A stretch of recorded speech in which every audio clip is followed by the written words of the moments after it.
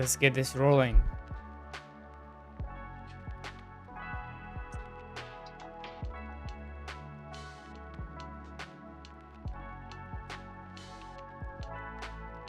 Huh?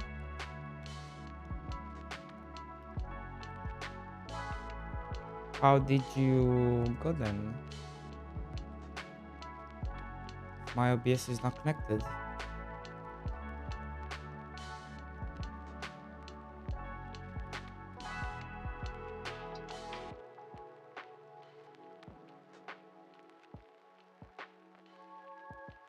Okay.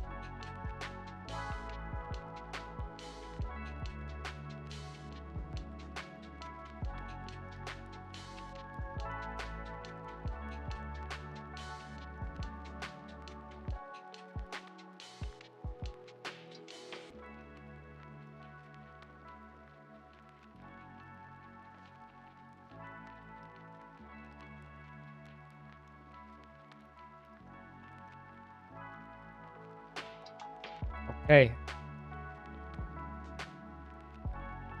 All right. 1 second.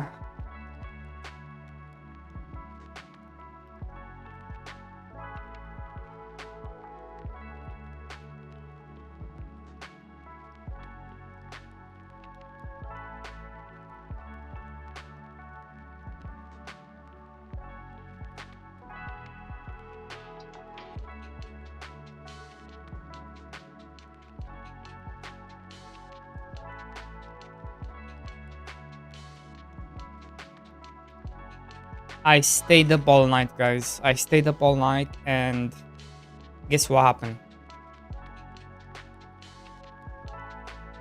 Guess what happened?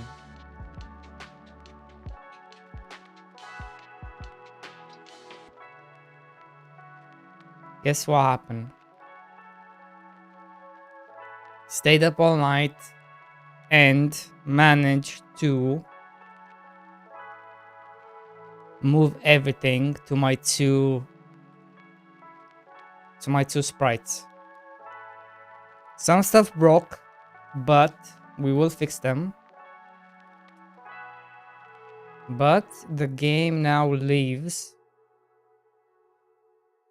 literally on 2 sprites. This is the whole game in terms of sprites. Player and terrain set.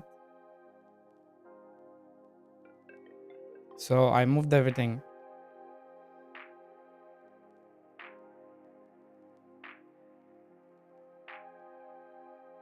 Last night I went hard. I moved all the UI, everything is in player, and then the loading is in terrain set. So yeah, happy days.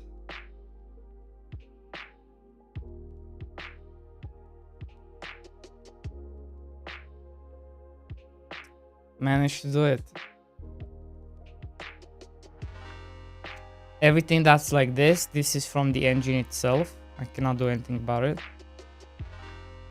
So this stuff are from the engine, and this too is from the add-ons I'm using. But that's about it, really. I can probably even get rid of these. I can actually probably move these I can find them.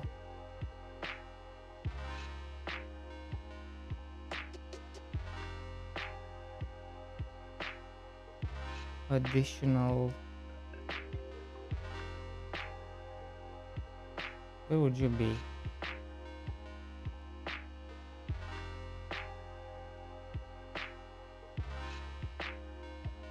Subtract. Yeah, I could even. I don't even use these.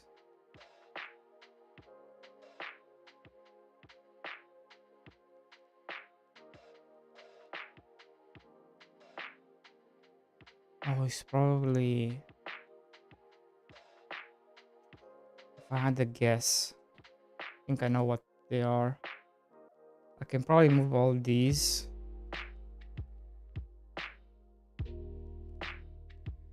I could either move all these or cancel.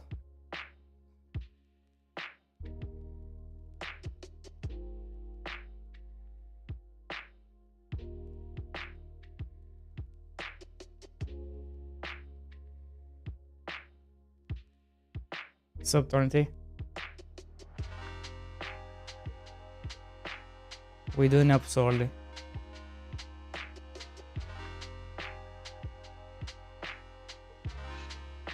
Here we go. And then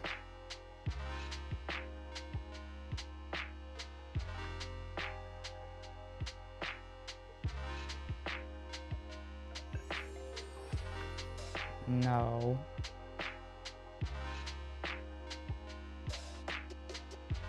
Is it this?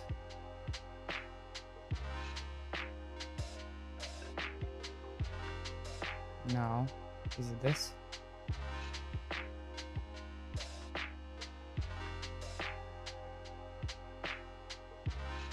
No. Is it this? No. Is it this? It is.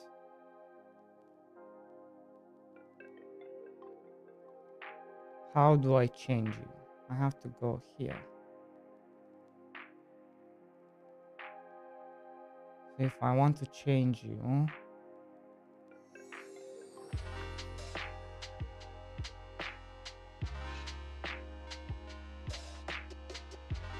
I don't want to mess too much with this stuff. So I'm just gonna change them.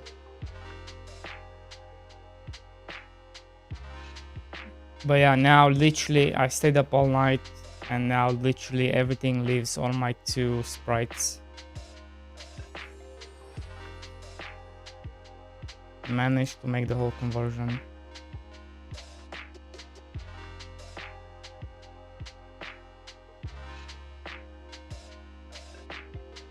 So now if we do this and then I just save the game, with all this,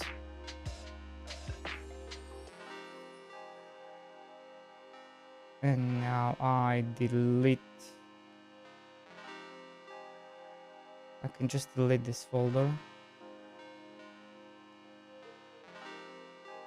I should also delete all this.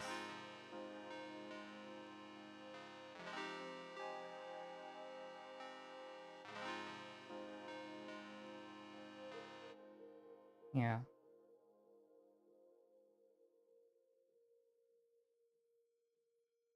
There.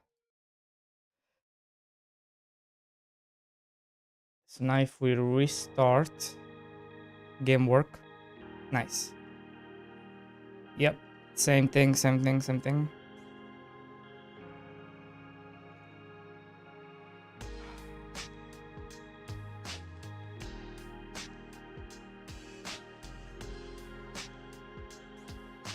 So now the whole game should be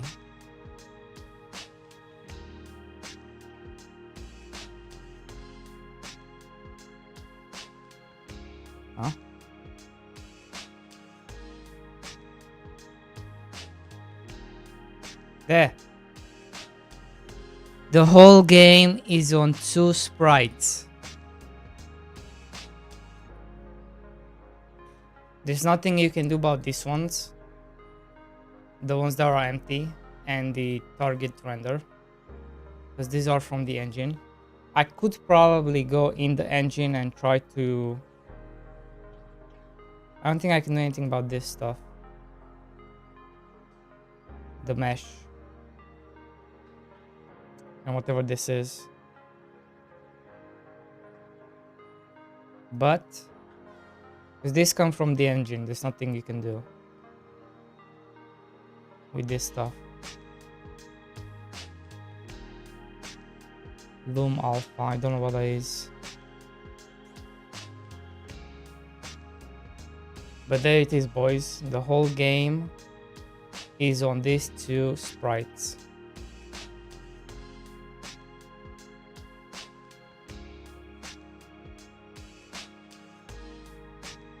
I wonder if he changes the...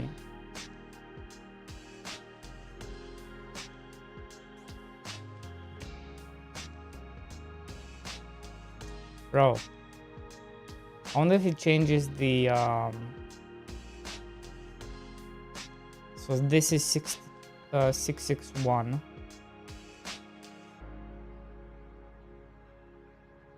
But let's keep an eye on this. But I also know Godot has, like, by default is a bit big. Without you trying to do anything.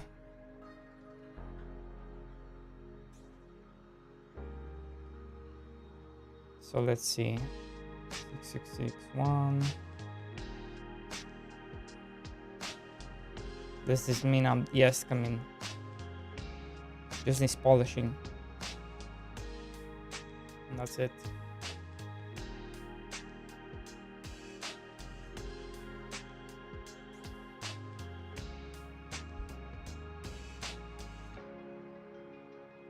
Wow. We saved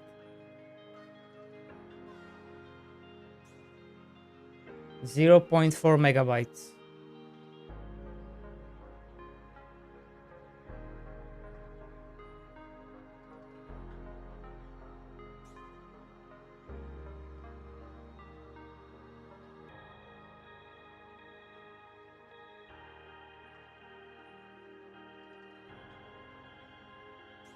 Damn. Crazy numbers. Look at this. Crazy numbers. The EXE doesn't change. I guess that makes sense. Because that's where the whole Godot is, right? So that stays the same. Only the packet changes.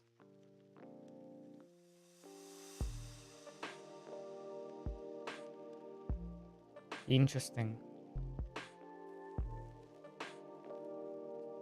I do need to... it took me a while. I had to, like, delete a bunch of stuff and re-import and delete a bunch of stuff. Because I was kept getting errors, especially with... look, shit like this. What the fuck is this?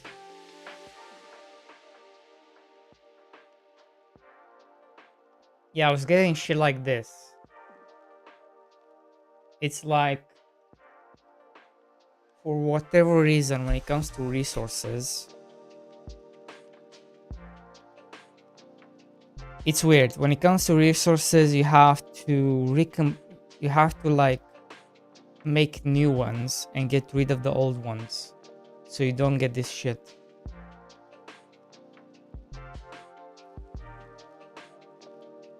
Because it thinks stuff exists, but it doesn't. For whatever reason.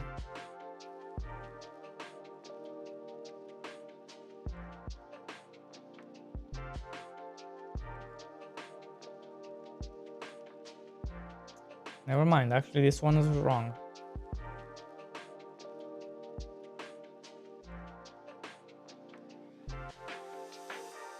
Let's see, this one was wrong indeed. Whilst... guess we're not done after all.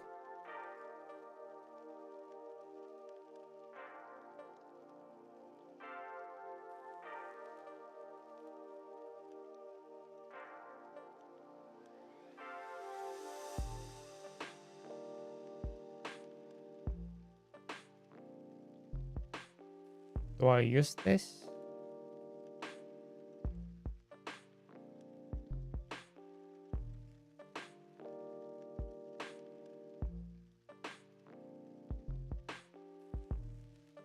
I don't think I am.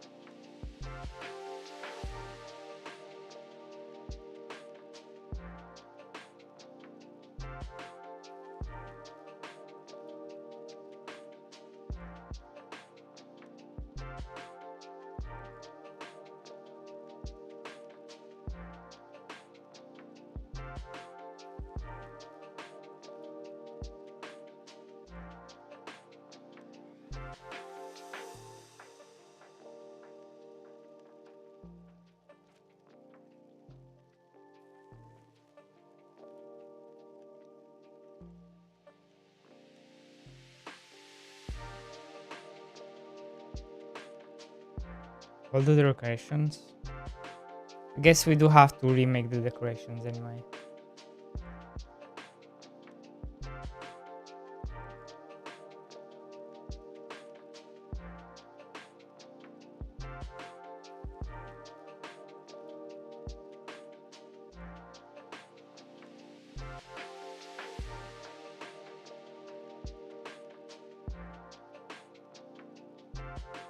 I don't think I use this, am I?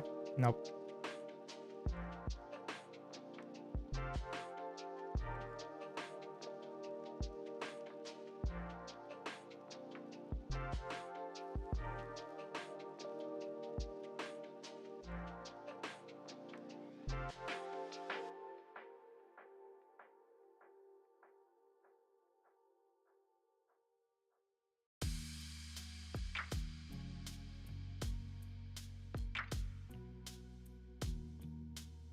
Do I use this? Are we using this anymore? I don't know, but just in case. I'm pretty sure we're not popping up anything anymore.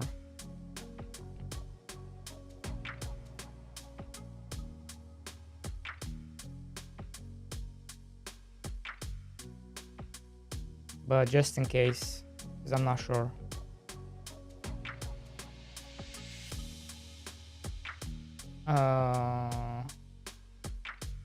Egg harvest, what?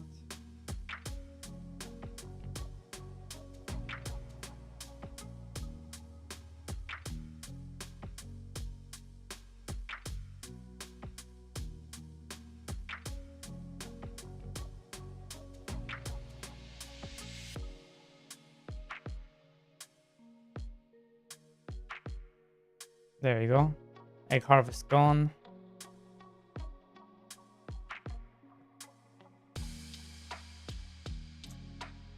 Require item tooltip.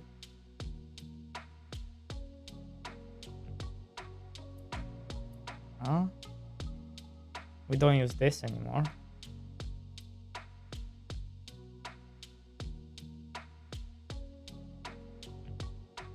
Come on, what else? I already fixed that one. Fixed that one. I think it's just repeating now. So if we reload,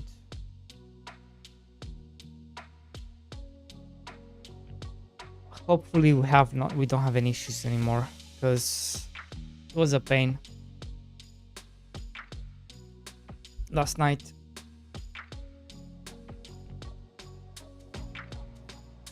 So if I run it, hopefully no errors.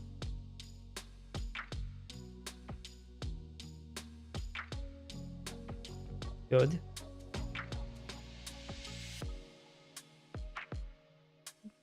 If we load the game,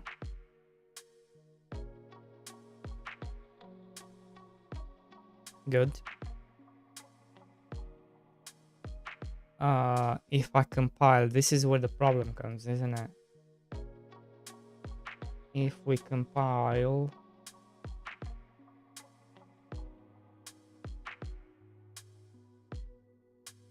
let's see.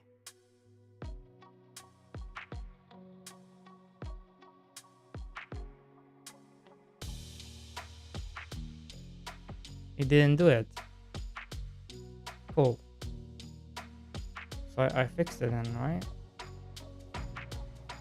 What if I export to Linux?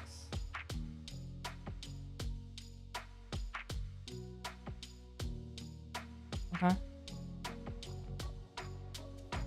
Cool. No errors. Cool. Happy days.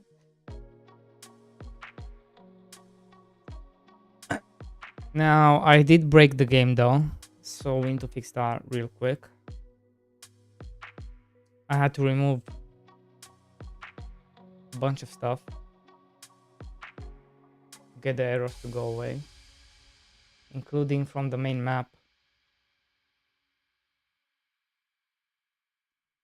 Another thing you have to be careful with is this thing right here, editable children. So if you play with this thing and you change some stuff like textures and stuff, the engine still thinks you have. So if you remove the textures but the editable children still has that, still has the reference to that texture, it thinks it actually has that texture. And even though you changed it, even in the children, it still thinks it has it. So then you're like, what the fuck, why is it not working? It's because of this. So you have to disable the editable children in order to fix the problem, and then edit the children again to do what you want it to do. It took me a while to figure this one out, but you have to be careful with editable children, because they still think you have stuff you don't actually have anymore, even though you changed whatever you needed to change in them.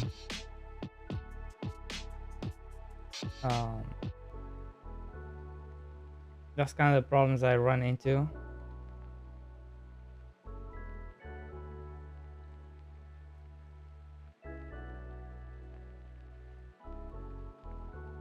So I'm just gonna put this back where they were.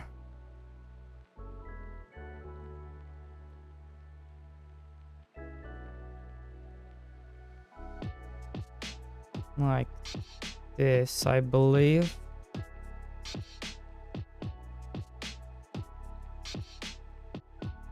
Why am I able to move it so much?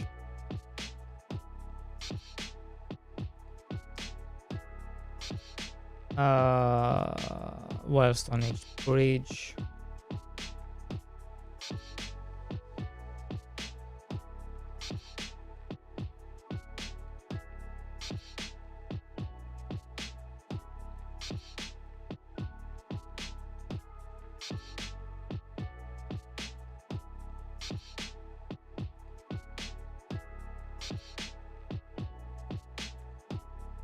At least something good came out of this. I can see where I fucked up the terrain.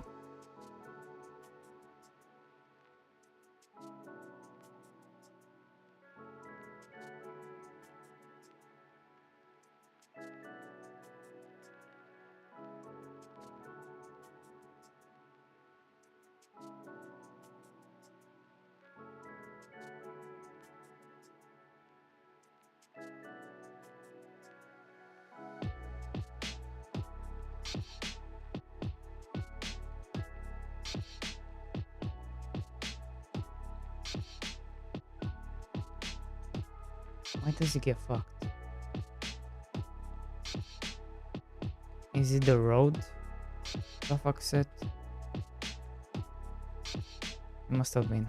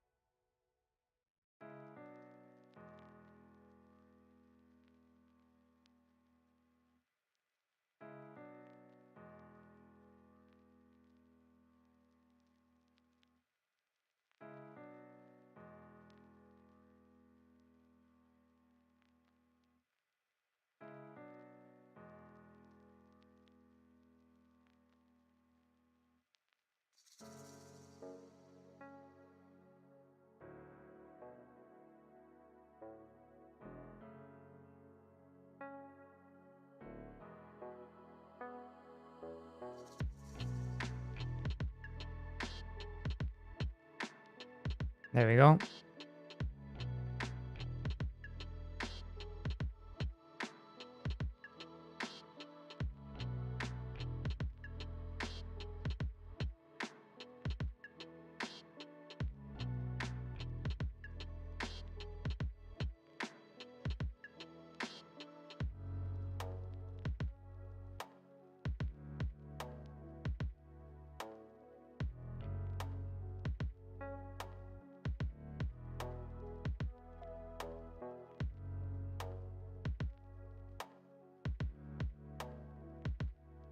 All right.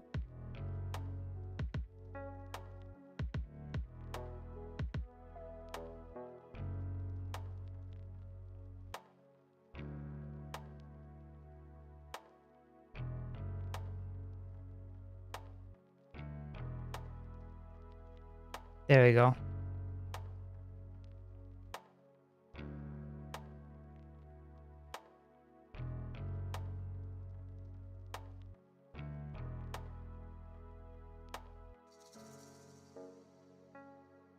Now I'll get some apples in here. Where do I have to audio? Just here, I think. One apple tree.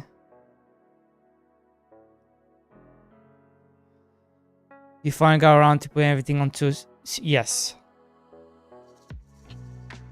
Everything is on 2 sheets now. Everything.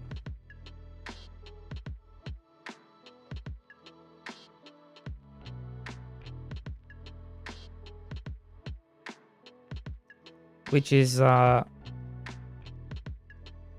a while, but it's finally done.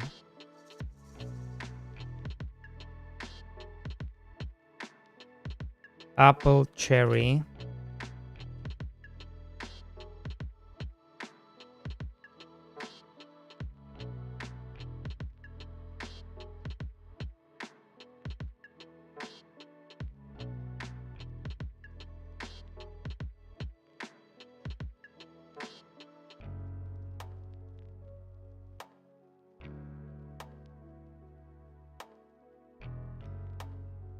Pear.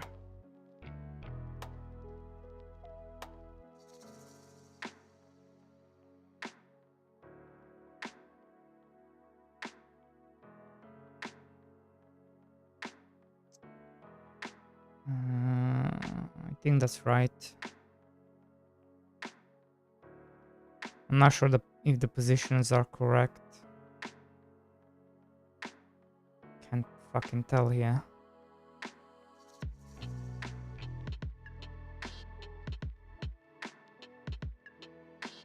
They must be correct. I don't know. We'll figure it out.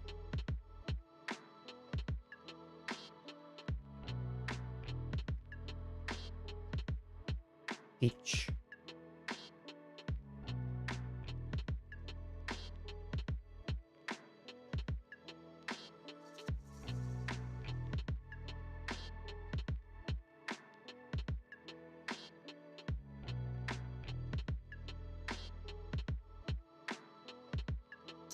I think it's there.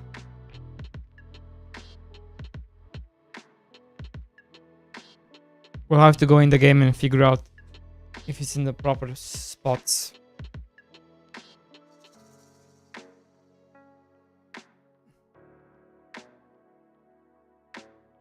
I think I fixed this whole thing now. The main menu needs work again. Because I did break it, unfortunately.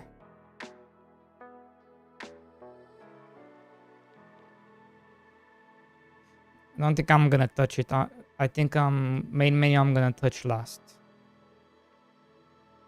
It's gonna stay like this for a while. There's no point in touching it.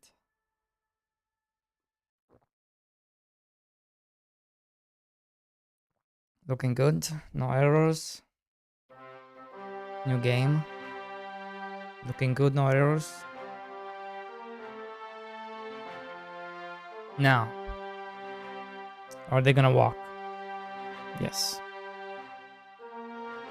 Cool.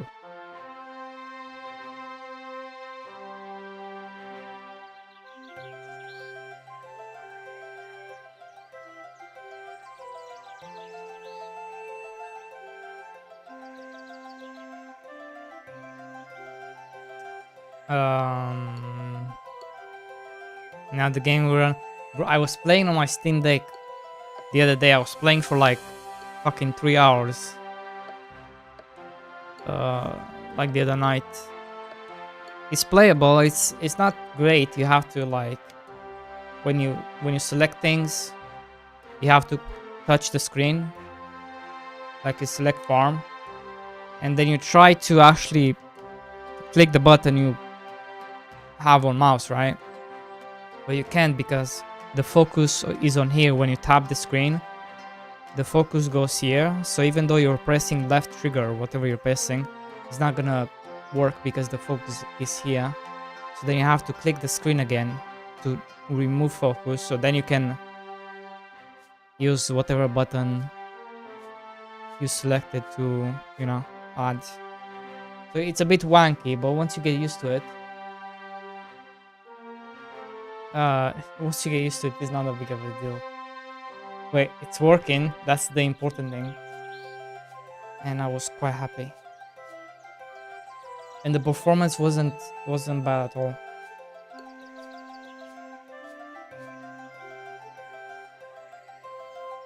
The performance issue still comes from the tile map there, because every time you set a cell, it's so freaking expensive.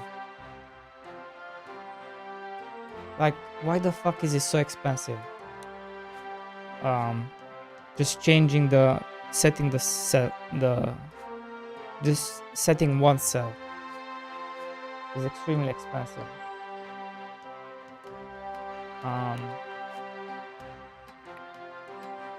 I don't think tile map players. I don't think they were designed to have runtime changes on the go. I don't think they were designed in that way for that purpose. I honestly think they were designed just to have like static maps. Something you never change. You can generate them, but once you generated them, you never change them because it just fucks with performance way too much.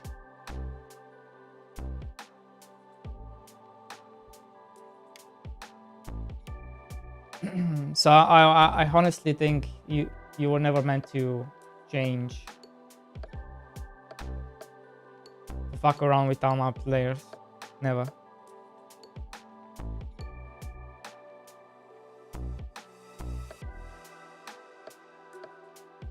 It makes no sense why it's so expensive. If it was otherwise, you know?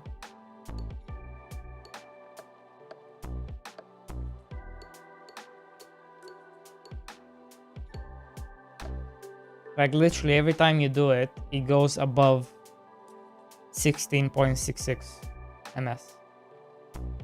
Oh yeah, I changed the icons here as well. Now it looks like a book, which I think is gonna make it you like, okay, I should probably click this, right? It's a book. I should probably click it.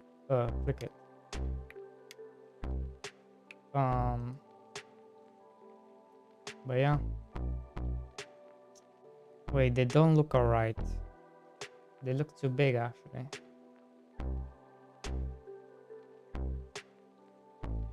Why does it look like that?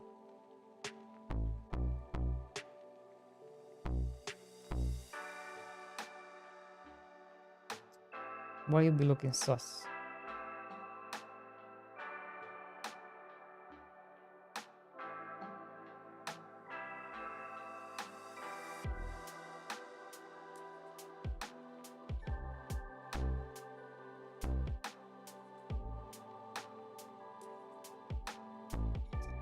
That's why. What the fuck?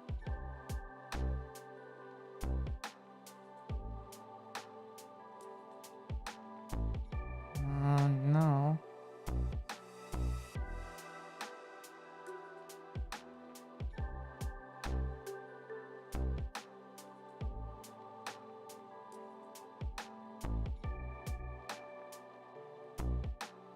Hold up. What's going on?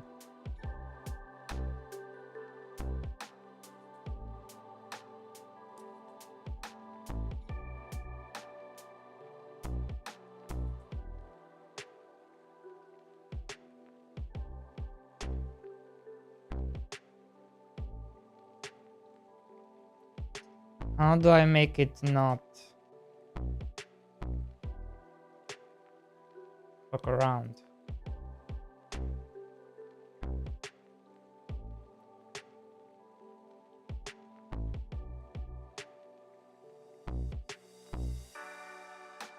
Because I don't think this is the actual size either. Or is it? No, it's not.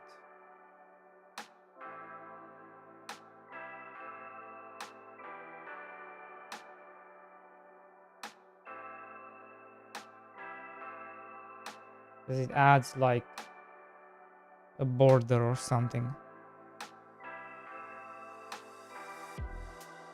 No, wait, maybe that is the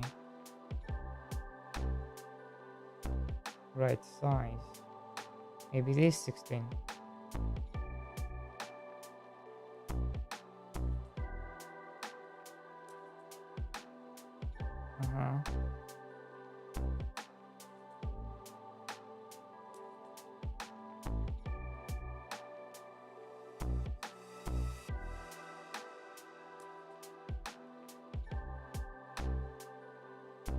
Do we even need those things?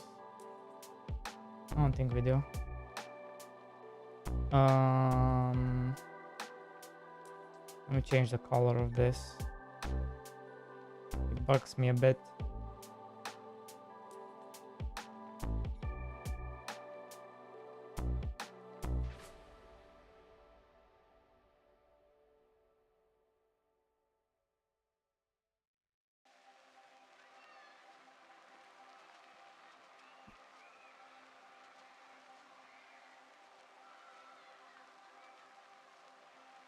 Look how small they are now, jeez.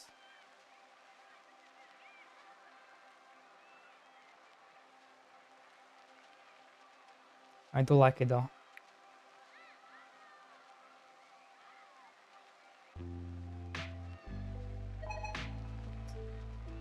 Do you think you're gonna notice these things here?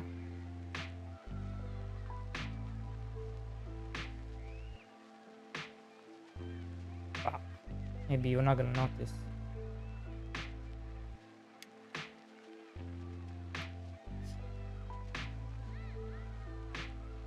They are so out of the way.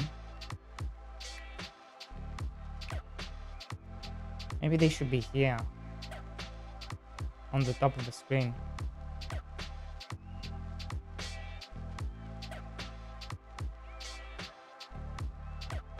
What do you guys think?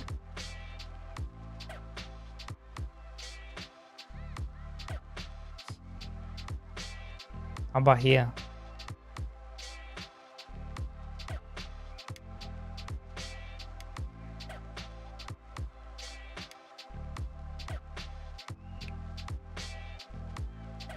Why is this crying?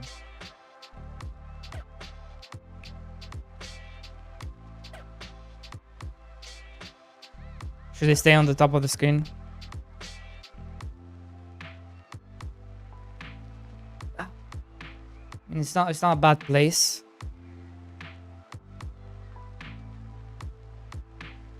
But now that's in the way.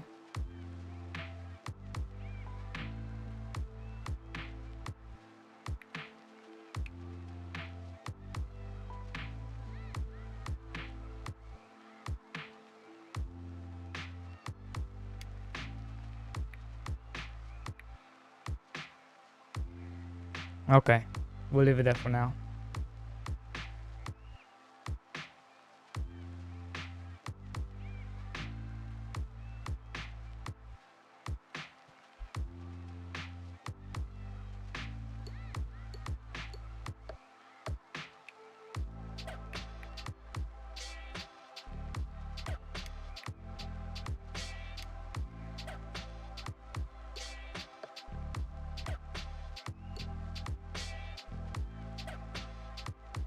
Oh yeah, you know what? I do not want this to happen.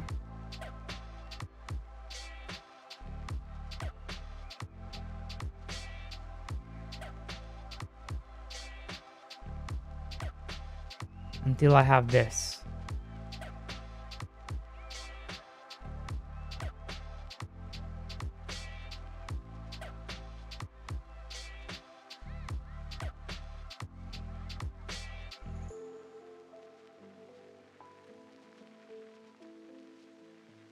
Wait, what?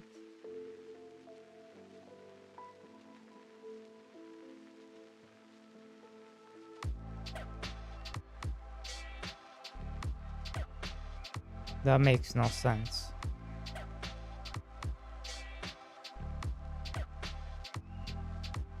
Now that this makes sense.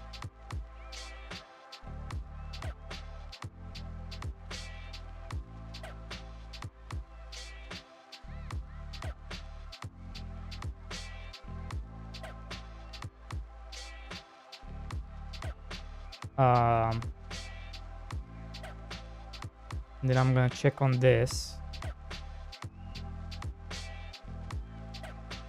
And then if I go back here,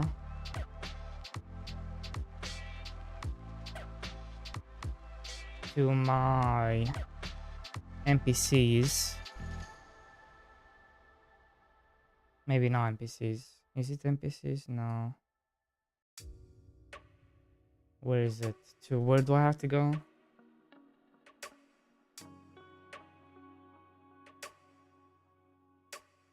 It has to be here, right? Yeah. No.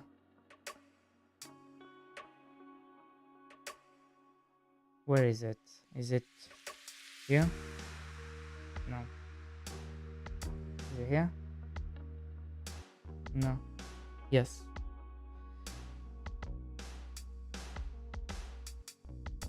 So I'm gonna do this.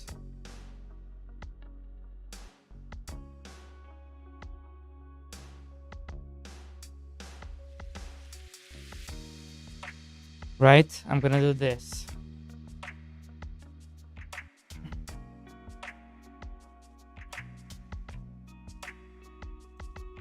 But then we need to check if this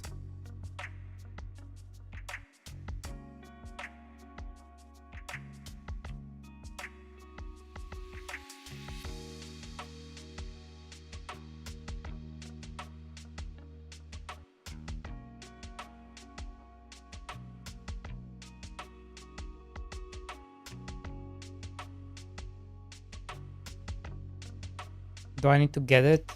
No.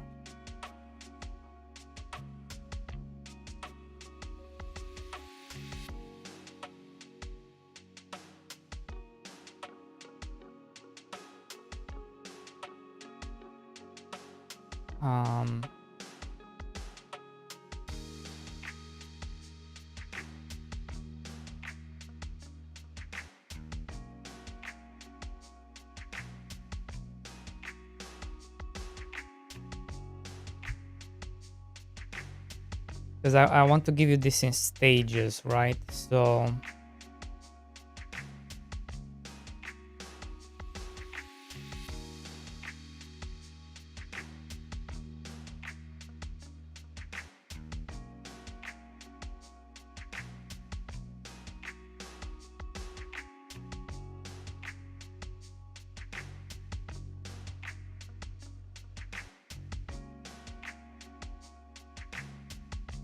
what if you keep doing it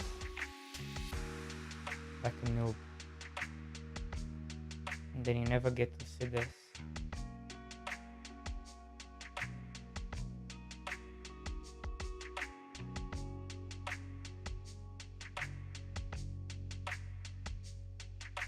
Steven, hello.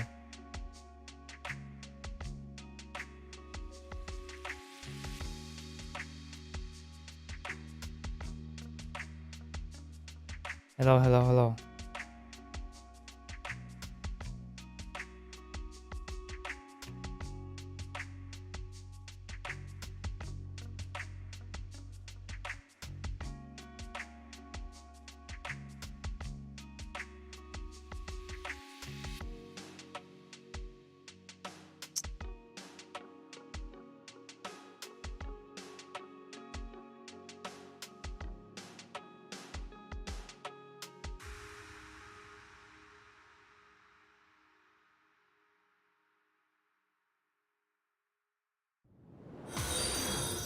Can't sleep, so I'm watching you. Nice, thank you. Yeah, I'm having issues with sleeping as well. Same boat, bro. I know the feeling. Inose, welcome in.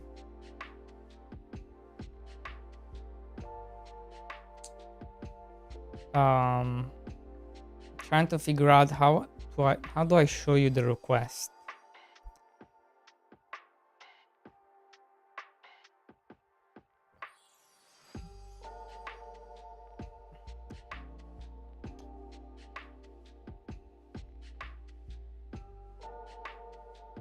I'll show it.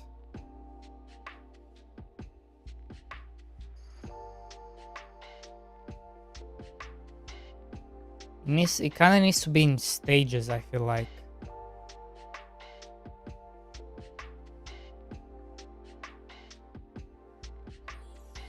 Some sort of stages.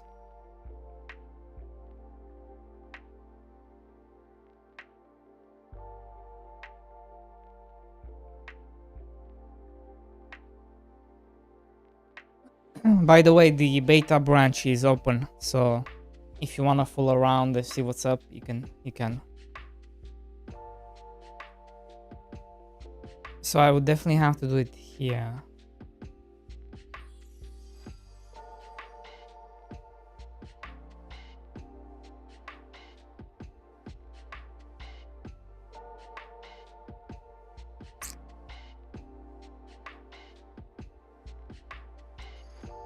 So I wouldn't check on this. I would check on, this is how many you've done.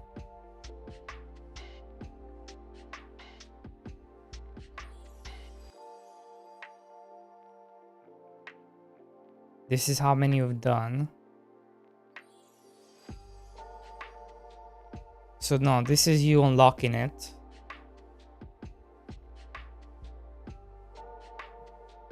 Which already happened.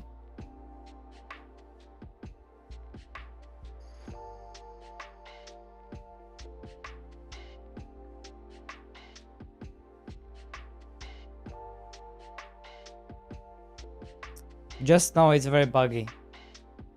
It's very buggy and you'll have to find workarounds for some stuff. For example, when you just be careful when you plant things down. I need to sell some stuff first.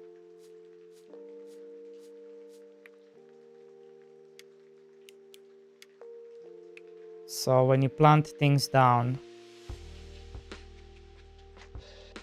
I can make some money.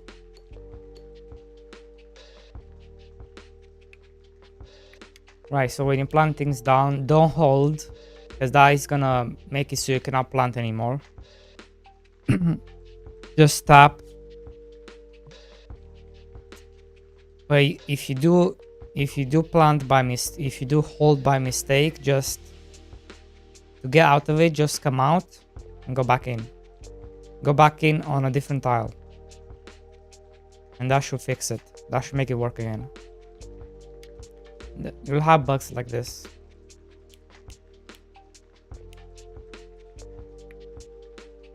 Among other bugs. So if this is...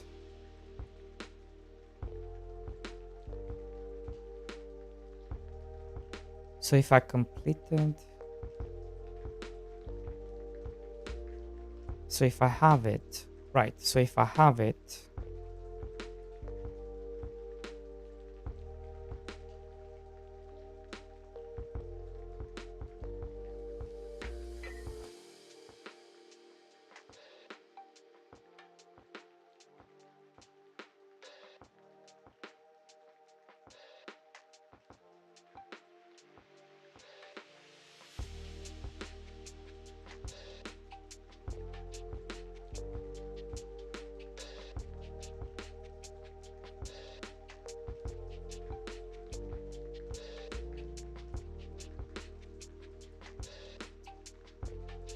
If this is 0, does it still have it? Even though it's 0, I think that's correct. Oh, okay, so that's not gonna work for us. In that case, if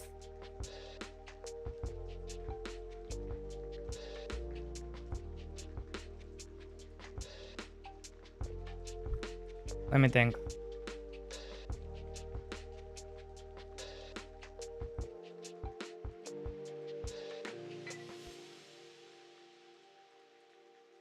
Yeah, don't hold.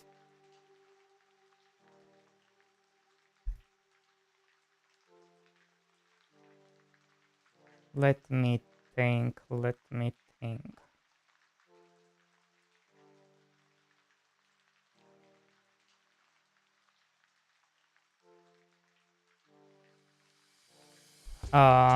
So first of all, if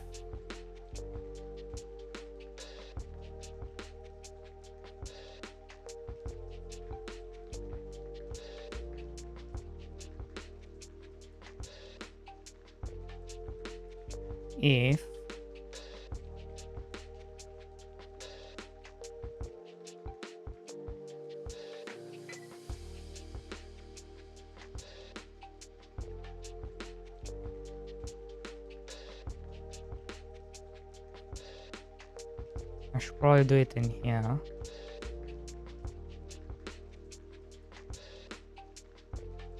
If current king request is 3,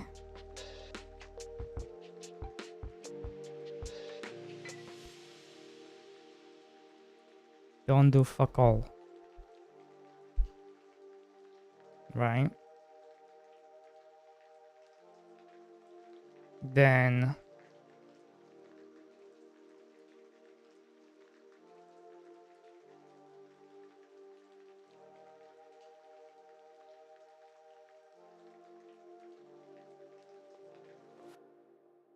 actually I'm just gonna check for this.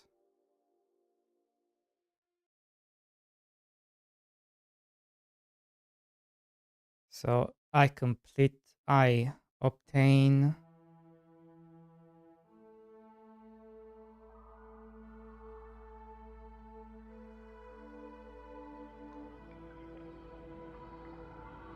or actually what I can do is I don't do it here at all.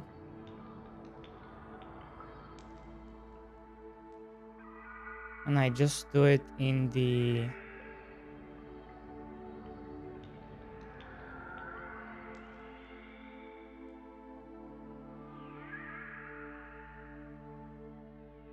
game manager.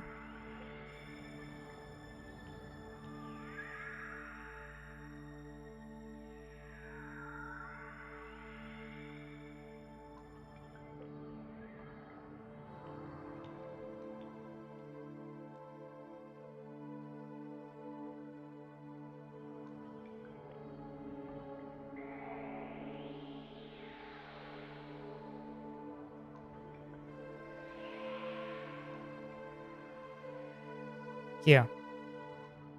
So here I can check,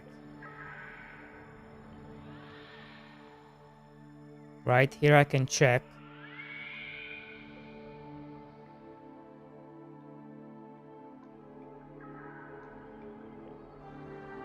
What can I check for?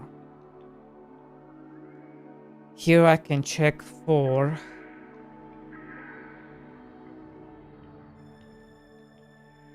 this.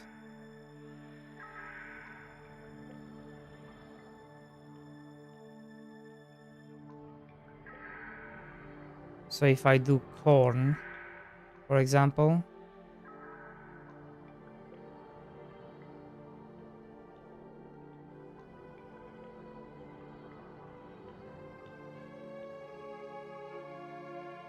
I'm gonna emit this.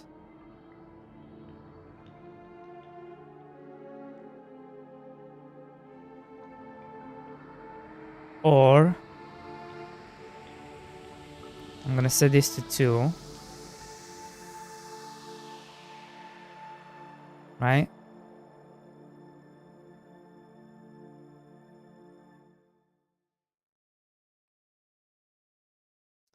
And then I just need to check against this.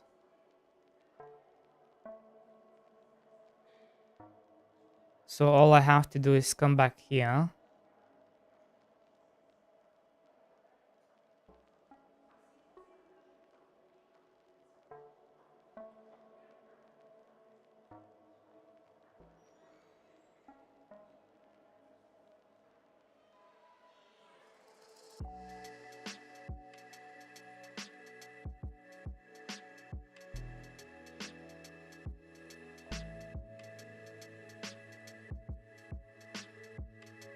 All I have to do is come back here, right?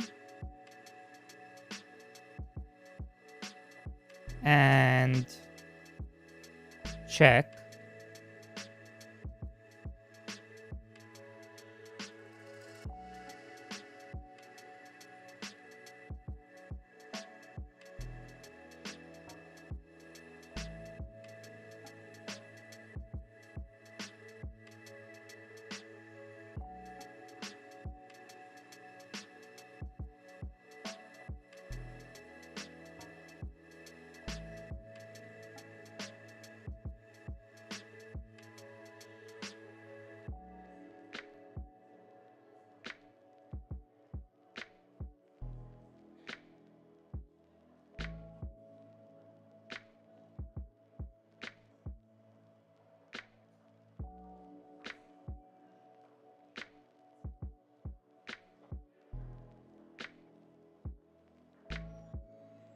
This.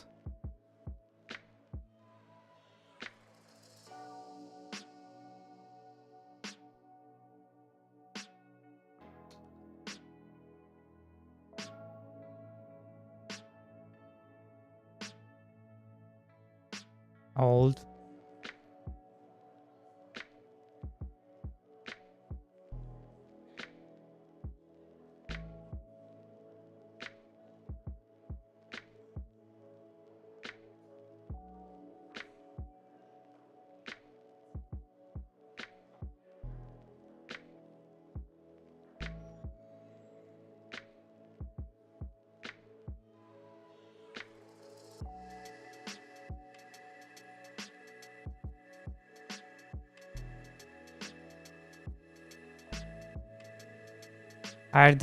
Hierarchical than 2. Is that gonna work?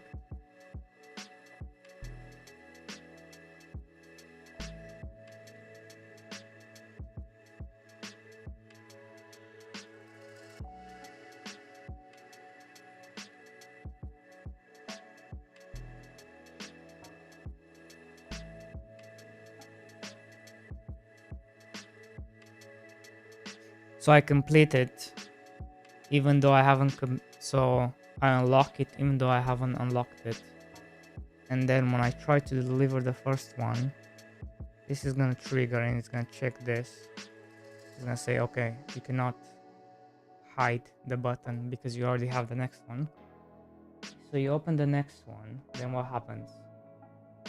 What happens if you unlock the next one?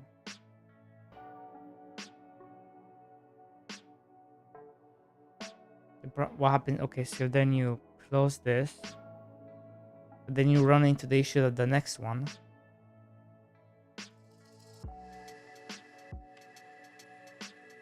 So I need to check and guess 3 of them. Because I still want it to be hidden. So,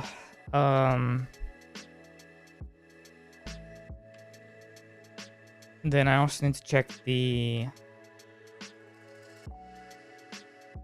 I need to check against this, don't I?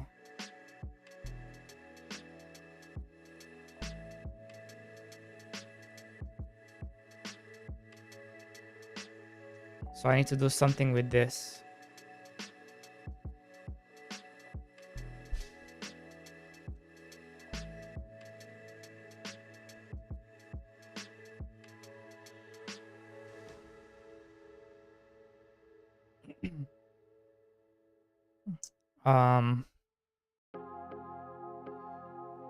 So I'm on the first one. which means what do I start on? Do I start on 0? Yes. 0, 1. So if this is 1,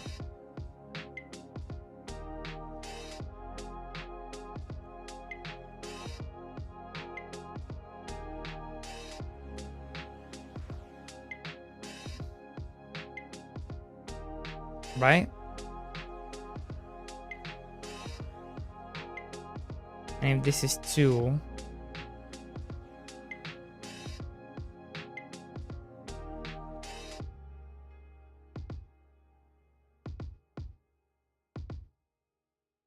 something like this. Maybe my math is wrong. Most times it is. Okay, well let's try it, shall we?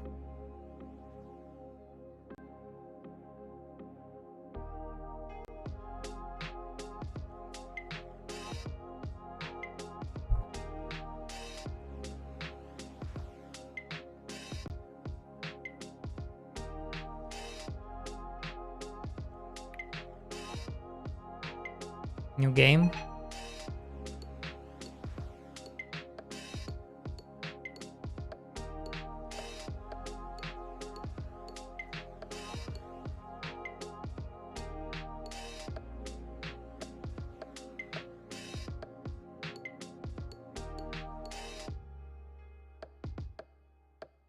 And let's fix some bugs while we play as well. So whatever I see that needs to be fixing, I will try to fix ASAP.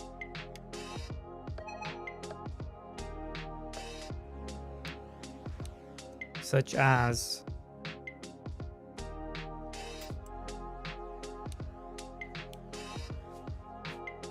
I should probably fix the planting issue. And yeah, I need to also fix this. So now this goes away. It doesn't remember. Do I want to go into that rabbit hole right now? Well, I should.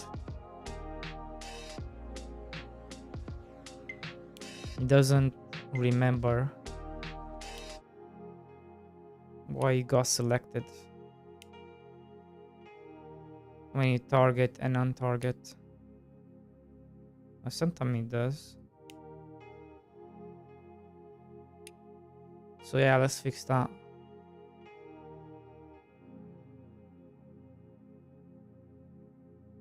Time to do polishing. So it's in here. So why does it not remember? Why does it not remember? It doesn't remember because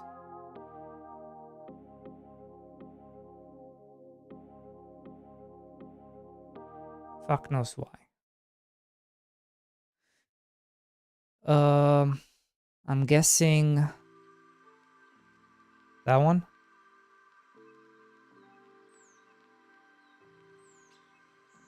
Yeah.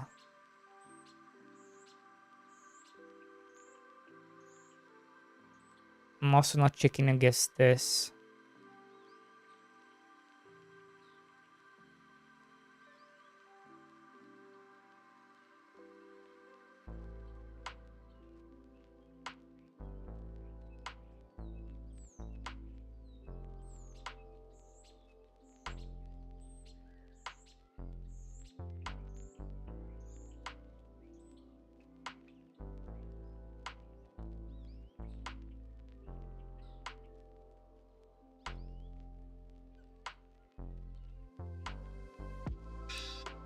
So what? Okay, so chop, and it comes there.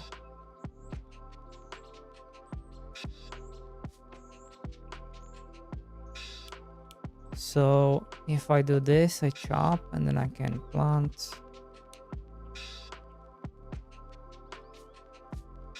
So let's say I go like this, then it plants, cool.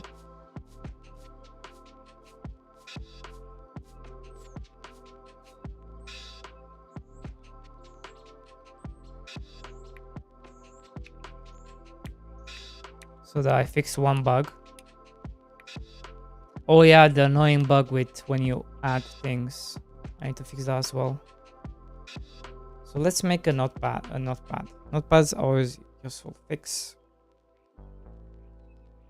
window closing and adding items to a building. Fix issues with planting when with holding planting. So let's see, so this still works when I do what? I didn't even hold. So I need to fix this. So what's causing this? I wonder what's causing this one. Can't plant shit.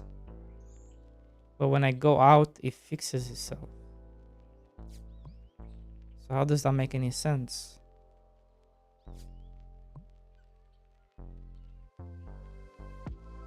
It doesn't make any sense.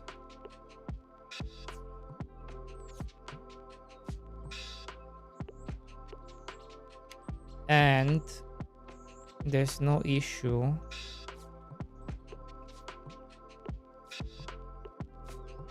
holding when I'm not crafting.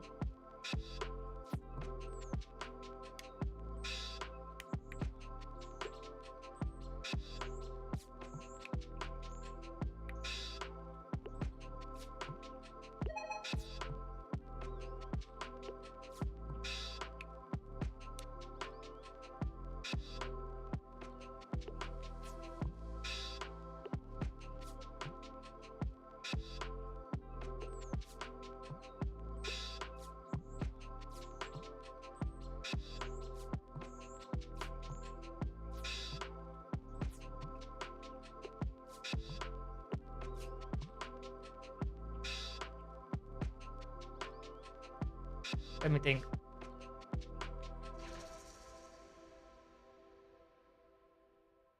What's causing the issue?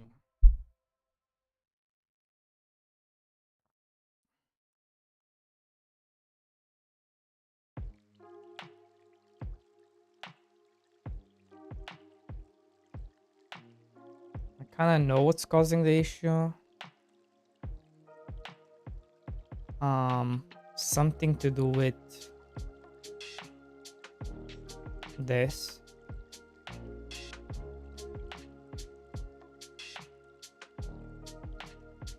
When this becomes true,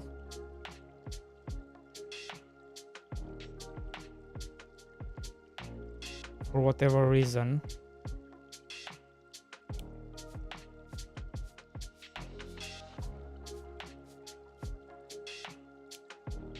so if I do this,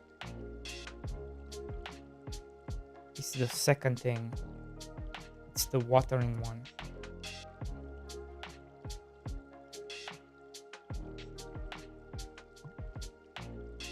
And it does it again.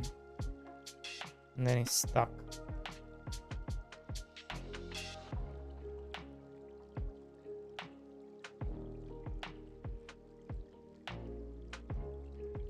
So is it going... Wait, is it going in the player then?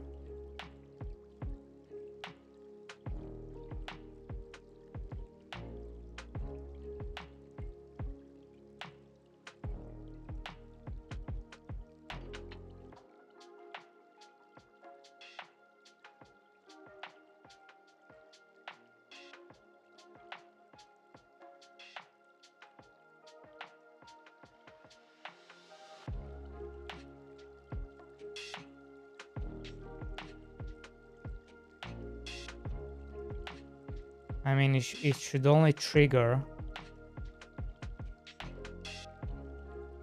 I mean, well, it should, right? It should only trigger if this is false.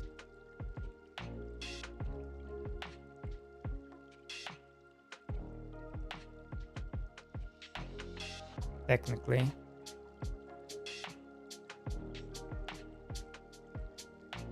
But I think it doesn't get to here because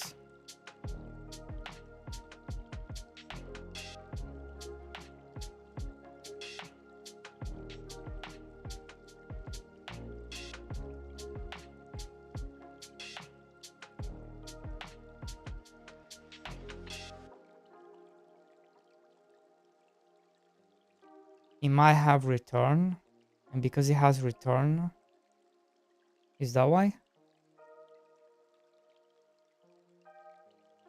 Is it that because of the return issues?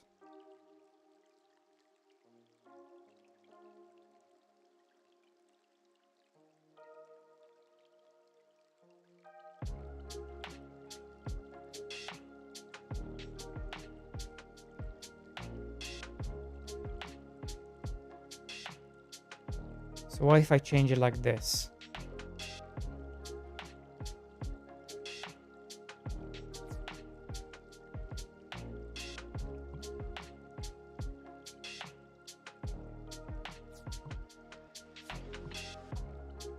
I'm still clicking now. No, that didn't fix it, so it's not that.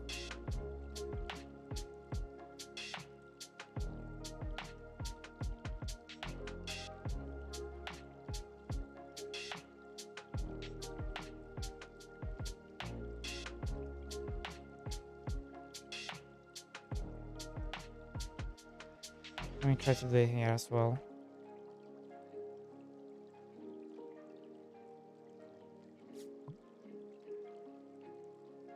That didn't fix anything. What if I do it on the crop itself? Would that be insane? Probably.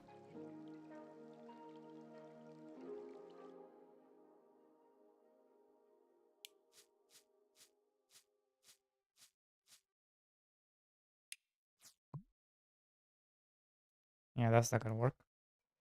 So still coming back to here, isn't it?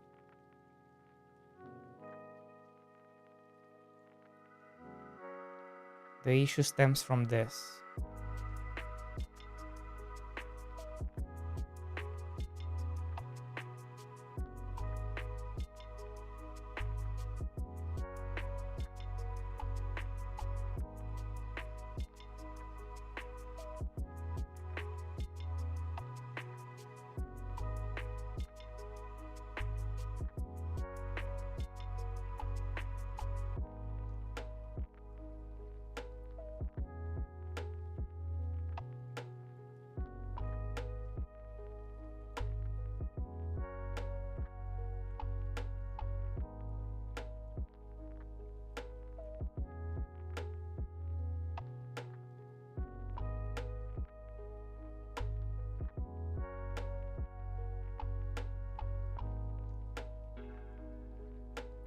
But what cancels it though?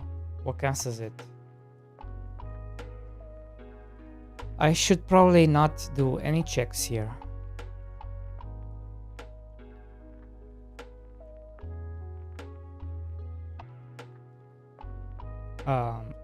Right?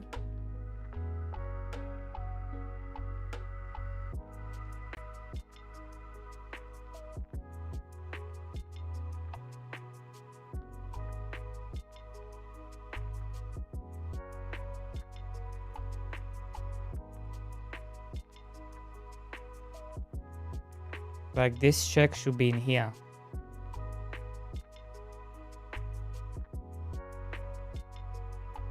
And then in here, in order for me to enable this, I should check a bunch of stuff before I enable this.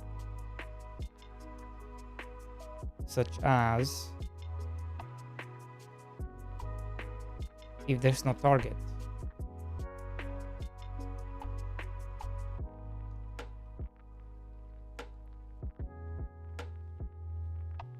such as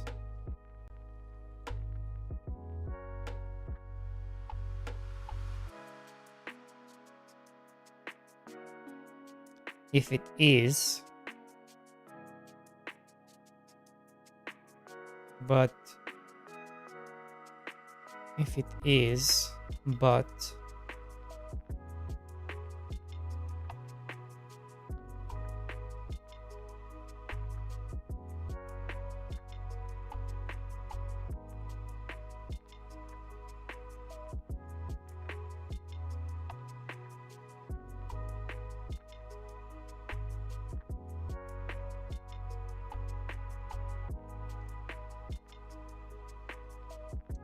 how do I check your crop? Crop.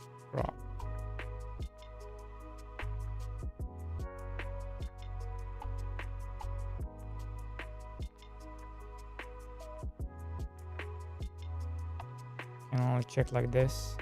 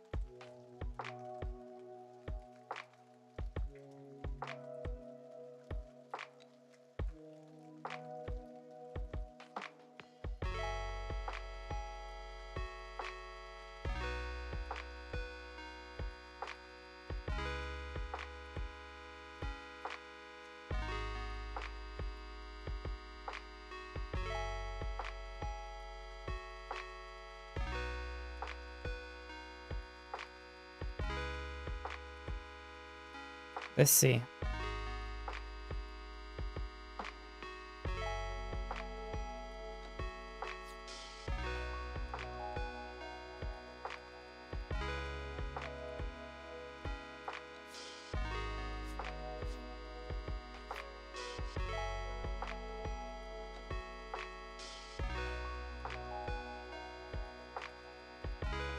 Doesn't let me do anything.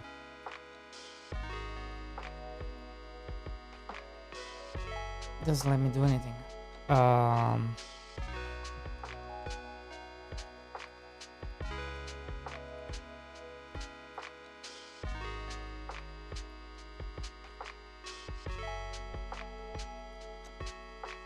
Maybe that's not the answer. Maybe the answer is to just let you use it. Maybe that's the answer, and then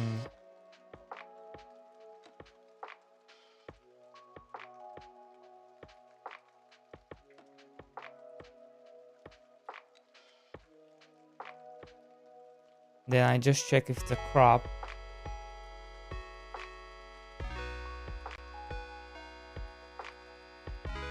right.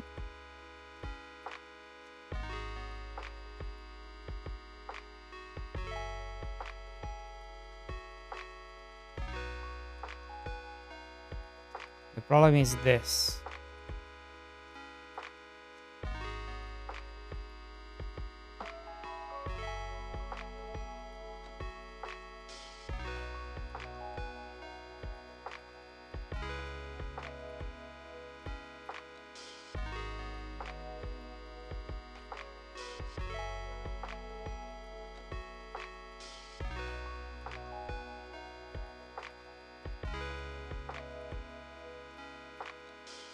Is what's happening. It goes here, but then it comes down here.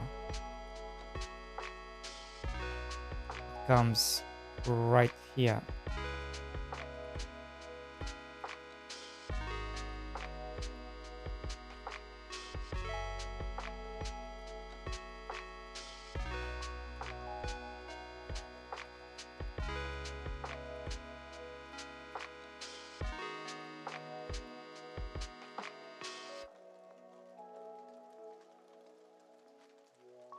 Does this.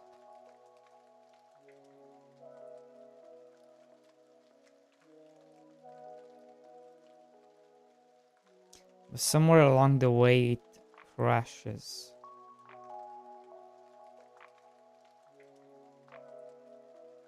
And I don't know why.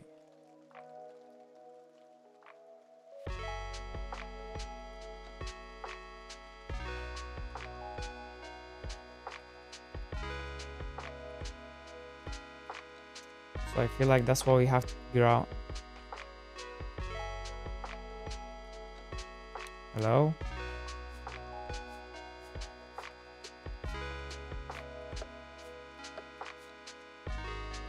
Now how come this is not considered using a tool? But this is. So many inconsistencies, bro. Came and harvested.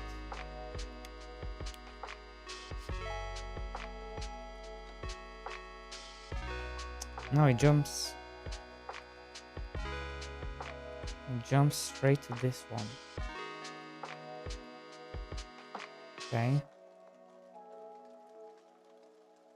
But then you stop.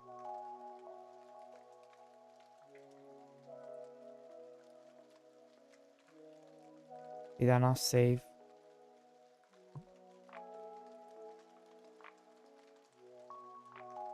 Right.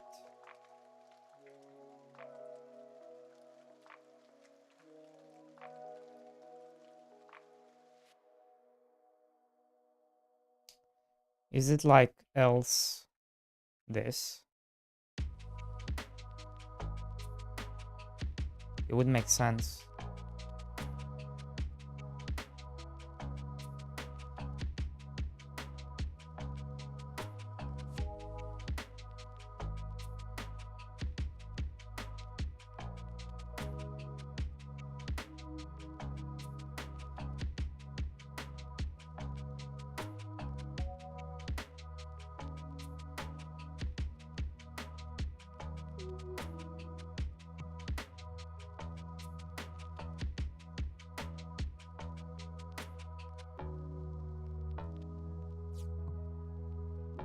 No?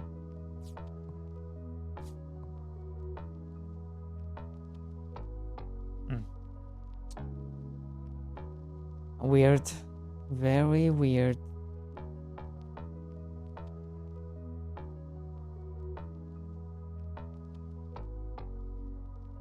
Anything good to watch, guys?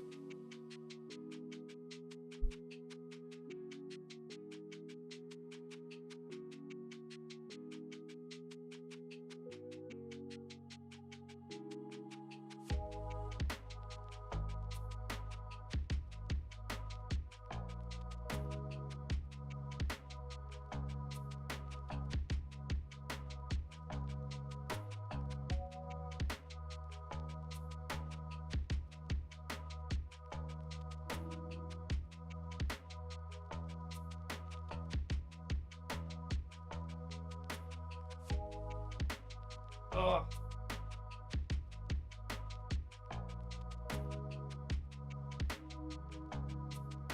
Let's see.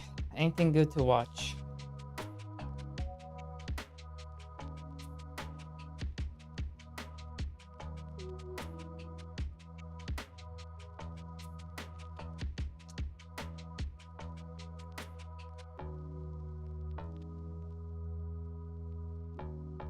No, Hachi, no.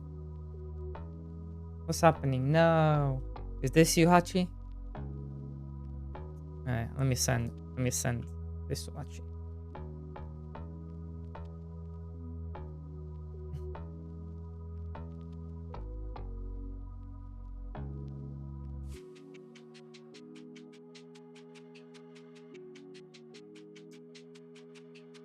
Yeah, damn it, Hachi.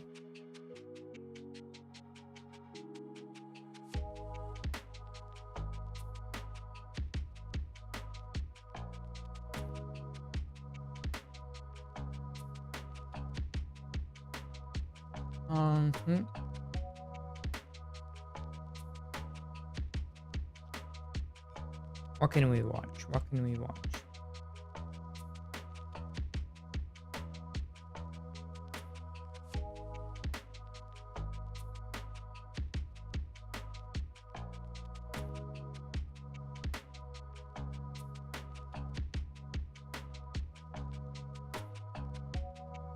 Hmm.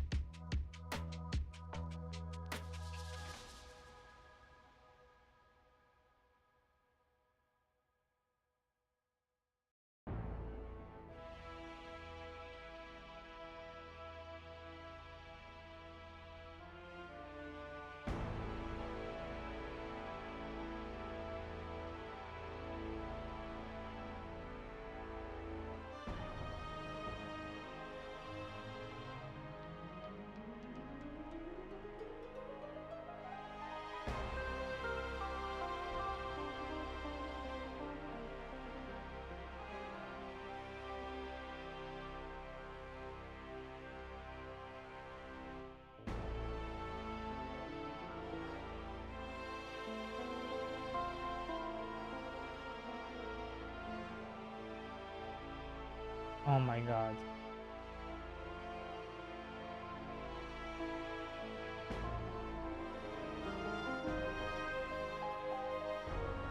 Oh god, no.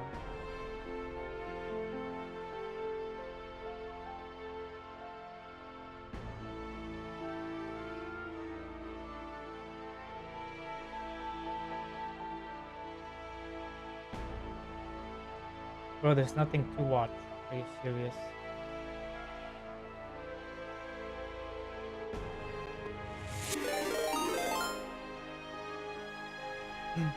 Yo, Mercenary Mage. Hello, hello, hello.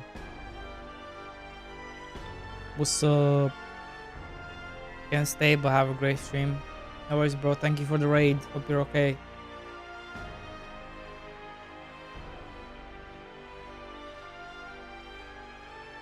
I'm trying to find something to watch while I eat. But then again, what's the point?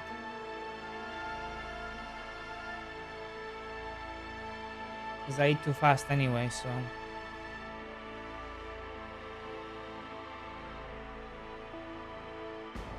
by the time I find something, it's already... How? What do you mean how?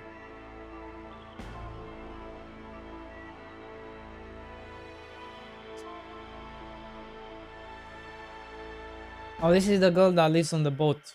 So cool. And she made a game about the boat.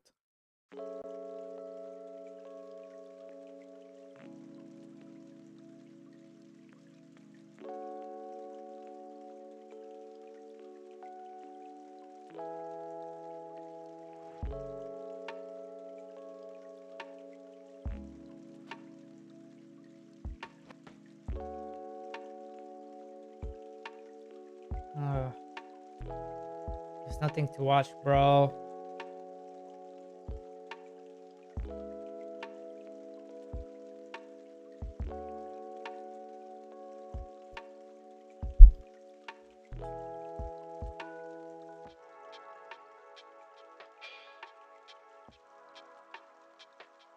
How does a video about a shoelace knot get almost 2 million views in 2 weeks?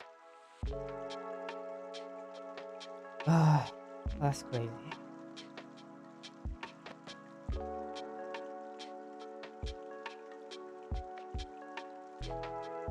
And there's a video about shoelaces fucking get 2 million views. Isn't that crazy? That's what we should do, make videos about shoelaces.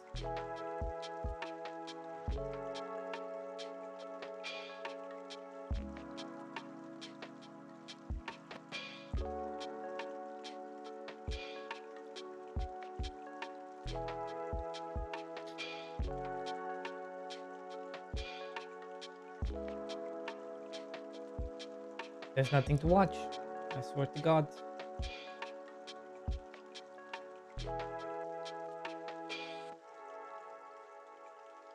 We're back to IGN, I guess.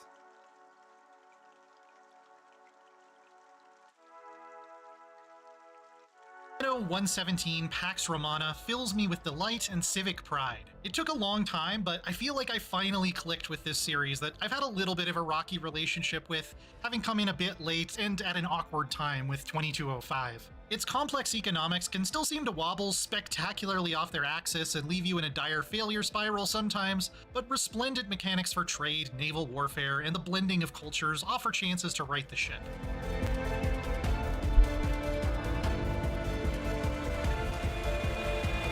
The basic routine in Anno 117 is familiar and effective if you've played other games in the series. You start out building modest residences to house hardworking liberti, or freed people, somewhat conspicuously sidestepping the institution of Roman slavery. They'll soon be trickling into this backwater area. When their needs are met, they can promote up the social ladder all the way to snobby patricians who demand all kinds of exotic delicacies from around the world. Part of what influences these promotions is simply access to goods, which is a city-wide thing, but another component is living near high-prestige buildings like theaters and shrines, and far away from unpleasant or polluting ones like a charcoal burner. I love the way this naturally creates clusters of higher class housing on important market streets, tapering off into working class neighborhoods in more industrial areas. It adds to the feel of a real living city, and since paved roads extend the range of those beneficial buildings, that's an upgrade that lets you immediately see its positive effects. It's genuinely delightful to zoom in and watch my little toga-clad citizens going about their business. Every building, from a stately villa to an idyllic lavender farm, is studded with detail and character. You want some skewer, mate? It's fresh. Even the untouched green fields and peaceful blue waters full of marine life create a strong sense of place. The character models for leaders and advisors may be the one thing that didn't wow me. They're full of personality, but especially in some of the campaign cutscenes, there were some significant lip sync issues that made it look like a much older game or just a badly dubbed movie. I understand you are distressed, but Juliana awaits. It's two different worlds, sort of bound by fate, but divided in belief. The summery paradise of Latium isn't the only locale to explore and exploit. Eventually, you unlock the ability to sail to foggy, rocky Albion, that is Britain, with its own resources, aesthetic, and population. I was a bit worried Anno would lean too hard into othering stereotypes about mystical Celts here, based on some of the marketing, but it's actually a pretty grounded and sensible depiction for this style of game. The really interesting choice you have mechanically in this region is whether to stay true to Celtic traditions or fully Romanize your new subjects. Both have their advantages and disadvantages, and you can eventually mix and match for some powerful synergies. Anno 117 really comes alive with its detailed trade system, though. To truly meet the needs of the demanding nobles in the two regions, you'll have to set up production chains for luxury goods that might pull resources from 2 or 3 different islands, then ship them across the world from one map to another. Each delivery requires individual ships assigned to the trade routes, so I can see exactly where my next delivery of cheese is and even reroute it somewhere else. Never skip that day. This is all fairly easy to set up and tweak thanks to the well-organized interface, and naturally creates incentives to build smaller villages that do one specific thing, as well as warehouses and way stations to speed things up.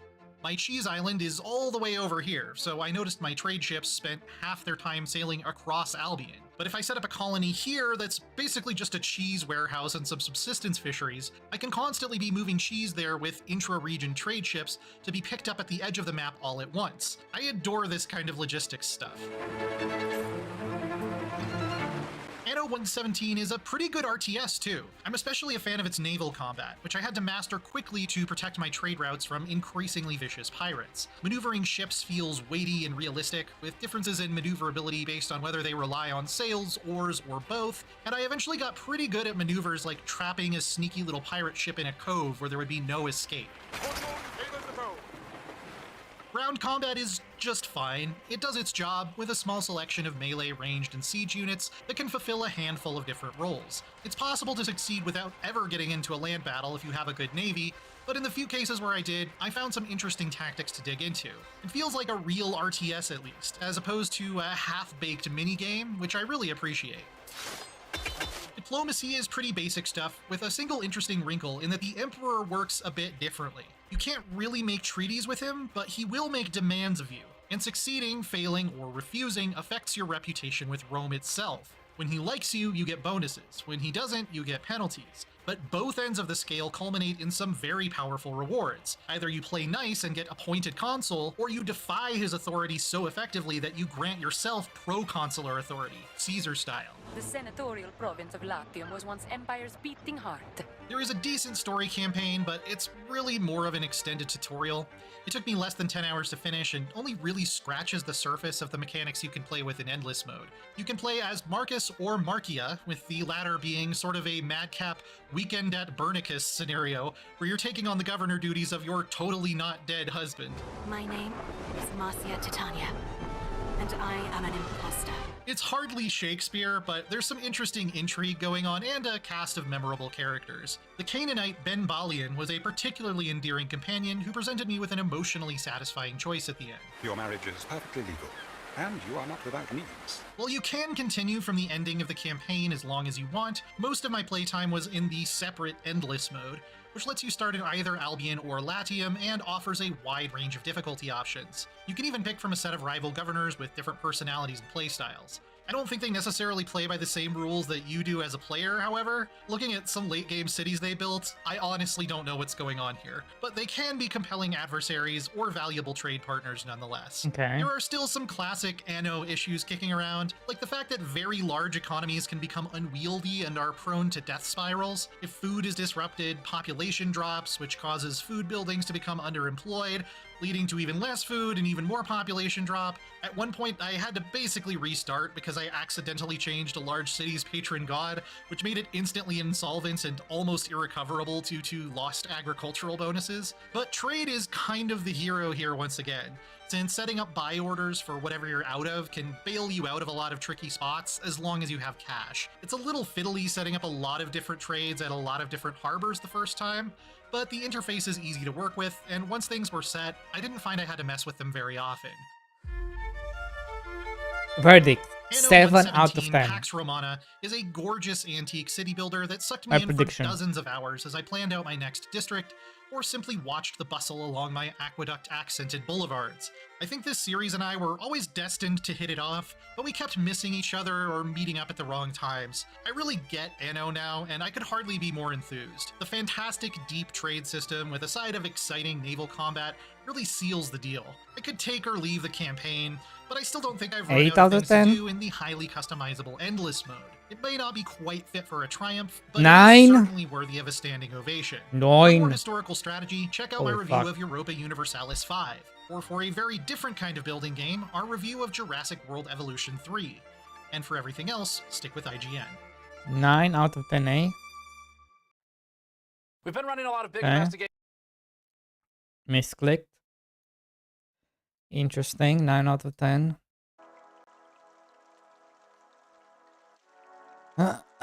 Must be a good game then.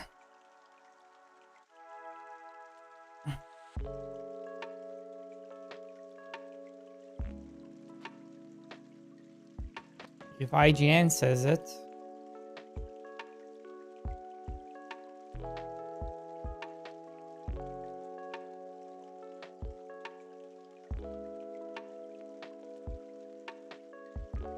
Okay.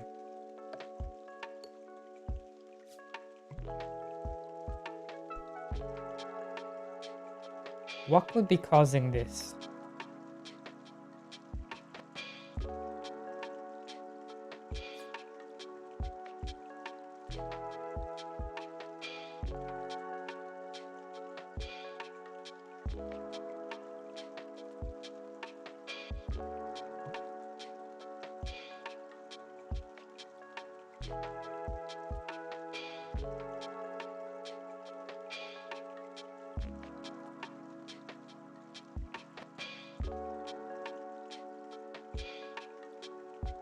What could be causing this issue?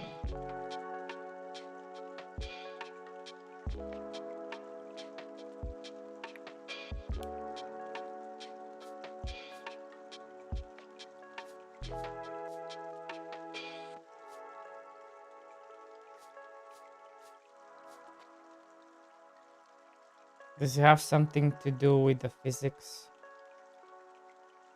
Interpolation?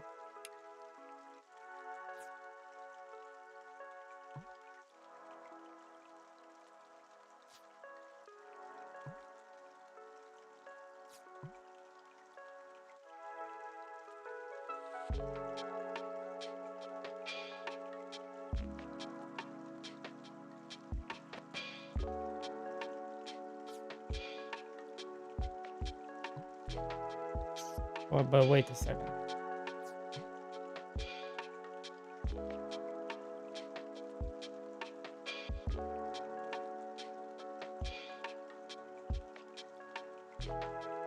It's still...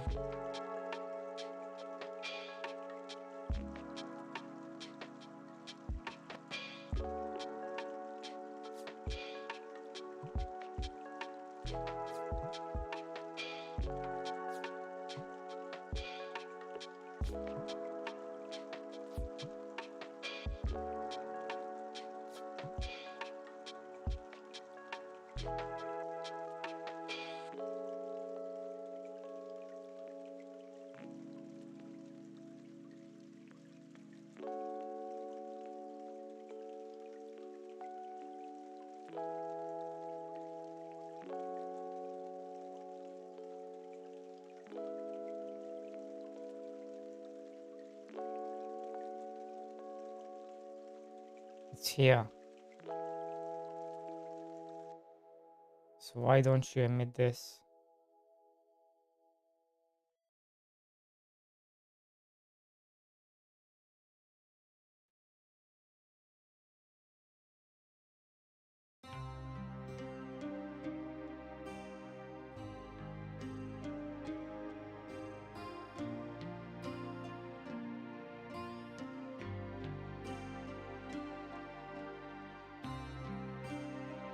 Wait, why do I have a target? This should be no target.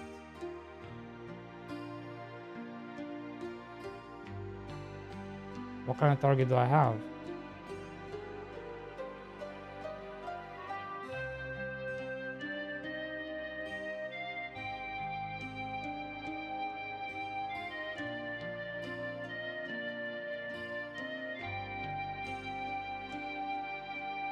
How do I have a target?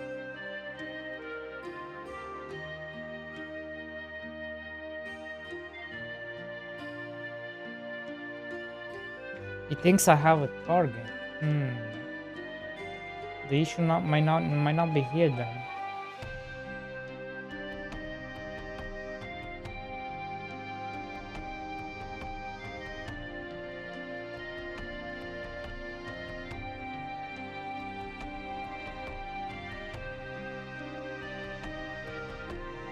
It may actually just be here.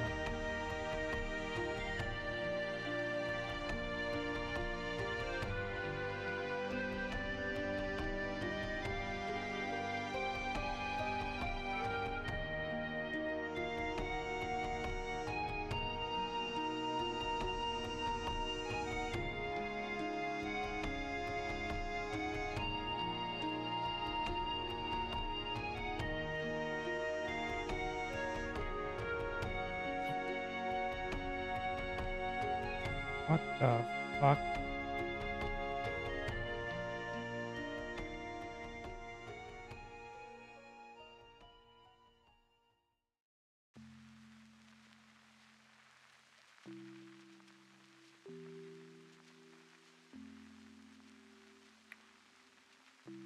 Look at this.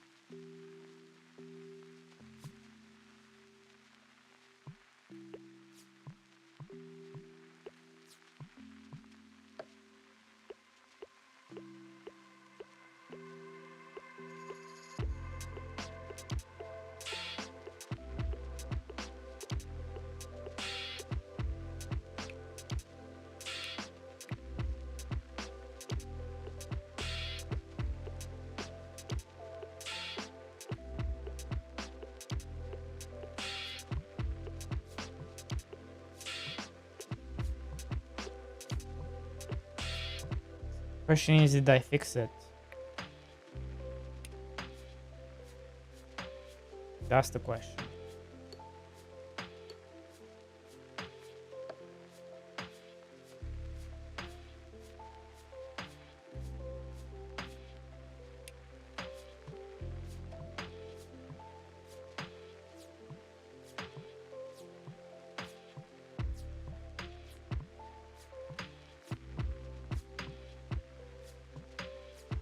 Oh my god. Works.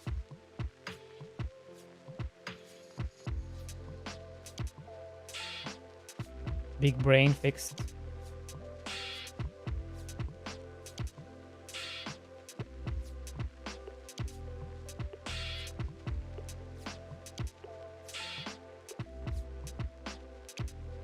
Big brain fixed. Fixed. Now. What the shit? 48 eggs? Bro, are you kidding me?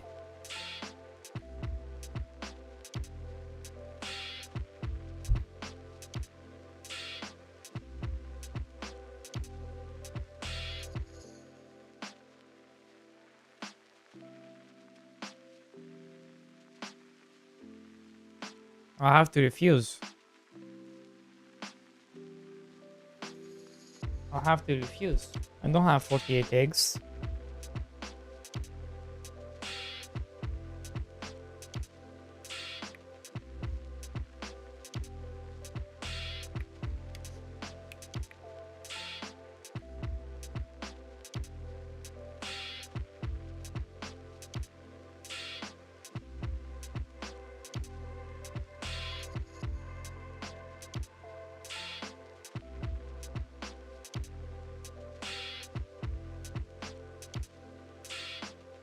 So for whatever reason, when I click on it, it triggers something. That's what we have to figure out is why does it trigger?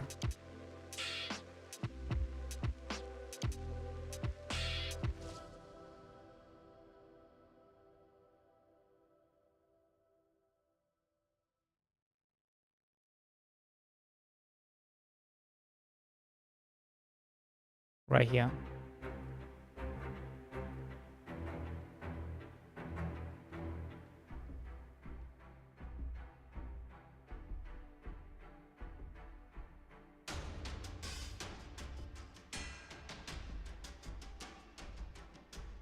Right here.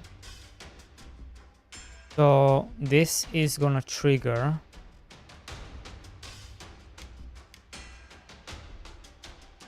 right, and then when we click this, it's gonna trigger again. So then we have to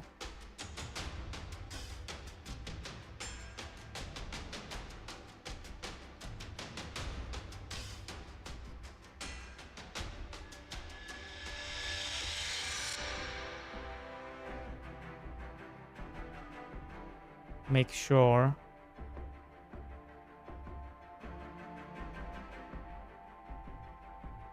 if this is true.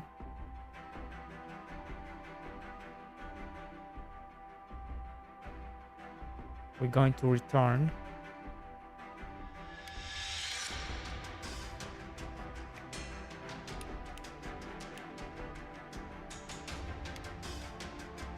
Still does it. Did I not save?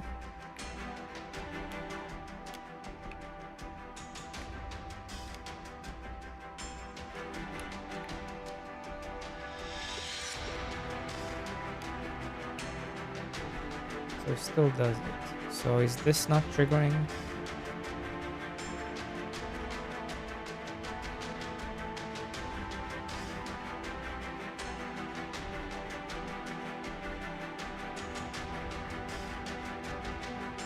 Wait, am I not? Wait, I just need this.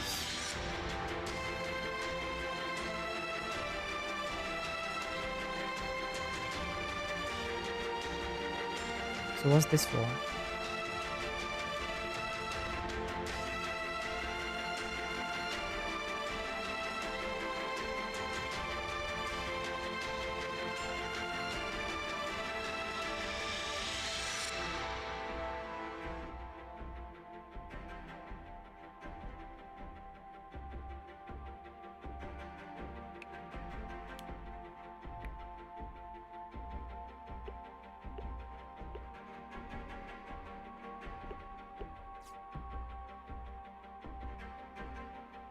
Uh-oh.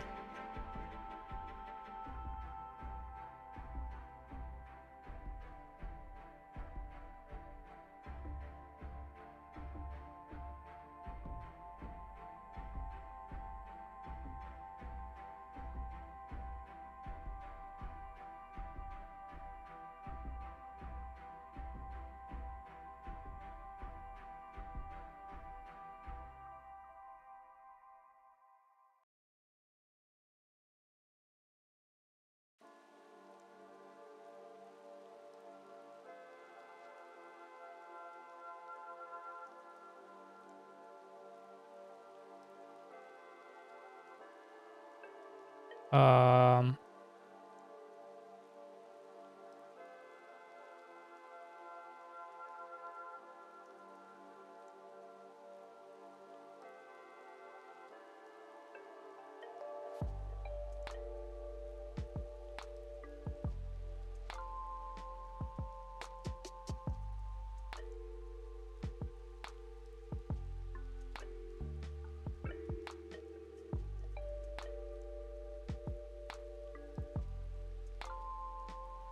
maybe I just do it here.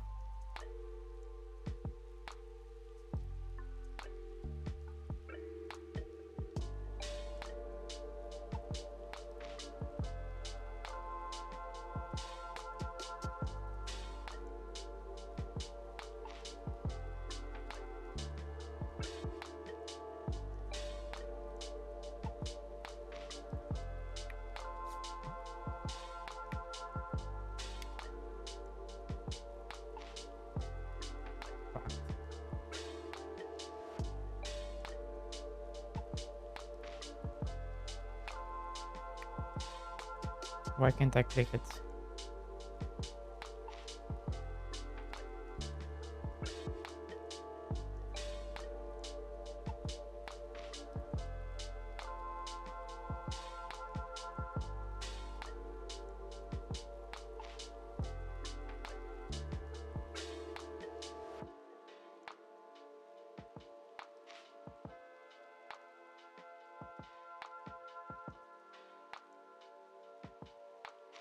What if I just disable you?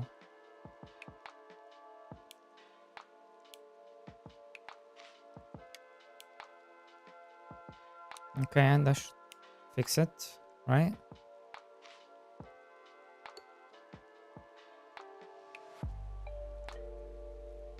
Why can't I? Why it's so hard to open you then?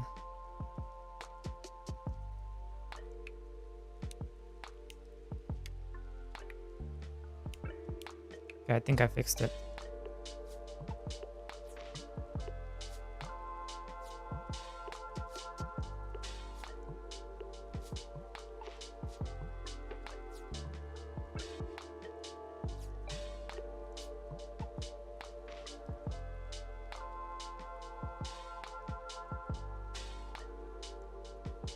Sometimes I'm losing. If you step off at the right time, you can lose.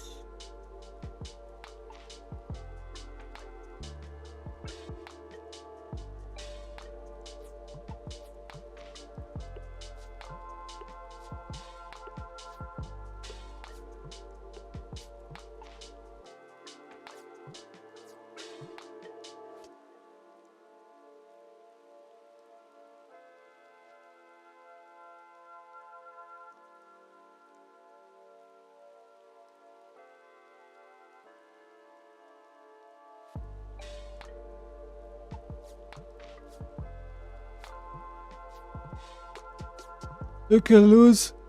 You're like, what the fuck is happening, you know? You could get into that situation. That's a bit annoying, but not the worst thing ever.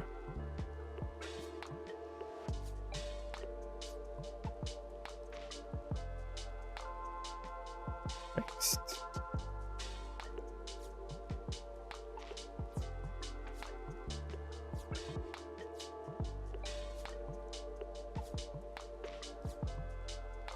You know what else I have to do? I have to remove these two trees.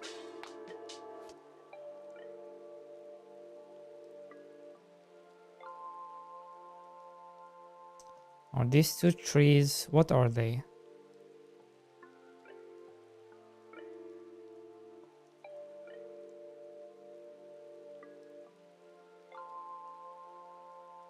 What are you guys?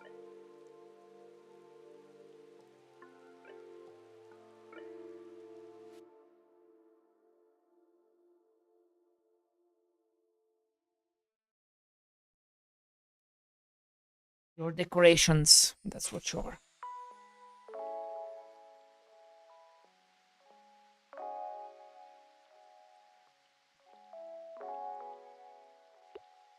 Ah, right. I have to add a bunch of stuff back.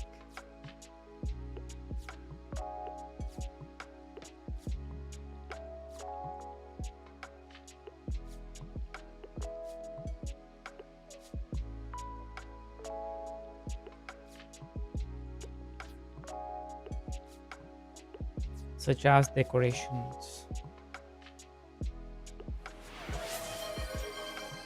Hey, Ginger. How are you?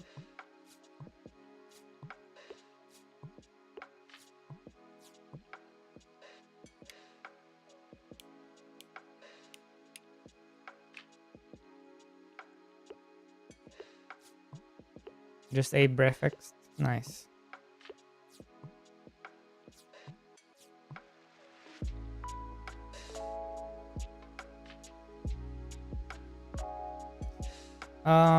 Okay, let's update the beta.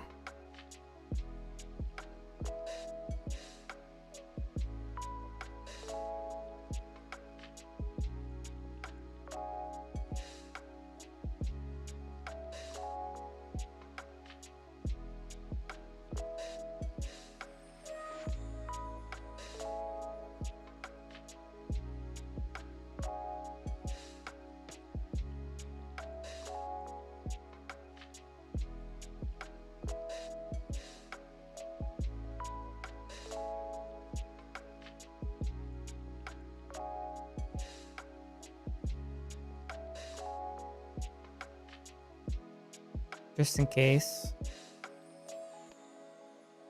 somebody wants to play. Ah.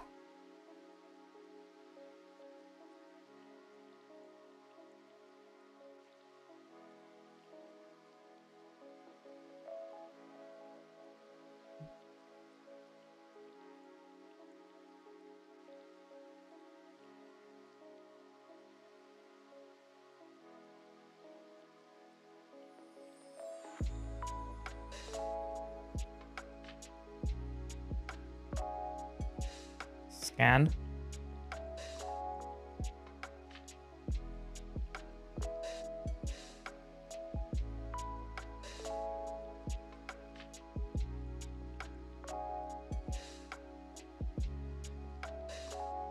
Why is it? Huh?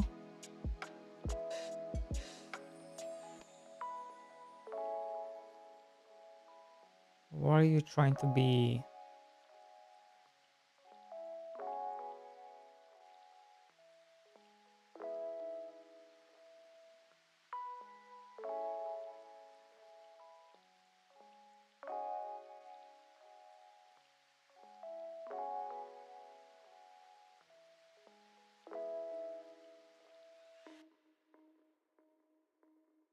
Weird.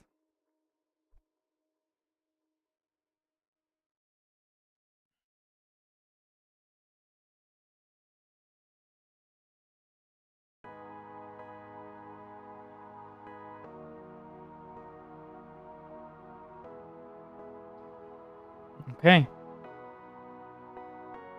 1 second.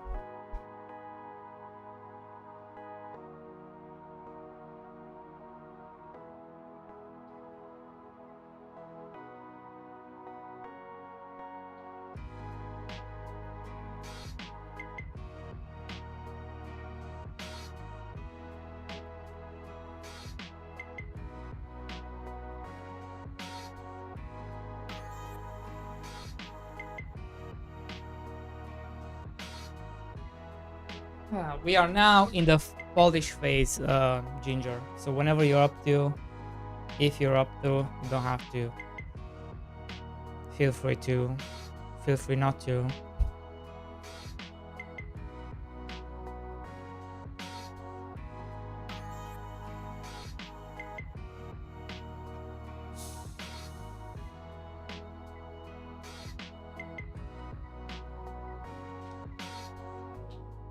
We'll see. Quite busy with my own project. Fair enough, fair enough, fair enough.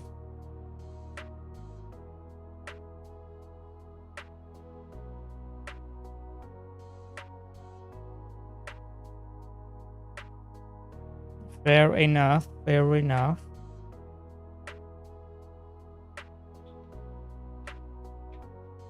My biggest worry is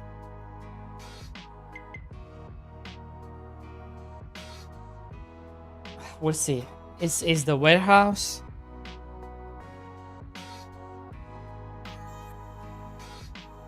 I should probably get somebody new, somebody who never played Mr. Farmboy. Get them to test it to see, do I need to explain the warehouse? Do I need to explain the foresters? Do I need to explain anything?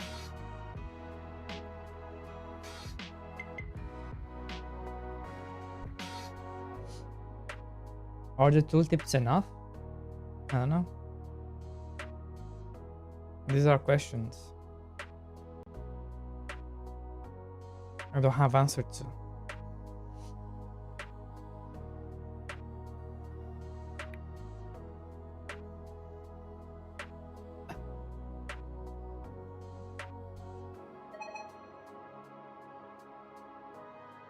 Pimsta should play the game.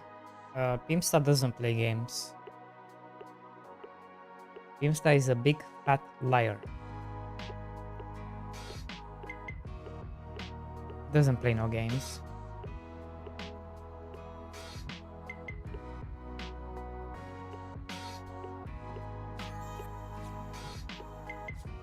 All he does is play that dwarf game.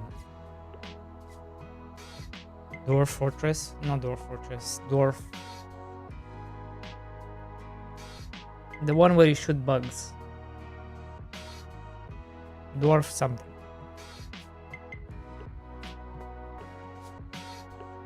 He be obsessed with that game. Dwarf something. Galactic or something.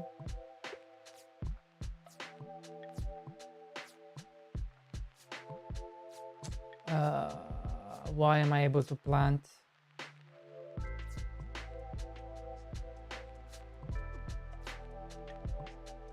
Why?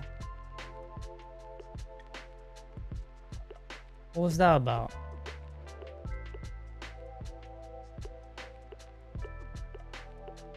Why did you let me plant for so long?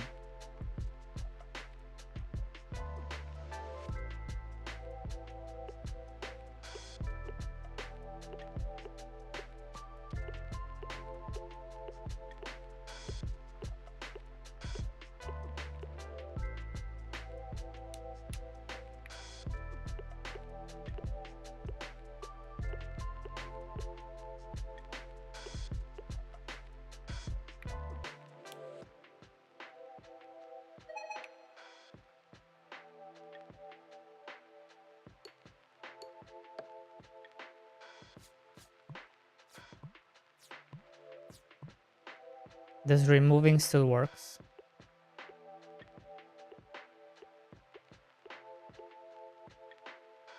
I like how I'm losing money when I remove instead of gaining money. That's cool. Am I gaining or removing money? Yeah, I'm losing money. I should be gaining money, not losing money.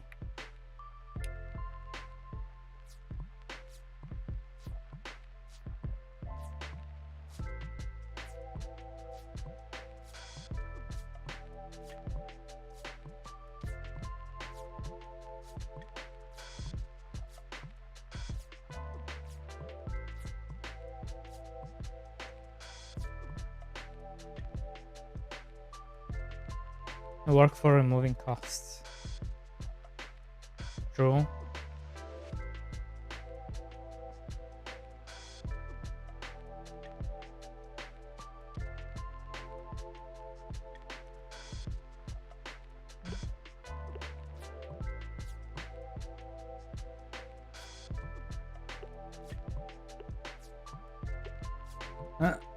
I wonder what's causing that. Let's see.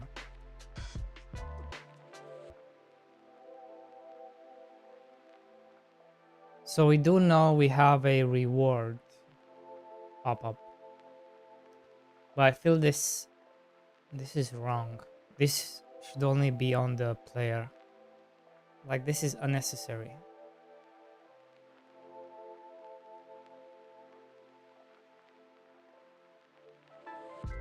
um,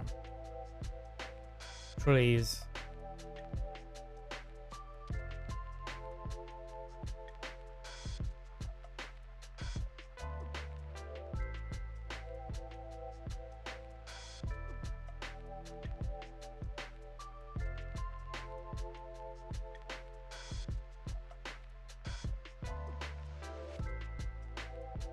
And we do have it here as well.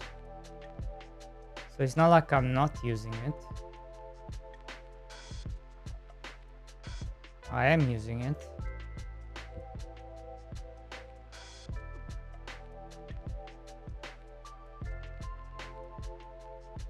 Now let's see.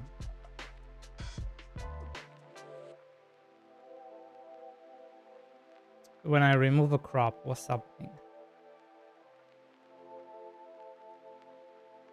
Right, this as well, isn't it? This is causing issues.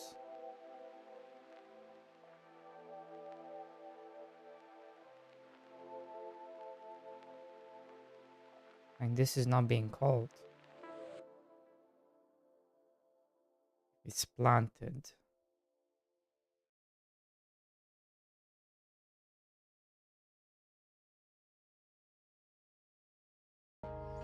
Or this. Craft requirements.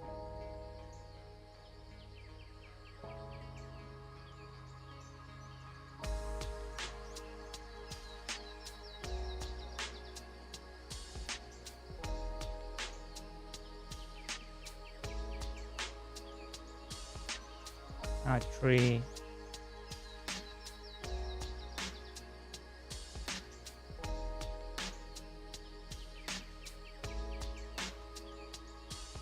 Is it this? This. So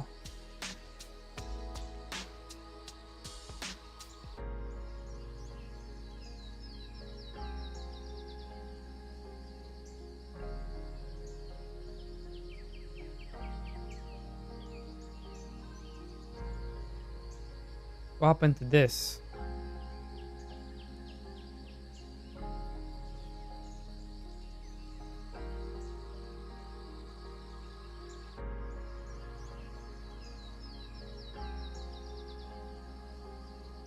Can tool.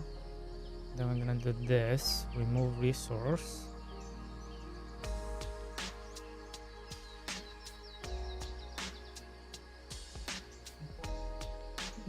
Is there a way to check what kind of resource it is?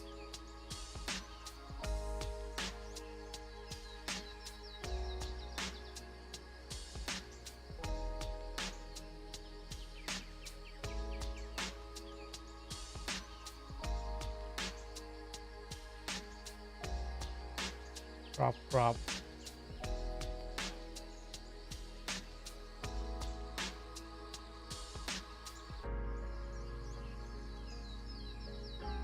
Crop.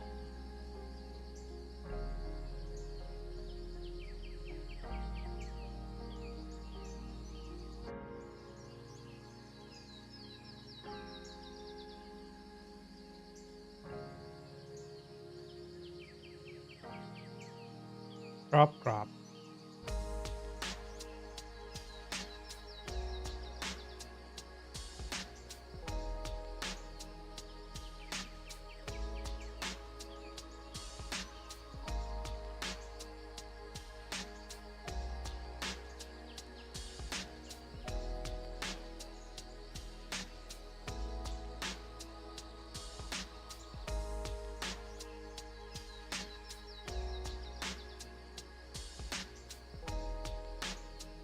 Crop.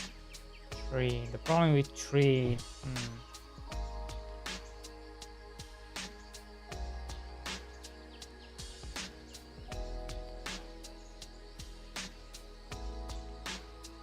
I should have separated them. Fuck.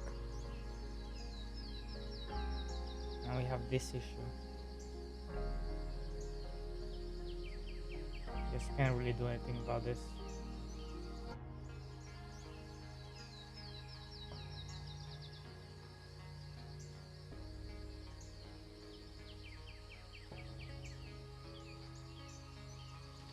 I could use this though to check.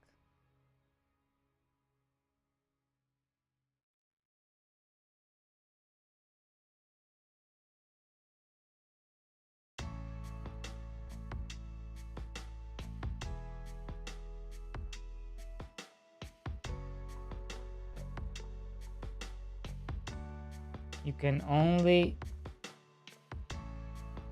remove it. What if I make it so you can only remove it?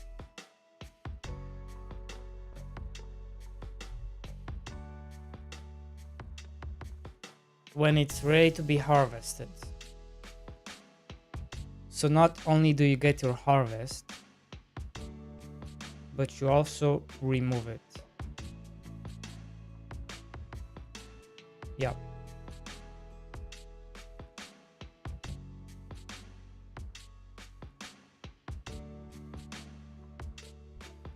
Okay. So then I don't have to worry. I don't have to worry about paying you back, because all I'm doing is triggering Q3 and replanting it, or harvesting and then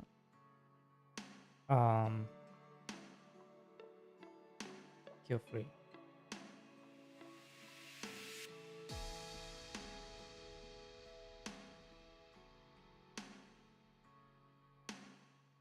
So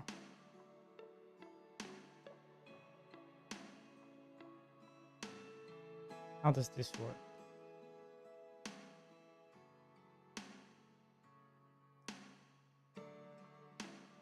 If target is harvestable, so we need to check for this.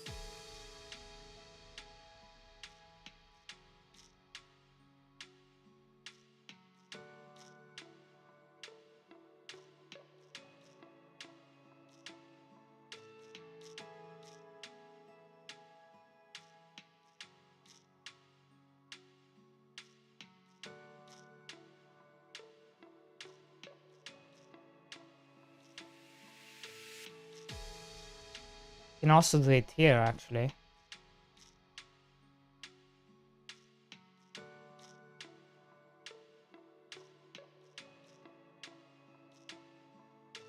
No, I shouldn't do it here.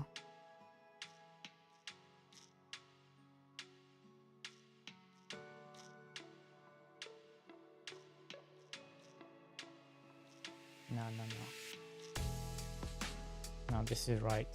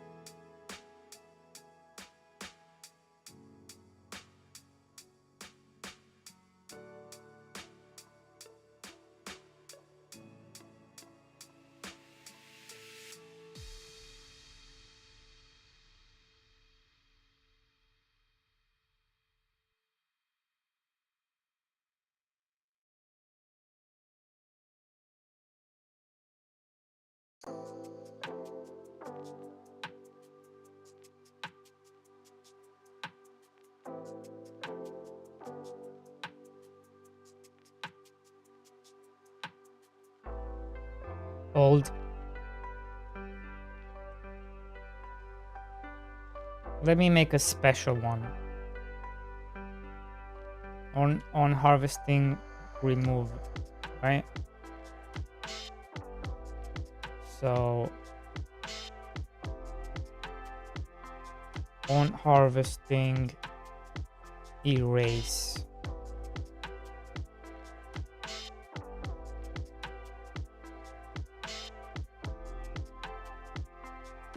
None of these matter.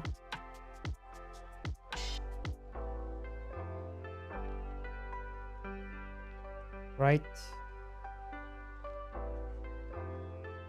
Because we are removing them. We are gonna remove it from the gather though. And then Q3. So once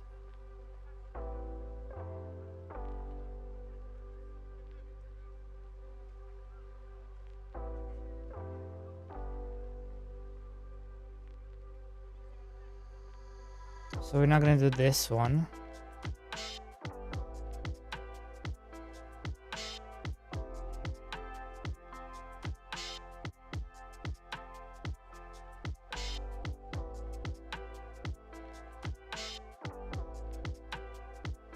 Hey, profits.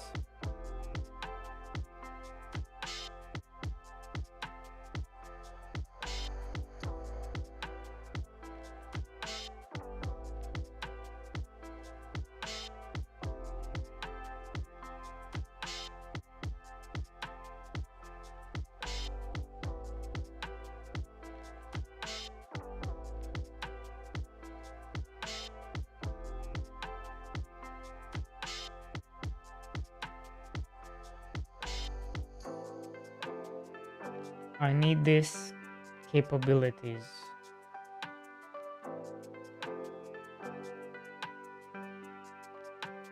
Okay.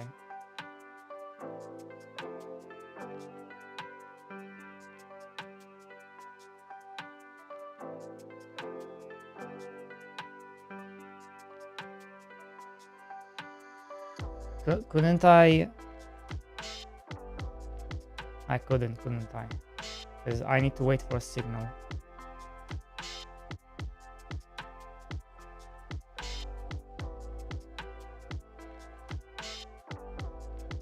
Yeah.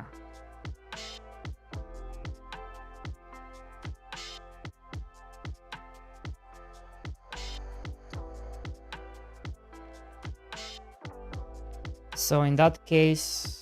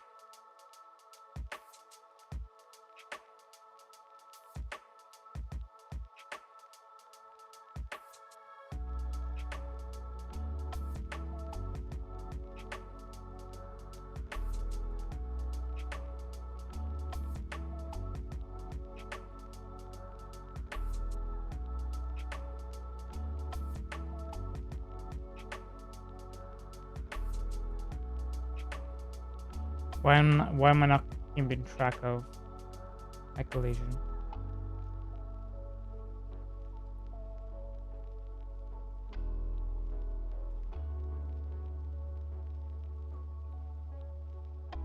I guess I keep track, yeah.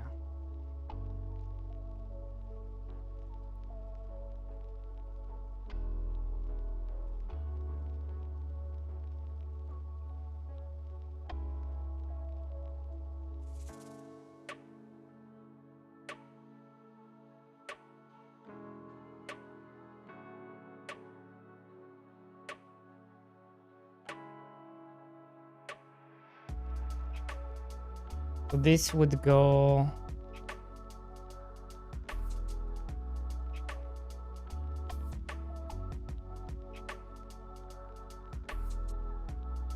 would go here.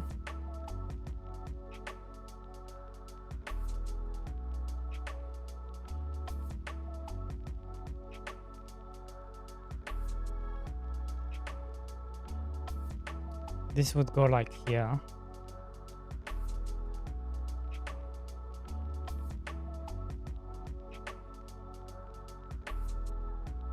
And then none of this matters.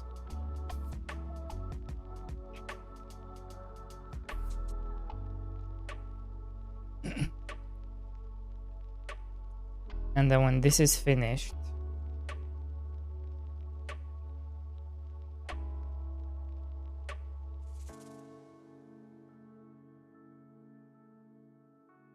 this will trigger.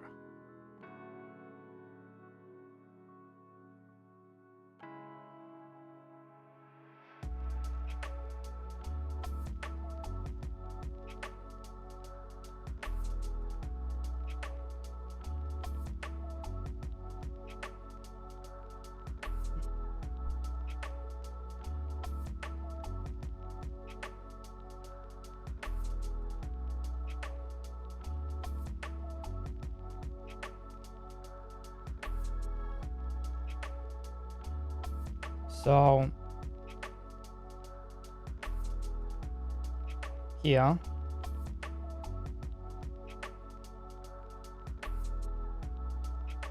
I'm just gonna say target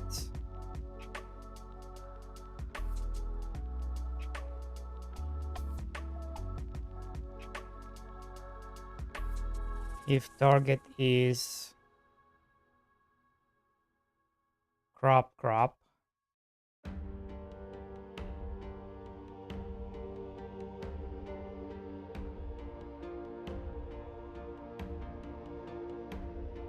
and target is harvestable, target this, otherwise this. So that should work.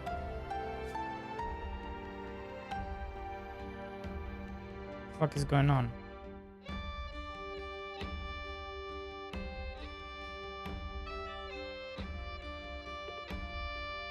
Stop. Stop.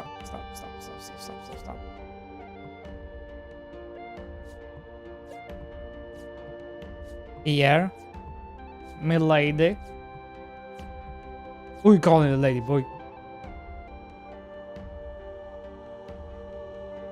Ugh.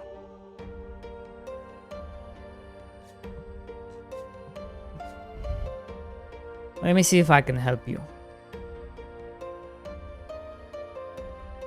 This is in Laredo, Texas.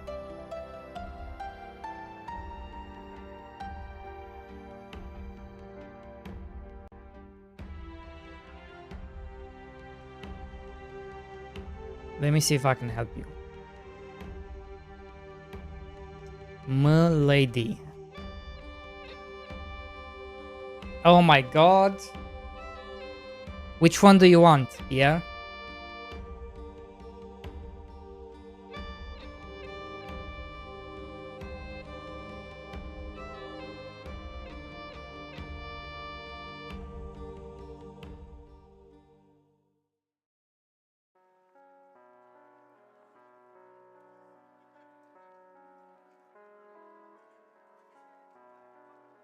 The most popular one is at the top.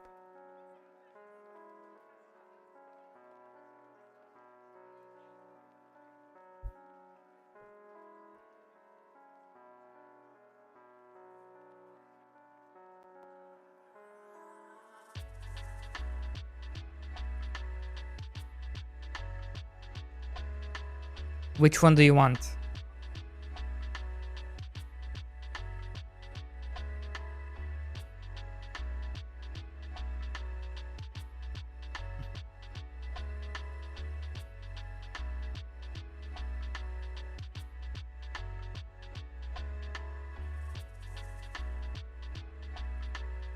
Well, it would have to be Milady, so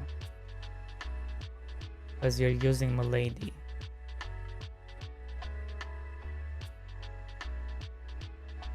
So it'd have to be only the miladies. I don't care. This is a you thing. I don't care.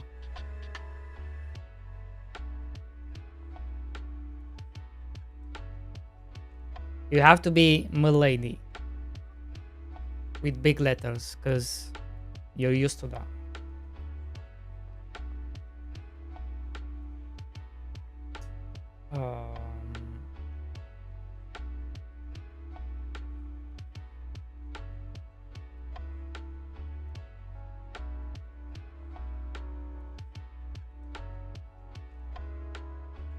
I guess this one, right?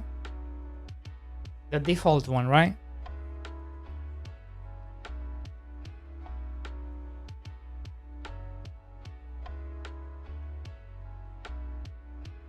I have to remove stuff.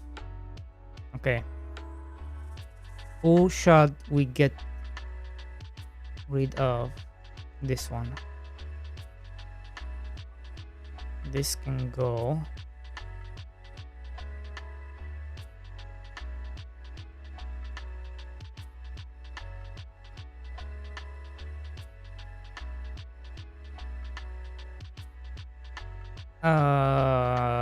Nobody uses this.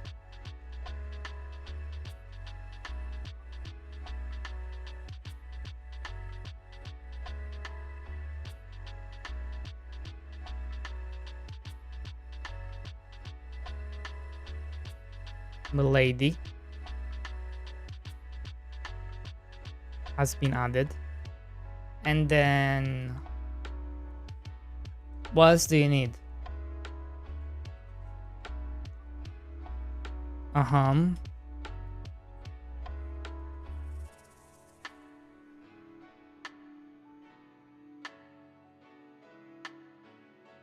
Now what? How do you use it?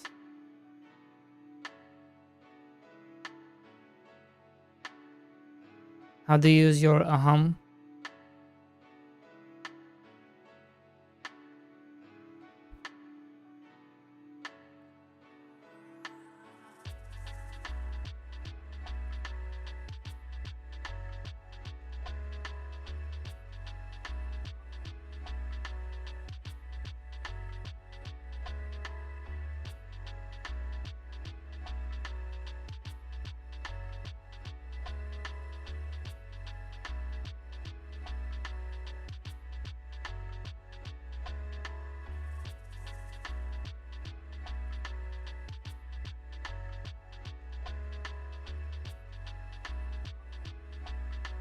PR?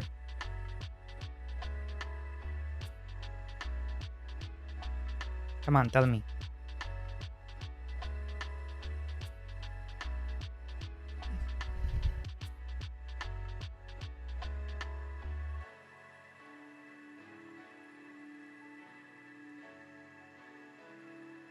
How do you say your Let me look at your. Takes you forever to say anything. Is it the huh?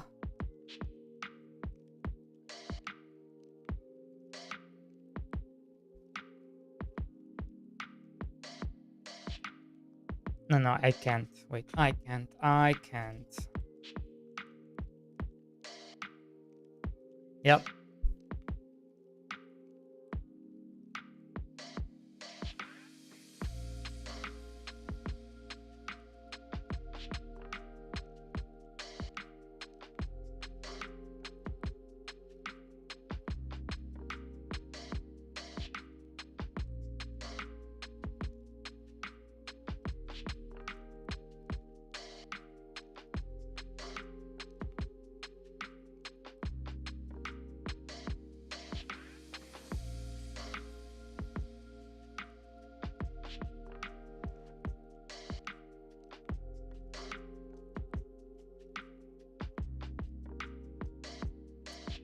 And then there's snails.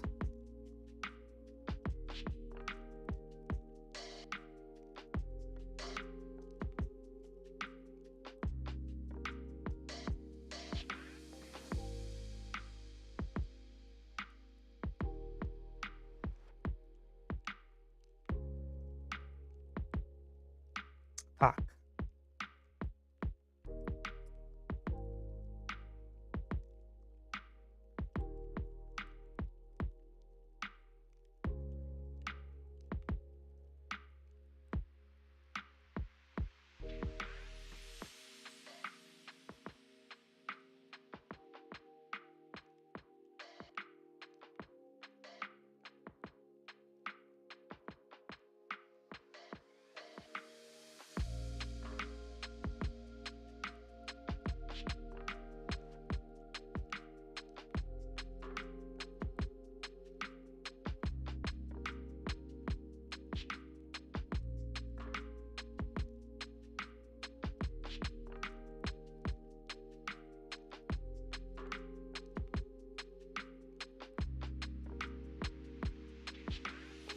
That one. That one.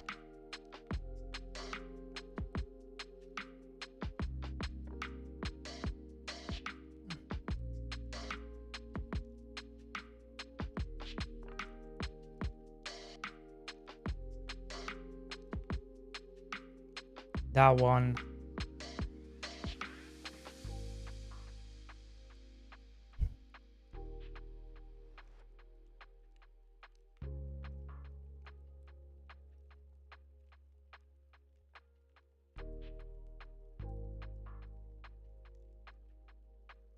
Is it really called clown?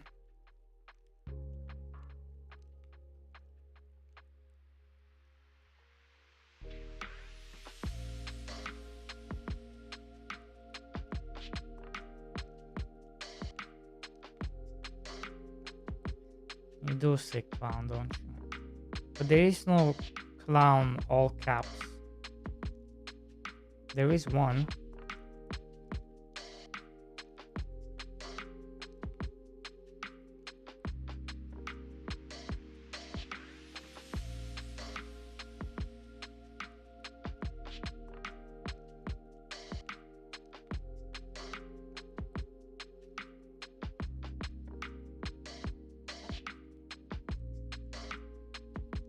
Dude, adding new emotes from a third party instead of creating an actual new emote for the channel. I can't. What do you mean? Be happy. Ooh, this one is fun.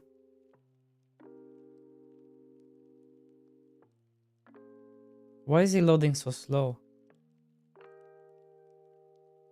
Yeah, that's fine. But I've seen you use this one specifically, like. At least I get to see them.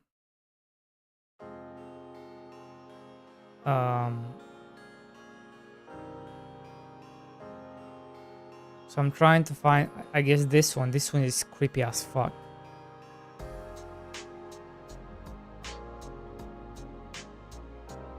We got clown. What else you been using?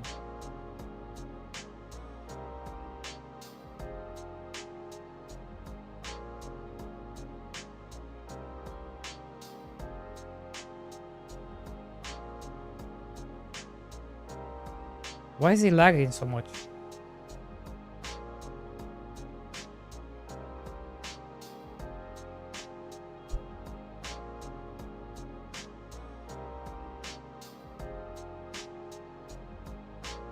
Wow. I don't know, you're using it. Wow. Is that an emote? I'm guessing it is, right? Wow.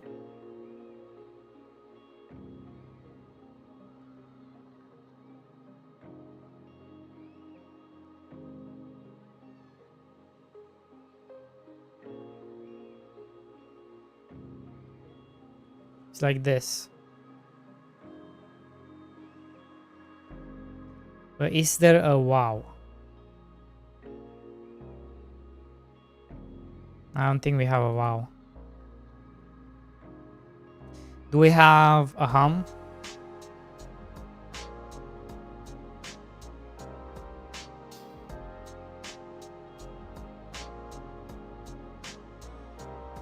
Why is it lagging like this, man?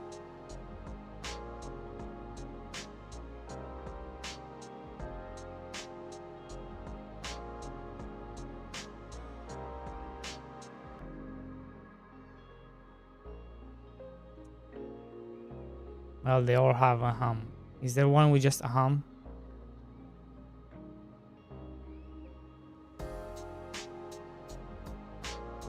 I don't think so. Nope.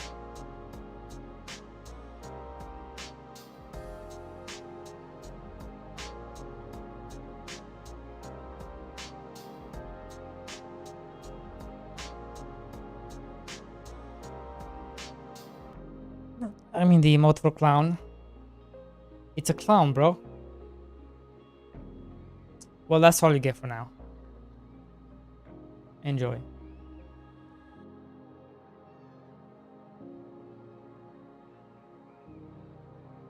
It's a real clown. Okay, how do you update stream elements emote update?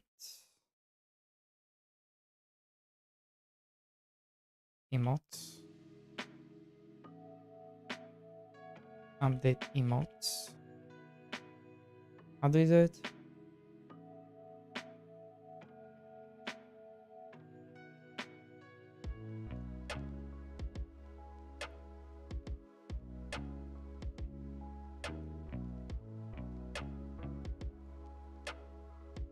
Emotes reload.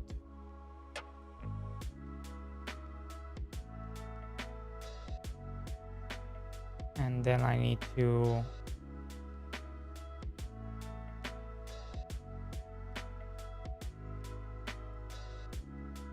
refresh this.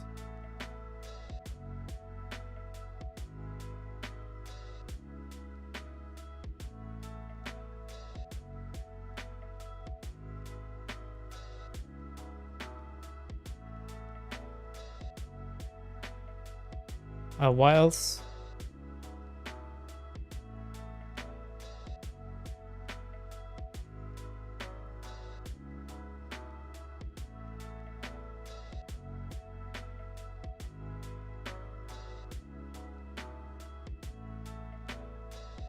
That's it, right?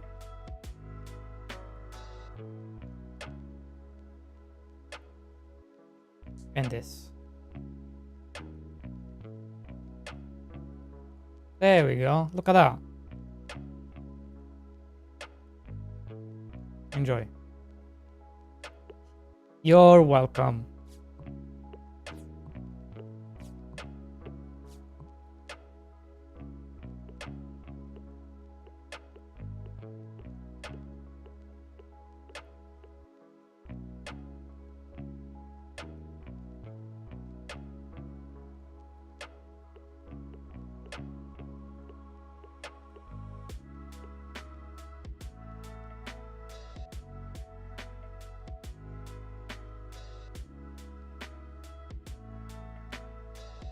He says it doesn't exist. How does it not exist?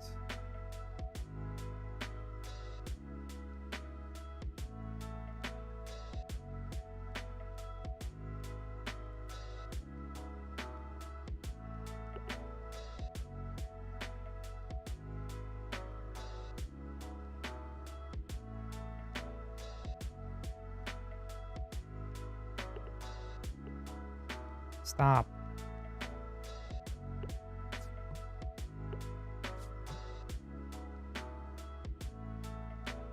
How does it not exist?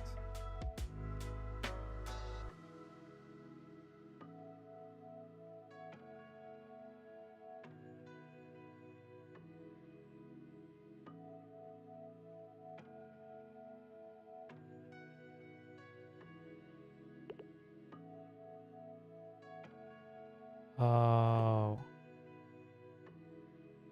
Wait. 'Cause I'm not doing this right.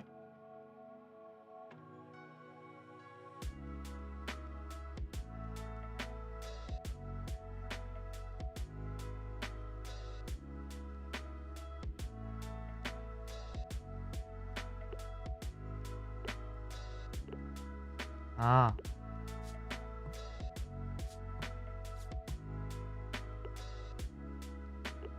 This kinda happens way too fast.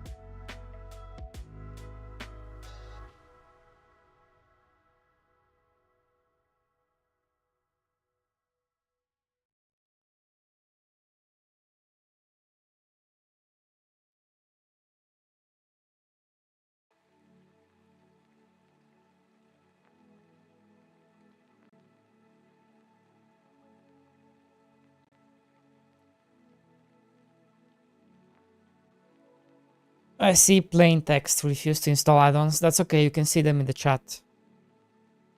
On stream, I mean.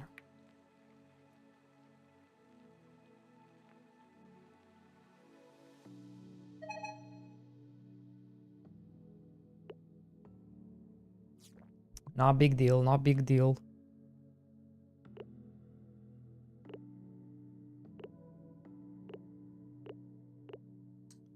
Why is it calling twice?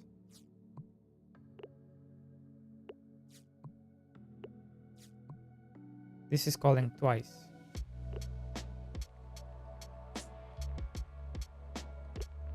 Oh yeah, look at that. I'm getting like fucking 20 of them.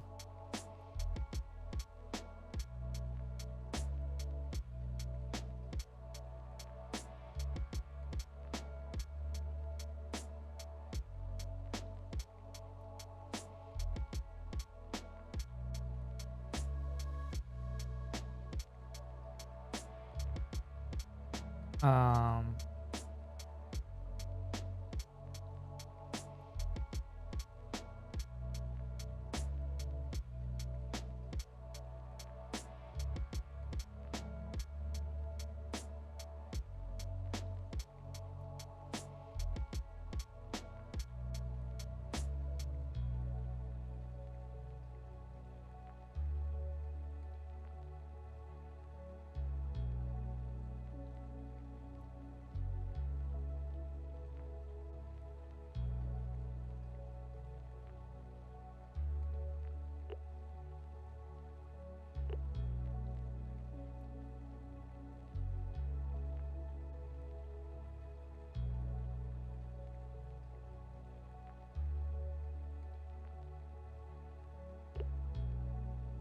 huh?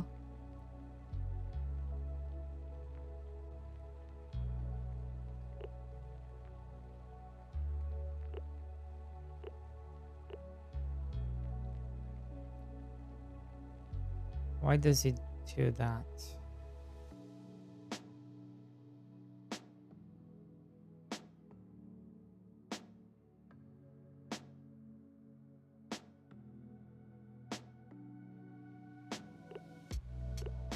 Do I need to restart again?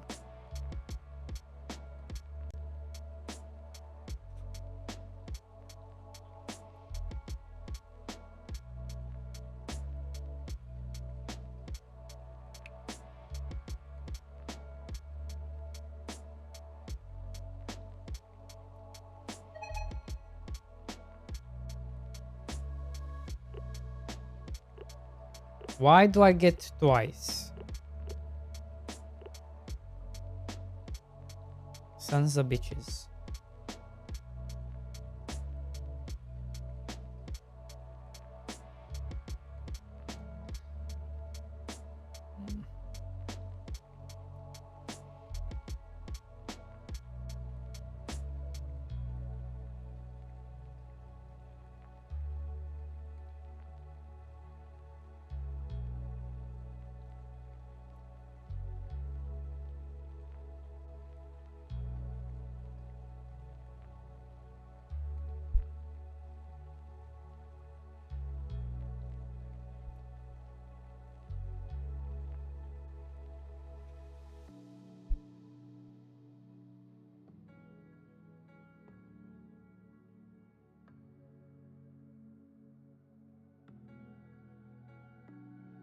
It's harvestable, true.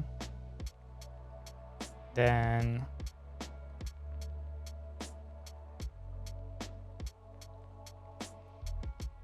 it's harvestable, false.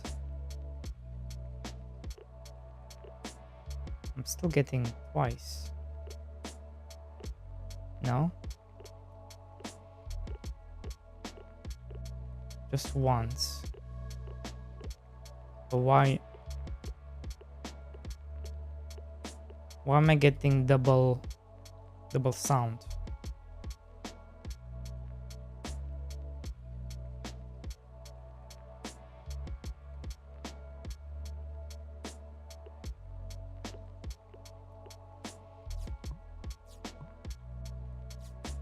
Oh, is it because it has its own sound? Ah, there we go. That's why.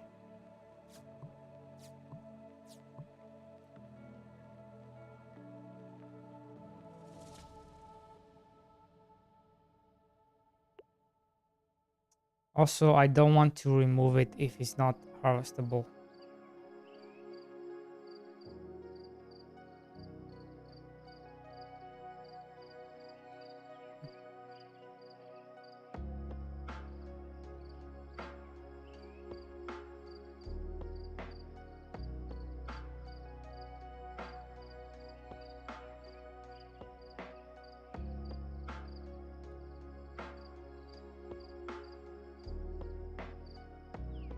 For now.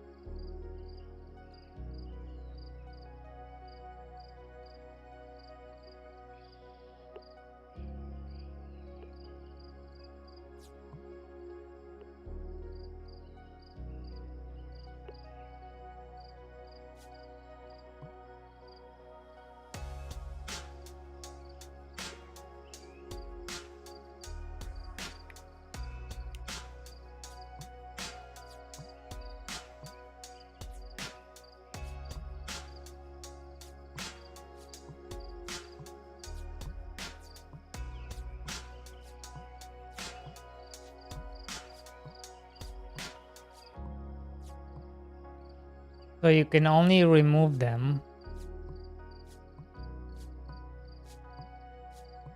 when they are ready to be removed.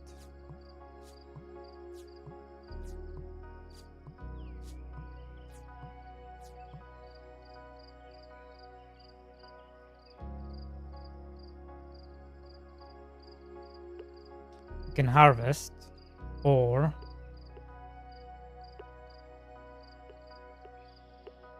how come? See, sometimes it works, sometimes it doesn't.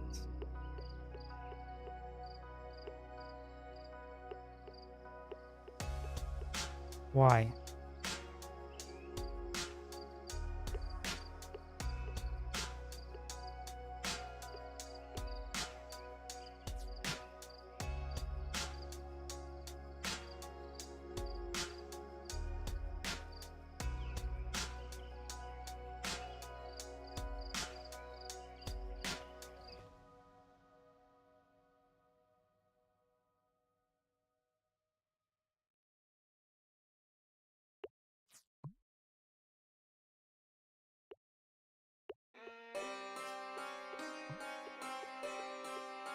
Stop.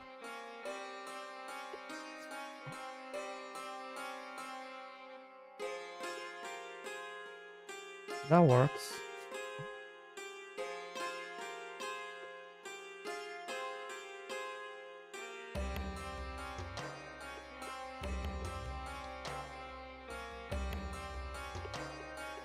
See, that didn't work.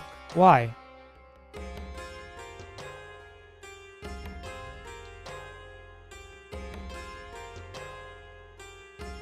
It's almost as if it wasn't.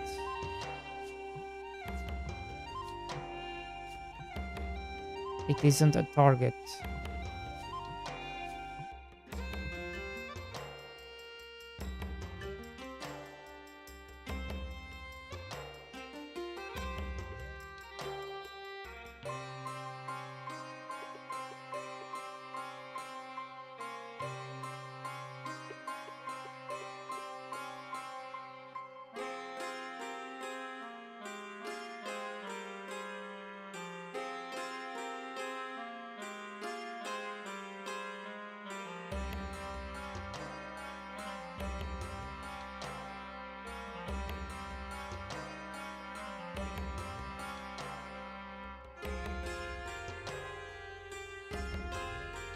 The fuck is happening?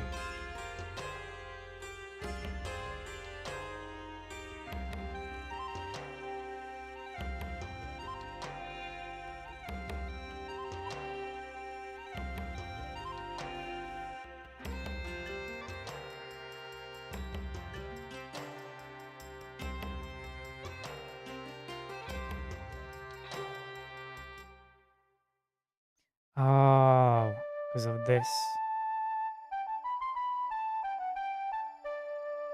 This stupid thing, isn't it?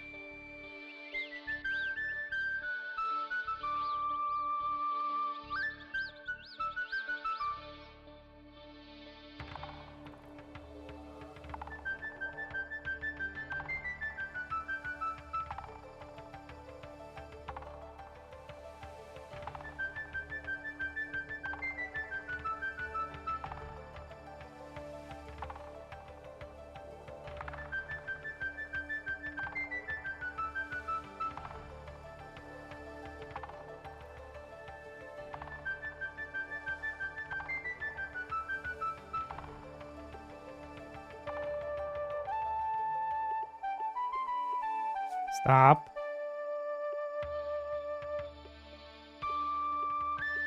Okay.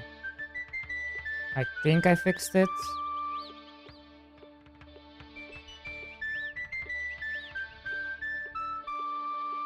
Looks to be fixed.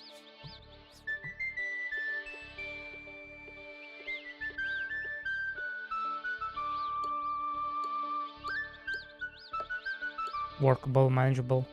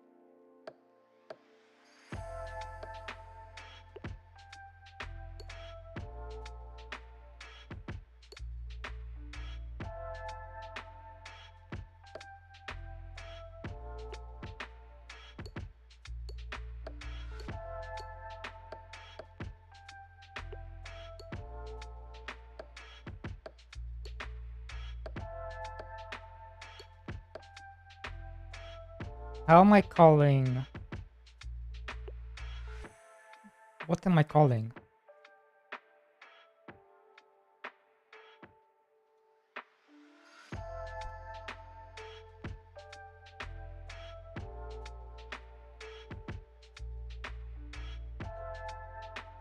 Because I'm definitely calling something.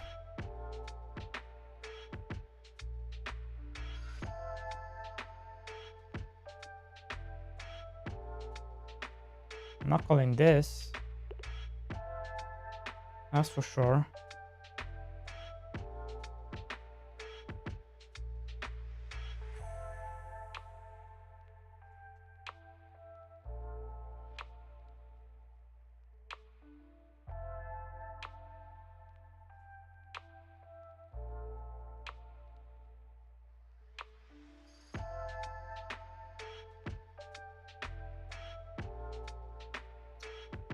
So then how do you get removed?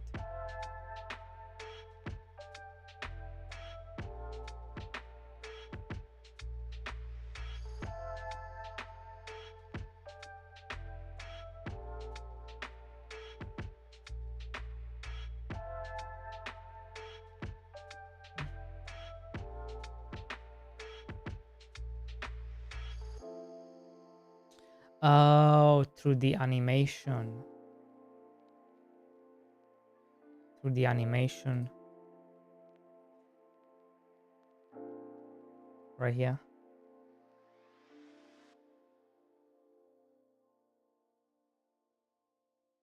Mm-hmm.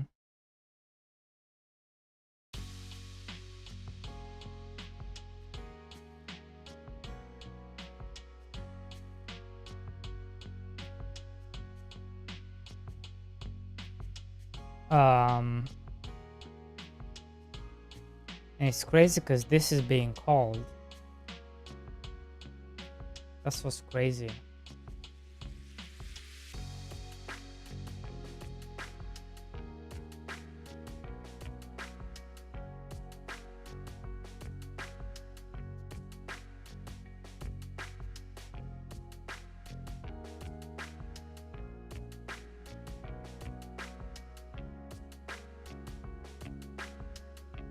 Am I doing this?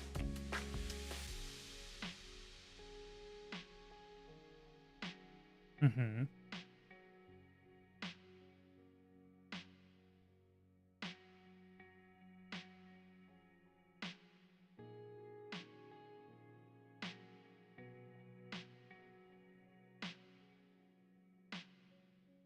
Which comes here.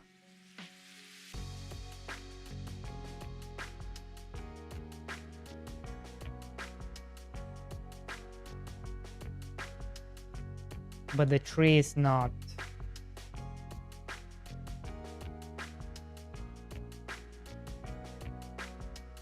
Yeah, it's not. So unless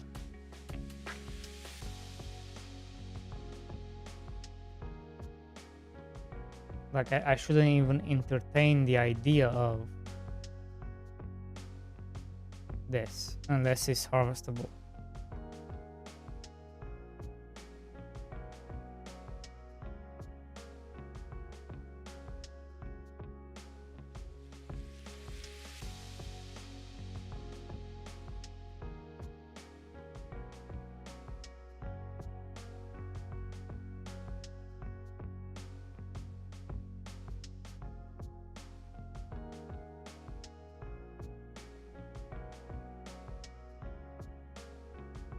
There's a problem here.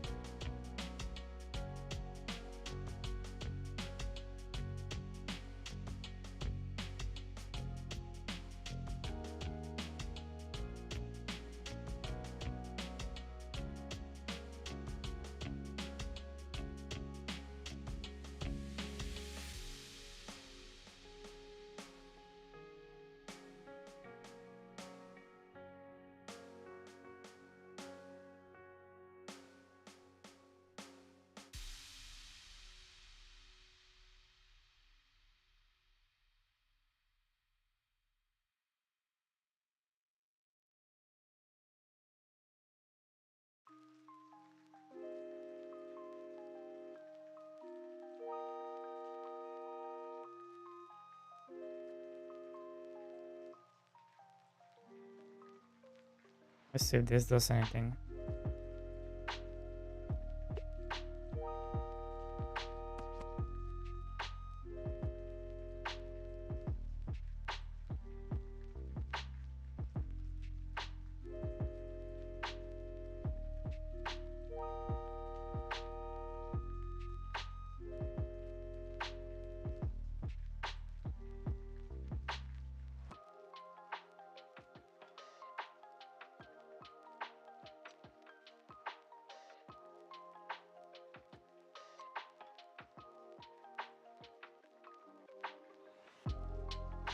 Can you just stop?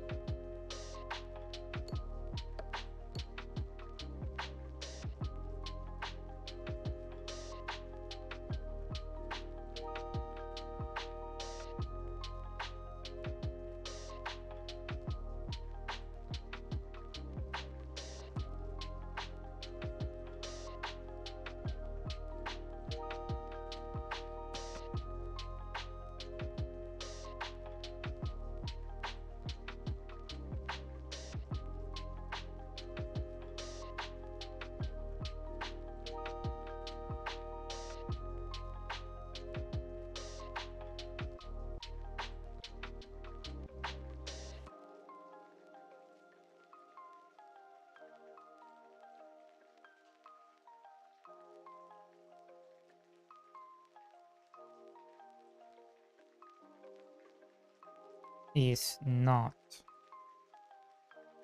return.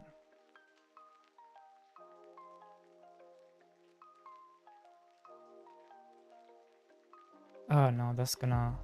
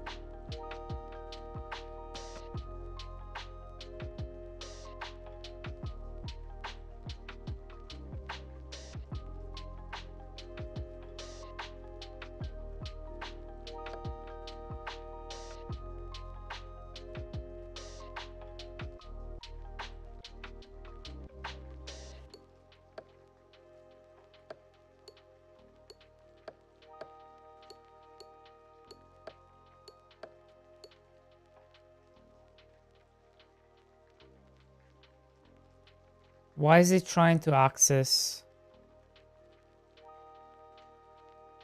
a tool type? Ah. Okay, let's restart.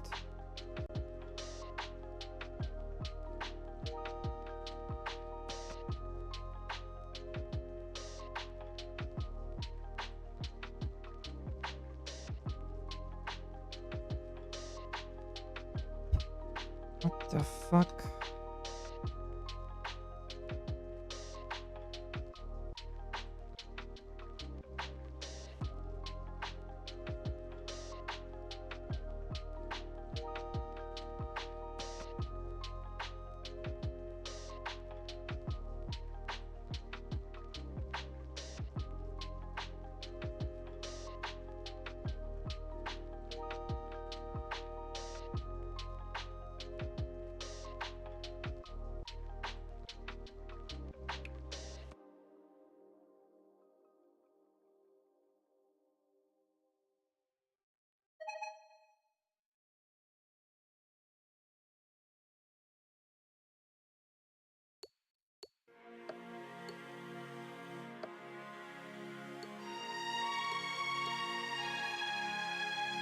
Okay.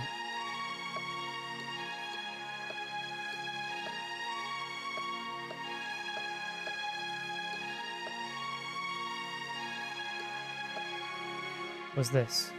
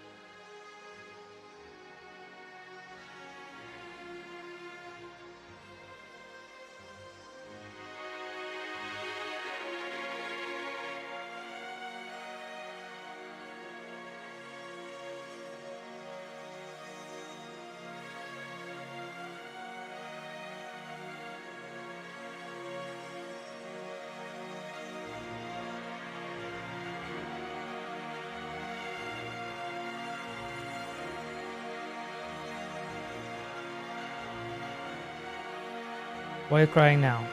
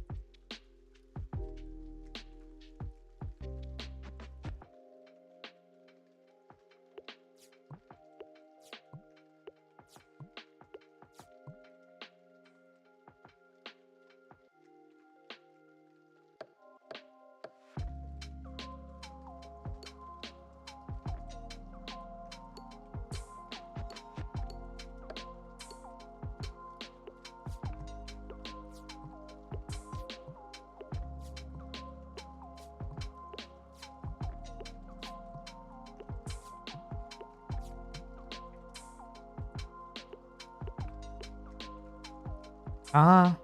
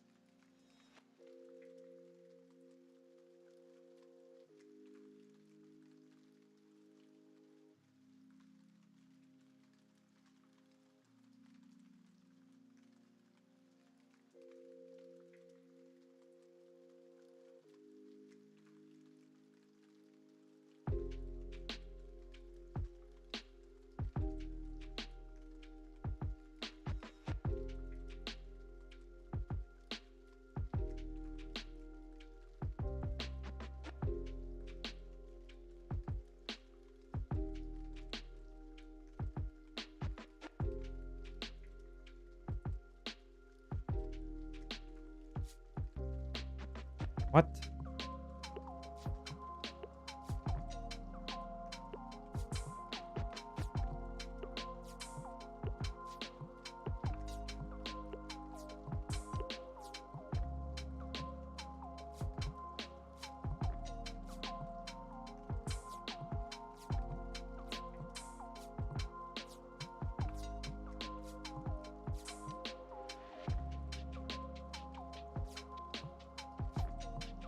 Planting sounds kind of weird.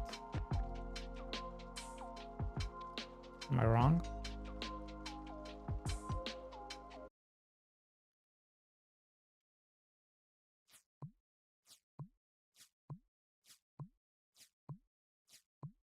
The fuck is that sound?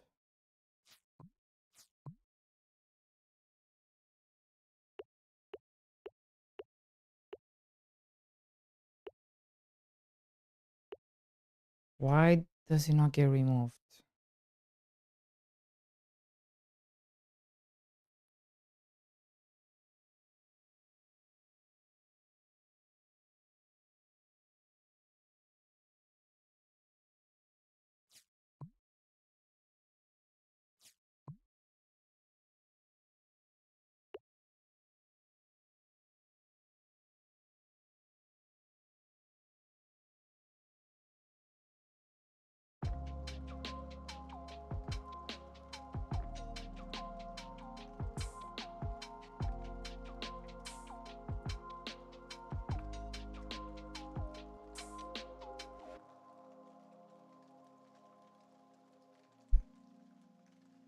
Oh, right, because the animation.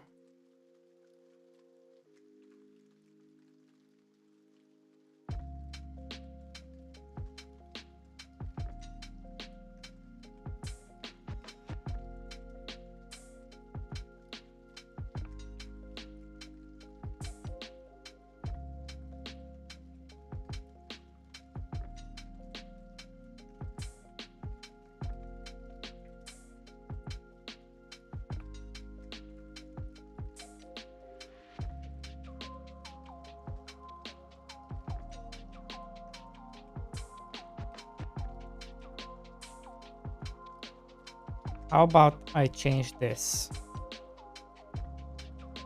to,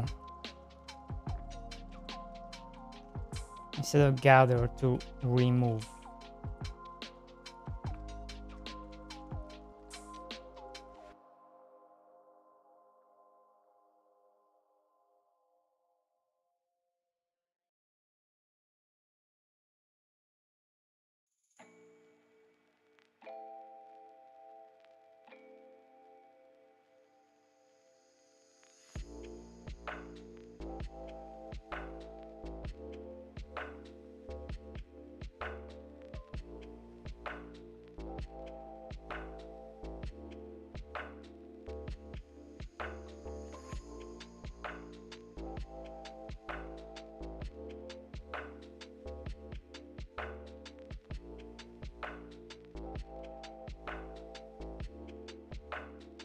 And it's only going to work on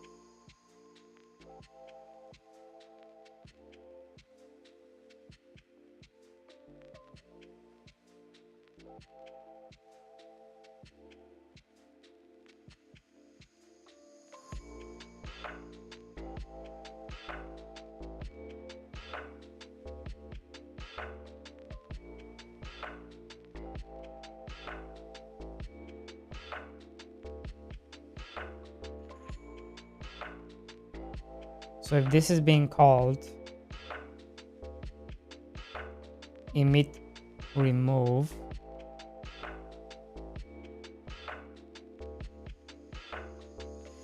and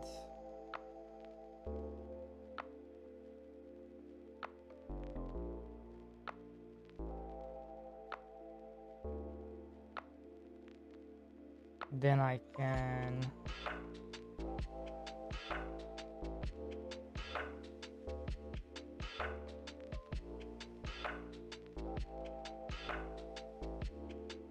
stop this and just do it in the animation.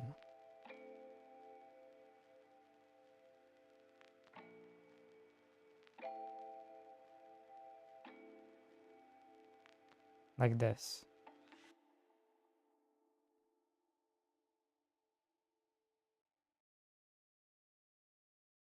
And then I just need to check for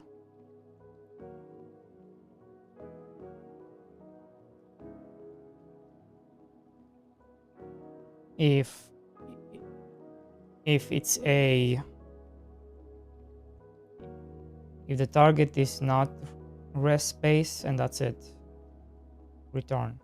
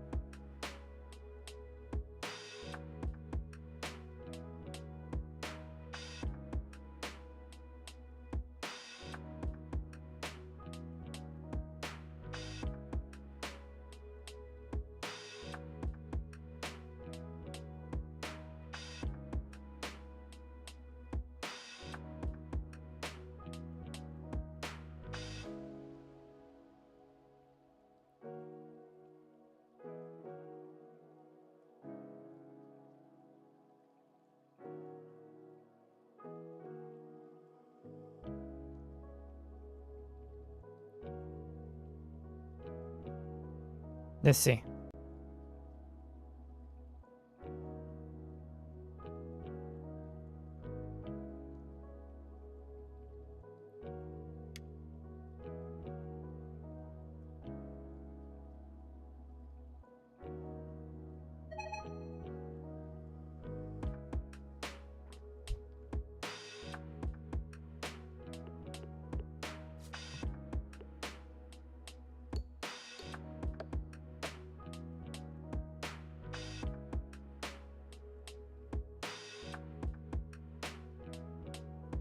Um,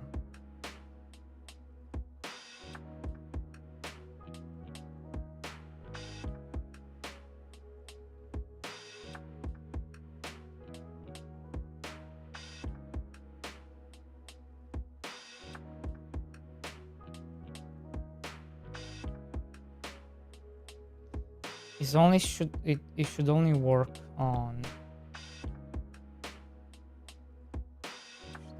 on stuff that is harvestable.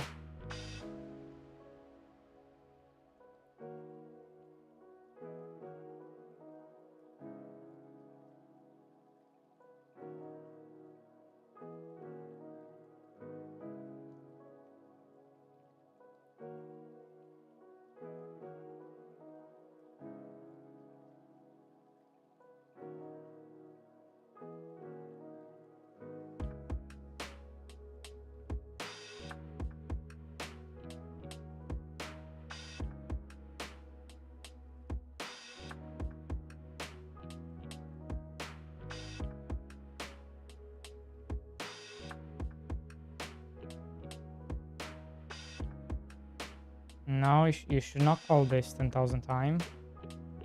Stop.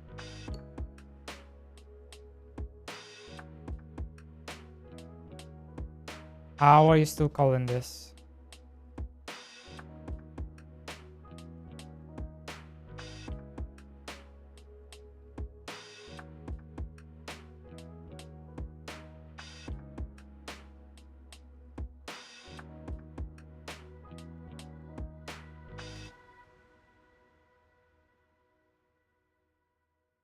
Do I need to restart?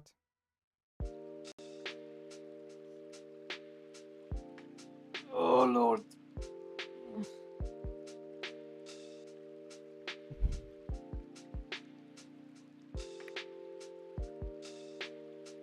How is Ark doing?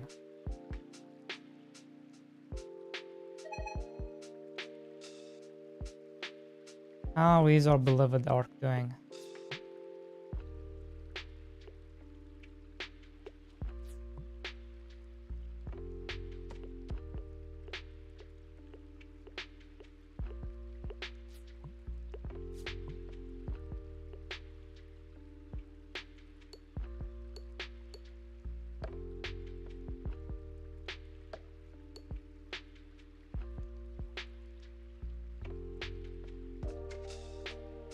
Yay, it works.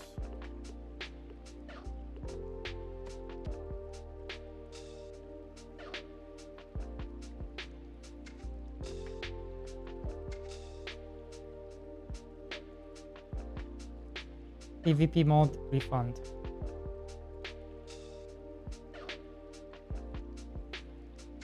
GGG, solo is officially dead.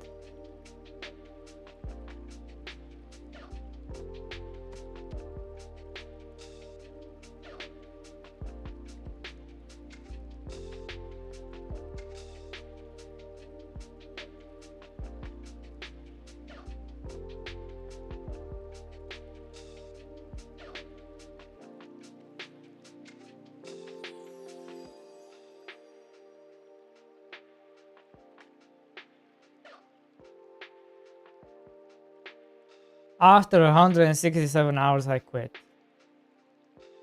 Kill on sight everywhere.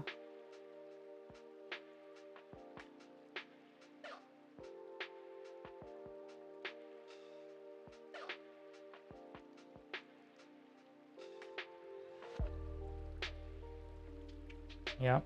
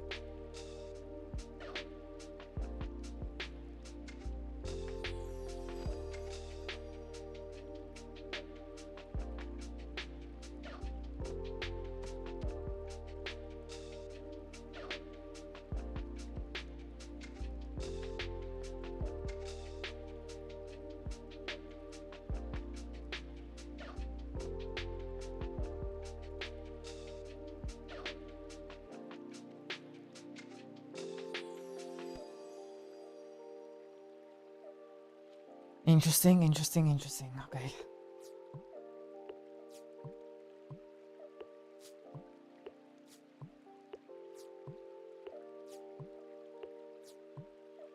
So what happens if you do this?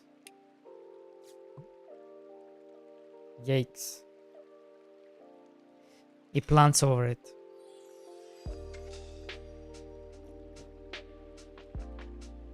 Which is not good. So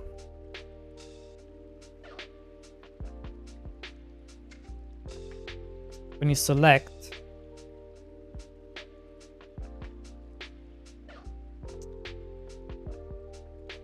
but can you fix it?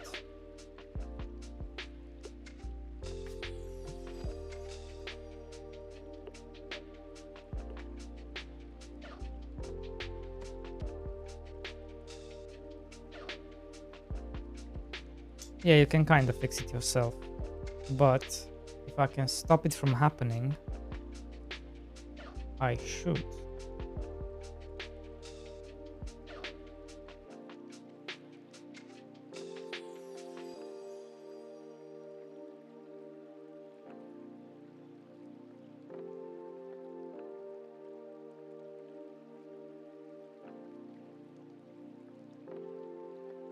Till selected.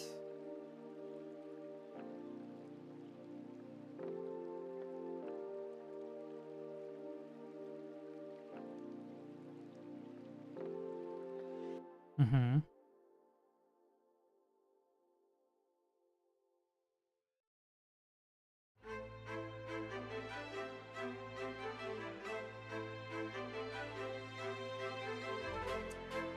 So if tool is select, if target, if how do I check? Is it just target? Yeah. If target is crops,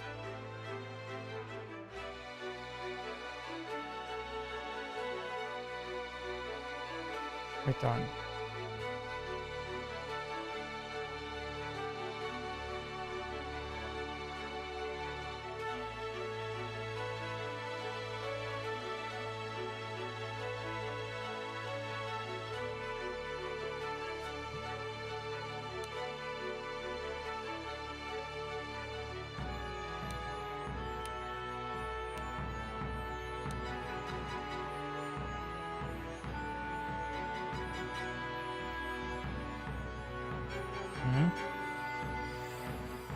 How do I have a target?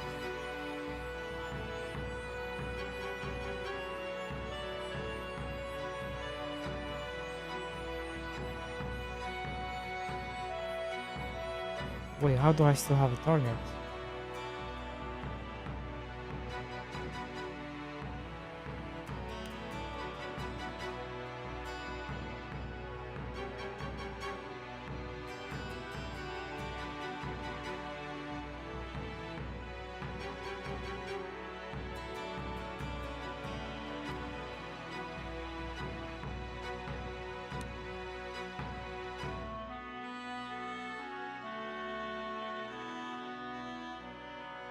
Stop, stop, stop.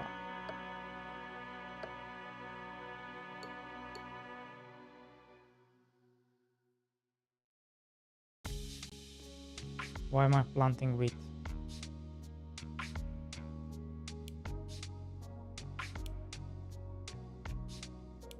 What shit is going on?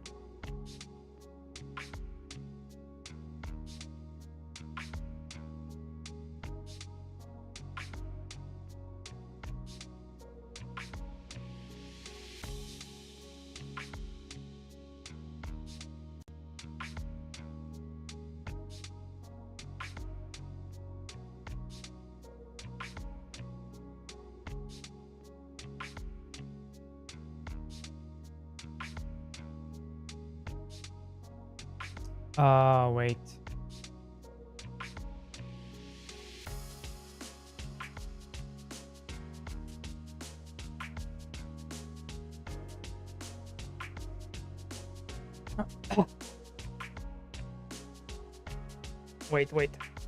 So this technically, so this, it was correct, but then if target is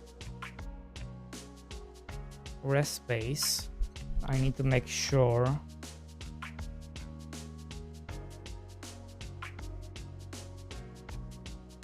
I don't do it. Why am I planting wheat?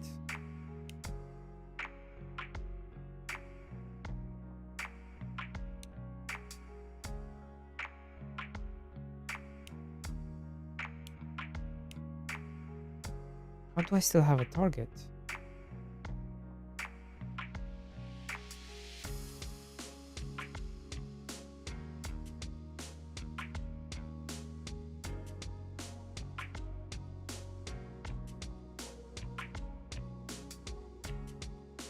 Is this not working properly?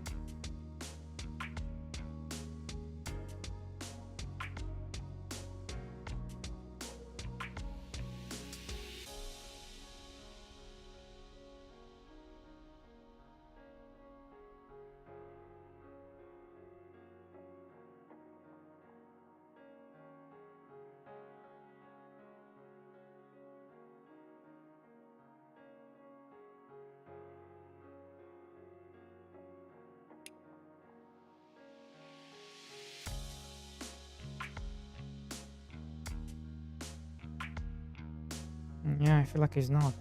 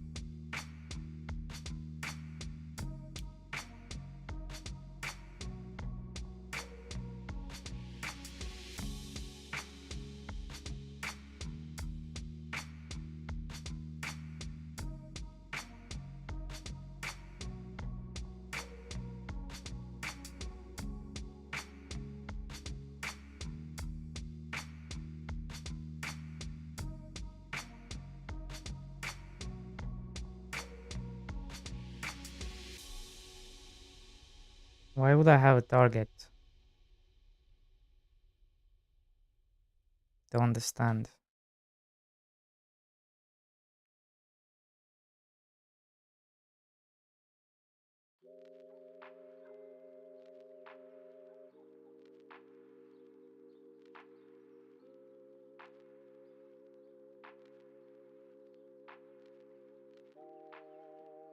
So you're telling me I have a target.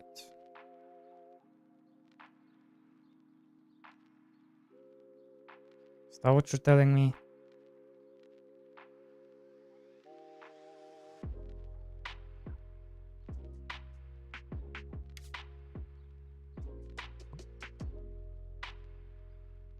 Huh? It doesn't work. It doesn't show me. Why does it not show me?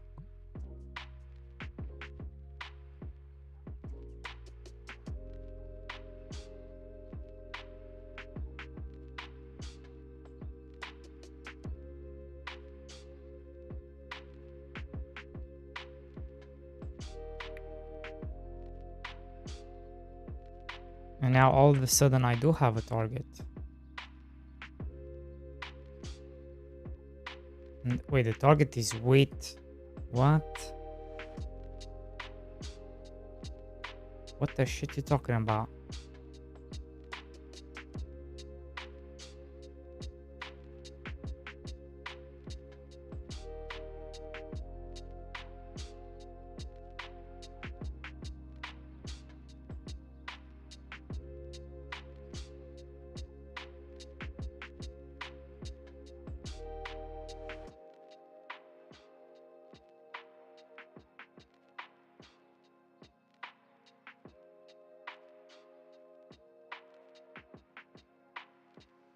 Oh god, I'm so confused.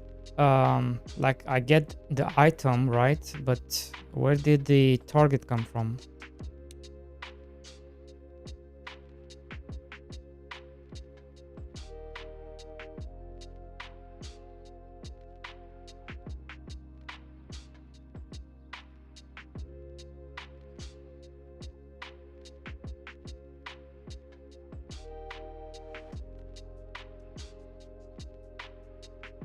Ah, look at this.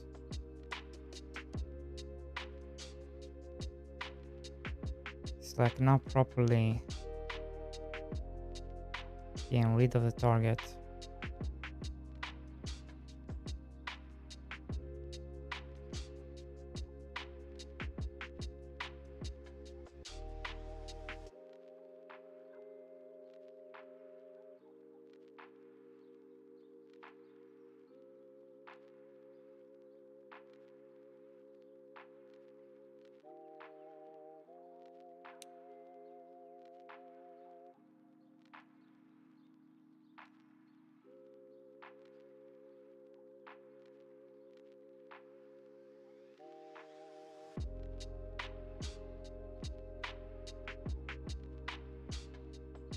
Huh? There should be no target.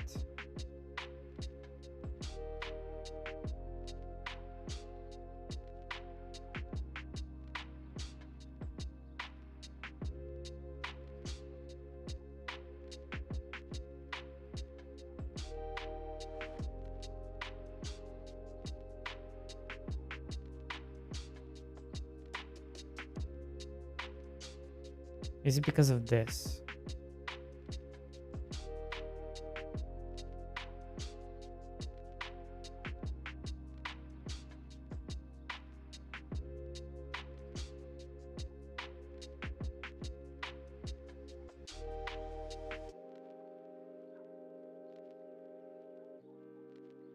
Is it because I was not returning?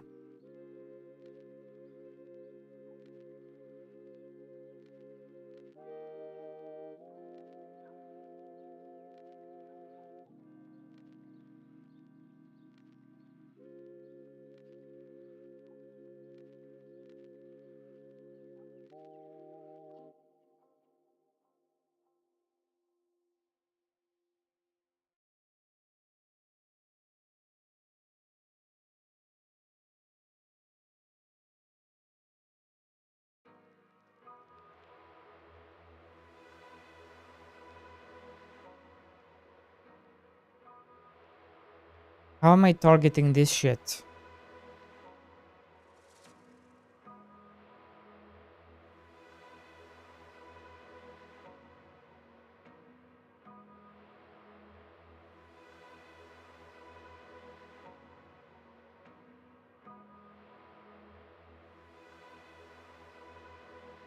How is this target?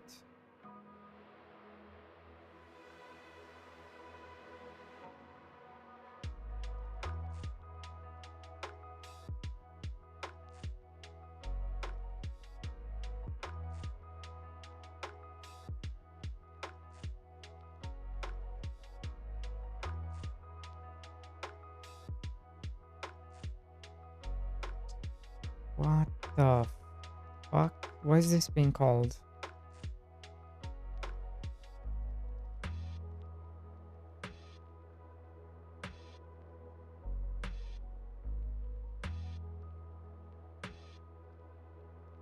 What's up, Grimstar? Thank you.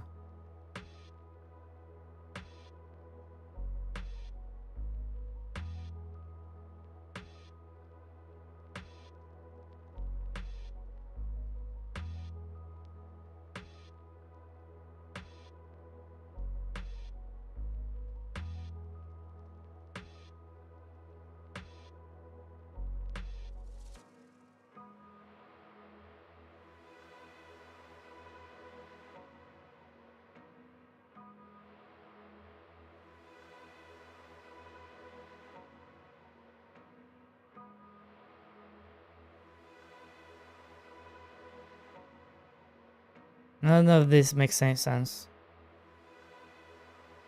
Honestly.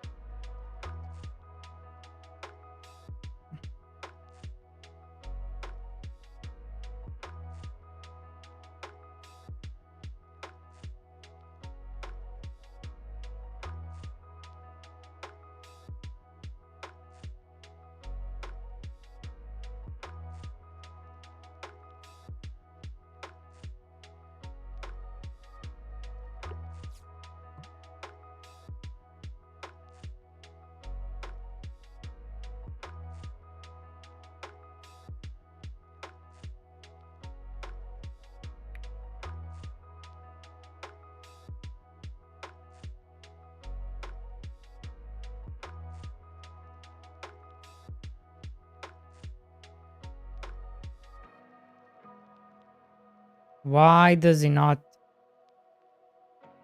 remove the target? That's the problem I have. Like, there should be no target.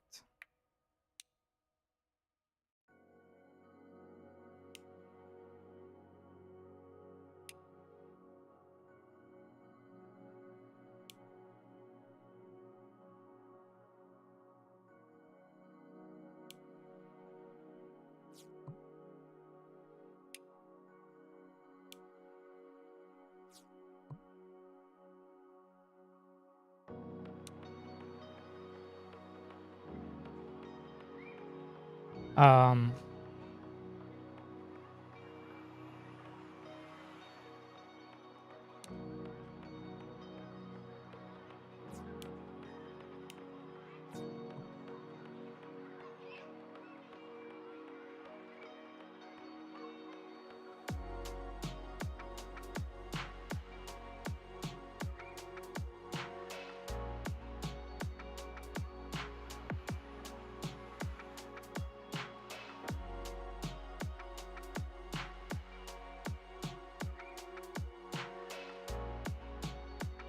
Nice streak, Pimster.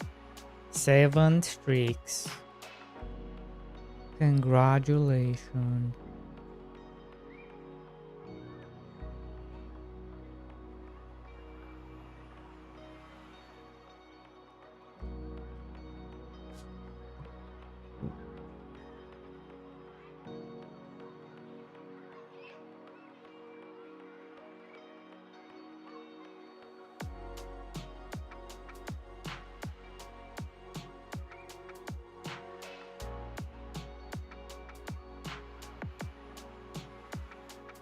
It's weird. It's like I'm exiting, so how can I be overlapping with nothing?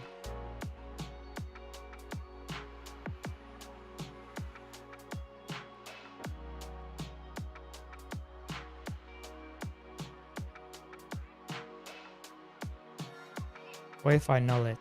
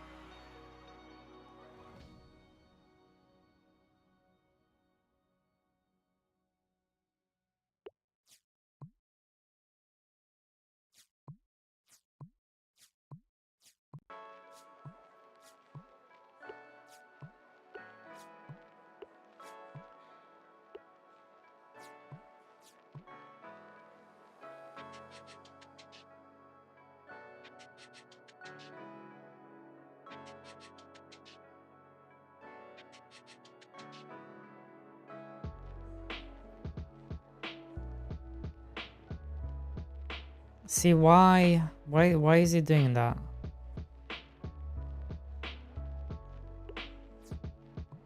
It's been extremely weird.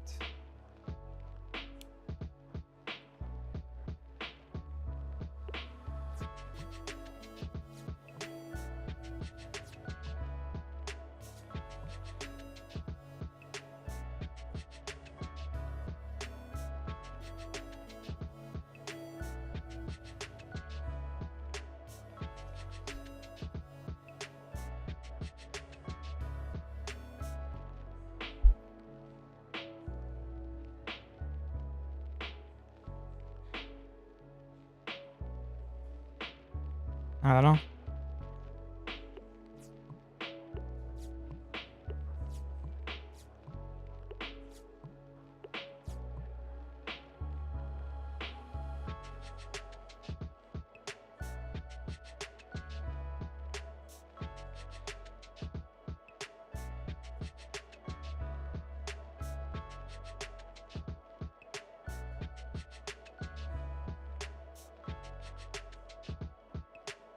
But I think I'm gonna go here.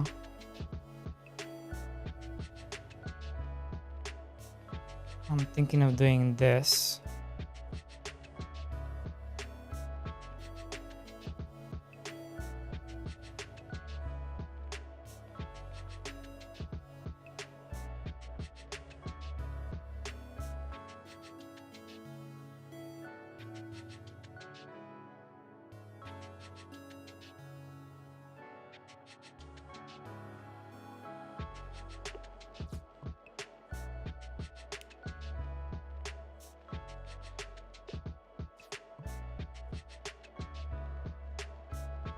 Check for infinite recursion. No.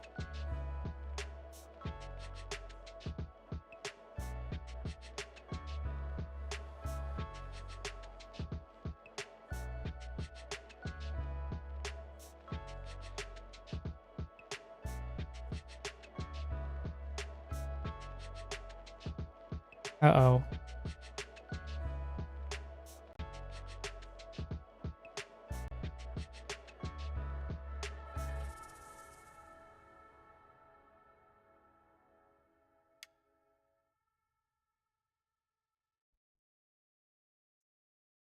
Hey Pimp Star, you ready to playtest?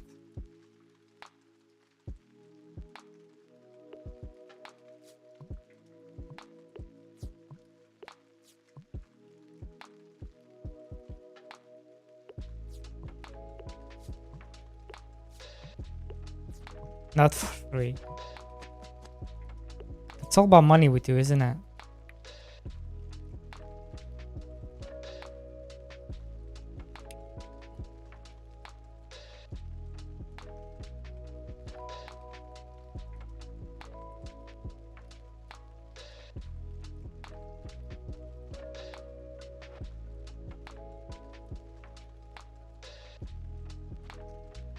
It's just gonna loop on itself, isn't it?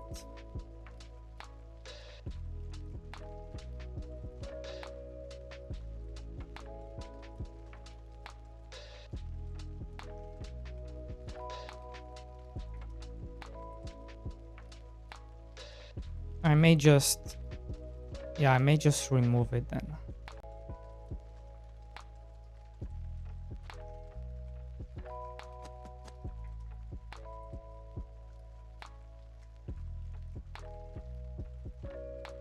In case it happens.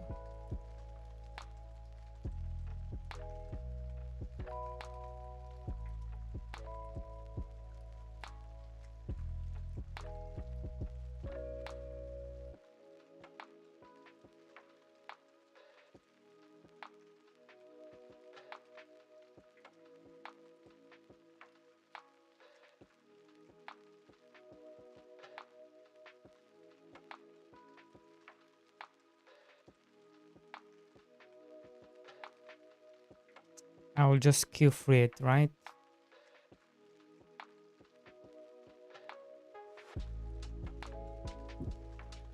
Like this. 1 second.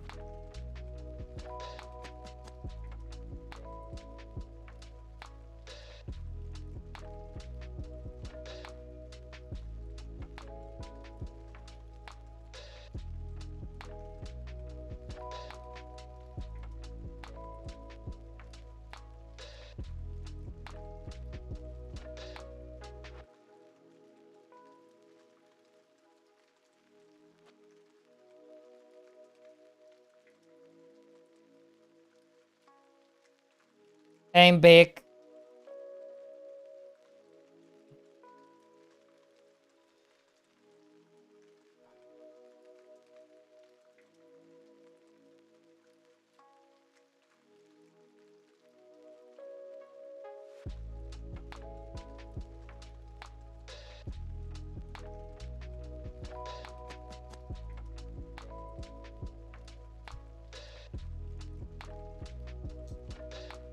Um...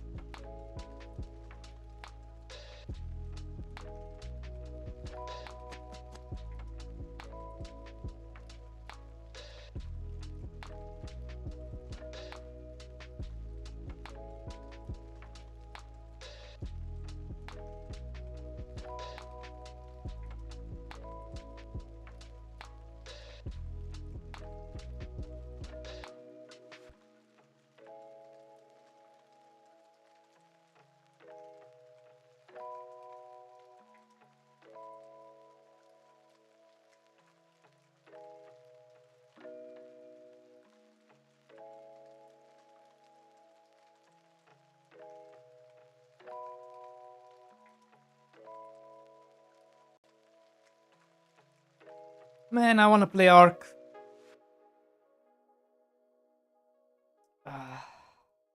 I wanna play Ark.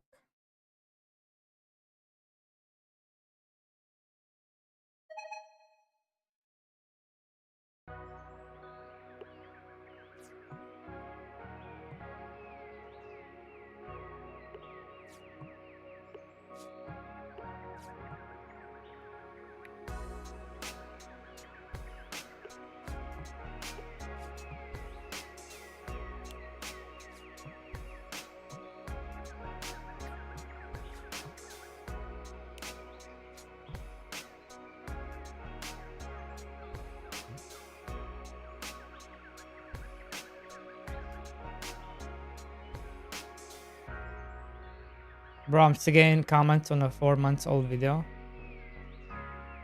What video?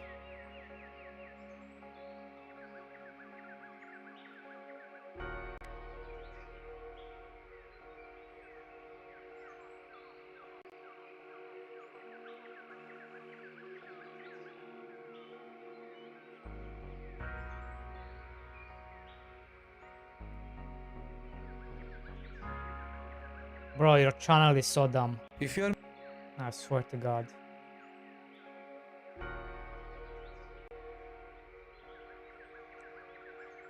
You know what? I'm gonna come in and argue the same. I'm going to argue the same thing.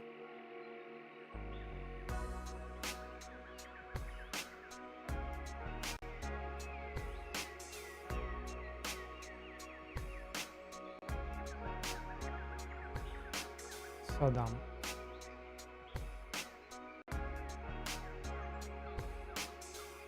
This is Which one?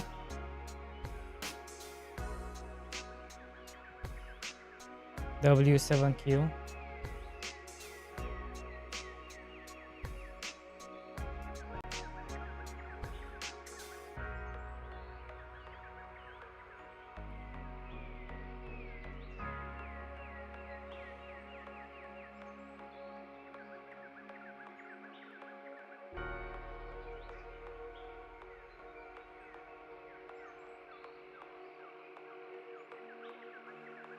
Which one?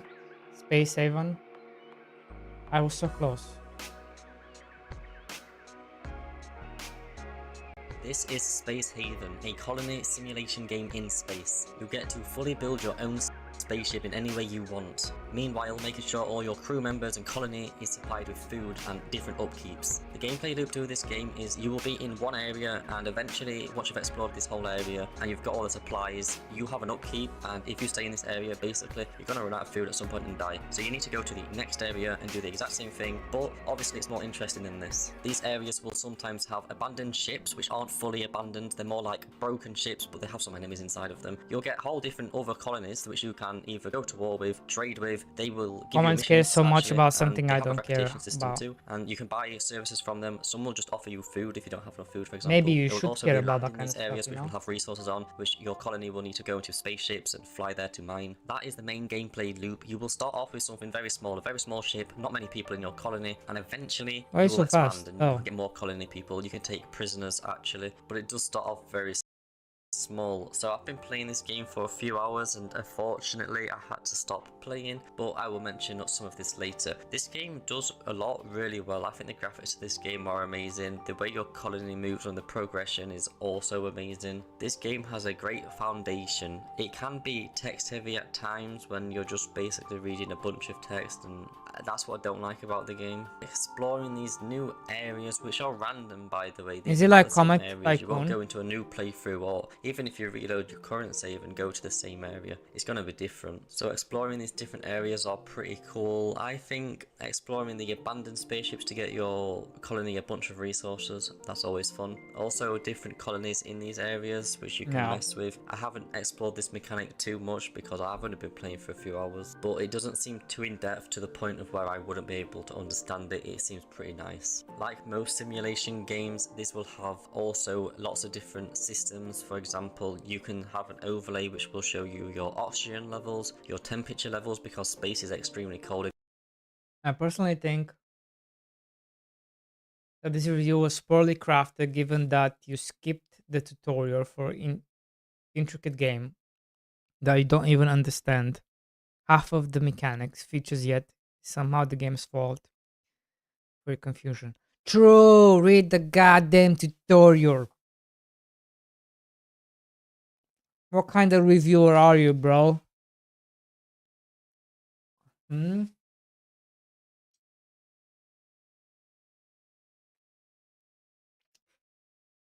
This is you, Pimstar. Look, I'll show you.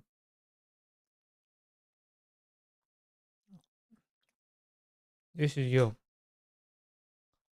Cuphead tutorial fail. This is you.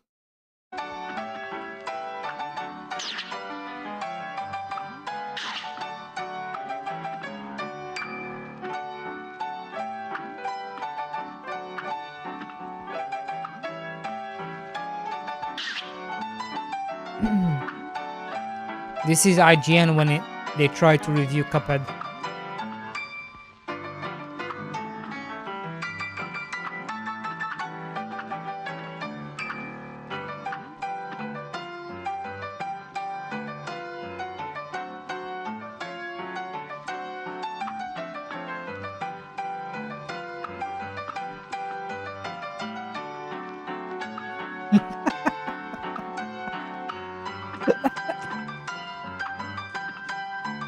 The funniest shit I ever saw.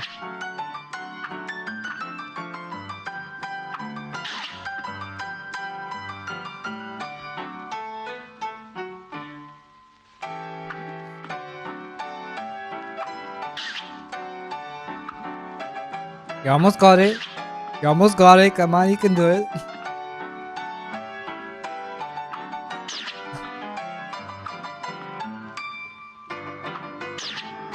You almost got it. Come on. Oh my god. Congratulations. Wait, there's more?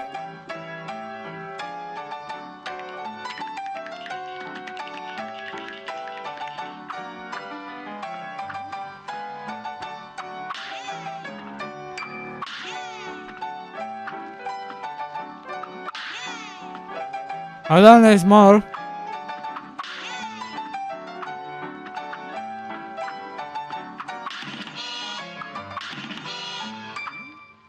Come on, you can do it.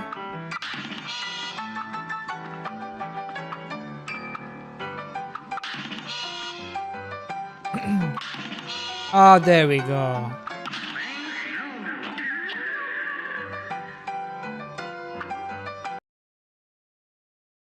Yeah. That's you, bro. If you don't have heaters, you know you're gonna freeze to death. You can also have an overlay for the environment because there is lots of satisfied needs, so people will need to look at a good environment to be happy, for example, which is pretty easy to do in the build menu. You've got so many options you can choose from. There's also a research where you can research a bunch of stuff too, but even the base area, you're gonna get a few leaves to place down and make your little spaceship look actually good. Your colony will also need to sleep. If they don't sleep, look or at this. they're not sleeping in a bed, the risk of I having told a you mental this was breakdown stupid, will bro. increase, and if they don't sleep in a bed, You're for a few literally days, fucking they're pretty yourself. much going to have a mental breakdown, which they can actually start fights with your own colony, or they can just lock themselves out of the spaceship fully. I think the combats in this game and the whole missions is where this game will shine, because the other stuff might be getting repetitive eventually, and the combat, you've always got something new to step into because it's random. And every combat scenario you're going to have to do a little bit different with different strategies, and you get so much gear by the way. You can put like assault rifles, pistols obviously. You also have pockets. Sometimes there will be like stims that you can inject yourself with, give yourself some more health and stuff. Now at the start, combat's gonna be very unappealing because your characters are going to shoot and completely miss by a 90-degree angle to the target they're wanting to hit. A toddler could get a gun and shoot and hit something. Your crew at the very beginning, that's not going to happen. You will also get ship combat. You will also need defenses, of course. There's a main part of the game. You will get turrets. You can place them all around your base, and hopefully eventually you're going to be able to take out some of these other colonies. So if all of this sounds good to you, I think you might like this game, but I have to give you some negatives to keep in mind. So if you're a beginner player and you want to start off, you're gonna do the... Oh my god, this is so cringe. Beamstar, why? Look at this. I told you this was stupid. Wow, you're deleting comments that point out that you messed up and they understand things because you skipped the tutorial, because the first level of tutorial is for people new to the game and you can't skip it. You messed up repeatedly because you didn't read anything in the tutorial, provide learning, blah blah blah blah. Read more. Cross behave to have deleting comments.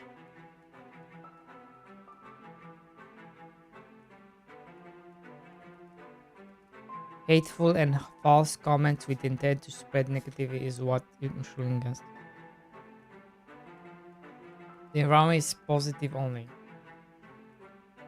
Disagree, opinion are still welcome. What? How can... Yeah, I can see that. Okay.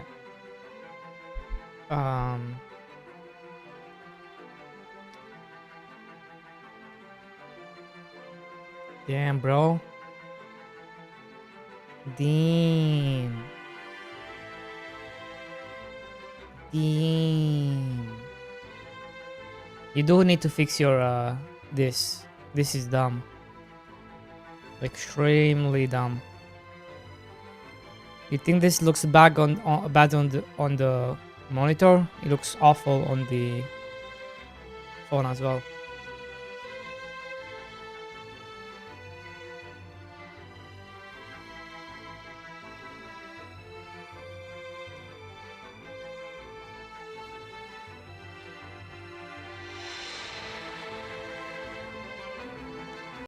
This is dope.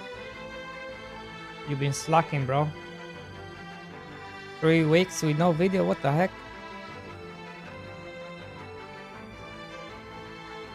The slacking is real.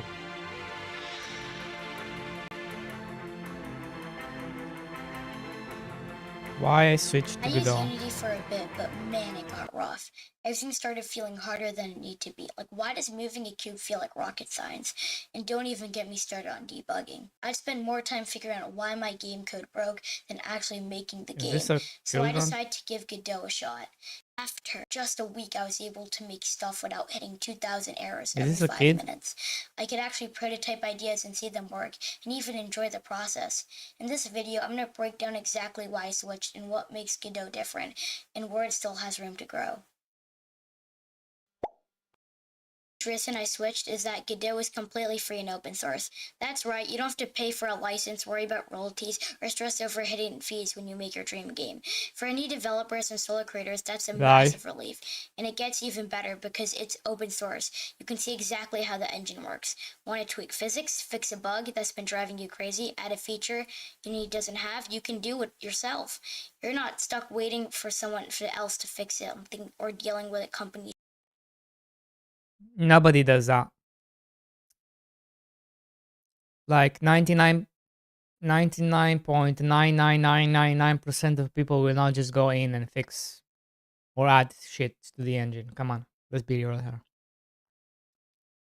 You can do it yourself. You're not stuck waiting for someone else to fix it or dealing with a company support system. Another big reason is GDScript. If you know Python, you're basically halfway there. But even if you don't know, it's super easy to pick up because the syntax is clean, readable, and made for games.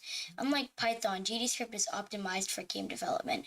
Moving characters, easy. Handling physics, fast. Controlling your game logics, straightforward. You don't need to wrestle with pointers, memory management, or overly complicated class structures. And the best part, GDScript is fully integrated with Godot instead of a nightmare.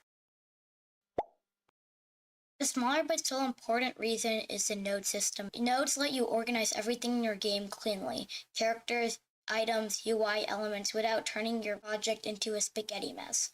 Signals handle events like button clicks or character collisions automatically, so you don't have to write endless boilerplate code. This makes building levels and placing collectibles way faster. Honestly, once you get used to the nodes and signals, it's hard to imagine working any other way. It's like discovering cheat codes for your own game. Suddenly, things that felt impossible or tedious become simple and fun. Now let's keep it real. Godot. Yeah, but if you try to do complex shit, maybe the way Unity does it, there's a reason for it, and that's why it works better in the long run. Instead of just being easy, and then later you run into issues. A lot of issues. Isn't perfect. If you're making a high-end 3D game, Unity still has better graphics, more advanced 3D tools, and some built-in systems Godot does not fully match yet. There also are some workflow conveniences in Unity, like an asset store, plugins, or animation tools that aren't as mature in Godot. So if you're doing AAA level 3D or you need very certain features, Unity still might be the safer choice. But for most indie developers, 2D games, smaller 3D projects, and rapid prototyping, Godot is amazing. It's lightweight, flexible, and it lets you actually enjoy making super organized with nodes and signals, and just works. Just works. Gets a big update to commemorate its anniversary, and this turns out to be at all. It's a celebration of Fallout. Just works.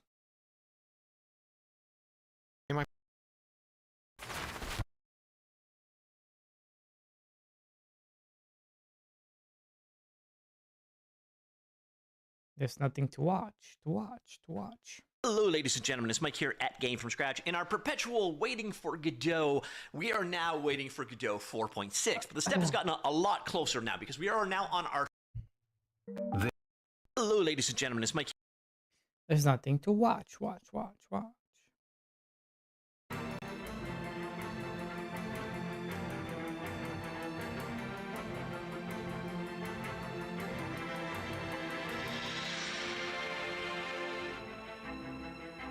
Am I hearing double?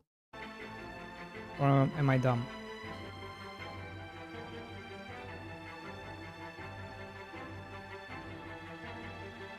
It's not the music, I know. Maybe just a song.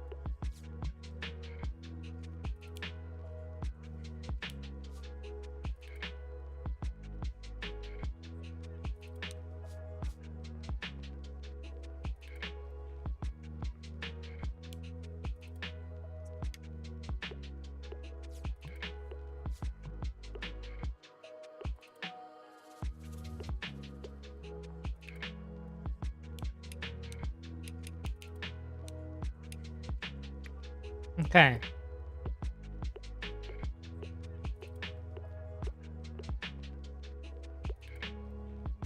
Definitely more polished than before. Does this still work? Yes. Does...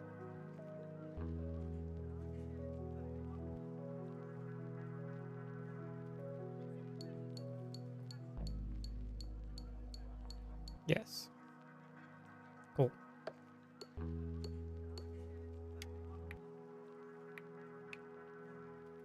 Okay.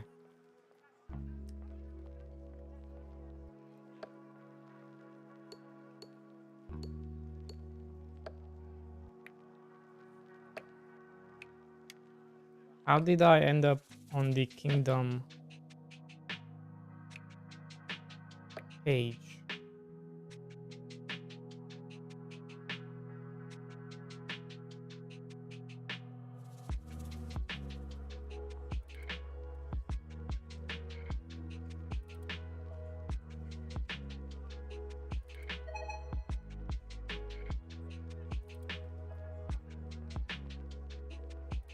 That's why.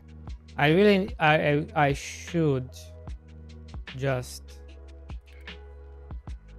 set this to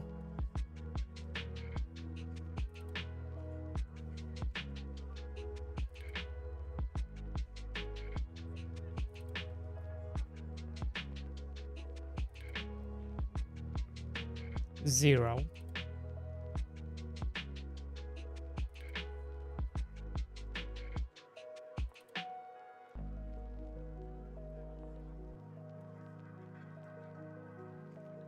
So that way, when you log into the game, it doesn't matter what's in the editor, it always goes back to 0.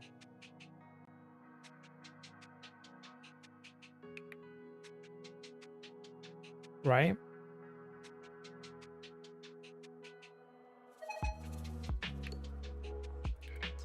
That's unfair because I opened it. So let's restart again.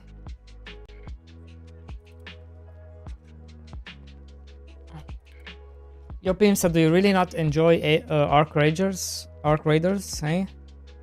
You're that much against it?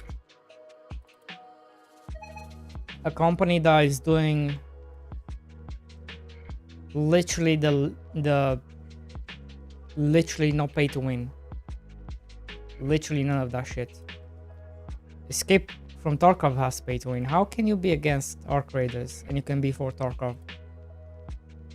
Why are you supporting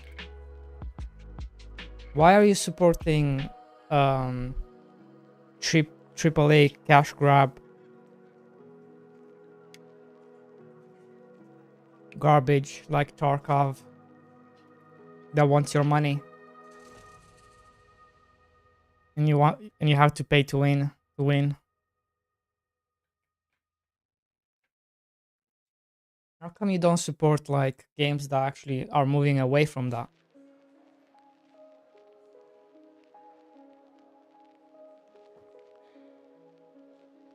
Huh?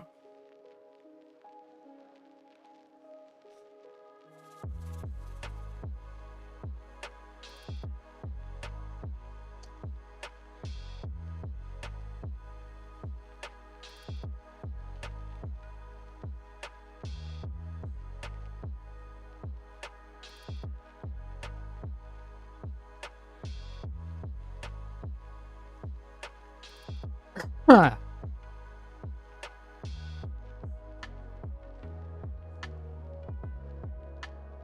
Where's the video?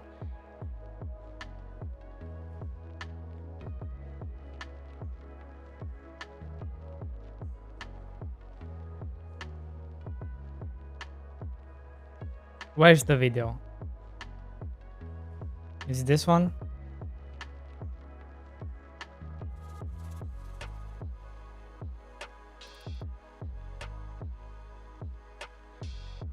Is Escape from Tarkov pay to win? The short answer is not really, and the longer answer is yes, but it's been in the game for 8 years and very rarely affects PvP. And it's the secure containers. I can already hear the comments calling me a shill, so keep in mind this video is not at all a defense of the ridiculousness that was the Unheard Edition. It was a shameful and pathetic cash grab by BSG in an attempt to remedy their losses from Arena. My personal biggest issue with it was when they tried to say that PvE was not DLC, but was bigger pockets, big. Oh, that's all. Oh man.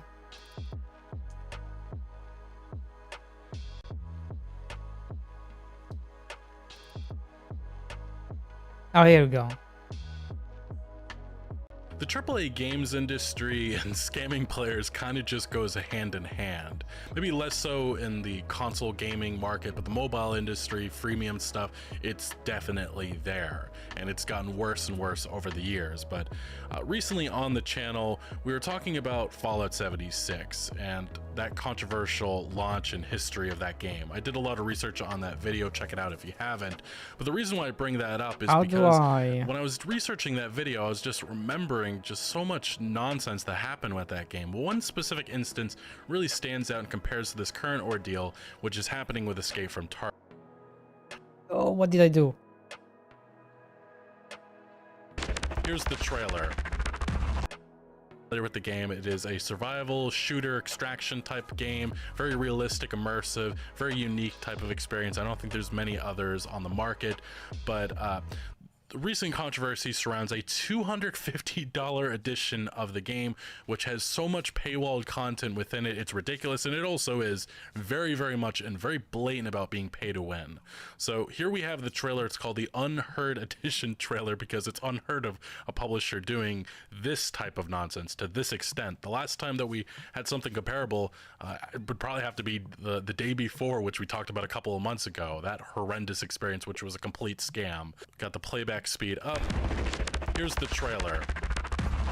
We can actually just turn off the play offline with friends. There's a co-op PvE mode. Wait, play offline with friends? Wait, I thought this full PvP. So you can play offline and you can play without players. I'm confused because I asked you, can you play only against NPC? And you said, no, it's full PvP. I asked you like a couple of days ago. There's no wipes. I think they wipe progress and stuff every couple of months. All quests are available for progression because there's a progression system. Receive unique gear, mark of the unheard, unique thing in the game. And this... Bro, that's not what I asked. I asked, can you play the game? Can you play the game with NPC only? And you said, no, it's impossible. It's PvP. Yeah, it's only PvP. That's what you said. This unique melee weapon that you see right here, what you need to know about this is that players very fast quickly realize that this is it was bought from an asset store. Let's see if I can widen this. It's the free M4A no shot kukri knife, and I think at most it costs like $7, and they're including it as this unique item. I find that so lazy and hilarious. But we'll get back to the trailer and continue because there's much more, and it gets much worse. They use assets stuff? We got there's a unique armband. Unique stuff is not uncommon for this game, including in the different editions. This is where the problems start to come about. They're increasing stash for players, increased PMC pockets, increased character skills level, improved starting equipment set. So out of the gate, you get tons of advantages for $250. We got some gameplay. Additionally, there's some other stuff. Increased standing with a fence. I think that's trading. So automatically out of the get-go, you get so many different advantages here. And then there's some other stuff here. Just different advantages in the... How can you support this, Pimsa? Huh? How can you?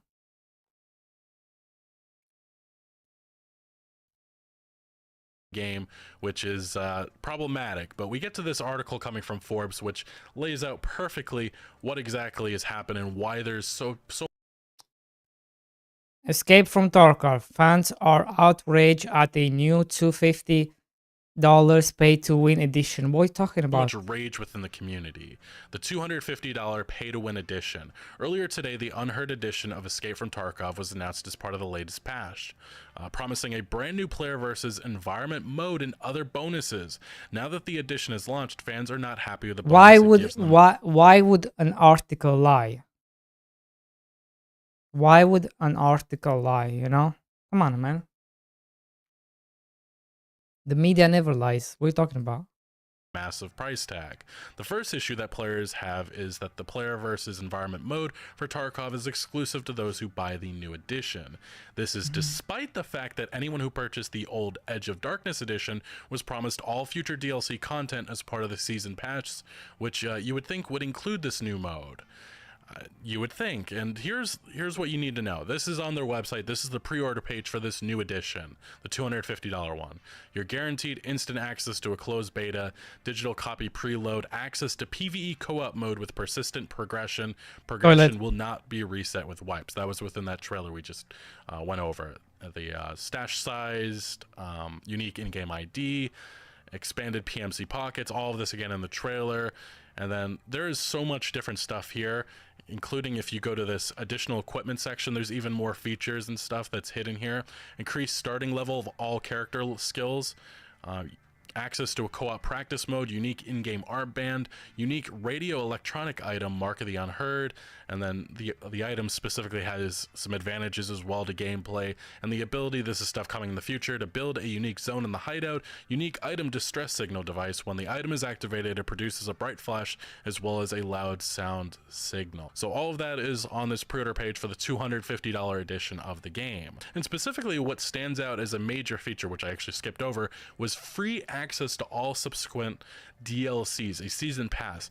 Now this is a big advantage which was featured in the last one, the last edition, which was removed, I believe, just a couple of months ago. I think at the end of January it was removed, and this specifically was called the Edge of Darkness Limited Edition. And just want to specify that the page I'm currently viewing is coming via the Wayback Machine, and the capture is from December. This limited edition, this EOD edition, is no longer available for sale, and it stopped being sold around the end of January, which indeed makes this entire situation just a little bit more scummy. This is a $150 edition for the game, and it includes a lot of similar advantages, not to the extent that this has, of course. Huge size of stash and a couple of other things here and there. But what it also says is free. Not only do I think Arc Raiders is going to succeed in the long term, not only do I think that it's going to... Tarkov is going to come out on Steam, and what is going to happen? People are going to play Tarkov, right? And then they're going to figure out what kind of game it is, right? With all this bullshit inside it, with all this other stuff. It's good, right? But the casual will not stay with it. So they will see all this bullshit and be like, why am I going to play this when I can have more fun in Arc Raiders? There's no pay to win stuff. You don't have to learn 10,000 things. You can see everything on the map. Right? That's what's gonna happen. I know. I'm telling you what's gonna happen though. If you think only hardcore gamers gonna try Tarkov, that's false. Everybody's gonna try Tarkov. All the casuals that play Arc Raiders gonna try Tarkov as well. And they're gonna be like, what the fuck is this? Then they're gonna come back to Arc Raiders. And I think Arc Raiders is gonna explode even more then. Because everybody's gonna say, people are gonna start making YouTube videos, shorts, go play Arc Raiders instead and stuff like that. And Arc Raiders, it's on all platforms. Is Tarkov on PlayStation? Is Tarkov on Xbox? I don't know. I don't think it is, right? As far as I know. So how can you say Arc Raiders cannot last when it has 3 times the platforms? It has 3 times the platforms combined. Yeah, but this is not the cycle. First of all, the cycle was in horrible shape. It was, even I noticed this, it was horribly coded, right? It was horrible coded. The servers were shit all the time. Hackers almost every single match. They took them too long to come up with anything new. What other issues were there? There was not enough variety in the items and the content you can do. So the cycle had way too many issues, and they were not fast enough to fix them. That being said, I did like the game. It just had too many issues. Free access to all Arc Raiders doesn't have those issues. Subsequent DLCs and season pass. So people are wondering, why do we not Besides the disconnect bullshit. not have access to certain features like, you know, access to a PvE co-op mode with persistent progression.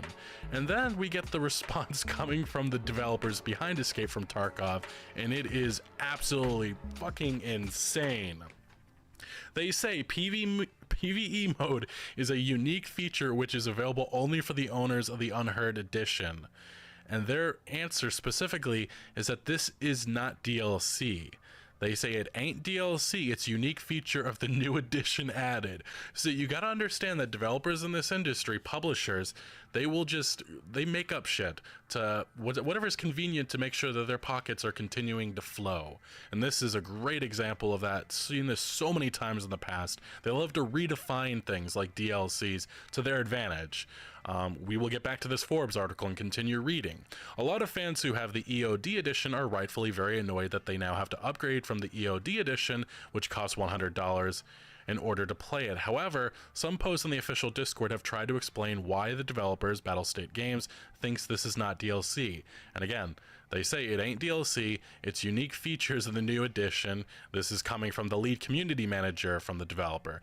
DLC means additional downloadable content, PvE is a feature, and a game mode. They added another message: just because you all want it to become a DLC, it wouldn't mean it is one. It's featured game mode for the new edition of the game, which is just total bullshit. The other major issue that fans have been complaining about is the big in-game bonuses players with the new edition will get. I mentioned some of that a second ago. This new edition includes more space to store loot when on the map, improved skills at the start of a wipe, and a bonus where AI scavs, these are enemy scavs in the game, will not shoot at them if they are over 6 reputation levels with fence. These, along with some of the other bonuses, have led to the edition being labeled pay to win, which is exactly what it is, with players who buy it expected to have a big advantage over those who do not have it, especially at the start of a wipe. And that is why there is a total revolt right now happening with Escape from Tarkov. And these are some of the tweets that we have coming about. We also have seen actually the development team. This is a big thing that... Let's see if I can make this properly on the screen. But if you notice one thing, there's a support page for the Edge of Darkness limited edition. It mentions that in the past it said that you could have a unique secure container, but they edited it out now to say that you can only get a secure container. And that uniqueness is a big factor of Escape from Tarkov, and especially why people went out of their way to buy something like this. But the fact that the developers have gone afterwards, after people bought this edition months later, and removed that, that is sketchy as fucking illegal as fuck, in my opinion. And this is actually coming from one of the top creators of the community who... Machine today. April 25th. Here we go. You're a legend. They removed the word unique secure container. Dude! They fucking removed it? Are you kidding me? This is how you destroy your reputation within the gaming industry and the community, and you push players to go play something else. I do not understand this decision, and so far they are not backing down at all. But the community reaction has been intense. This is a great example of it. The Escape from Tarkov Discord server right now. This is what's going on. It's total copy pasta of this specific remark. It says, since 2016, players have supported the developers by purchasing the high edition of the game. For 8 years, we've been recommending this game to friends, bringing more and more players into the community. And what was the developers' response? They've blown us off, refused to comment, and only encouraged those who have lost all respect for themselves and continue to pour money in. I personally had high hopes for Tarkov. In my eyes, it was a high quality and most ambitious product on the entire market. This is unacceptable. This is selfish. This is disrespectful. You've disgraced yourselves completely. You've lost loyal players. You've betrayed the idea. It's disgusting to everyone who feels the same way. Don't be silent. Spam, make memes, spread the word wherever it's relevant. This cannot be tolerated, and it should not be. And again, we'll let this is the Discord server moving in motion. As you can see, so many players just absolutely livid with what's happening here. We have another user saying, thanks for the great memories, Tarkov, JKF this game, and yeah, and they recommend playing some other games which are similar, in which you can see this individual is just totally, completely removing everything from their stash, which again, this is probably weeks, maybe months of work that they put into this, and they're done with it. And I can't blame these individuals, especially with how the developers are acting right now. And it gets worse as we go through this video. We have another user. This is a An individual content creator for Tarkov saying, I will be streaming other games until Tarkov reverts this update and shows some respect to the player base that has supported this broken game for almost 6+ years. And this has also been a thing. Tarkov has had its issues in the past. I know this well enough, but just based on some of the controversies I've heard in the past, in which, hackers has been a major issue with this game for so long, and I think it still is to this day. Another individual, again, another content creator saying that they're removing Tarkov from my name. I wouldn't be here without Tarkov, and I know things can change. So to be clear, and again, there's just so many content creators, so many individuals just holding out hope that they do something that is smart, but again, so far they're not backing down. Another individual saying they're pointing out again the hypocrisy. Free access to all subsequent downloadable content. That was a big thing from the Edge of Darkness edition, which was $150. And as many are also doing, report this fraud to the FTC, the government. Another one saying, that aged well. Again, another same reaction to that specific part right here. And then somebody saying Unheard Edition is a disgusting amount of pay to win, increased starting level of character skills, expanded PMC pockets, additional equipment and resources, increased fence rep. This isn't just perks like increased stash space or a larger secure pouch. This is blatant. You get a giant head start in front of everyone else. The Unheard Edition also includes a new persistent co-op PvE He's not mode, playing which Tarkov for 1 second and wipe. Bro, I will play Tarkov. Because you're gonna buy it for me. Looking forward to it.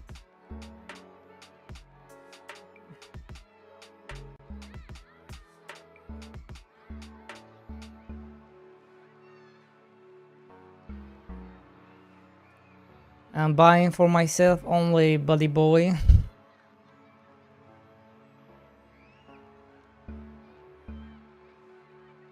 Then you're going to play alone.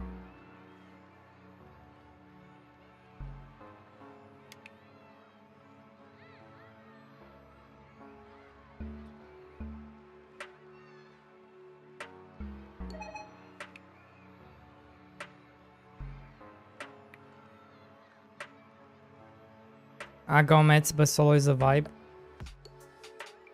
Solo is always a vibe.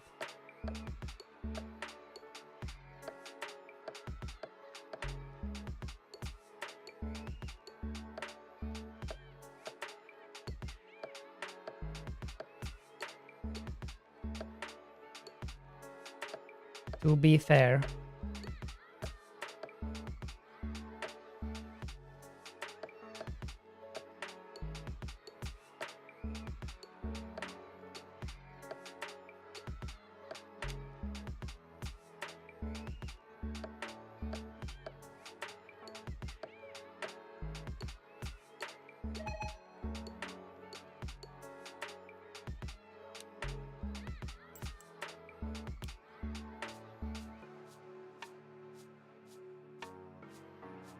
Oh, does this work? I think it works now.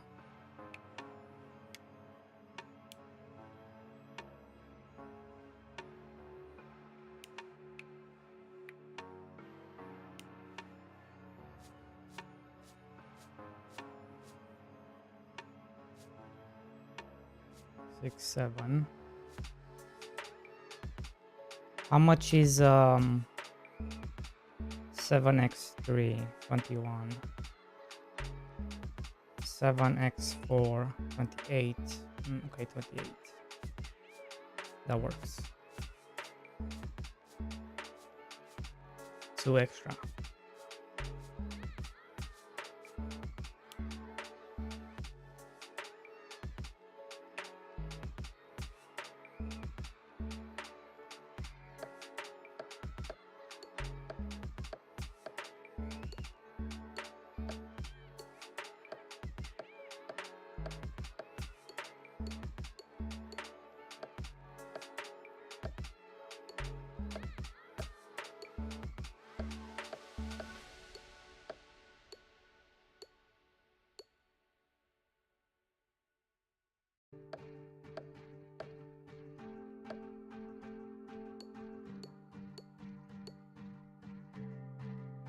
Manglo, hello. Holy mother of God.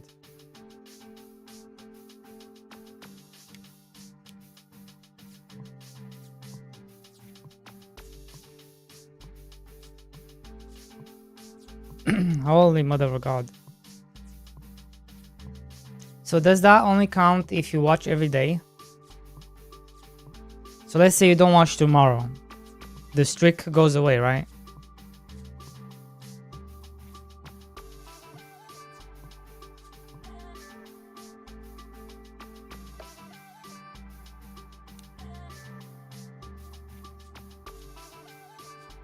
Yeah? No? It does reset?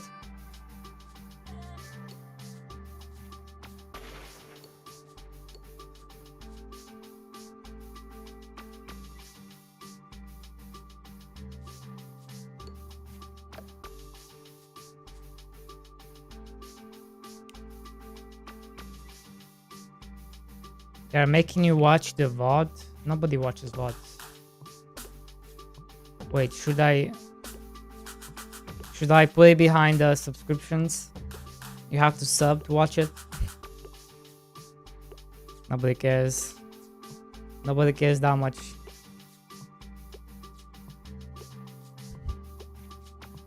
That would be diabolical.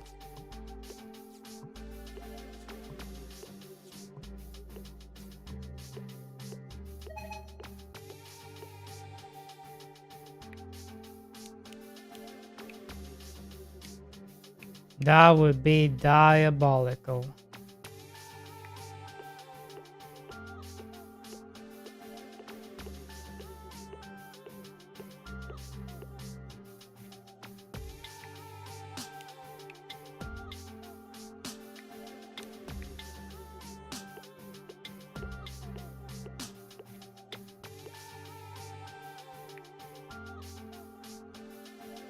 How's it going, 8 bits?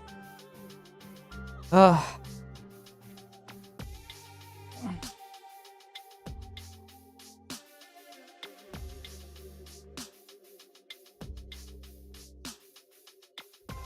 Good?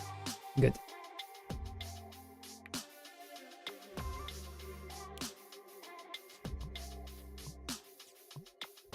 Good.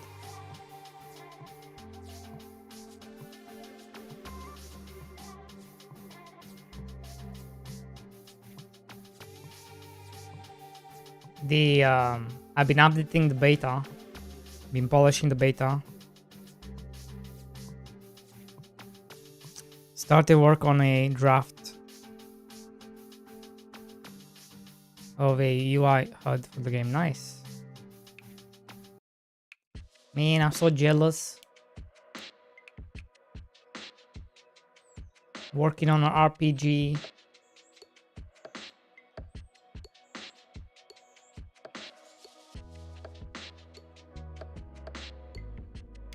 So jealous.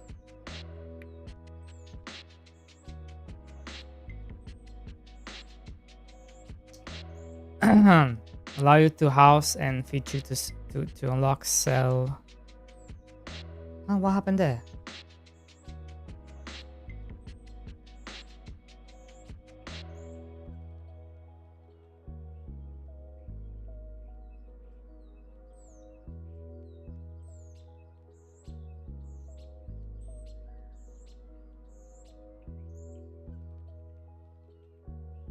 Carrots.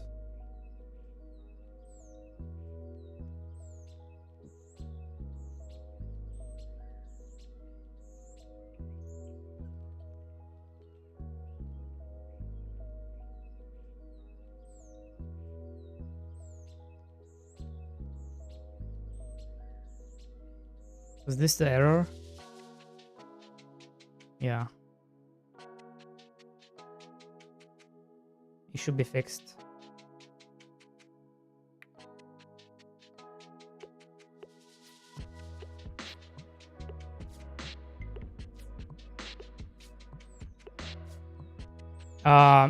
So the way it works, you have to go to the game, properties, beta, and then join the public beta. That's how you do it. There is no there's no different client. It's the same game. It's just you swap between the two.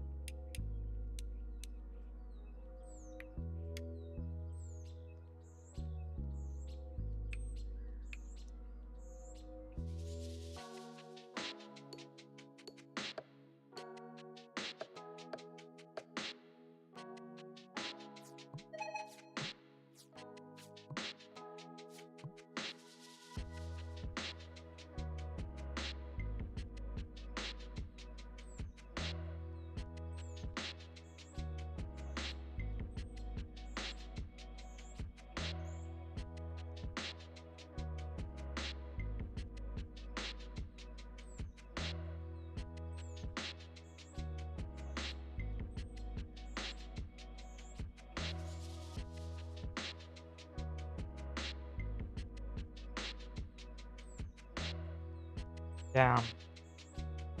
They are trying to do everything they can. They're trying to do everything they can to keep you on this website.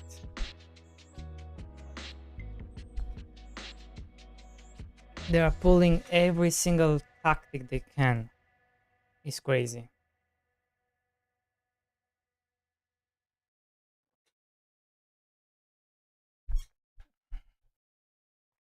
Even though it's not really working. They're trying to keep people in, they're not trying to bring anybody new. They're focusing on all the wrong things.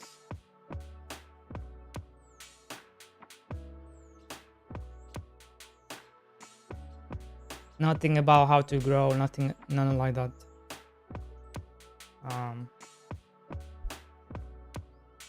I know I've reached my peak of growth on Twitch. I've reached it since like I got like around 700 followers.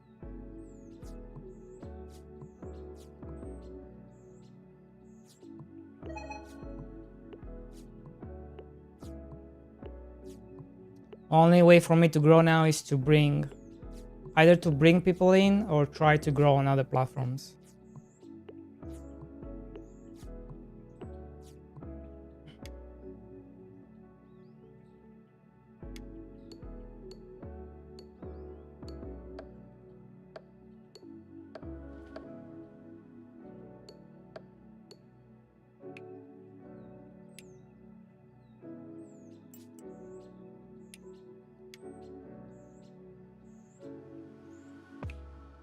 Only everyone watching the boy. True.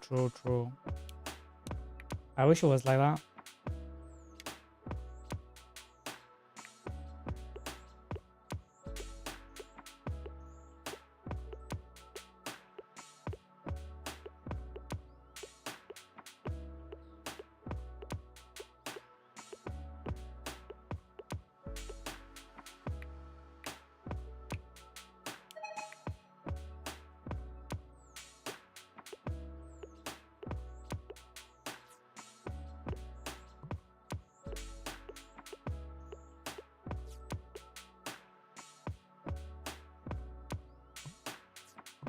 Game dev is the future, not content creator. No, I wanna be everything. Everything all at once. That's what I want. Not just game dev.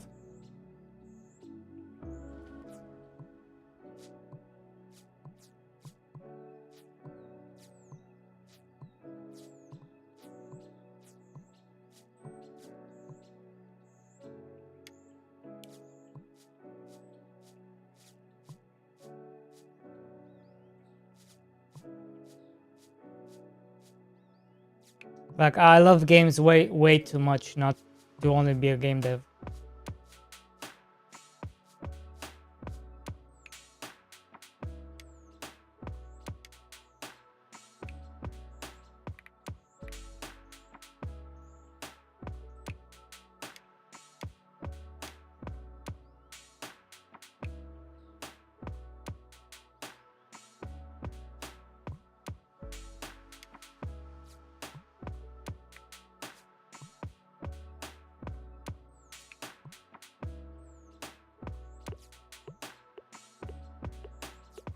No, I'm not really good with reviewing stuff.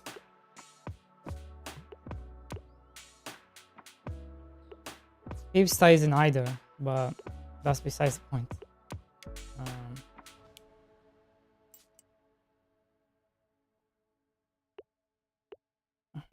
But yeah, I know my weakness.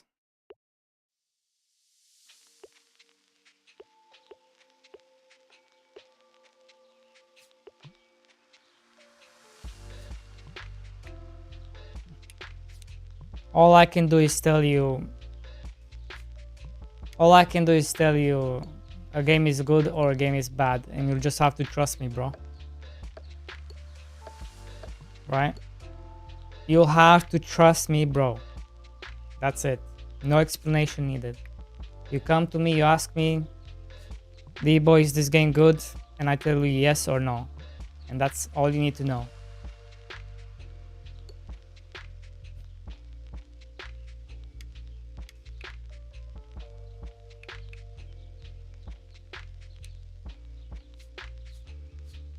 Four, five, six, seven.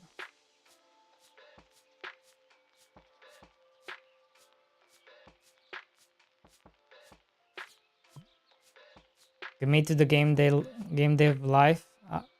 I am already committed. What are you talking about?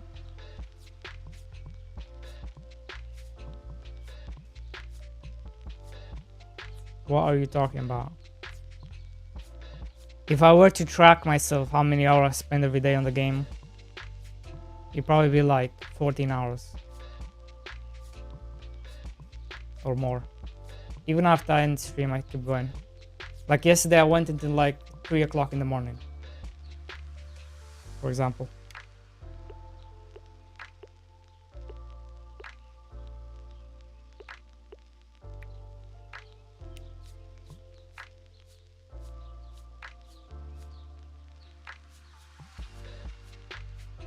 I love making games, I love playing games, I love all of it.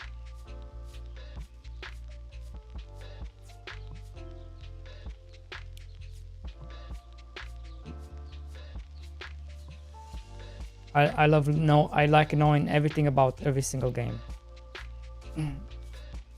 I like to know about every single game, if I can. Like, especially if you're making games, you like need to know, you need to do research, you need to know about every single game.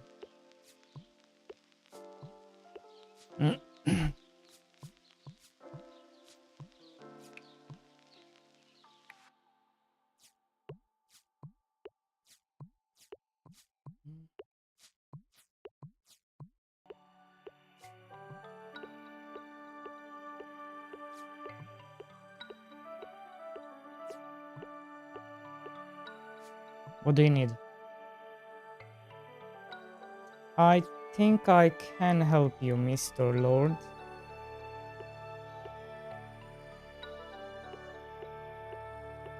I think I can help you. I'm gonna sell my carrots.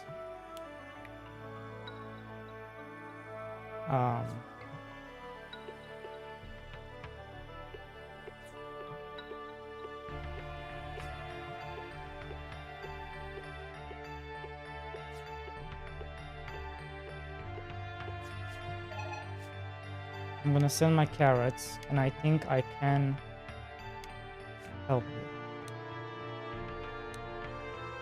I need more wheat.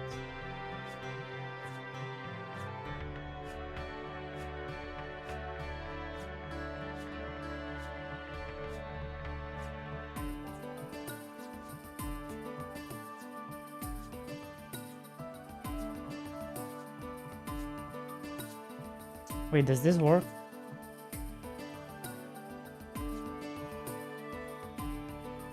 How can I test it?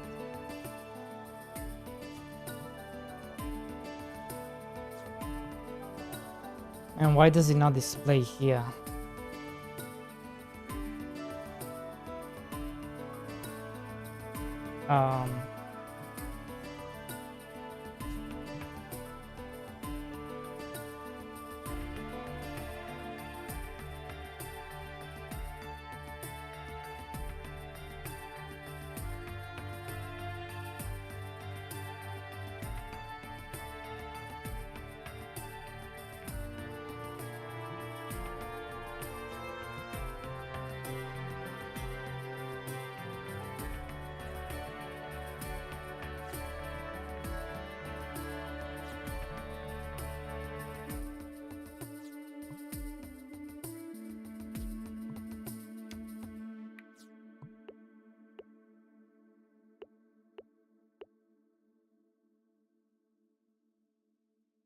Strange.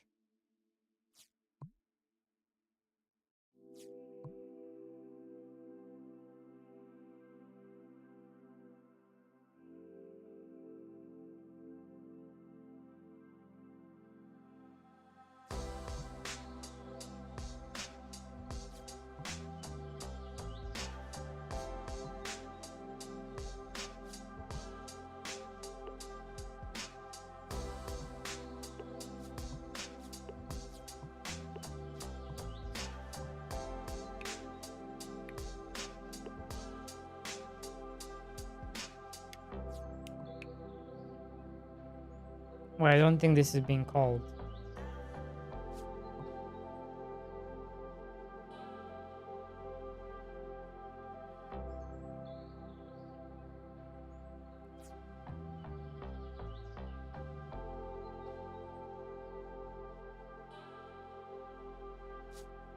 Oh.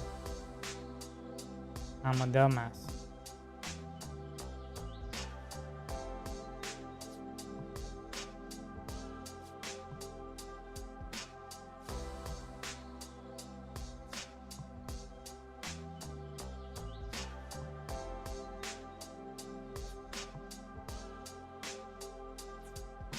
Do I need to spam this every single time? I don't think so.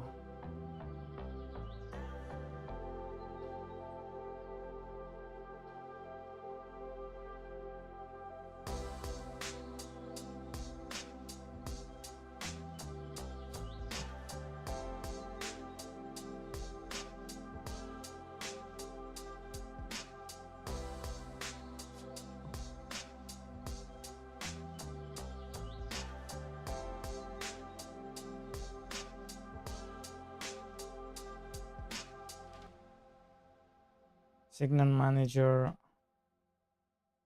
update wage.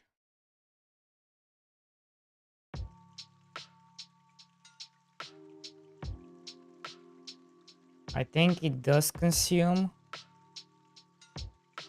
I just don't see it.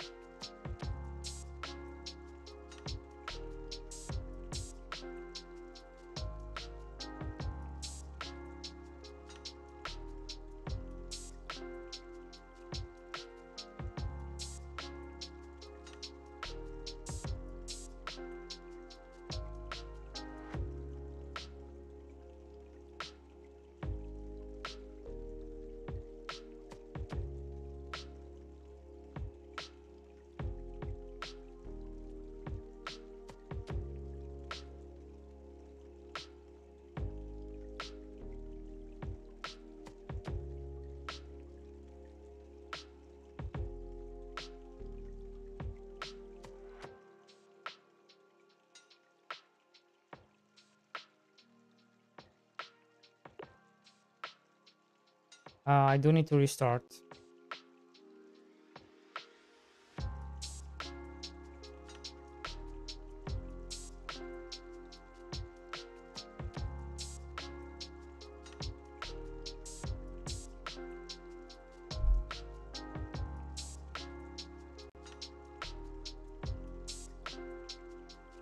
What have you been playing, Torrenty?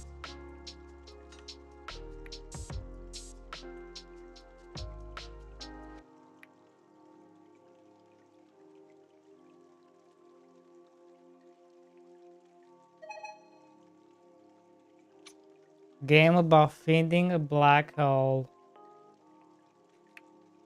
Nice. Sounds rough, you know? How can you feed the black hole? I hope you did. I hope you guys did what I suggested.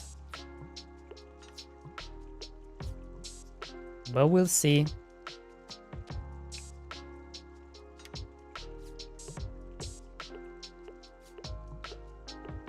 Looking forward to it.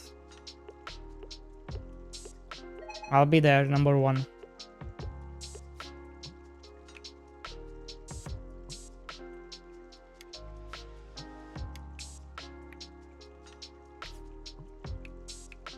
Probably not. Why? Why would you say that?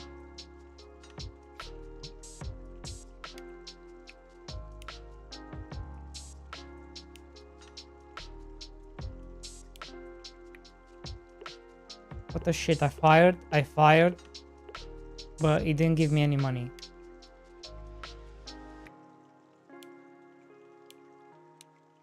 What kind of bullshit is this?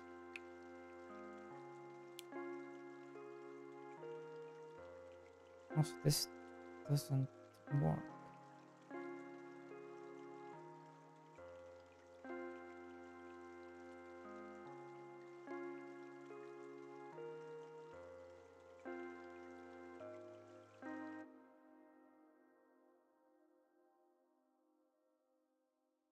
Did I not do it correctly?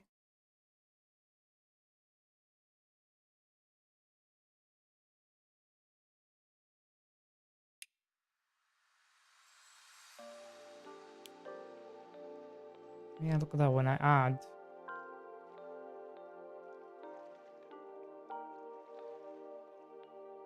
I thought I did correct. Oh, here. Dumbass, dumbass.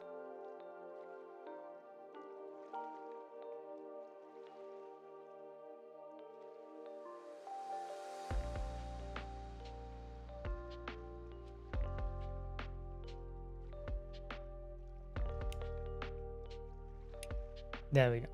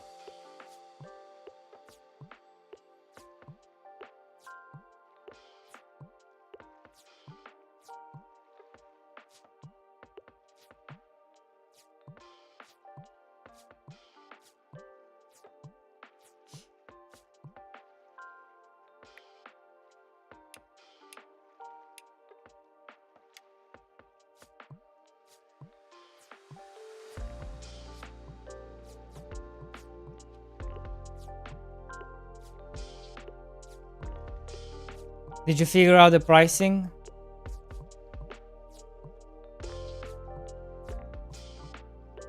Is it going to be like Click and Conquer or more or less?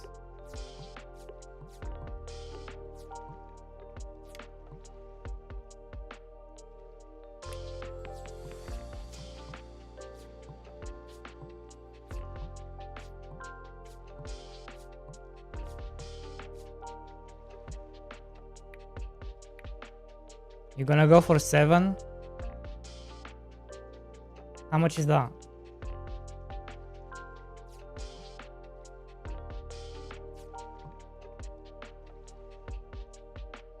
Okay. Cool.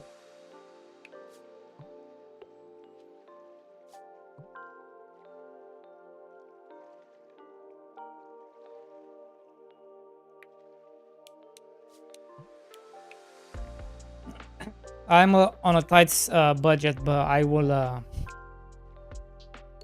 make it work.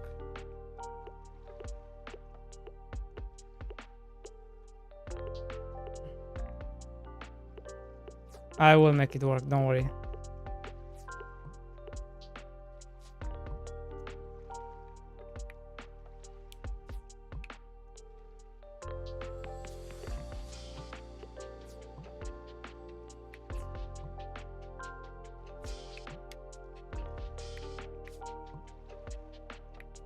How do I still not have... Oh, because I need to sell.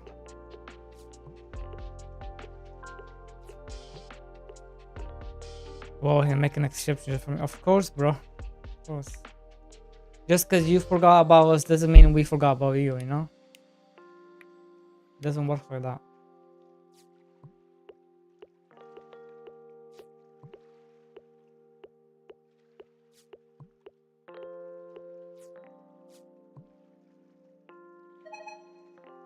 Nice. Warehouse. Let's see.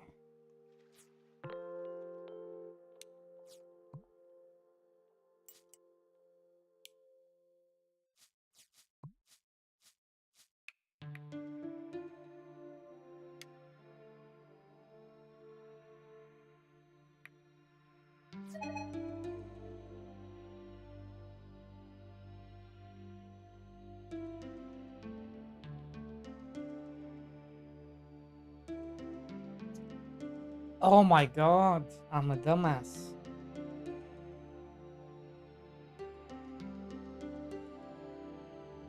Shit. Ah. Does it even work without this?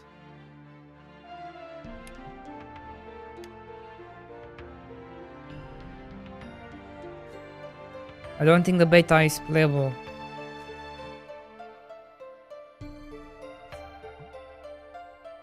I'd be surprised. I'm watching. Where are you? I don't think it is. Because this happens after this. So maybe it didn't even get here. Right? That's my assumption.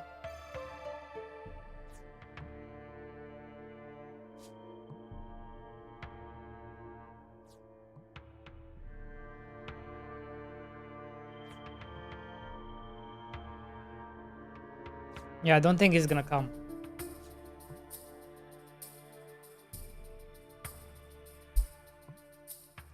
Yeah, I don't think it's gonna come. So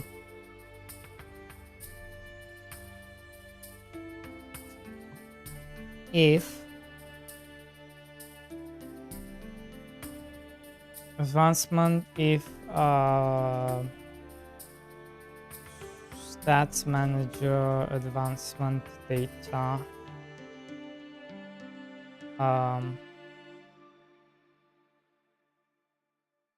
now I need to freaking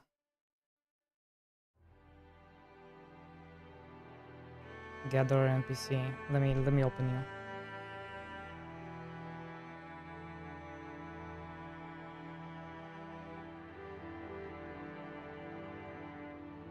Let me have you here.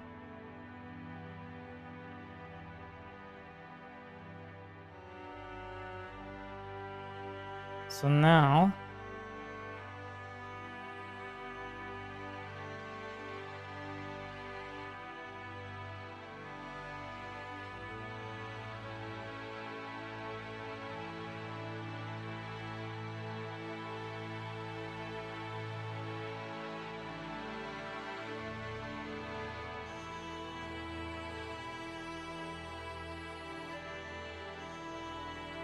gathered, total gathered.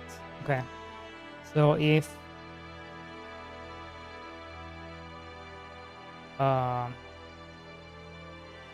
data types, item ID, no, advancement ID gathered.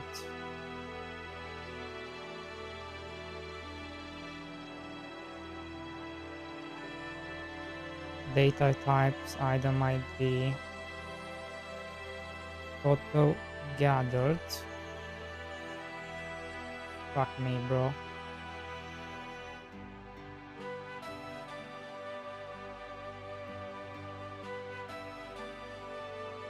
Equal to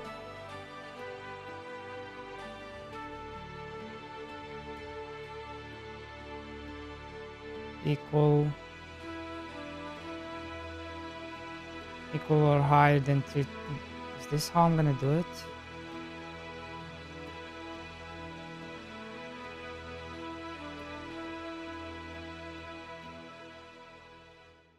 Is this really how I'm gonna do it?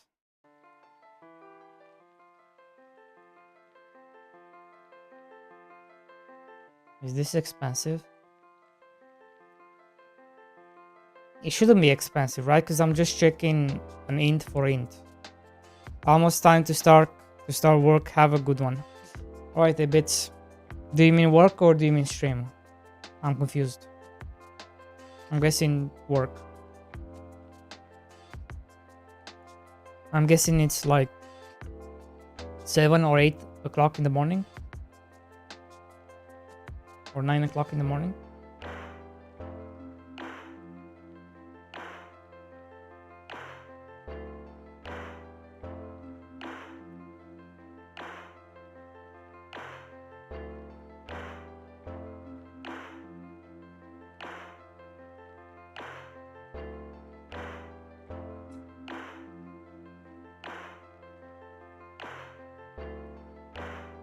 You know what? I think I'm gonna bring back this stuff. There's no reason not to, because they work really well. Like, you just enable these and that's it. Like, I don't know why did I delete them? It was so dumb of me.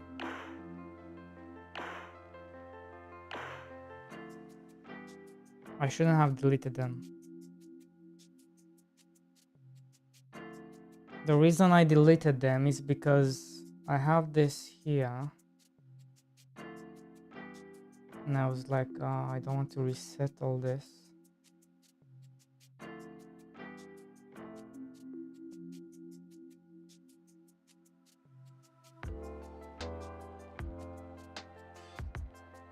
Yeah, so let's just them back in.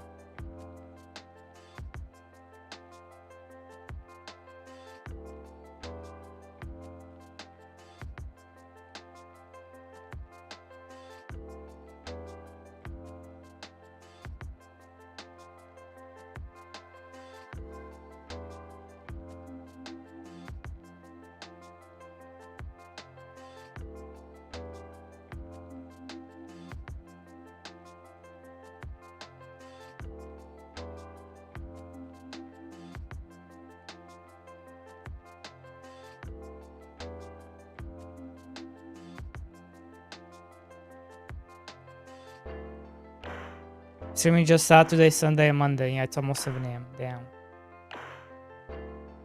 It's only 7 AM. Holy fuck. You guys are insane.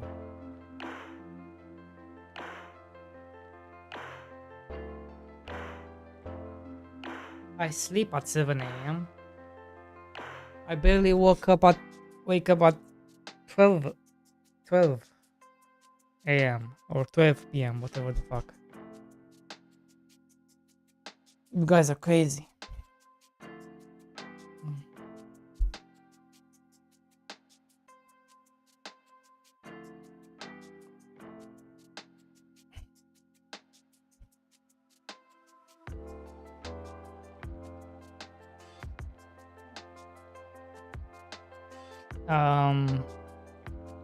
That being said, when I did have that schedule, it was definitely better when I woke up early. So I would wake up, my schedule was wake up at 4 o'clock in the morning, 4:30, fucking get ready, leave the house at 7, come back 6, 8, eat, shower, go to bed. Do I hear history? Nope. No history here. Carrier.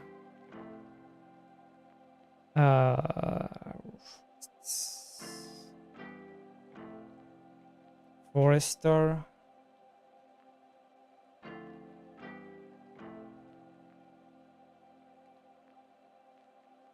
Miner.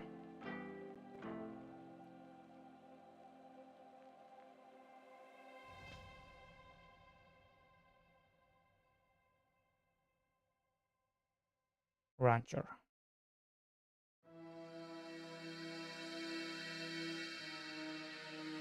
I did break the game though. So there's your history. Also, hello Hachi. How you doing?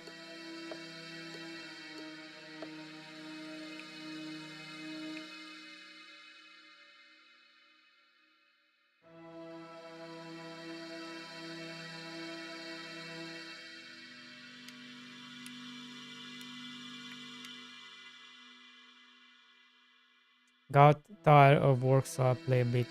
Oh my god, really? Play what?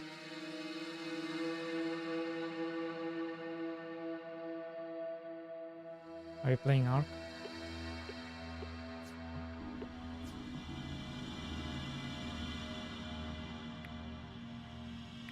I'm playing Ark without me. Actually, Ark is perfect for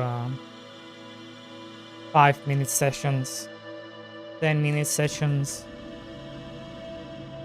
You go in, you get what you want, you come out. easy life.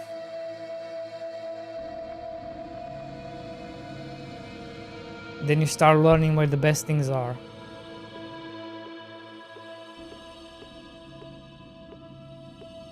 And then you don't even have to think about it anymore. You just know where you have to go.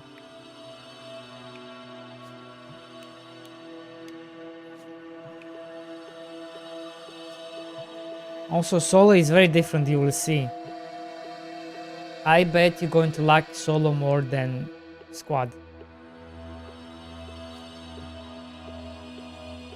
Because solo is so different.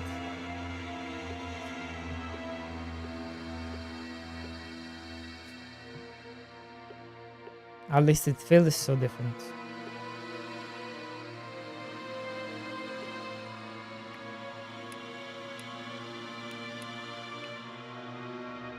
So, yeah.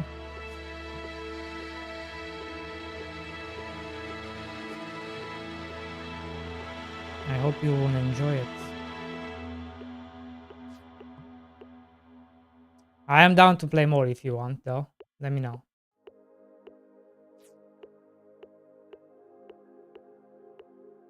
But only if you want.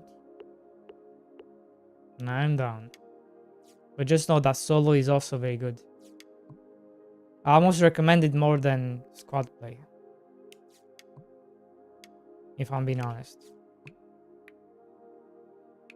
You'll have so much fun in solo. Because you're fully in control. You get to decide if you're going to shoot. Or you get to decide if you're going to be friendly. You don't have to rely on anyone.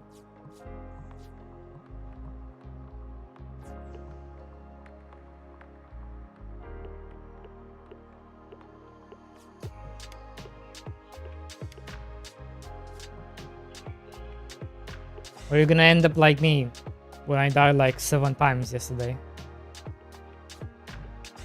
I got wrecked.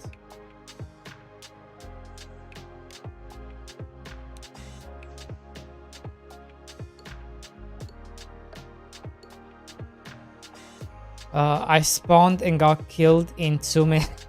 Sounds about right. Welcome, welcome, welcome.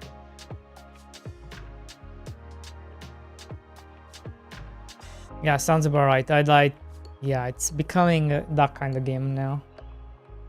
You will still run into friendlies though. Not always, but sometimes you will.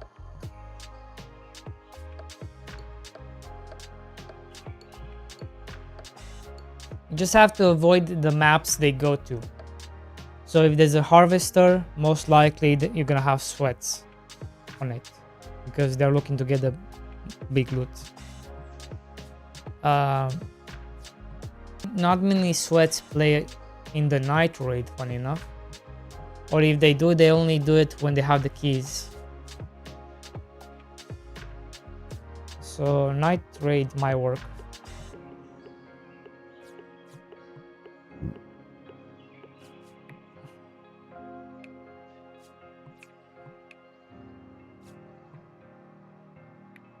Night raid might work. No time for playing update 4 needs to ship. It will ship, don't worry. Full game release needs to come. Yeah, it needs to come. Needs to come ASAP.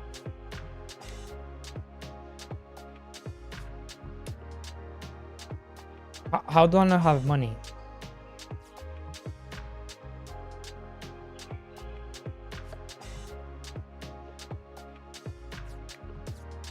I'm going into debt, guys. What do I do? In game and in real life.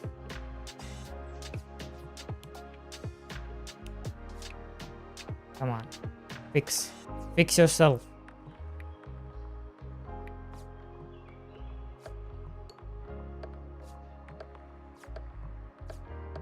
I'm gonna build another market.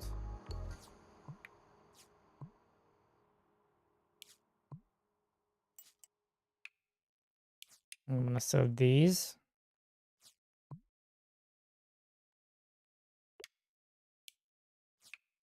I'm gonna take these.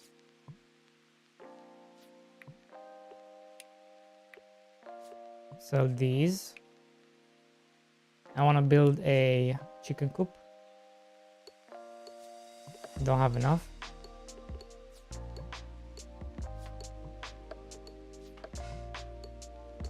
We have a Lord's Quest.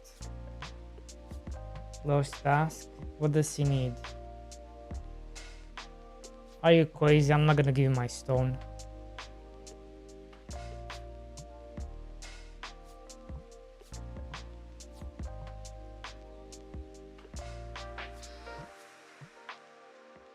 Okay, that's a bug. You're not supposed to see my copper. Well, maybe you're supposed to see my copper. Maybe I want to give you some copper. Maybe you will need some copper. To give.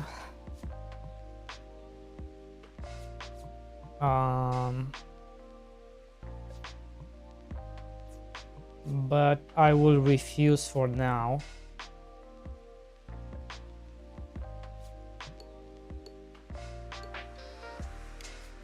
I will refuse your task, Mr. Lord.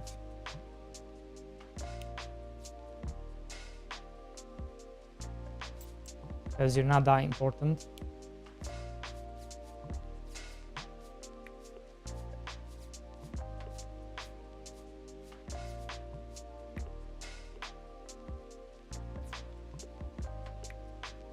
Get this going, I need at least one.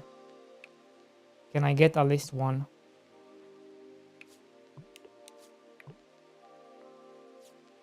If I can get one carrier, then I have a constant money-making machine.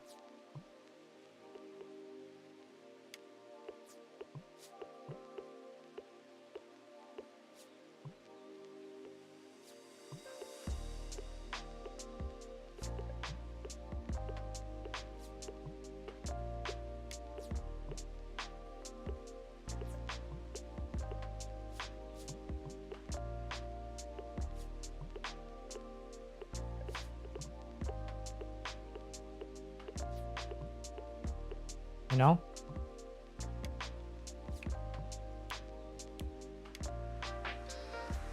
I should be able to afford one.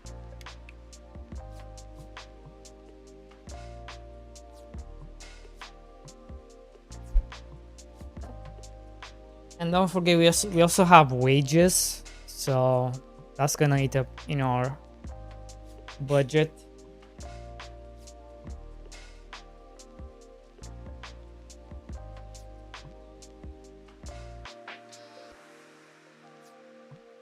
Come on. There we go. Now we can afford one.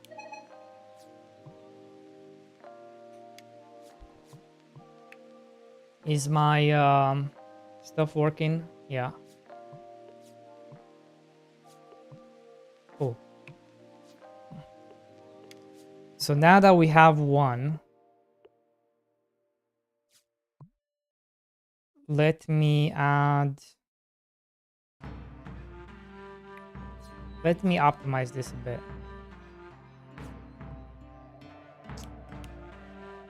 Let me switch things around.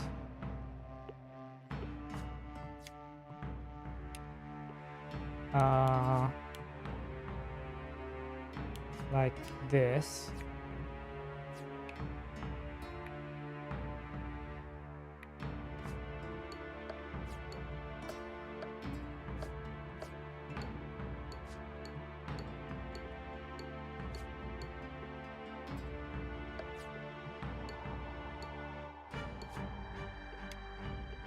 And then I will make another warehouse like this.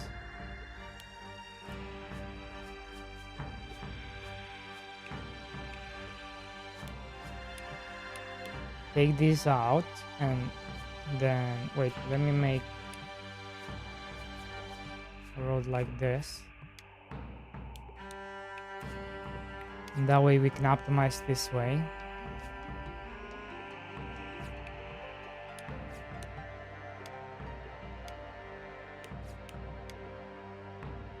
on, I need money. Let me buy some chickens, please.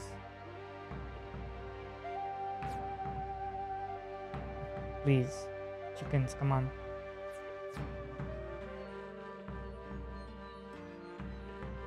Come on. Money, please. Money, please. Money. Please, money. Please, money. Please. Not minus. Not minus money. Plus money, please. Yes. 2 chickens. We're gonna make some money with these chickens. We have to. We have to make some money. But for me to make money, I need to stop selling wheat. And I'm going to take the wheat and feed it to the chickens. So the chickens can lay me eggs.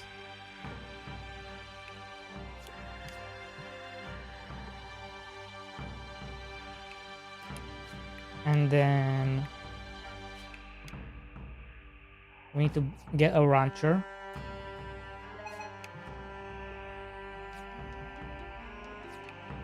Rancher is next.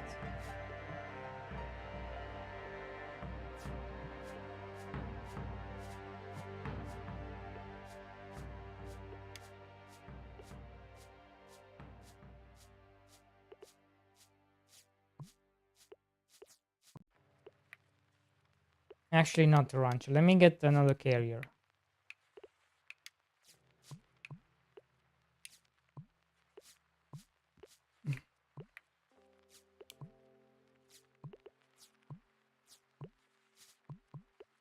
Because that's gonna help us.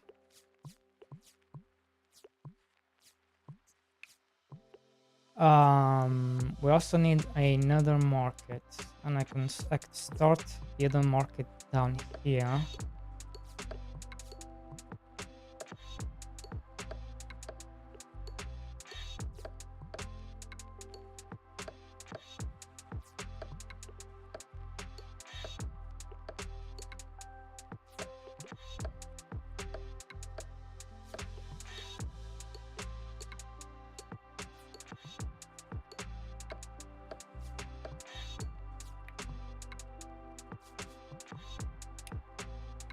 The other market can come down here.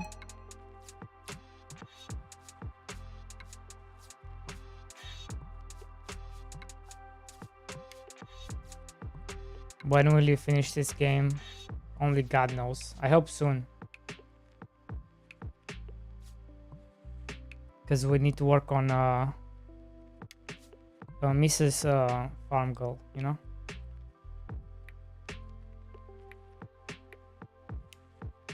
Gonna sell the eggs. But for me to sell the eggs, I need another warehouse.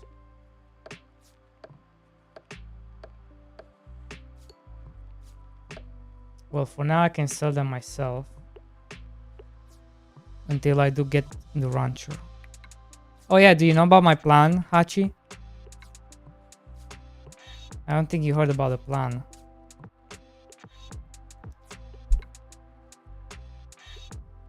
No, I'm gonna pull a Nintendo.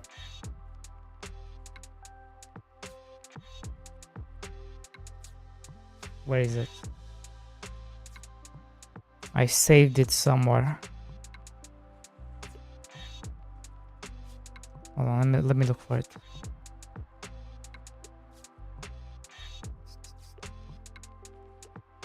Farm Boy Master Plan.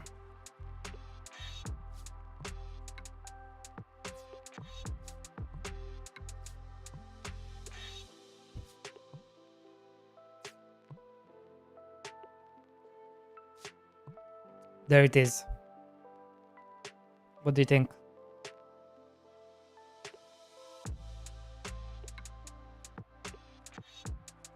Is this genius or what?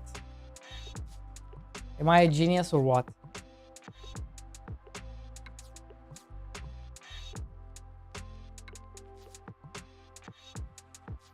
Come on, say it.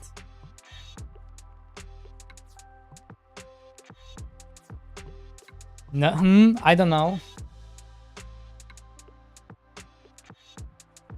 You play as a girl. You're a farm girl.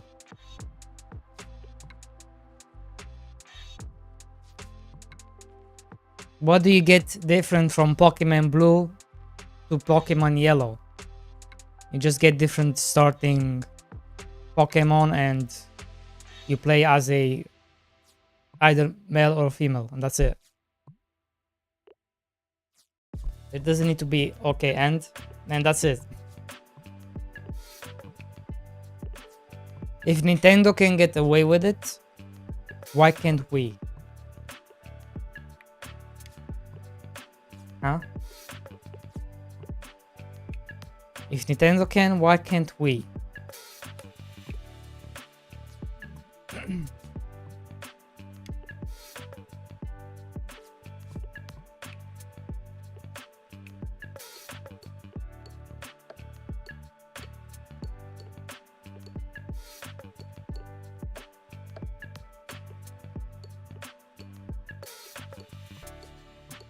Genius. Genius level IQ.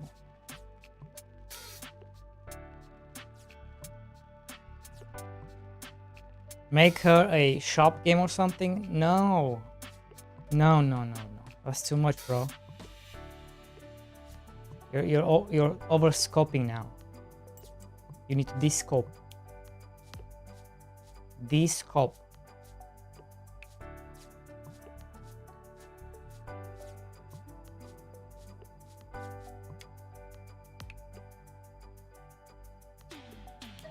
I think one rancher is enough.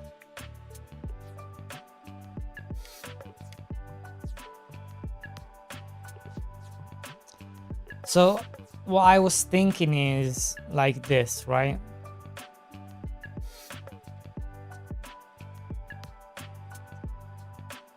Different crops, female NPCs. So everything is female team, right? Girl team, whatever. And then basically if you own Mr. Farm Boy, right?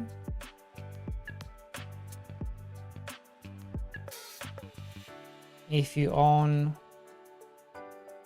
Farm Boy, you can travel. You can travel to your Mr. Farm Boy island and you can get the stuff from there, right? Like let's say in the Farm Girl you don't have, let's say you don't have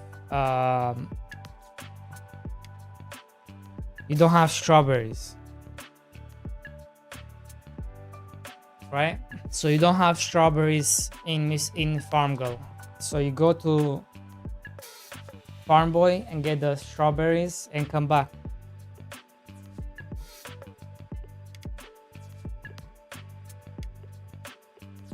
Then you plant strawberries.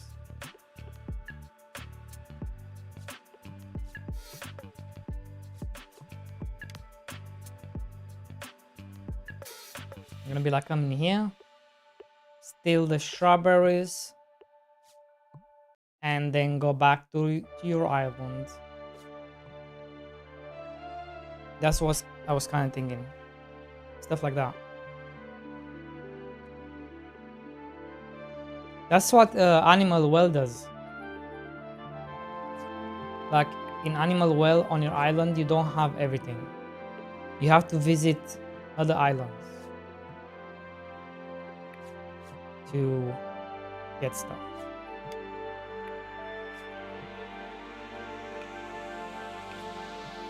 That's kind of how I was thinking about that.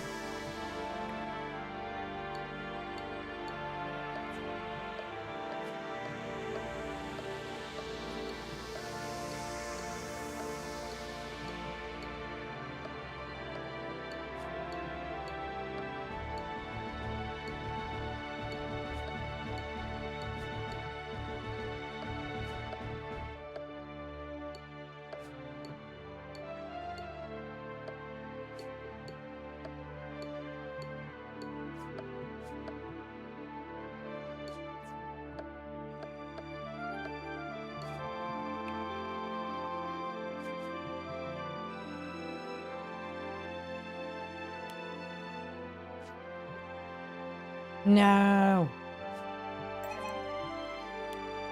Why won't you let me put it there?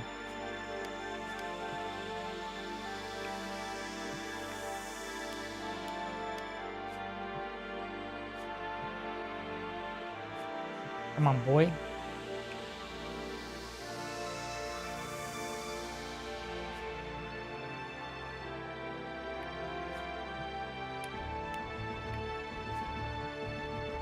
I guess I can get a forester, so he can start foresting.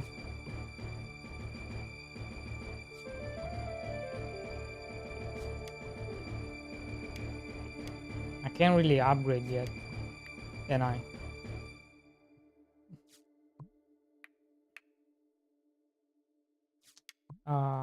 What do you need? Oh, I can do this easy. That's all you need? Sure. I'm gonna put them back in.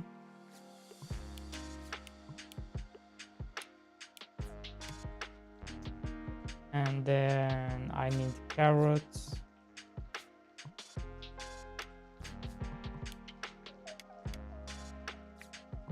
Carrots. And I'm gonna get 3 trees. There you go. You're gonna see them in here.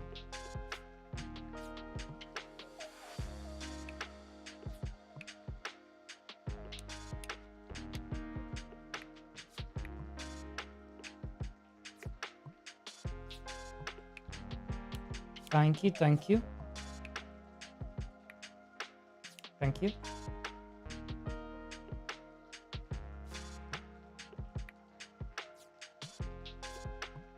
Let's do the same for the stones, so we can start farming stones.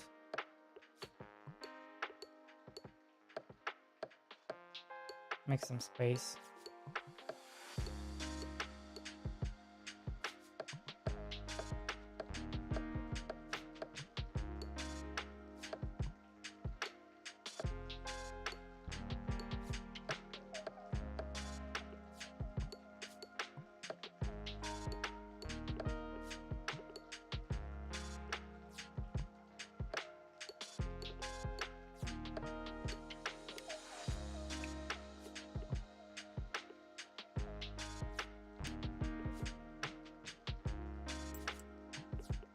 Put a house here.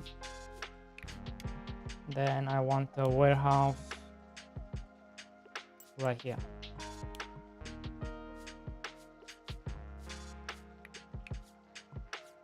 And I want stone. I'm gonna hire 2. Oops, wrong ones.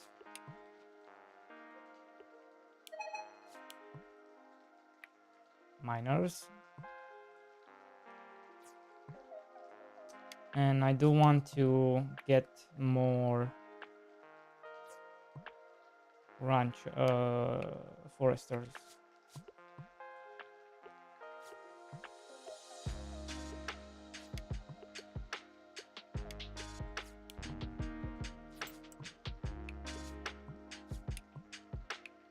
Let me move you from here to here. Let me... Do I need 2 ranchers? I don't think I do. I would rather get more. What am I missing?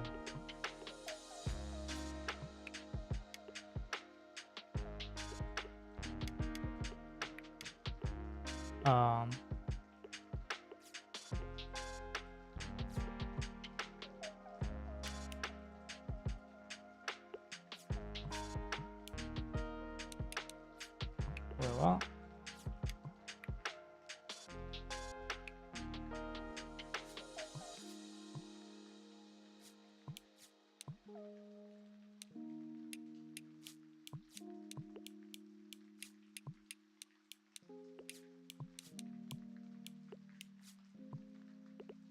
Okay, 25 silver, which means I can't actually. I can't upgrade.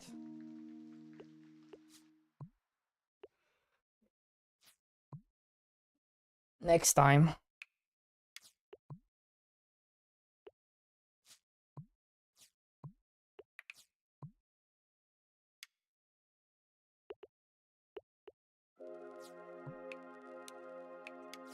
Let me...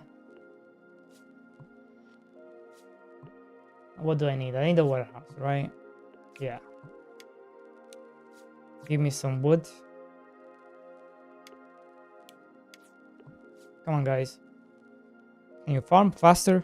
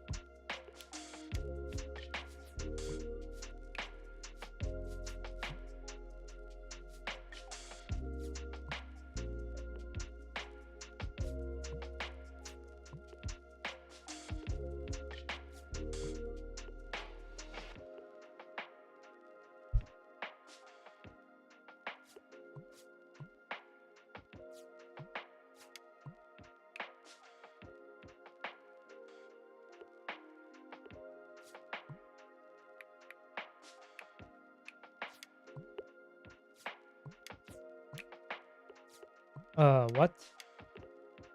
What was that? Okay.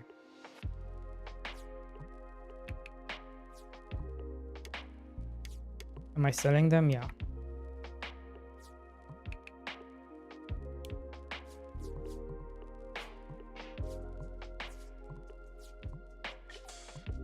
What now?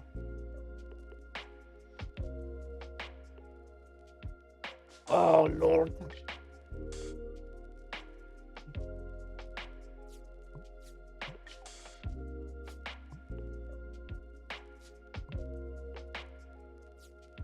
I would do it, but I don't want to give him the...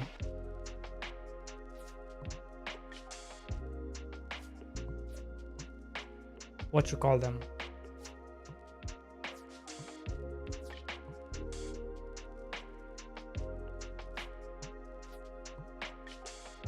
I don't want to give my wood and stone away.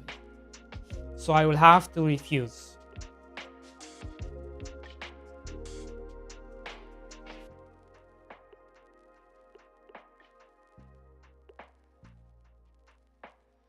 We will have to refuse this task.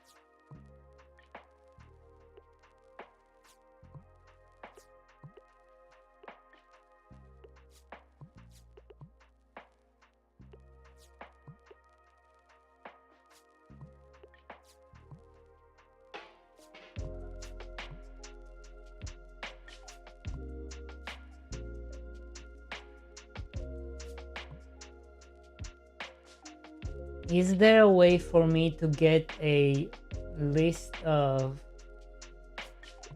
all the Steam accounts that played the game?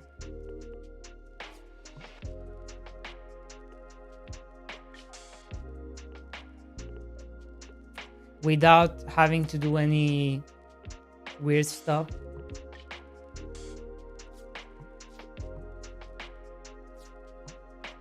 Is there a way for me to just get a list of full of all the names?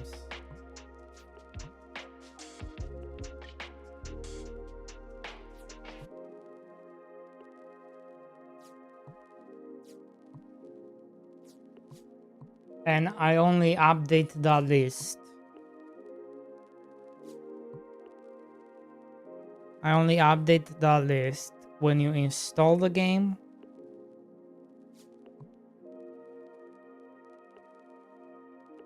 Or maybe when you have internet access and you're playing the game. No, because then it requires more. I wonder if there's a way to do it.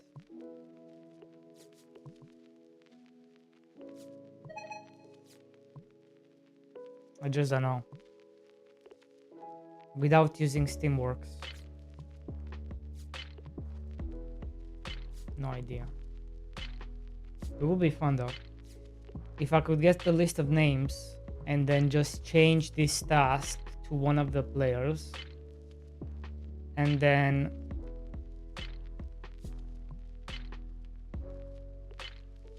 make a leaderboard, and you cannot control the leaderboard. Because the leaderboard is all random, right? Who's gonna be at the top? You never know.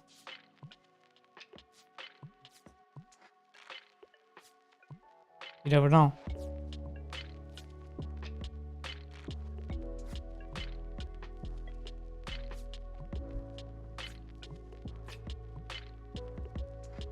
Wait, Steam does have leaderboards.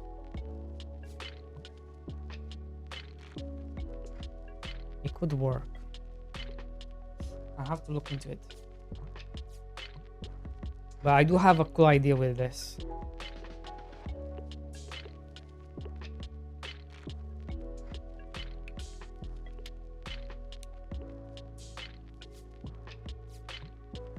More scope creep.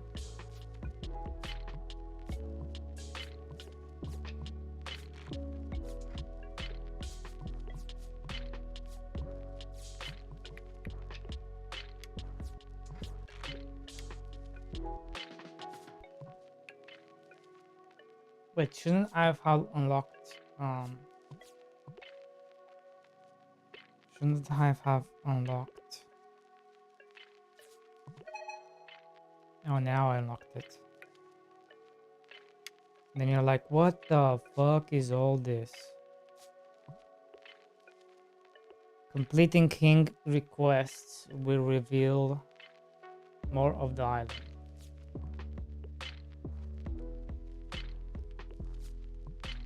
A lord's task will arrive every 20 days. Can be accepted or refused. And these are the stuff you can unlock.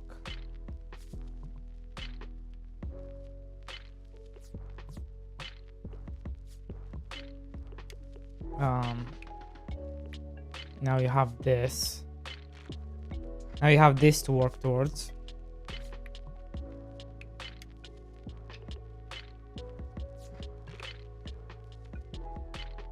Refuse. But now you have this to work towards, right?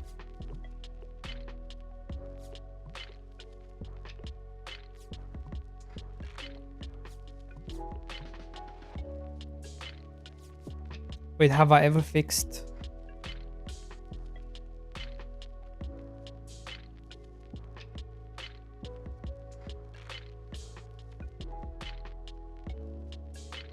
Game manager.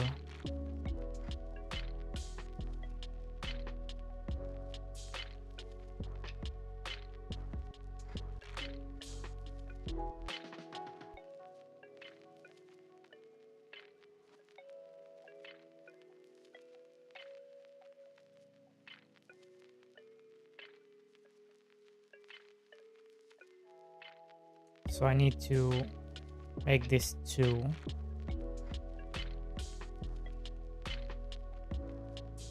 This becomes 2.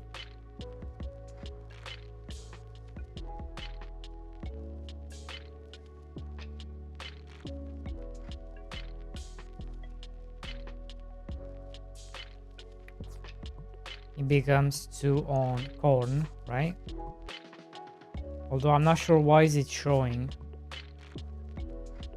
Why is corn showing? The parent is cucumber. No, that's not correct.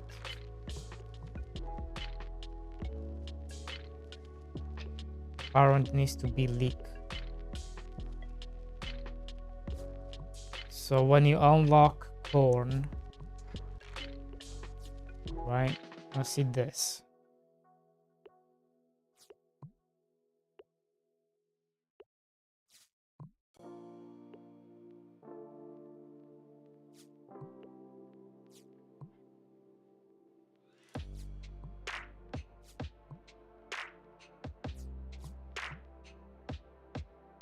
And then when you unlock onion,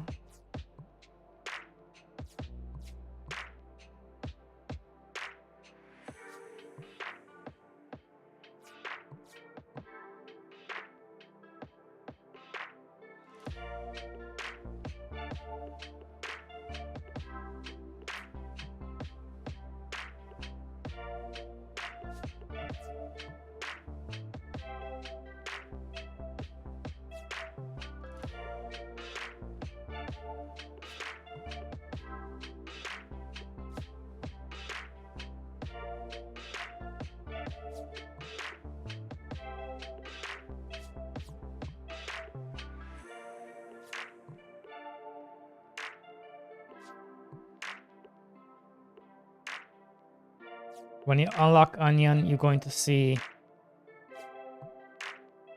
the last one.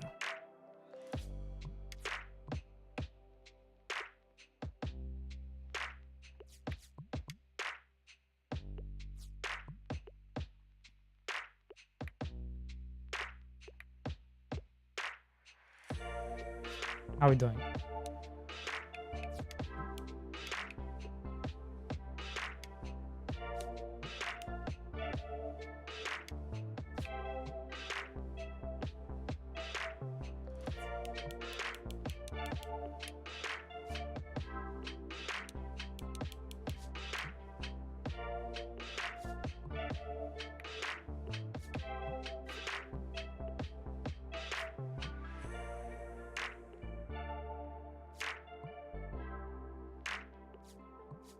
I have a bunch of stuff. We are not hurting for money though. That's crazy. But I can upgrade. I can finally upgrade. Maybe we can upgrade the market.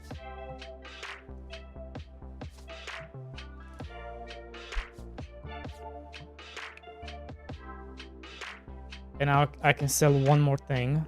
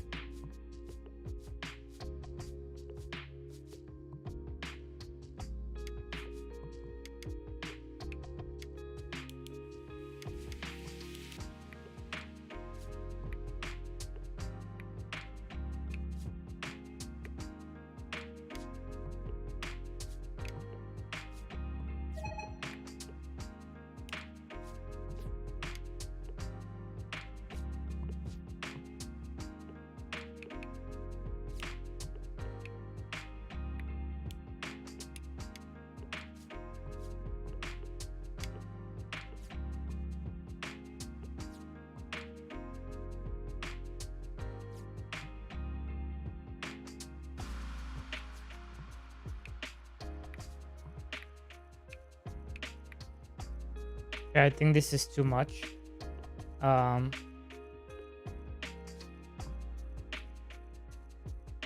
This needs to be like 500.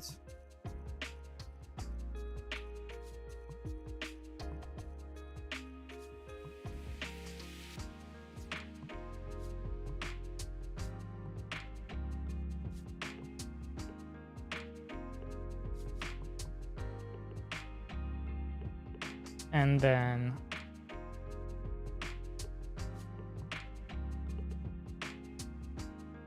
$1,500.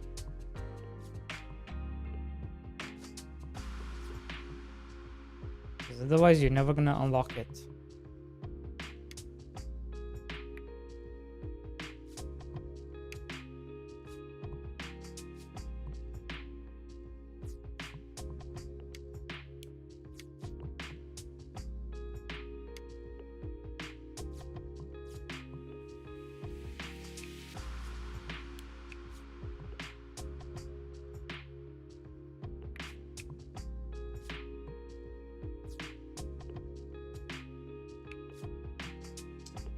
I need to make a cucumber, right? Should I just go down here? Yeah, let's do that. Let's clear up and go down here.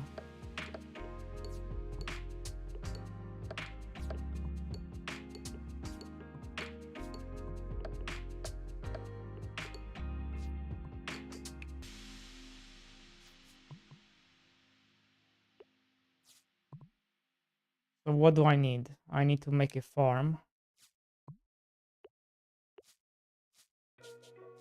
4, 5, 6, 7.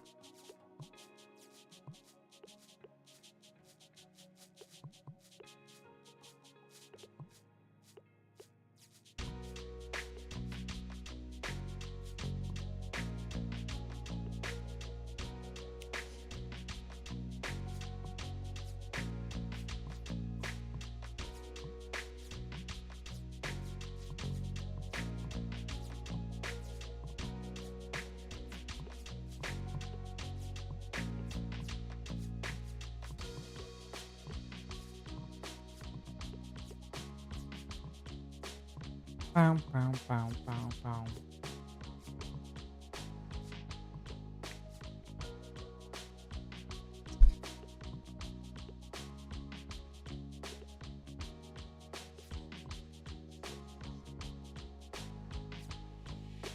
That's a lot.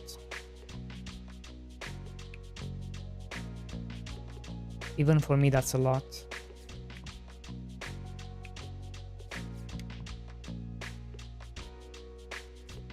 Which means we need to speed up production, right?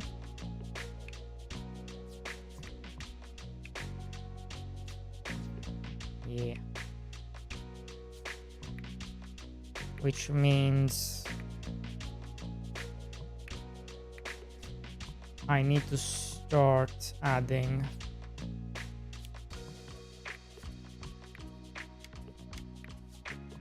more houses, more people.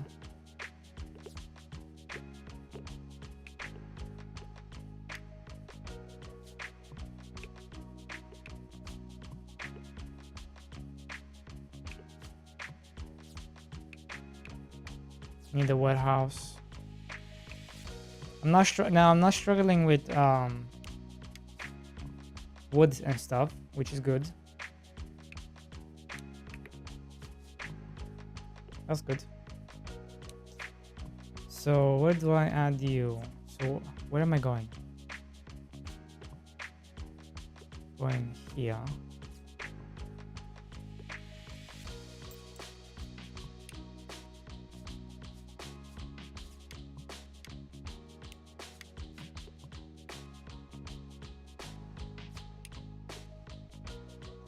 Also need a market.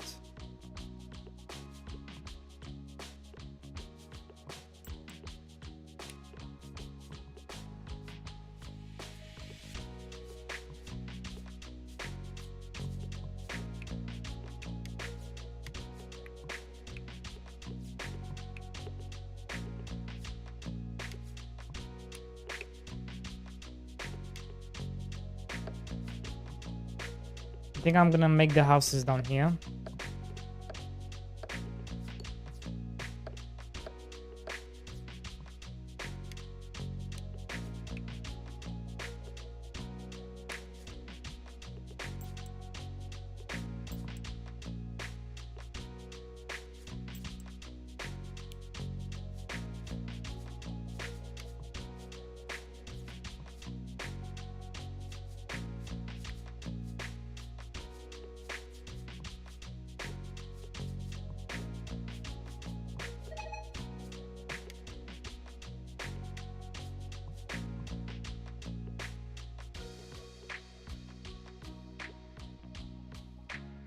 We need farmers for sure.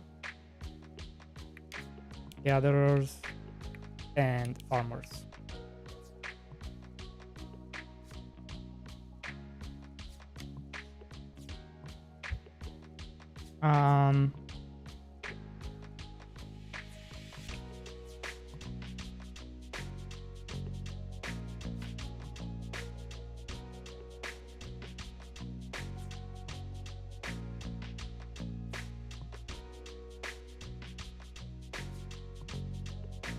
I mean, I can do this one. I can get some eggs. Eggs. I need some wheat. Yeah, this one can be done. Wheat.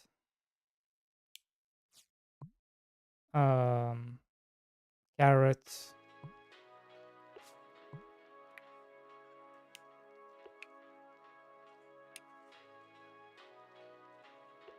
And stone. Yeah, this one is easy.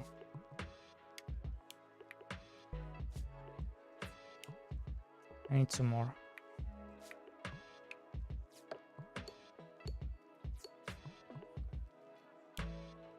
Deliver.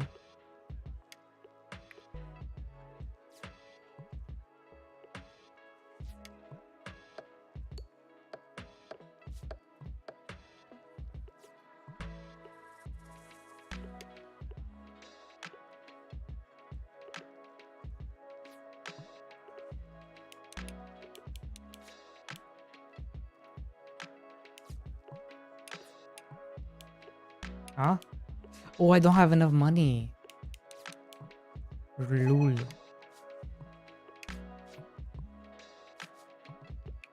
Shit. I've been spending my money, okay.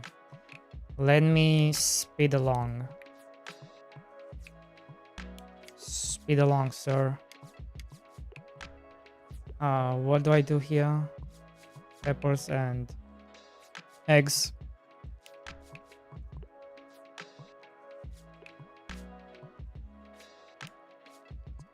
Question is, where's the peppers?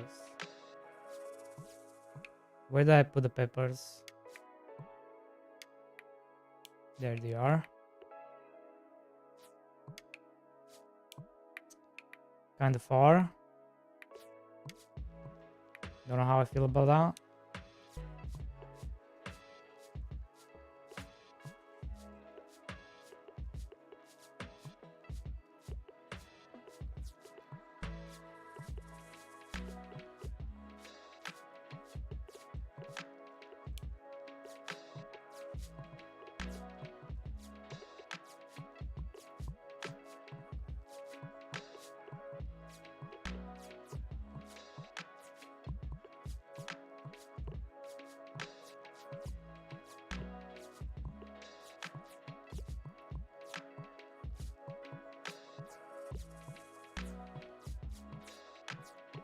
So now we're gonna switch gears, right? We're not going to sell tomatoes anymore. And we're not going to sell any of this other stuff, right? Whoops. Stop it. Because we need to start working on this.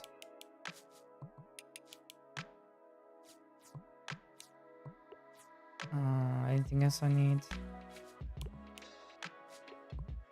So because we are starting to work on this, I don't want to sell anything.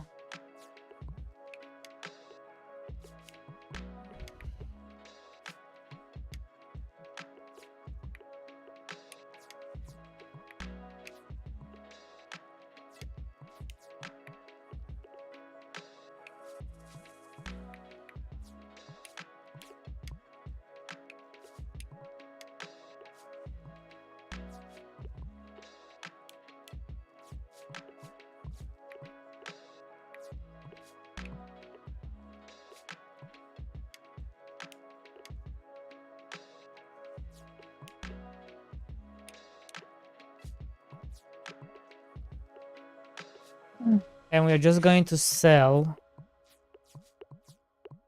this stuff.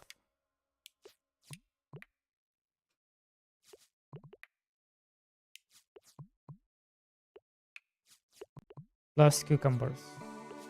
Am I selling cucumbers? Yeah.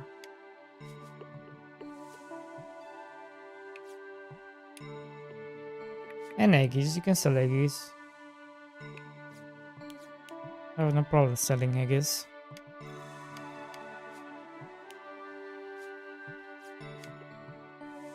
No, our economy kind of switched. Because obviously we are farming now. For other stuff.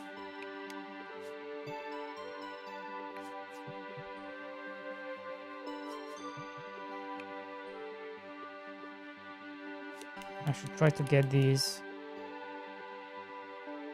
as much as I can.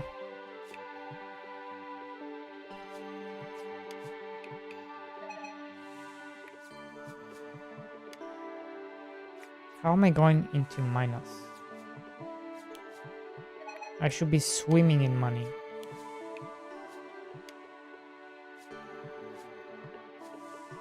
You know?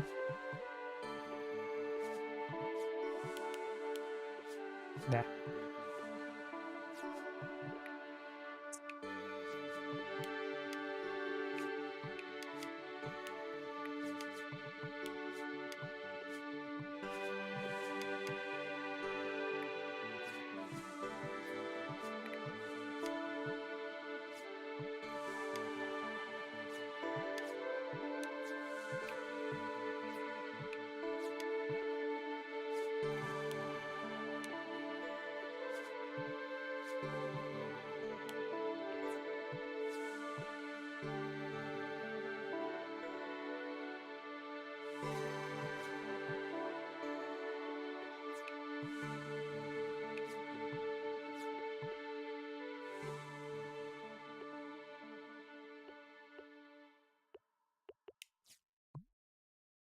We are hurting, bro.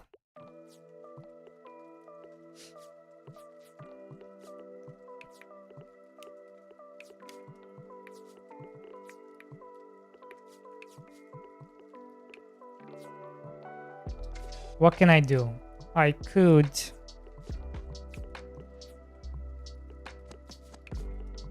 hire more. I also could clear out stuff.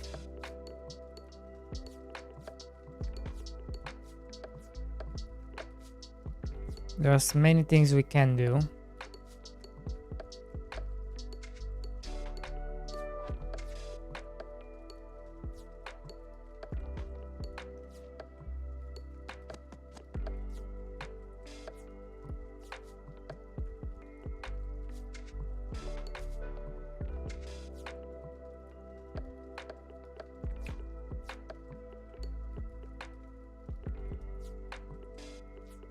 One second.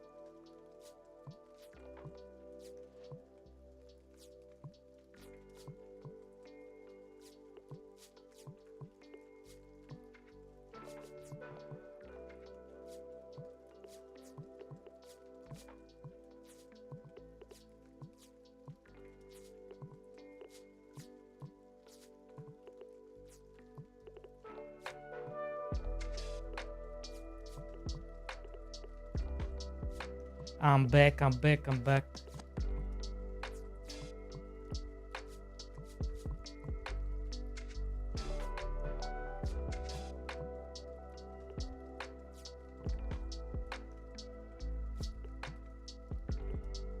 Oh Lord. Okay.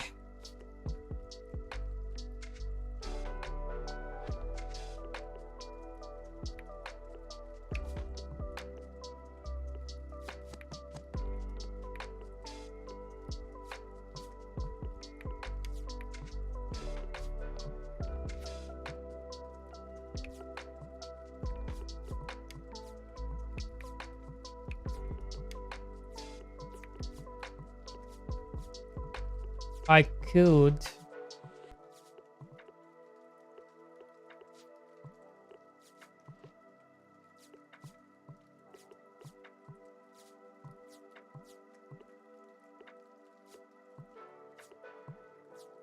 I should, right?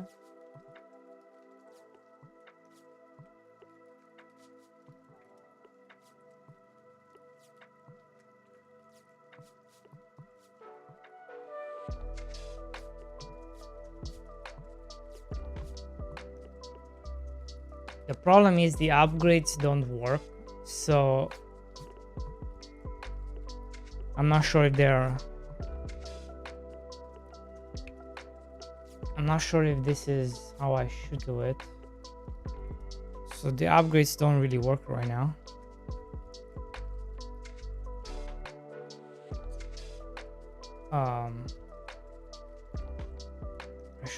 I should make them work though.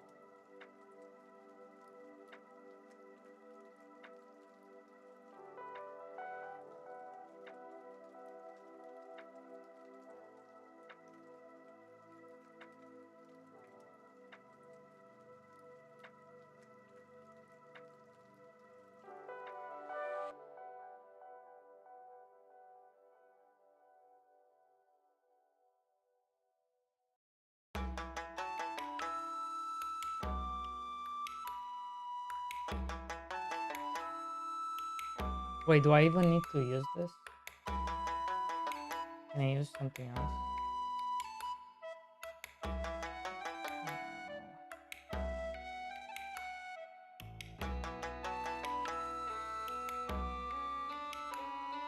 No, I can't. I have to use this.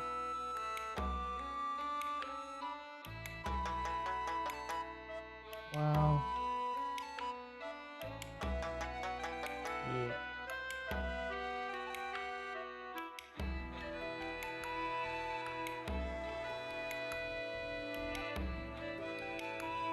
Yeah. Unfortunate.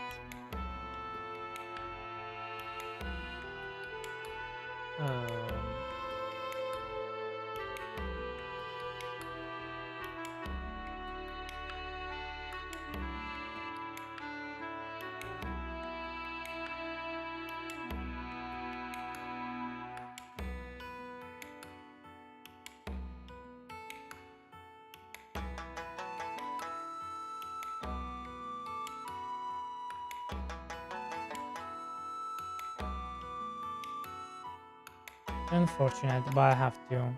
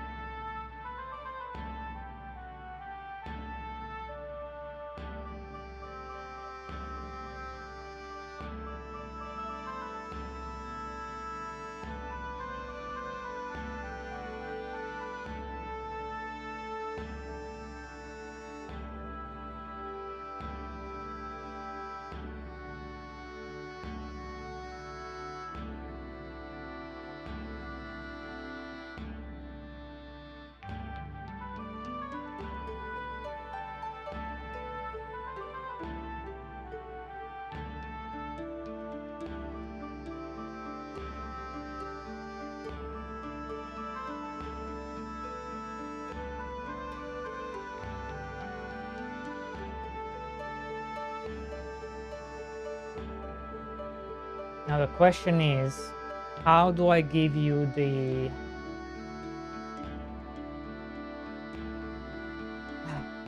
How do I give you the stuff?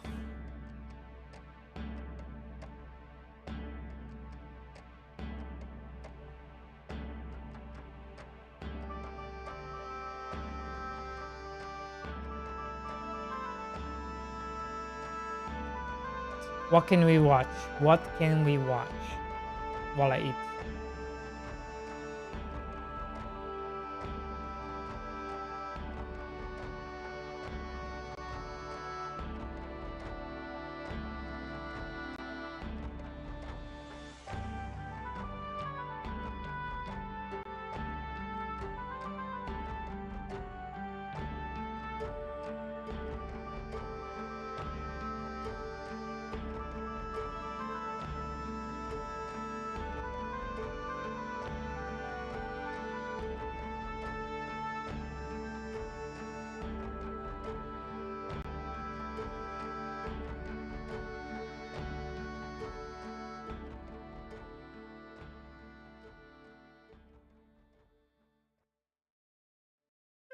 Did we watch this? A lot. Oh yeah, we did. If buying is... Here is the actual truth of it. You are Don't I hear that? If buying isn't owning, then piracy isn't stealing, which is why piracy is... If buying isn't owning, then piracy isn't stealing, which is why piracy is no longer seen as digital theft reserved for risk takers and your plug who knew a sketchy website. Now it's easier and more convenient than ever. TV, movies, sports, live events, whatever you want for free. It's become so normalized that piracy sites are getting more yearly visits than every streaming service combined. But this makes sense when you consider that every facet of the entertainment industry has been destroyed by corporations.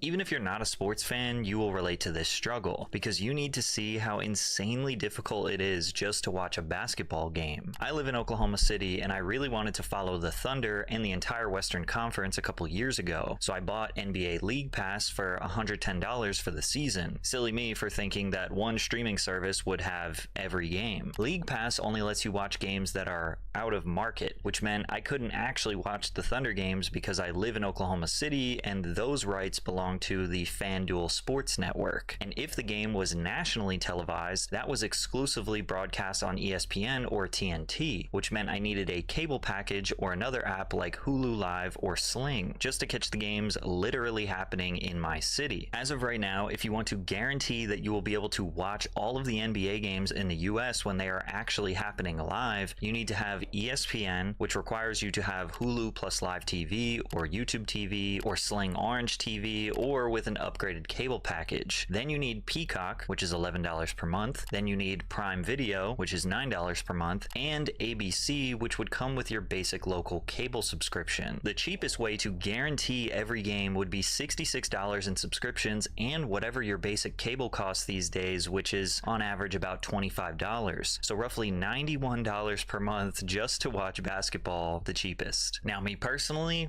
I would never his behavior I absolutely condemn, but I'm not surprised anyone who would do it when all you got to do is go to one of the many widely available free websites, click the extremely clean and clear interface that says the exact game or event you are looking for, and just watch it for free. But honestly, we should have seen this terrible streaming climate coming from a mile away, because as they say, nothing good lasts forever. And to understand why piracy is so rampant today, we have to understand this detailed list of problems that piracy solves. Netflix used to be $8 per month, and it had a deep catalog of some of the most popular shows ever made. The Office, Friends, Breaking Bad, Dexter, Family Guy, American Horror Story, Pretty Little Liars, Law and Order, and even some Disney and Pixar titles. They had the Harry Potter films, they had Star Wars, they had classic movies like Shawshank Redemption, The Godfather, The Dark Knight. They even had Marvel titles before Disney Plus launched. It felt limitless, like the entire entertainment industry was in one app for the price of a fast food meal. Today, $8.99 gets you 9,000 shows you will never watch, and that's with ads. And if you don't want ads, no problem, that's $25 a month. Plus, every studio with a morsel of valuable IP decided to make their own app. So instead of one library, you get 10 half libraries, each charging you separately. HBO Max, $21 a month. Hulu and Disney Plus, $19 a month. Peacock, $17. Apple TV Plus, Paramount Plus, Plus, Discovery Plus, Stars Play, BritBox, and niche ones like Shudder, Crunchyroll, Acorn TV all jumped into the fight, each charging $4 to $20 a month. I sometimes have this thought like, man, I wish I could just pay one price for all of the streaming services grouped together, and then I realize that's kind of what cable was. But streaming was supposed to be the solution to cable's outlandish prices and bloated packages, and yet they are slowly turning into the very thing they sought to destroy. Check out this old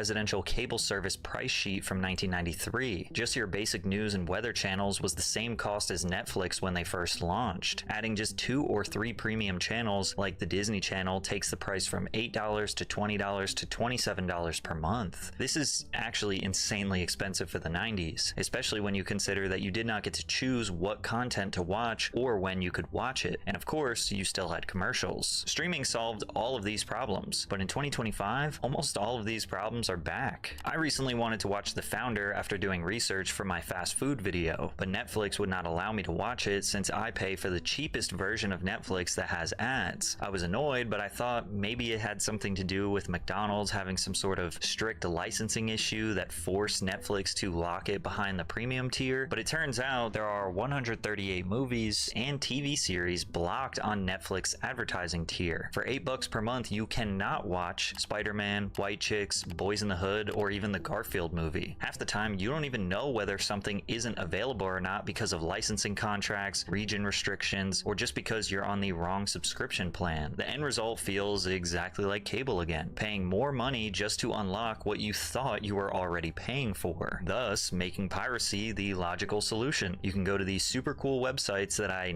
never endorse because that is wrong and immoral, and just search basically any movie and get a high definition download. However, cable being much more expensive actually did have a slight benefit that nobody realized at the time. The competition for ratings meant that the shows that survived were usually the best of the best. Every network was fighting for limited primetime slots, and if a show could not pull in millions of viewers week after week, it was canceled. There was no filler at primetime. Seinfeld, Friends, The Simpsons, The X-Files, Sex and the City, Buffy the Vampire Slayer, The Fresh Prince of Bel-Air. I could go on and on. Networks weren't pumping out hundreds of new series every year just to fill catalog space. They were making sure the few shows they produced had the writing, acting, and budgets to succeed. And to no surprise at all, these old shows are still dominating streaming services today. In 2022, Seinfeld racked up 19.3 billion viewing minutes on Netflix, making it the 10th most watched show of that year. Compare that to one of their most popular originals, Wednesday, which was everywhere in 2022. Viral on TikTok, Jenna Ortega was launched into A-list fame. It was damn near a monoculture moment, yet it still drew fewer minutes than Seinfeld, a 30-year-old sitcom. Shows like The Umbrella Academy and The Rings of Power pulled in about half the audience of Seinfeld. Cable forced networks to compete for your attention in a way that streaming doesn't. And to take that one step further, today shows and movies are literally designed knowing that people are not all the way paying attention to them. Netflix has leaned into what's called the second screen era, where they assume that most viewers are watching TV while scrolling their phones, cooking, or doing laundry. Hollywood writer, director, and producer Justine Bateman said, "I've heard from showrunners who are given notes from the streamers that this isn't second screen enough," which begs the question, why would someone give all of their attention to something that is only designed to be consumed with half of their attention? According to reports, Netflix execs are urging screenwriters to have characters announce their actions out loud so that viewers can follow along without looking at the screen. For example, "We spent a day together," Lohan tells her lover James in Irish Wish. "I admit it was a beautiful day filled with dramatic vistas and romantic rain, but that doesn't give you the right to question my life choices. Tomorrow I'm marrying Paul Kennedy." "Fine," he responds. "That will be the last you see of me because after this job is over, I'm off to Bolivia to photograph an endangered tree lizard." This kind of over-explaining feels completely unnatural, and real people don't talk like this. It makes what should feel cinematic like a boring audiobook. And look, I'm all for casual viewing. I know a ton of my audience casually watches my videos while doing other things. But also, I make low-budget YouTube videos that are free to watch, not multi-million-dollar films behind a paywall. I don't know about you, but when I watch a movie, I like to pay attention. Listen here, By buddy boy. to expect content that doesn't demand their full attention, Netflix is creating an audience that's even less likely to pay attention. And the less they pay attention, the less they care about quality. And as long as they feel just entertained enough means they likely won't cancel their subscription. It's almost like they are conditioning the perfect audience who will barely pay attention to their content or their credit card bill so they can increase prices while lowering the quality for an audience who doesn't even notice. In the cable era, a show needed to be excellent to survive. Well, not forever actually. This started to die in the 2000s. Once cable became the dominant form of television in America, the few companies at the top could now take advantage of their market dominance. Cable prices climbed 40% in just 6 years, jumping from about $34 in 2000 to $47 in 2006. Meanwhile, inflation only rose 14.3% in that same period. Cable companies such as Comcast, Spectrum, Dish, DirecTV, and Cox started bundling networks into giant packages with hundreds, sometimes thousands of channels. If you wanted to watch ESPN, you were forced to also buy Lifetime, QVC, the Golf Channel, MTV3, and whatever else they decided to shove into the bundle. You weren't allowed to just pick the 5 or 6 channels that you actually watched. And now, streaming companies are doing a similar tactic. They flood their platforms with new shows and movies you will never watch because adding volume creates the illusion of value, justifying their increasing price. Netflix alone released 589 new Netflix originals in 2024, just slightly over its 2023 total of 568. There can't possibly be nearly 600 new shows and movies worth watching every year, but it's all part of the bigger plan. Every year, Netflix originals slowly take up more of their catalog, and then they license less. In 2022, over 50% of their catalog was originals. Now, some of these originals are good. Ozark, Queen's Gambit, Beef are just a few off the top of my head, but the rest are mostly filler. They are watering down their product to save money instead of purchasing valuable shows, because licensing the movies and TV shows you actually want to watch cost a fortune. In 2019, Netflix lost both Friends and The Office, two classic, reliable sitcoms that were some of the most watched shows on their platform, after Warner Media and NBC pulled the rights for their own services. To fill that gap, Netflix struck a massive deal to acquire Seinfeld, reportedly paying over $500 million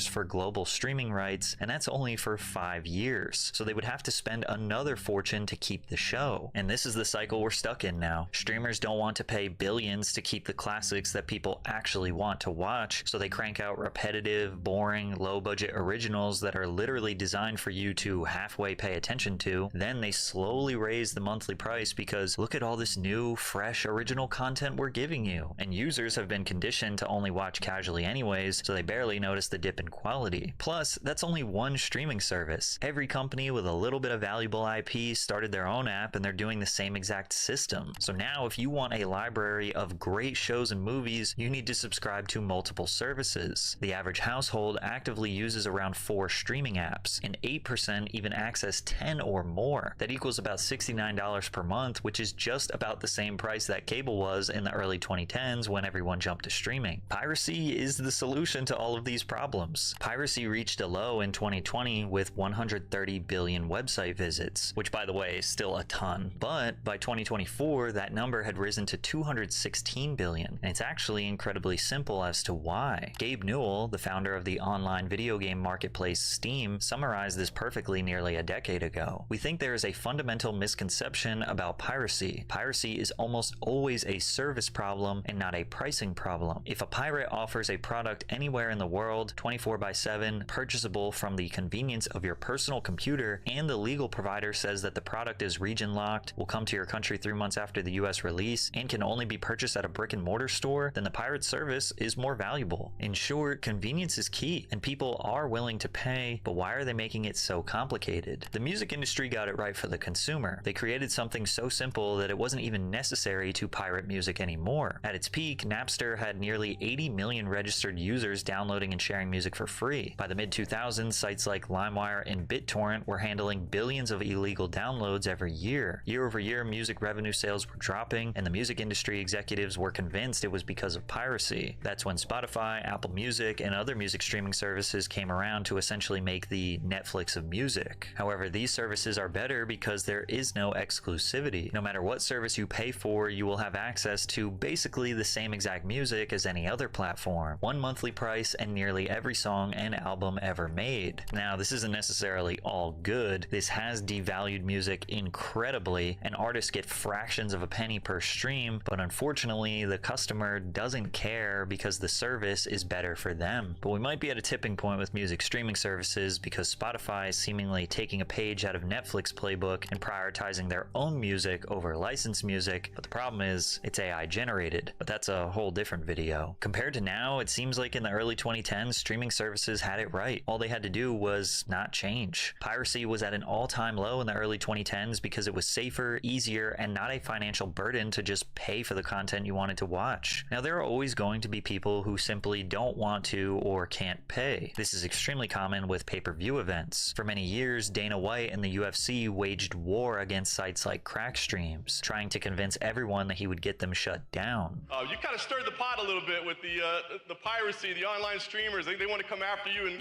give this thing away. So, any regret? It kind of maybe stirring the pot a little bit. I'm glad you asked me about that because we got one. We got him. We're watching this guy right now. All you have to do is turn it on Saturday, and we got you. I can't wait. Turn it on Saturday, streamers, and see what happens. Nothing happened. 4 years later, and you could watch any UFC fight crystal clear HD on a handful of different free streaming sites. Dana eventually realized he was losing the battle with illegal pay-per-view streamers, and to everyone's surprise, he actually made a deal that benefits the consumer now. In 2026, all UFC events will air exclusively on Paramount networks in the United States. That means 13 marquee numbered events and 30 fight nights will air via Paramount Plus. For $13 per month, you can get all the UFC events and all of Paramount's content ad-free. This is actually a monumental shift. For the first time ever, fans will have access to the fights at the lowest cost in history. But it's not all positive. Some suspect that this is the beginning of the UFC resorting to basically all the exact issues I have already raised with streaming services. Once the UFC moves fully to a streaming platform, they've got your money locked in, whether the card is stacked with superstars or filled with nobodies. That pressure to deliver massive must-see events disappears overnight. And honestly, that's already been happening in the past couple years. The storytelling is basically non-existent, cards are bloated with fighters nobody cares about, their upcoming talent pool is getting less impressive and exciting, but now the cost of 13 marquee events is roughly the same price as one pay-per-view. So as long as you get one good card per year, it's technically worth the subscription. They quite literally just cheapened their product, so we should expect the quality to decrease even more. Also, fighters have traditionally been paid based on pay-per-view points, meaning if the card sold well, they got paid well. Once that model disappears, the UFC has to raise base pay for their top stars just to keep them happy. That makes those stars more expensive to book, so to save money, the UFC will inevitably have them fight less. Fewer high-profile matchups, more watered-down fight nights, and a whole lot of filler. Fans will pay less, but they also will get less. All of these companies across the entire entertainment industry, besides music, kinda, have overcomplicated their model of delivering content to customers for the sole purpose of squeezing every last dollar out of the end user. I believe most people are good people, and I don't think anyone expects to get quality entertainment for free. We were in a good sweet spot in the 2010s, but greed ruined it. Now the costs are higher, the content is worse, and the convenience is gone. I've canceled nearly all of my subscriptions or reduced to just the ad tier because I just don't watch as much. And I know I'm not alone. When the system no longer respects the consumer finds another way. That's why piracy doesn't feel like stealing anymore. It feels like the logical solution. I'm not gonna lie, I spaced out. I've been working.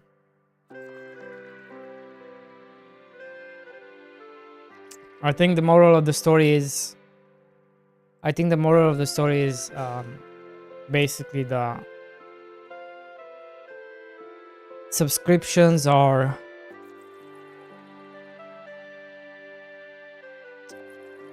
shit. You need to pay $100 a month to watch all the seasons of a movie or something, and yeah.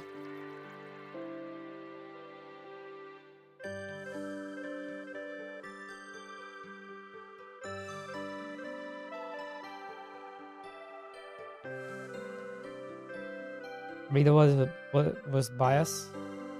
I don't know.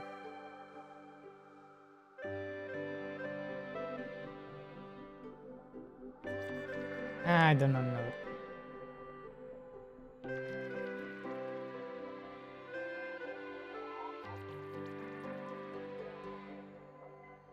All I know is that if you want to watch Pokemon, you need 10 subscriptions. If you want to watch all the seasons. Because all the seasons are split between different providers.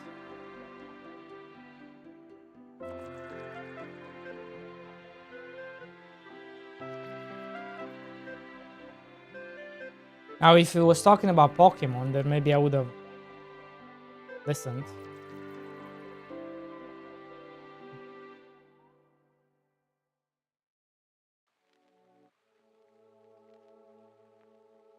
Pokemon!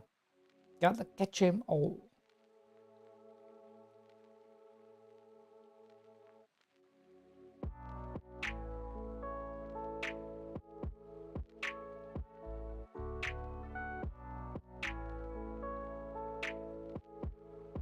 Am I right?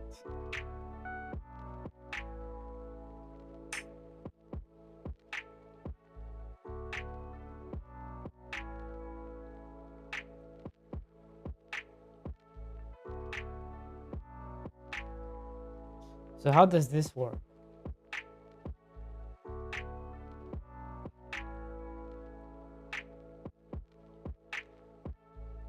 How do you decide when to rest?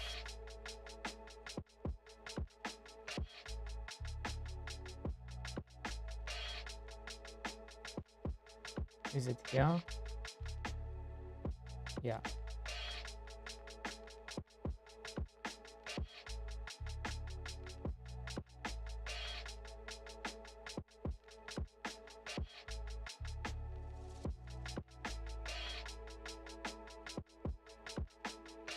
How is this number going to work?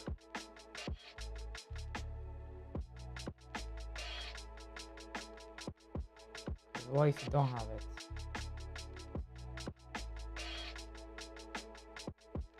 Okay. Not gonna question it.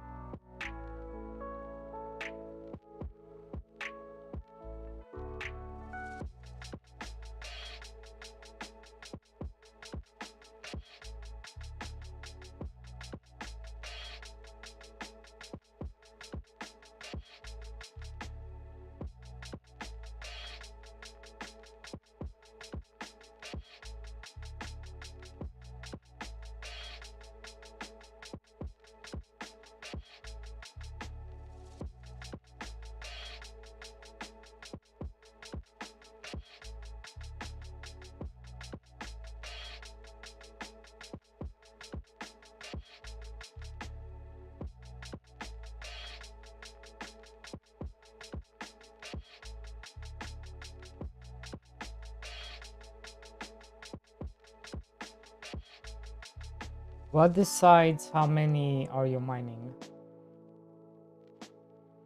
Where's that decision? Oh, here.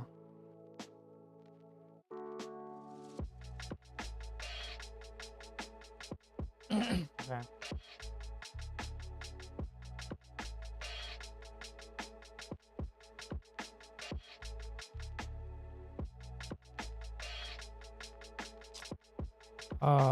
Rancher.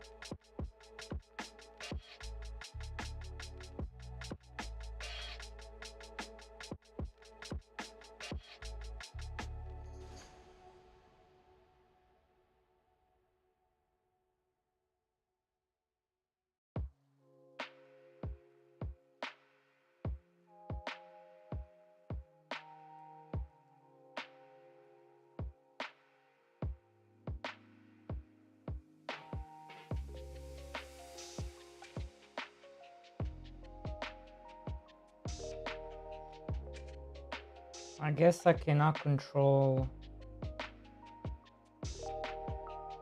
how many I take, right?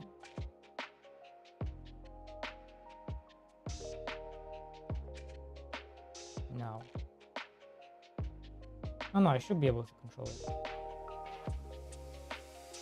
Right here.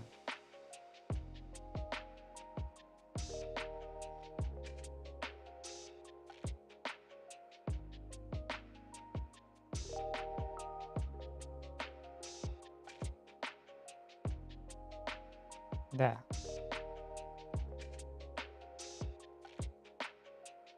Okay, so I need to restart. So are we gonna play some Arc Raiders?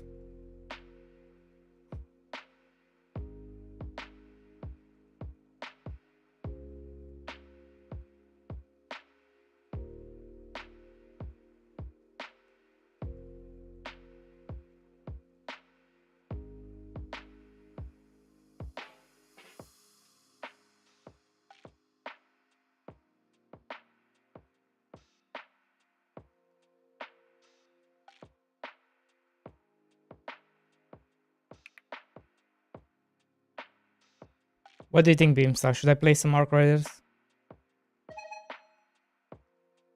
What's your hot take?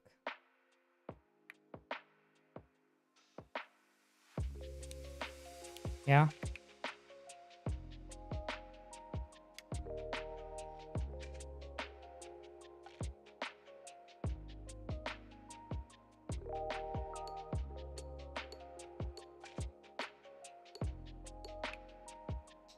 Let me make sure they actually work.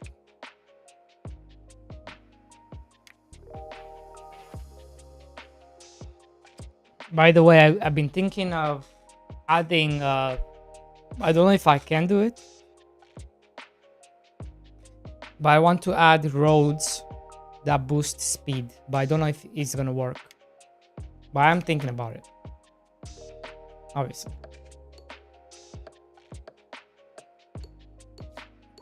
So we're gonna have 3 tiers of roads, but only if I can implement it. If I can implement it, then we're gonna have 3 tiers of roads.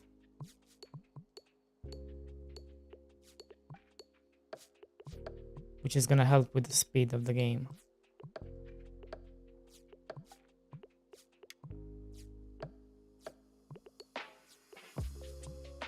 It'll be glorious if it does work.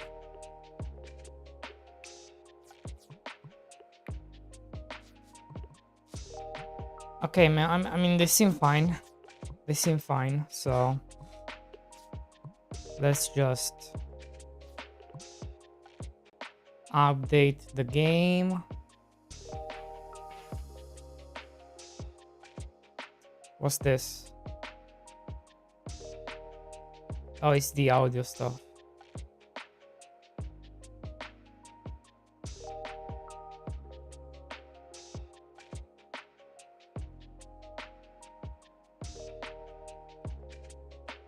Why is it importing 3D stuff? Like, why do those things need to be imported? Or exported? I don't have any 3D stuff, do I?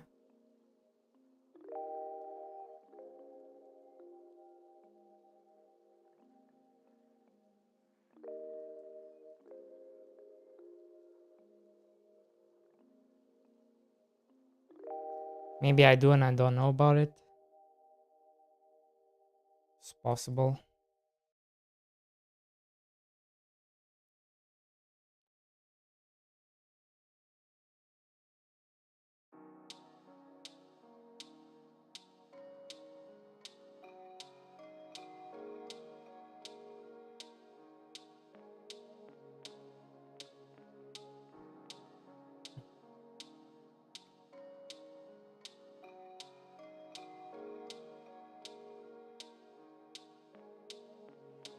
Version 4.0029. Public beta.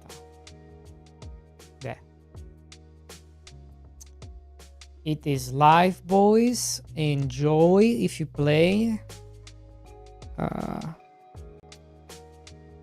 Let me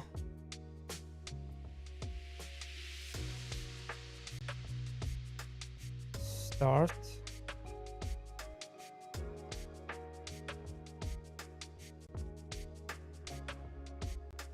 Version 4.0.9.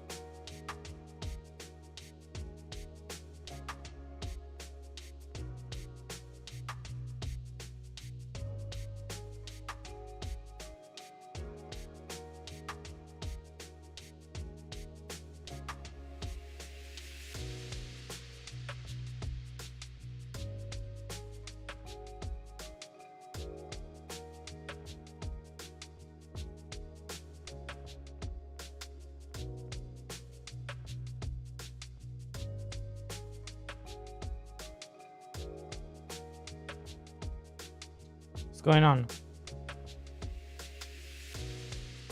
Is it lagging because of Arc Raiders? Why does Arc Raiders destroy?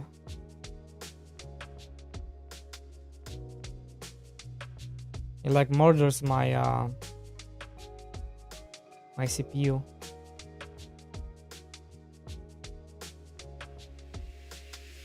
I don't know why.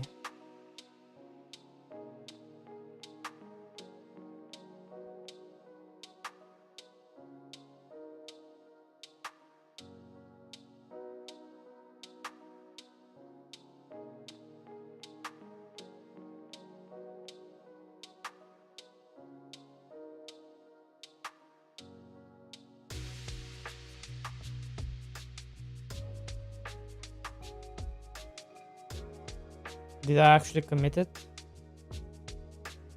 I think so, right? Yeah.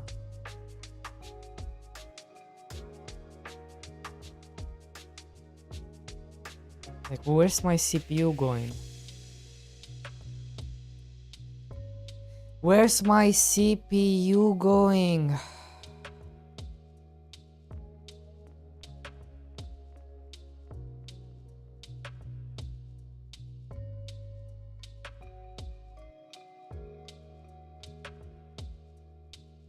Bro, I need a new computer. Can somebody buy me a new computer? Please.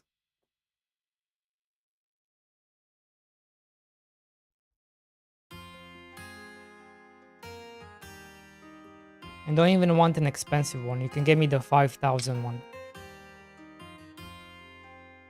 With the 5090.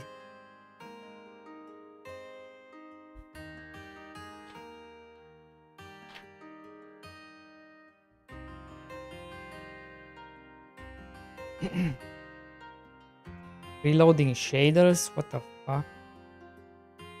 Why is it preloading shaders?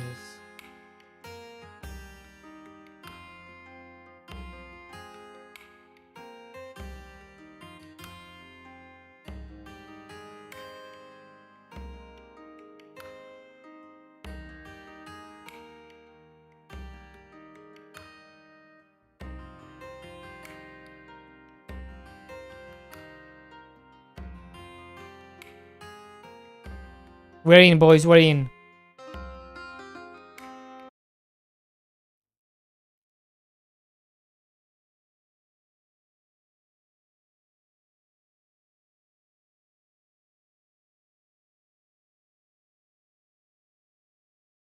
Okay, what do we do?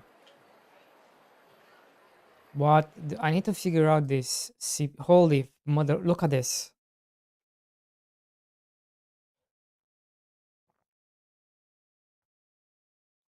In the main menu, what the fuck? There's nothing happening in the main menu.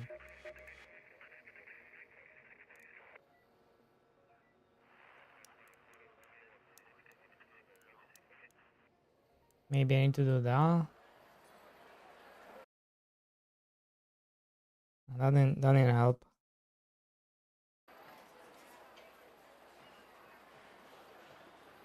Why is it using so much CPU?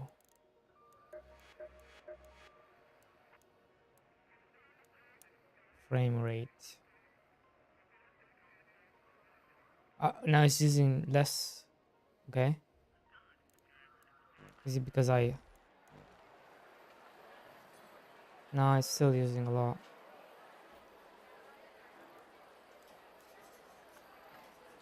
It's using a shit ton. Hmm.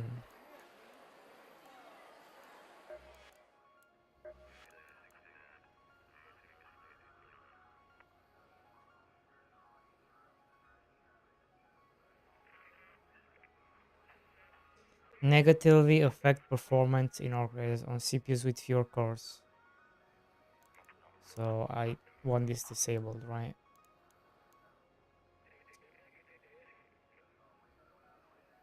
By syncing up CPU and GPU for more effective rendering. In boost mode,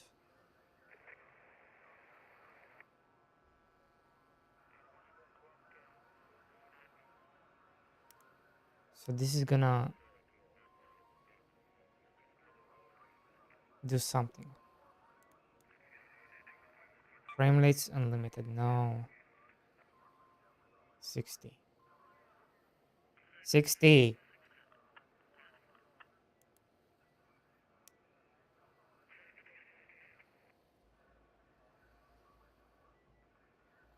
Uh,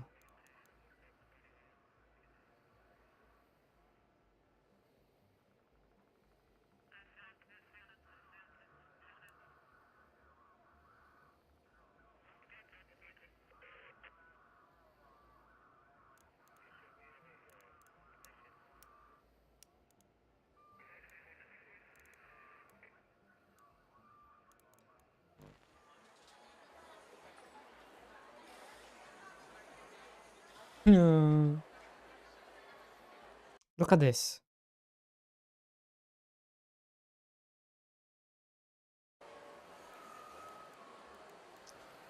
Crazy.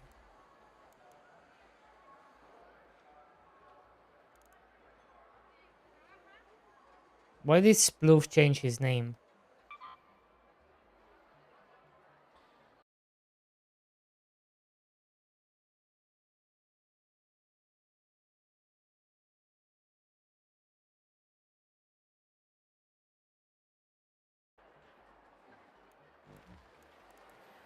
Okay, where do I have to go?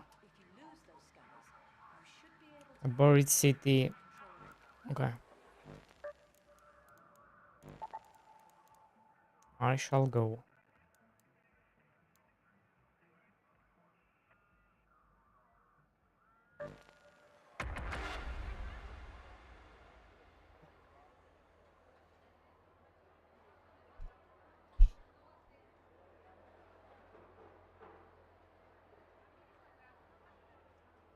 Let's go.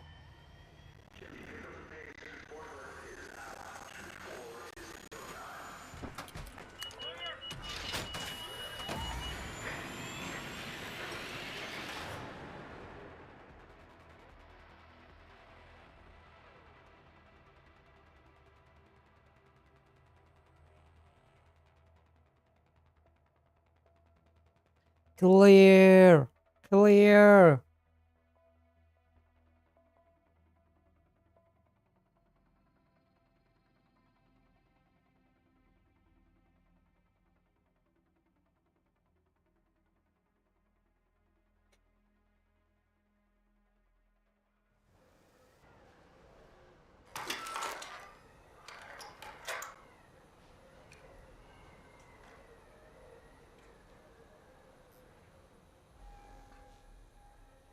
Why is it using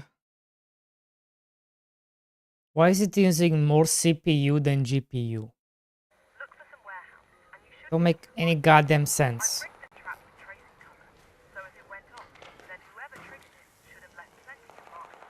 Make it make sense, people.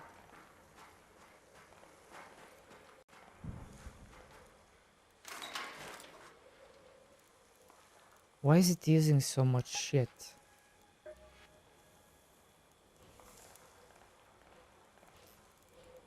Is this gonna help?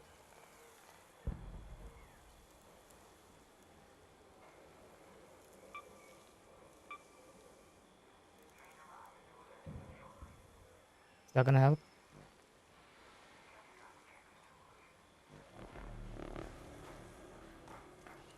Oh. What's this?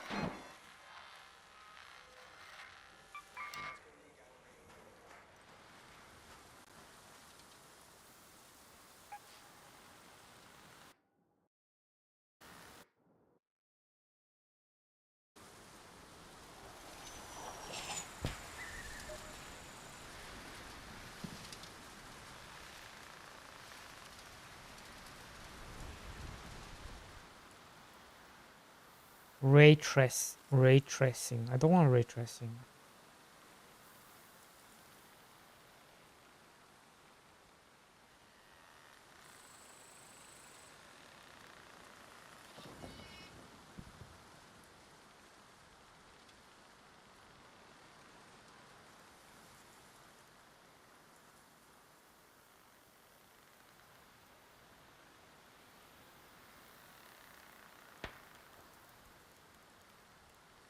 What if I disable you?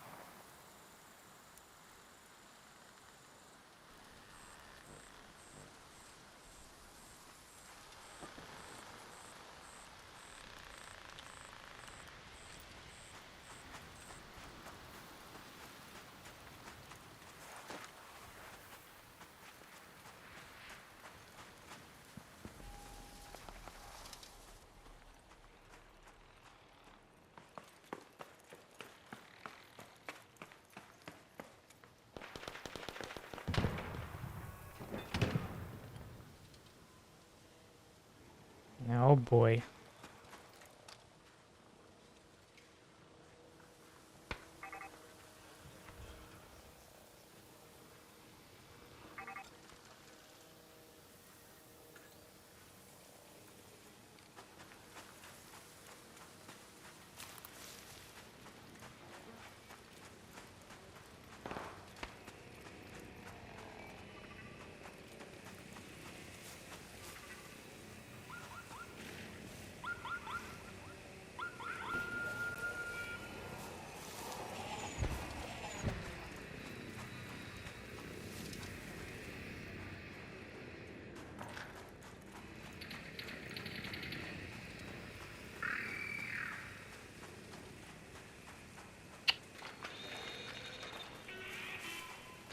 How did you find me?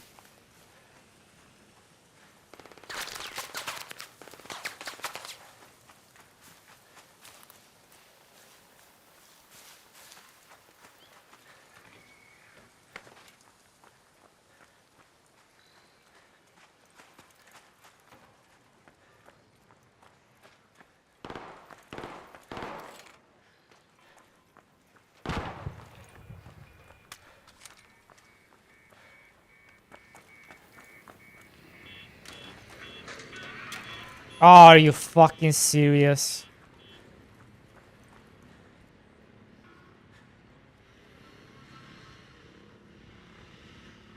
Fuck off, bro. Fuck off.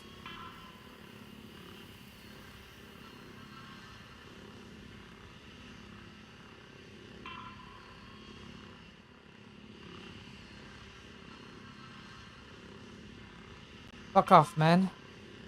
Go away. Please.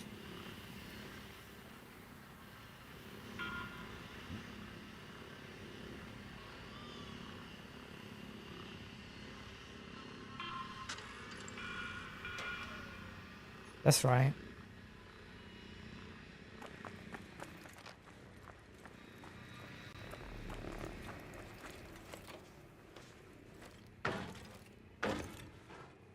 Wait, how do I get up there?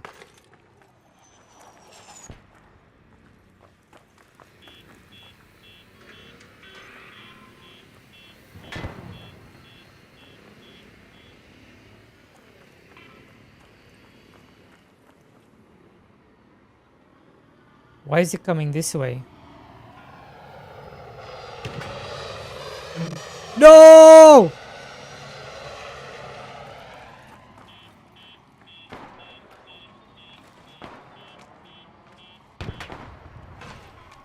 Jump, you bitch.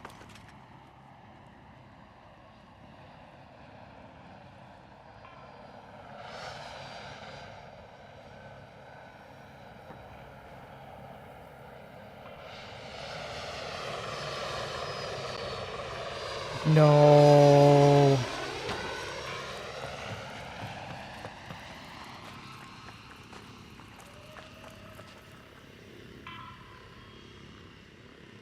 What the fuck is going on?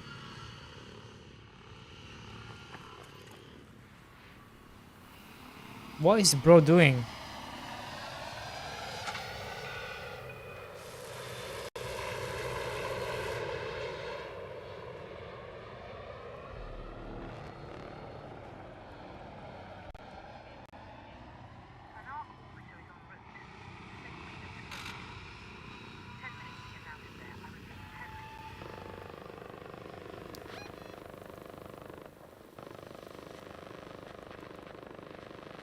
Install a LiDAR scanner on top of the Galleria sign. Galleria sign. Is that a sign up there?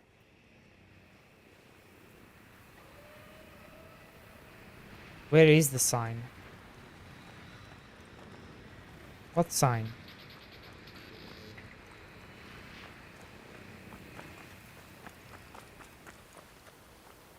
Galleria sign.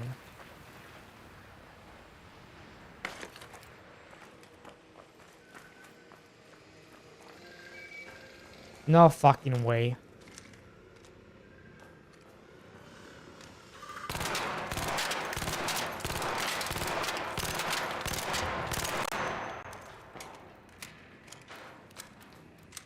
What sign, bro?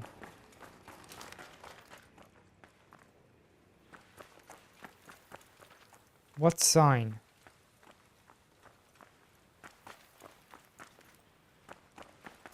Is this a sign?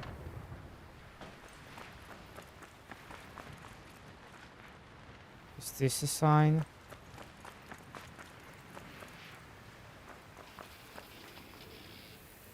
The fuck is he talking about?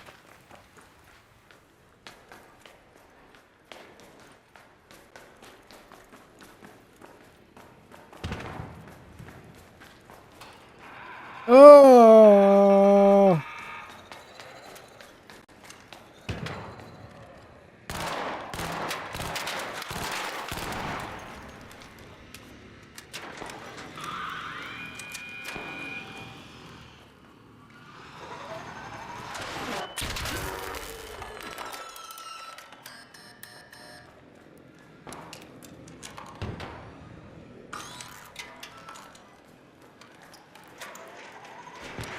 No!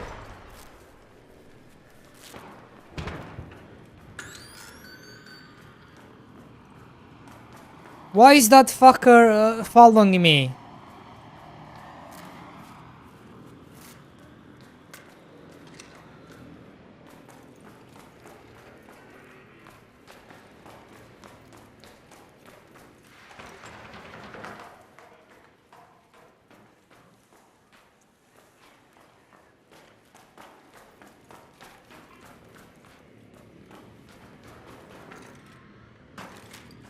Wait, is it here?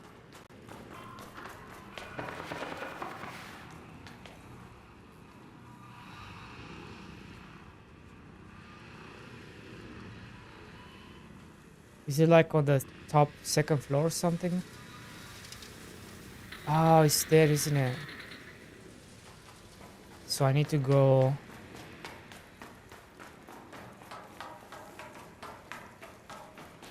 here.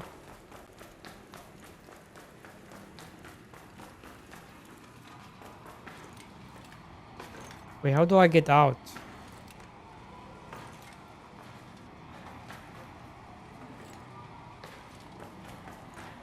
Bro, there's no time.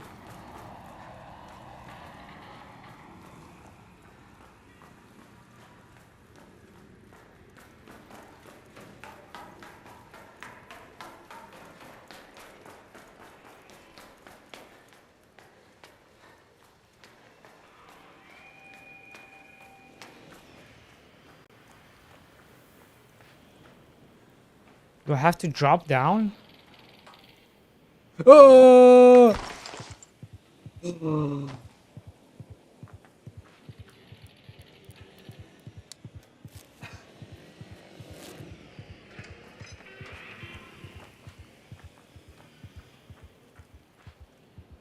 Huh? How did I survive?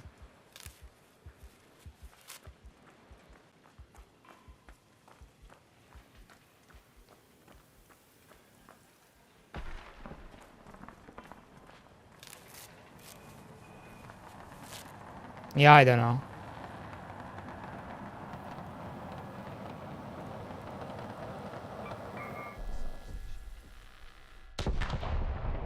I do know I have to get out.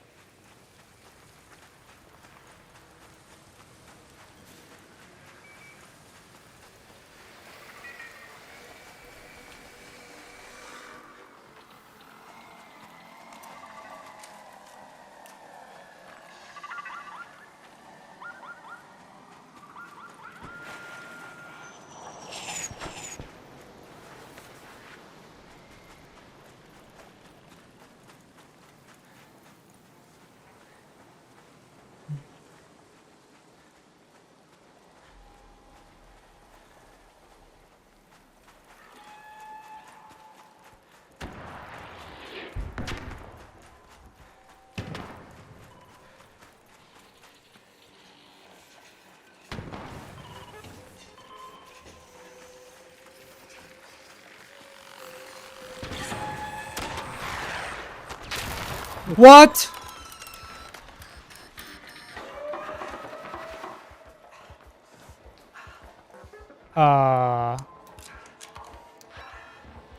Oh, shit. What's happening? Oh, man, I'm so fucked.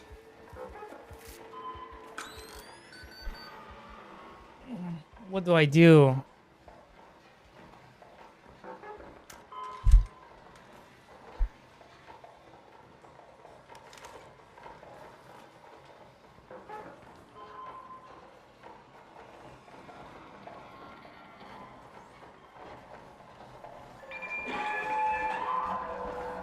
How does it know where the fuck I am?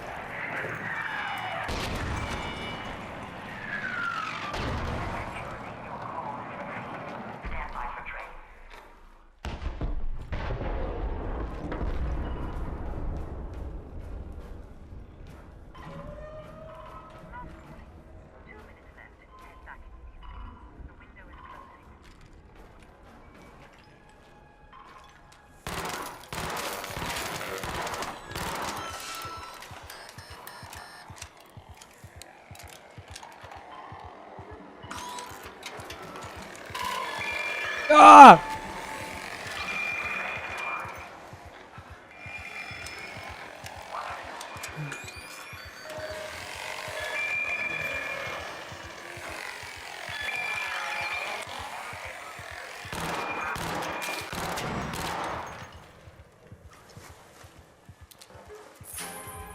Oh my god.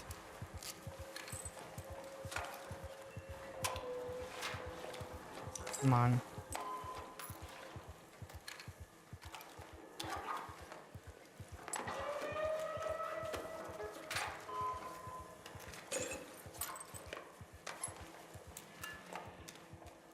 Thank you so much, sir.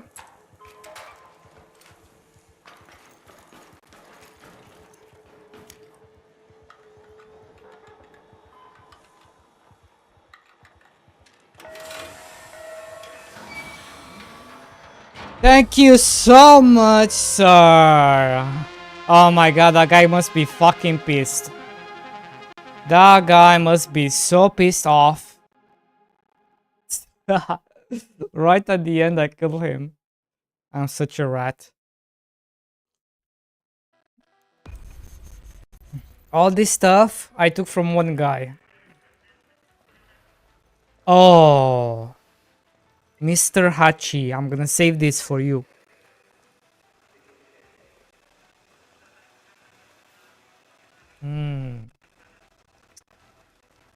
This key, bro, is gonna give us so much loot.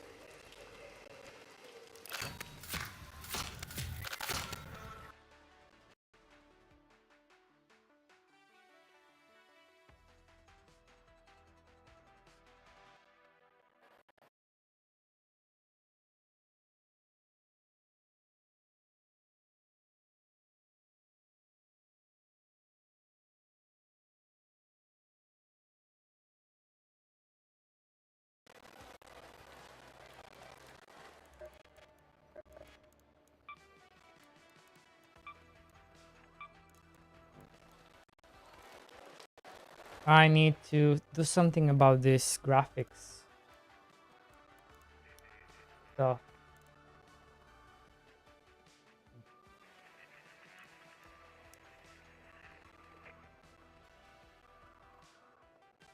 What the fuck is TTO? Yes, sir. Balance.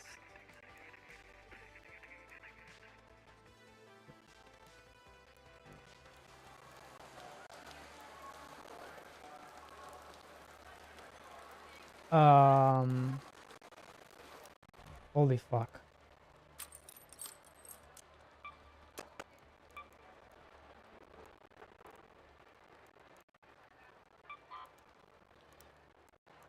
Sell. Sell. Why does he have 2 anvils?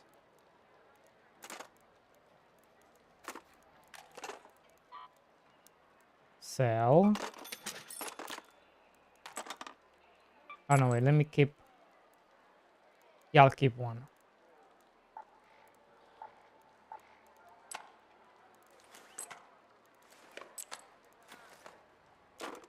That guy must be fuming.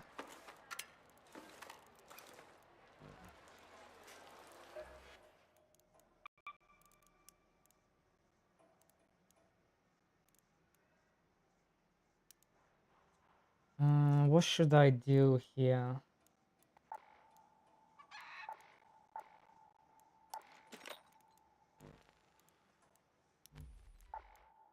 I should try to craft, right? I should try to craft some MK2s.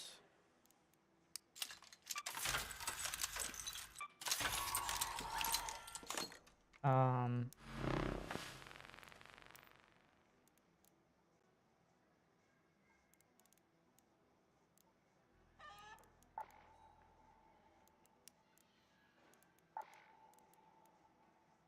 durable cloth.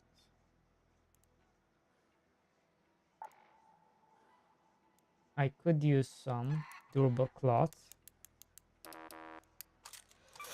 I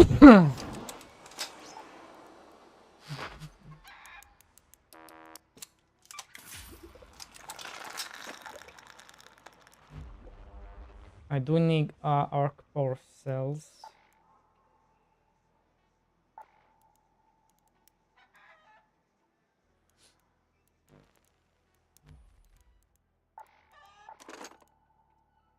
Man. Fabric.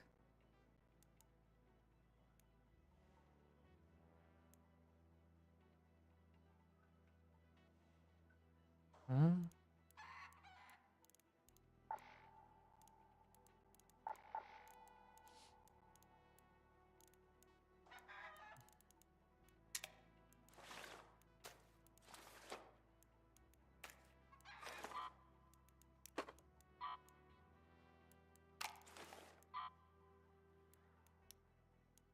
I don't want to recycle them though.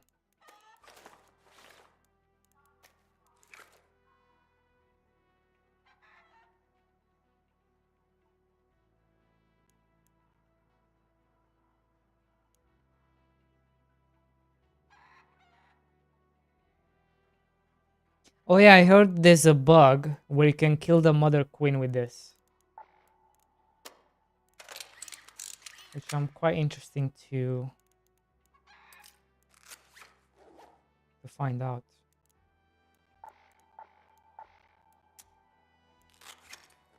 I'm curious to see if it's actually true.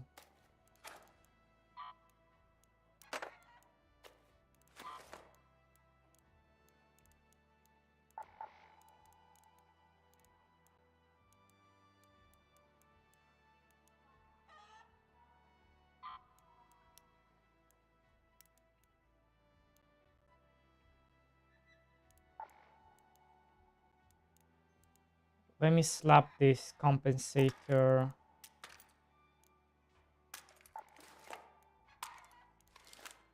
on you.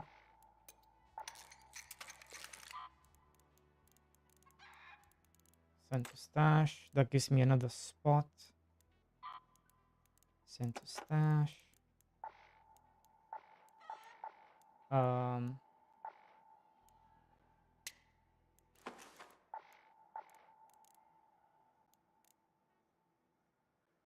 Can I put it on you?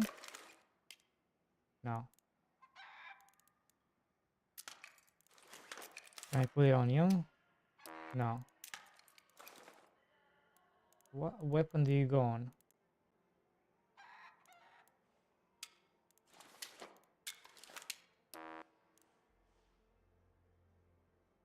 Oh. On the shotgun.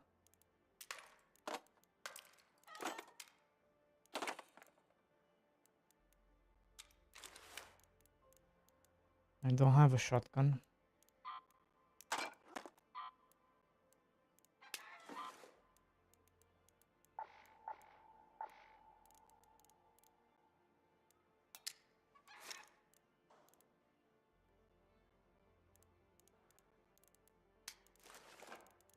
I just realized I didn't make any.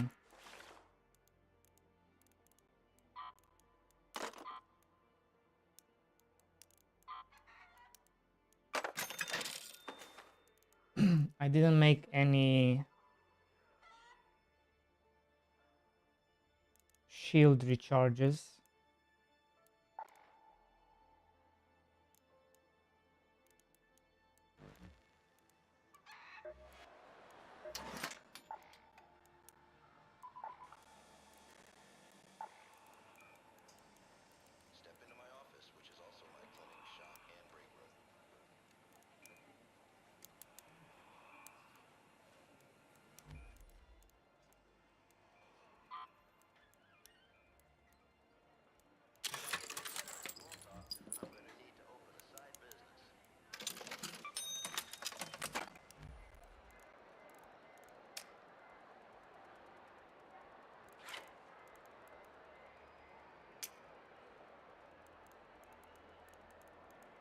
Okay.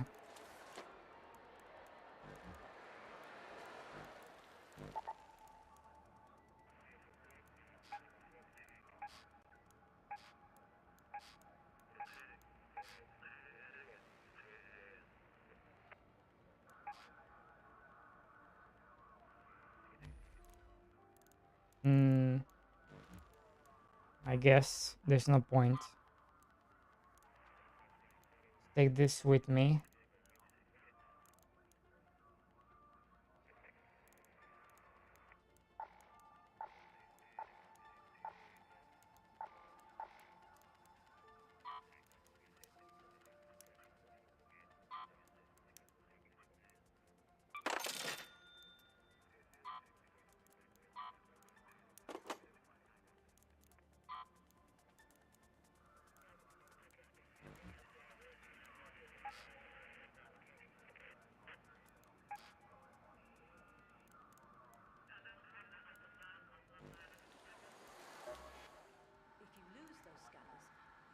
It is that fucker. So how do I get up there? Do I need a...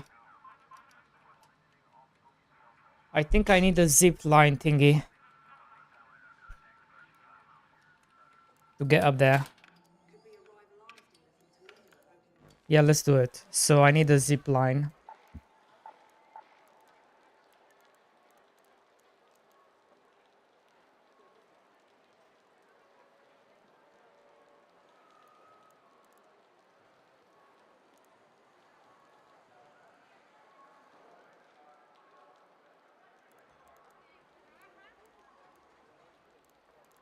How do I get a zip? Oh, I don't have a zip line. Can I make one?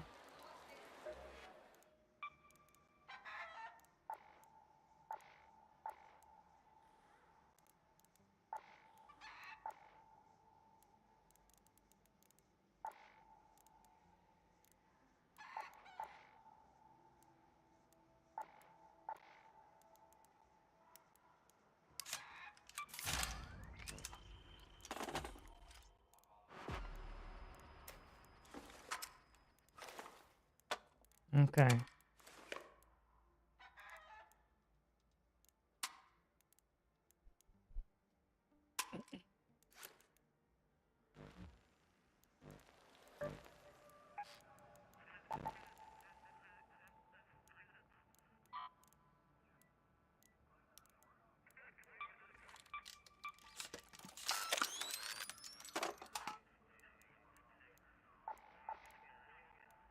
Ah.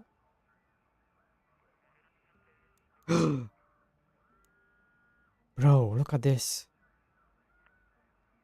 Lusty projector per shot.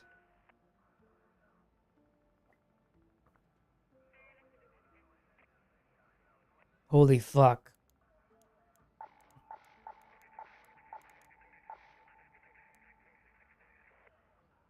Into 4 weaker projectiles. Still though, that's insane.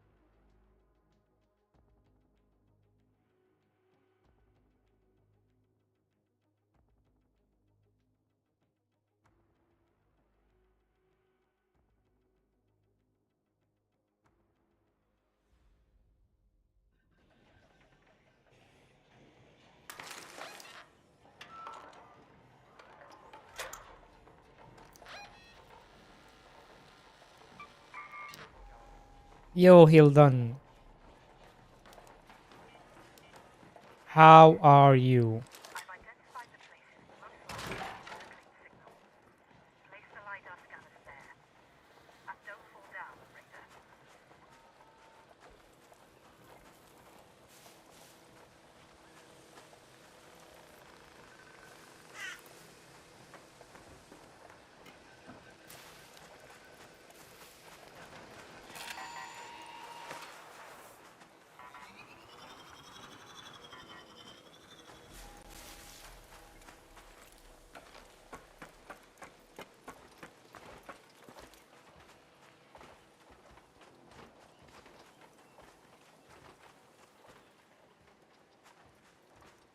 What's making that sound?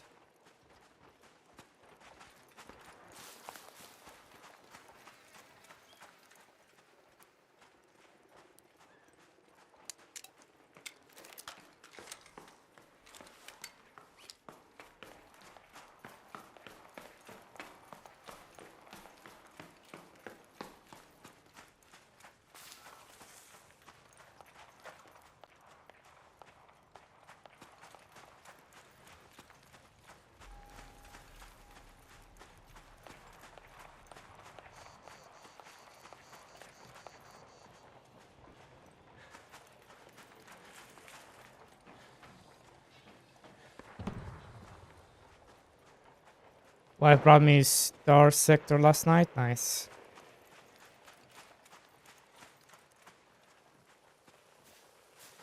What is it? What kind of game is it?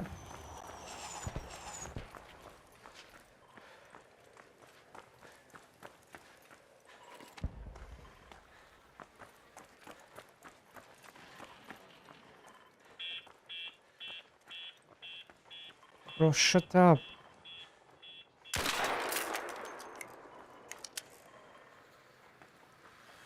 Yo, you son of a bitch. No, am I DCing now?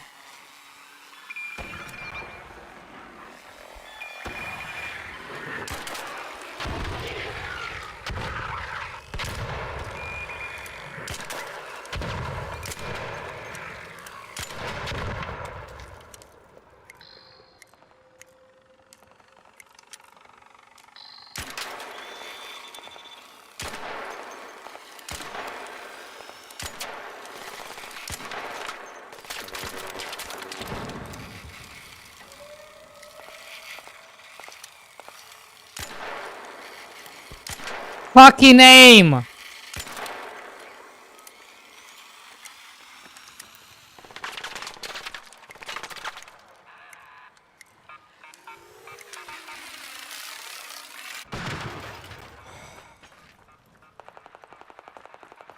God damn, bro.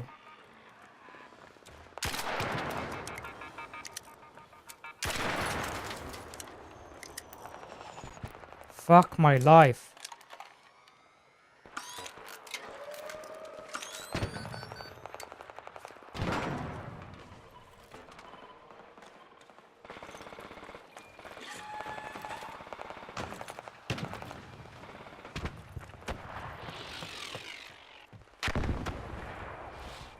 I need to get up there, so...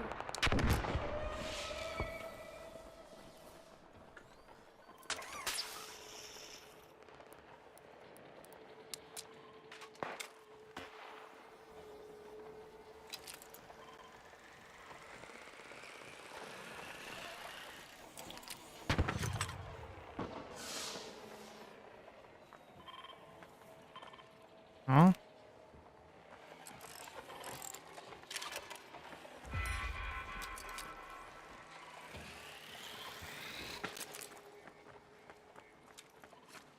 Bro, everybody's dying. What the fuck? 2D space sim? Ooh, sounds nice.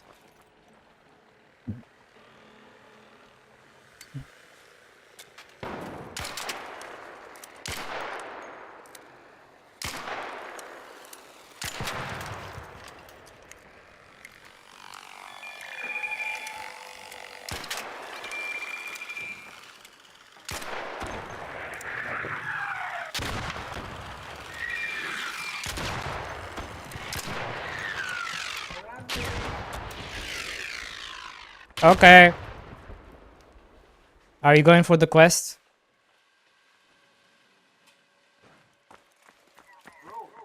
Yeah? Hello?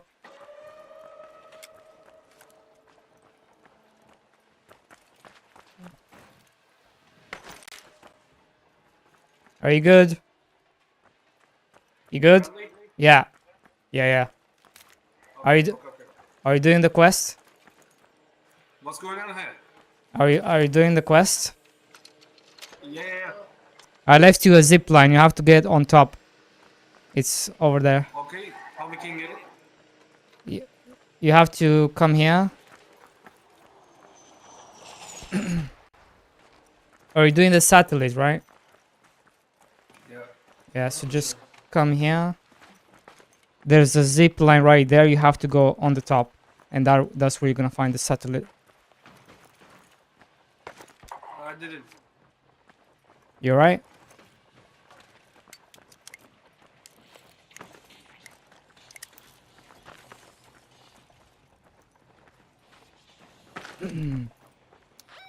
Wanna go up?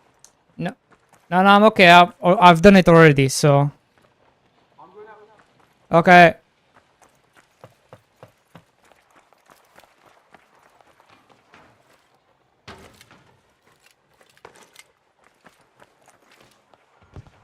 How the fuck do I get up there?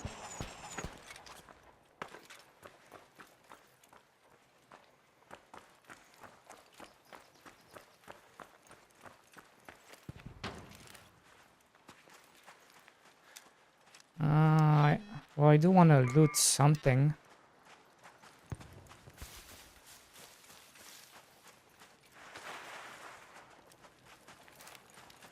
I can go out empty-handed, you know?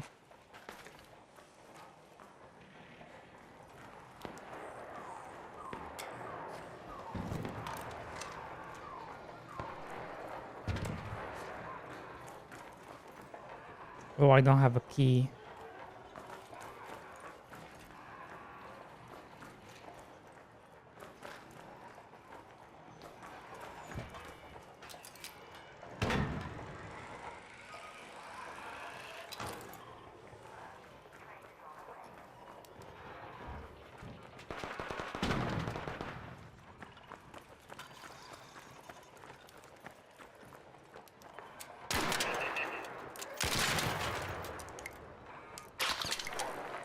Yo, who shot at me?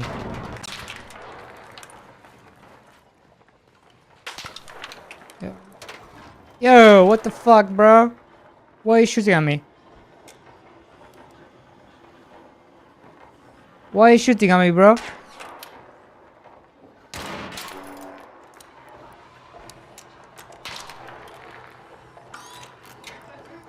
Yeah, bro, that's me, bro. Why are you shooting at me? Jesus. He was shooting at me, I don't know why. Bruh.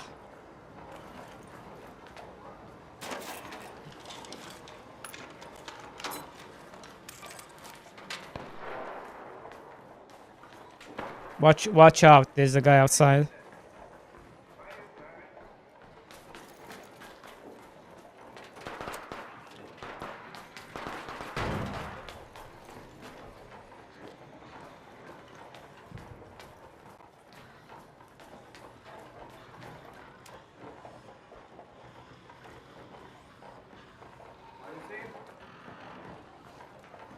Bro, what are you doing, bro?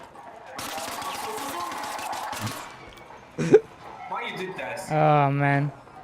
I said sorry, bro. Rip.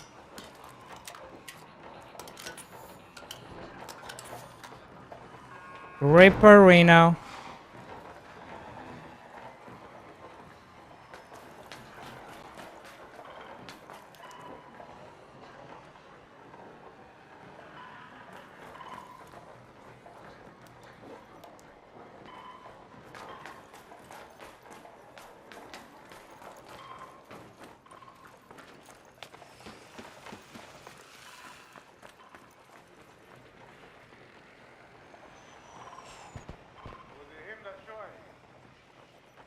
What?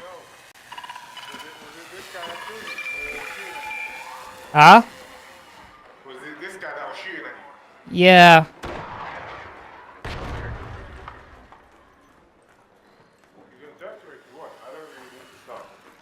I don't know.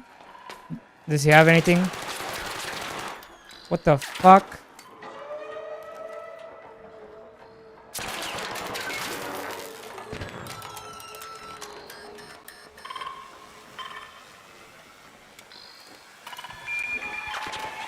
Ah!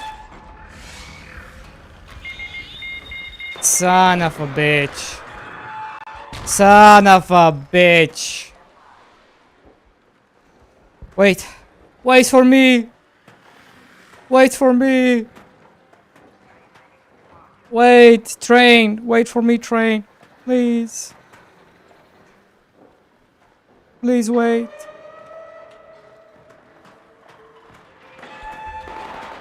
I'm not gonna make it. Train, train, wait for me, train.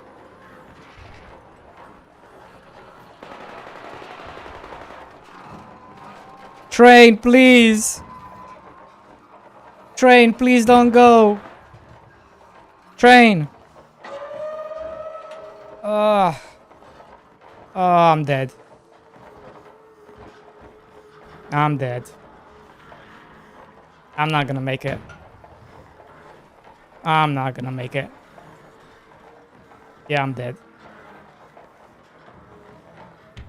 I am dead. I'm gonna die. Here I die. There I died.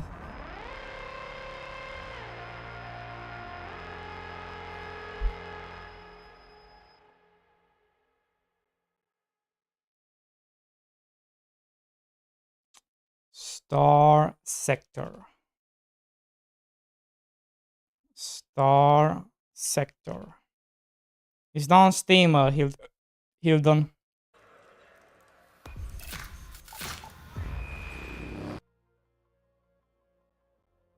What kind of game is it? Star Sector game.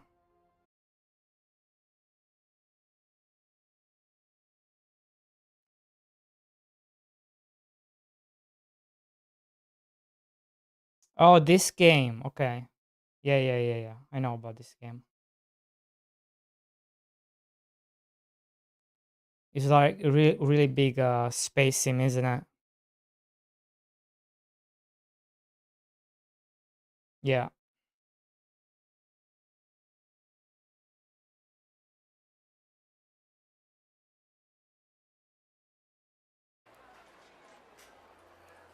Bro, how the fuck did I die?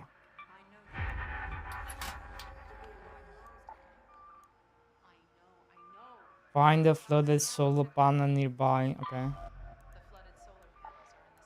What you got for me?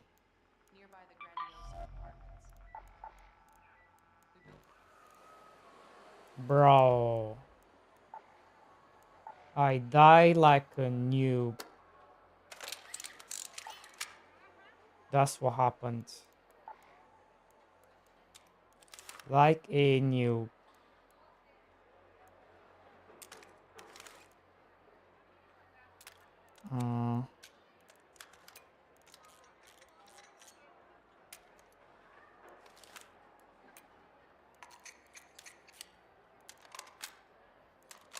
Can I save this? There we go.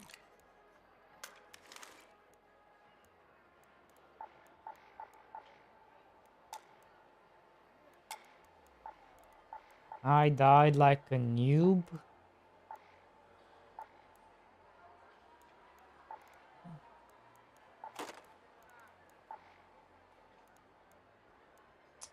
Which kinda sucks.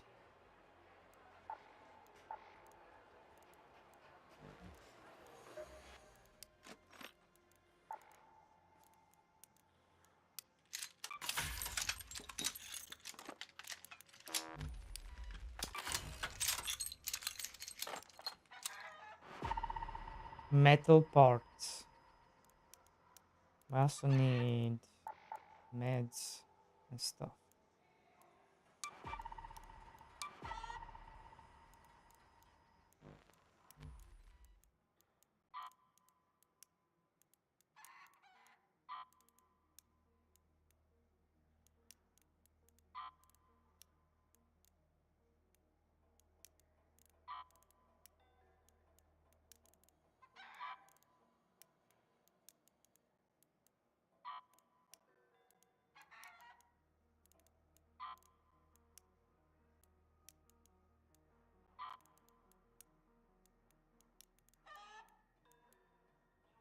Advanced power cells. Oh shit, yeah. Nice. Which means I can make...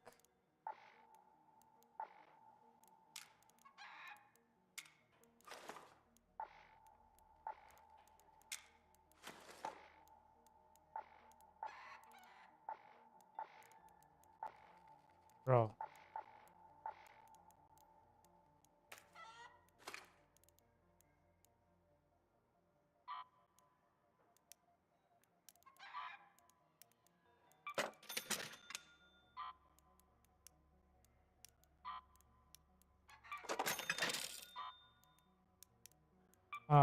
Can I recycle you?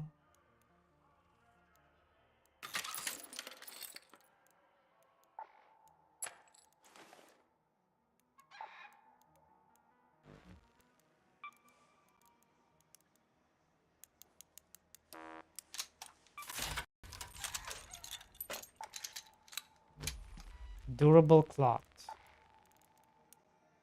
Fabrics. Frame.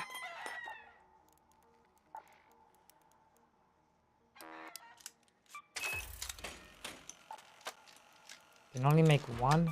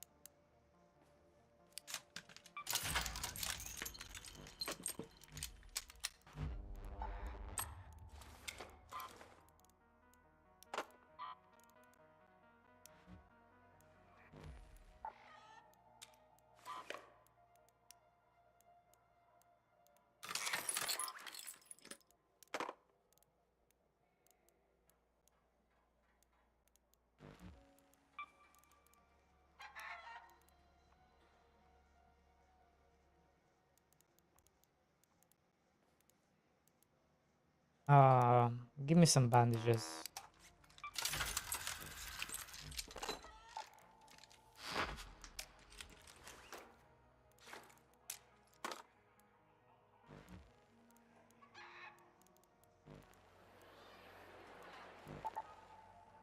Bro, the way I died, that was just embarrassing, the way I died. That was... Fuck. That was just...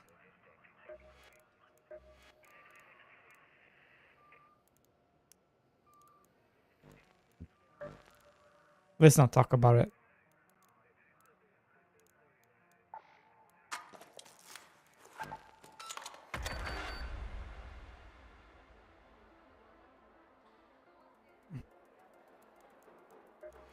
Can I buy...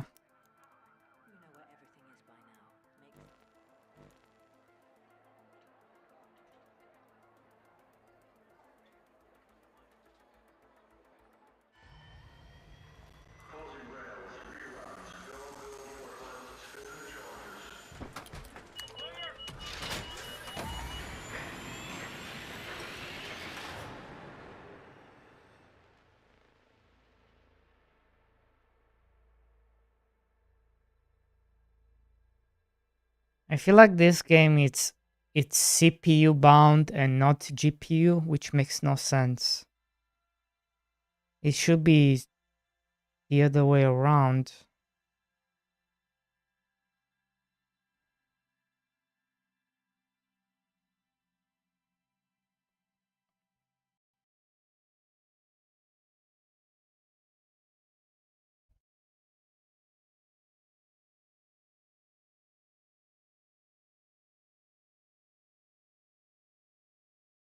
Um...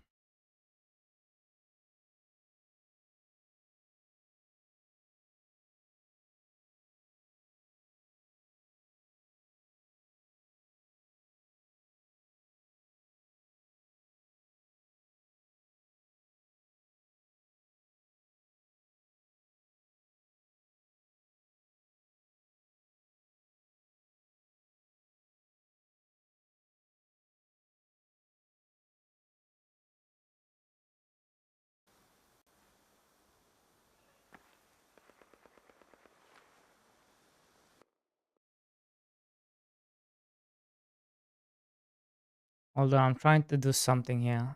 Program.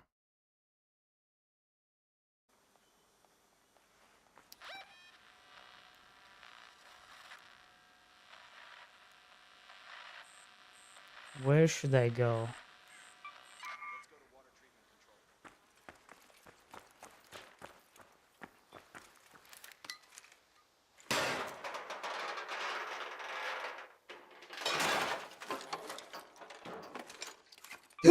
I need this. Oh yeah, I need light bulbs. I forgot. Electrical. Perfect.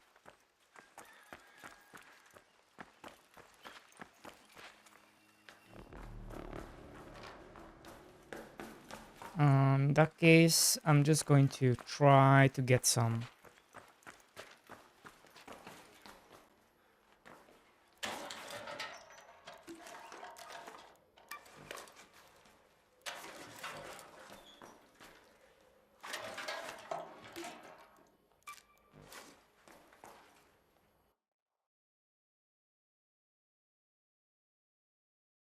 Huh?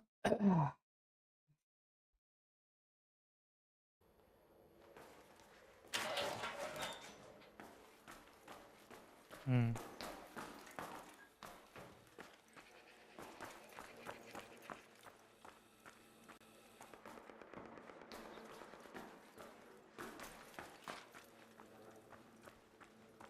that guy gonna come to me?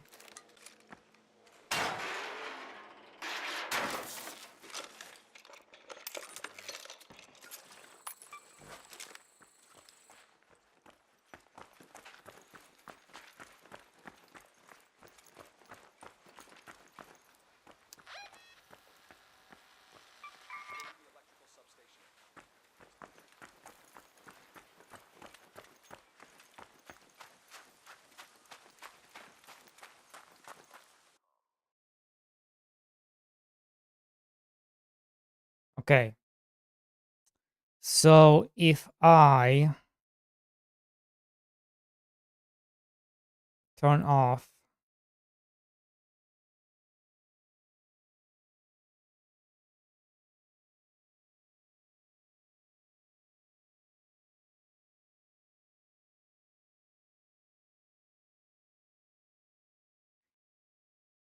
increases the value by improving the cost of increased latency.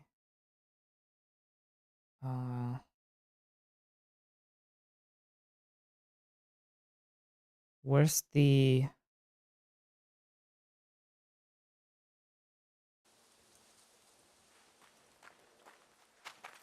physics stuff?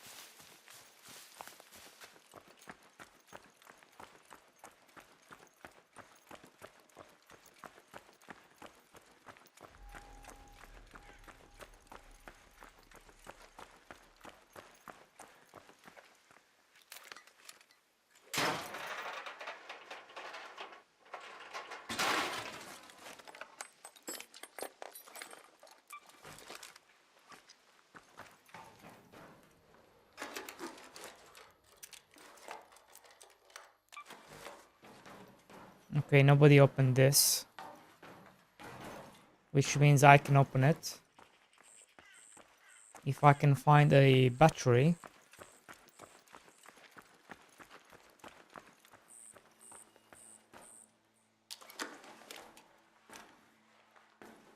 What did I get?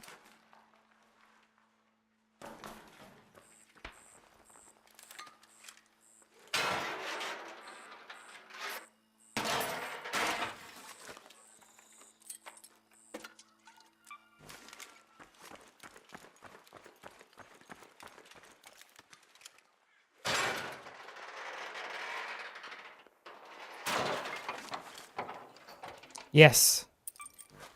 So they are in the cars.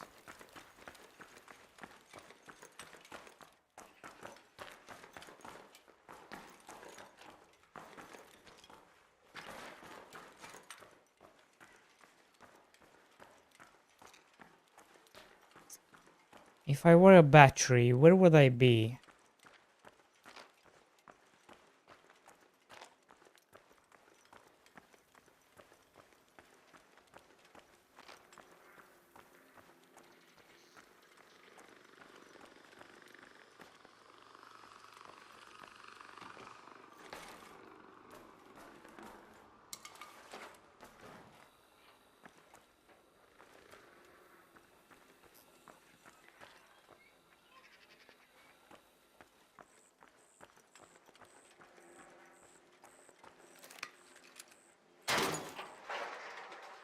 Where would the battery hide?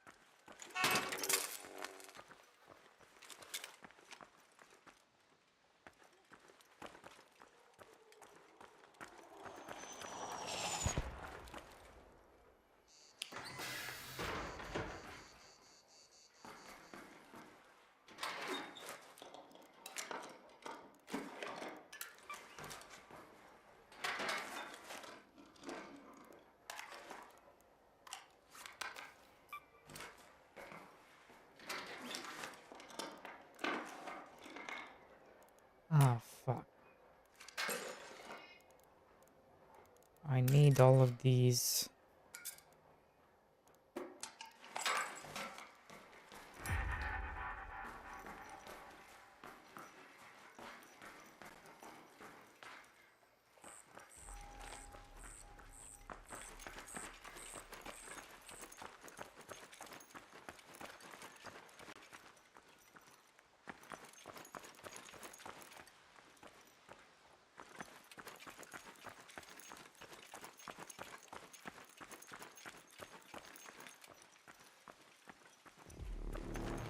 If I was a battery, where would I be?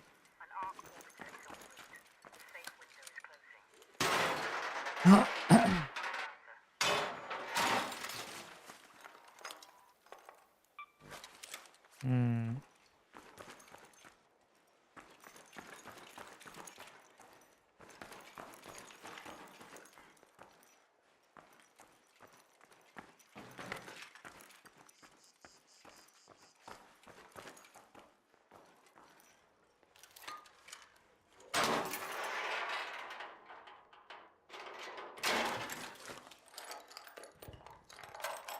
Oh my god.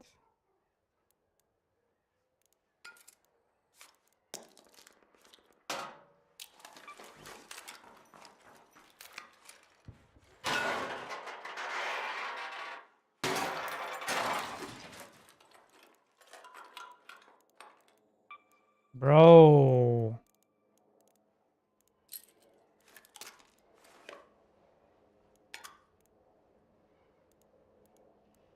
What to do?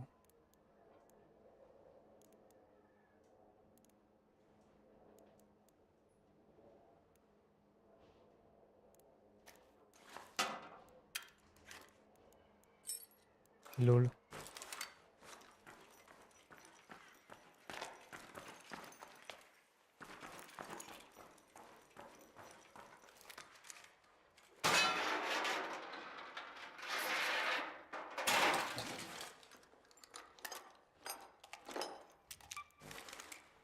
No idea.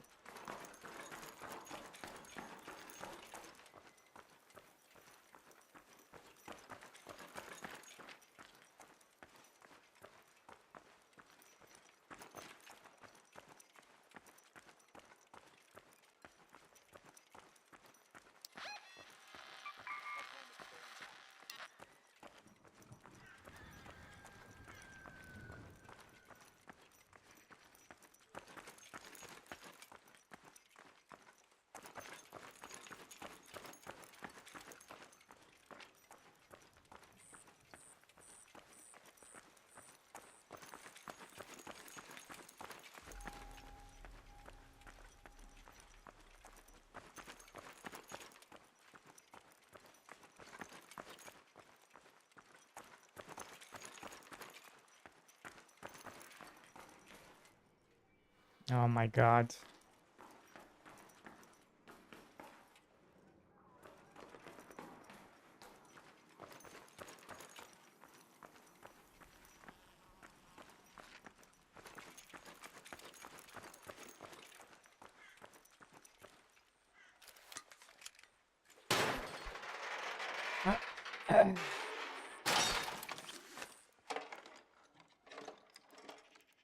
Oh my god.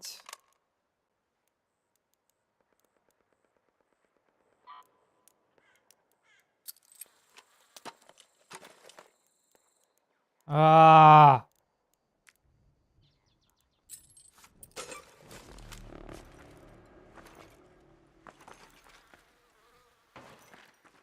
Can I still use this? Yeah.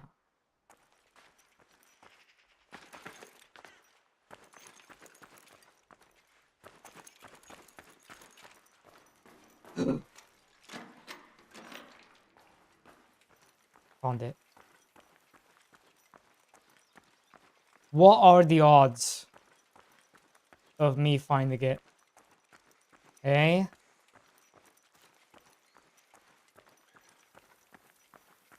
Is there another battery right there? No.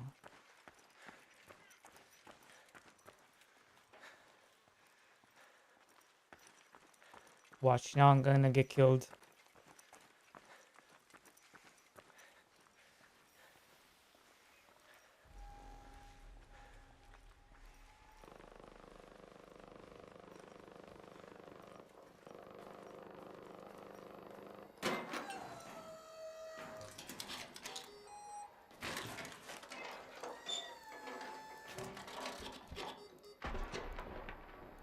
Man. Nothing good.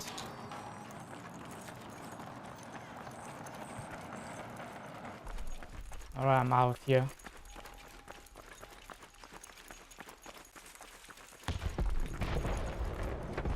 God damn, boy.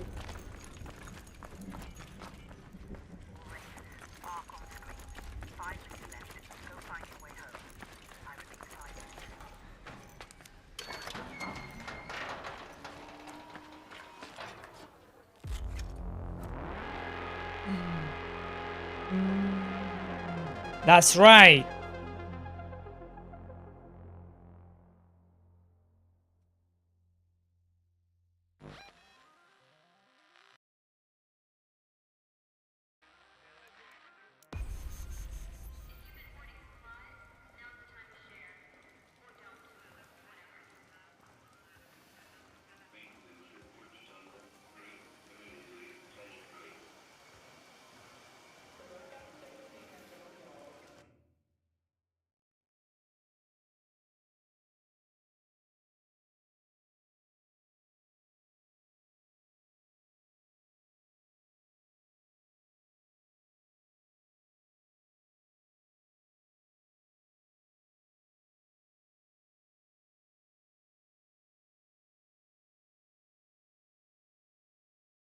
Maybe it's not this. Maybe it's...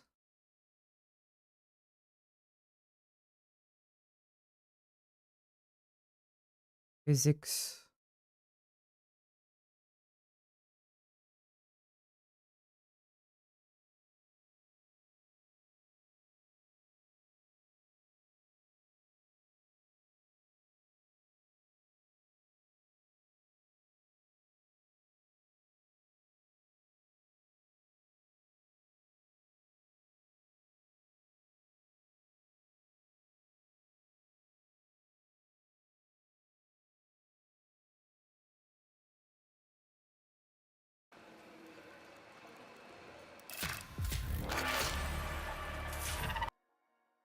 Level 31.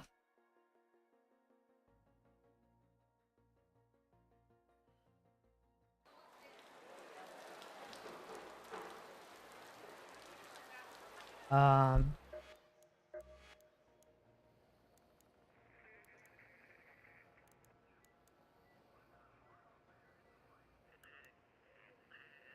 When you're hurt in combat, regain a fixed amount. Yeah, sure. Sure.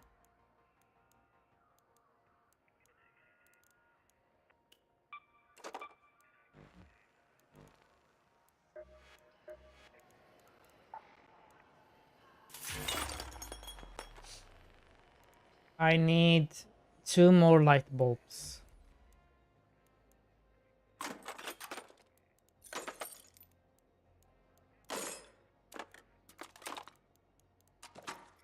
Oh my god.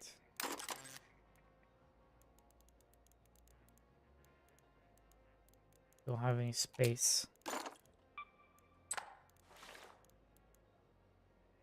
Vertical grip 3. I'd rather have this on a different weapon.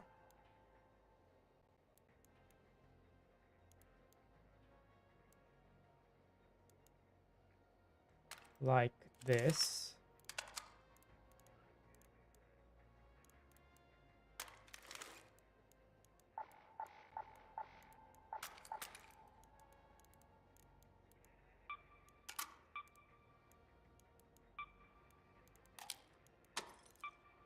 Hmm.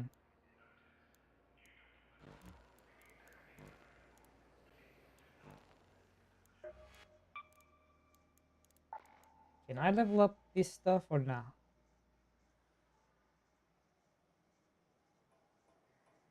I need to kill bastions. Fuck.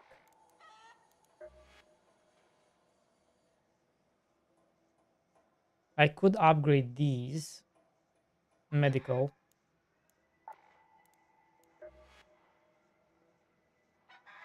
Medical. Okay, yeah, let's go do medical stuff. Bombardier. Yeah, let's go do medical stuff.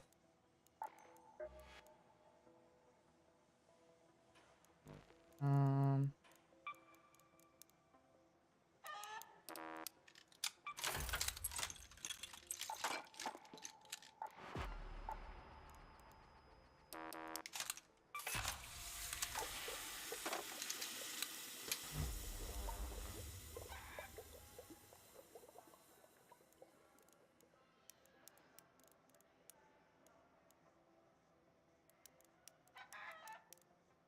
Interesting. The only problem is I'm always out of everything.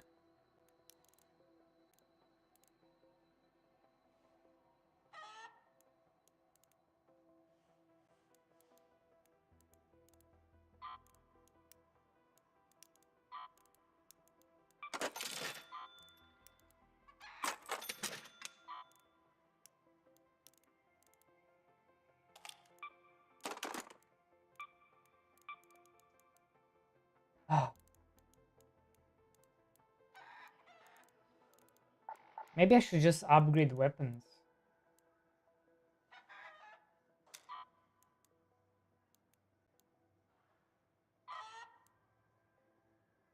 What's the durability? It's quite high.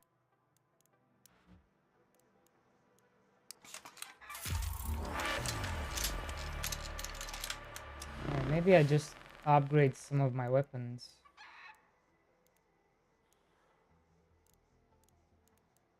Well, that was short-lived.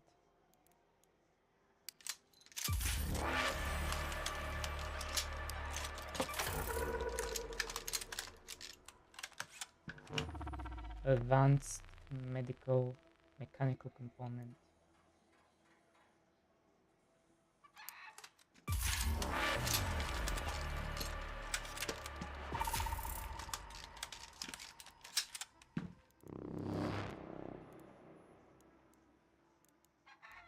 Did that give me any space?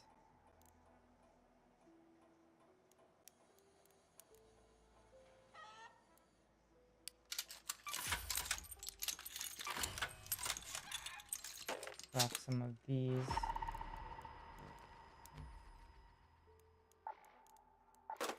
Didn't make any fuck all.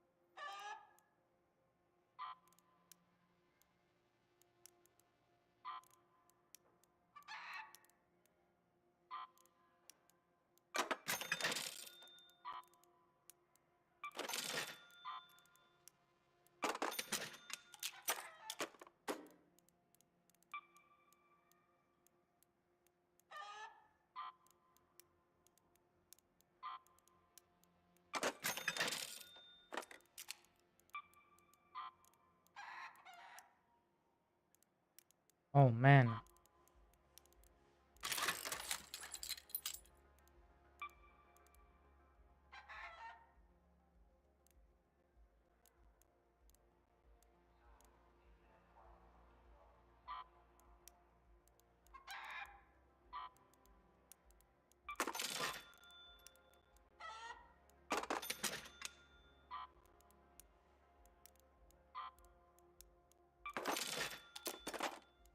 Okay.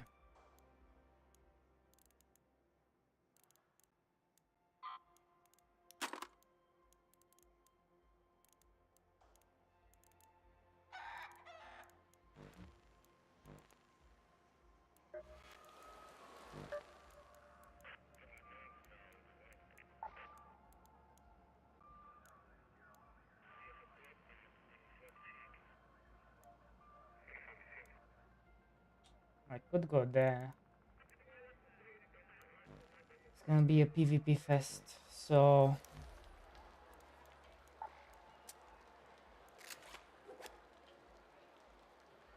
yep.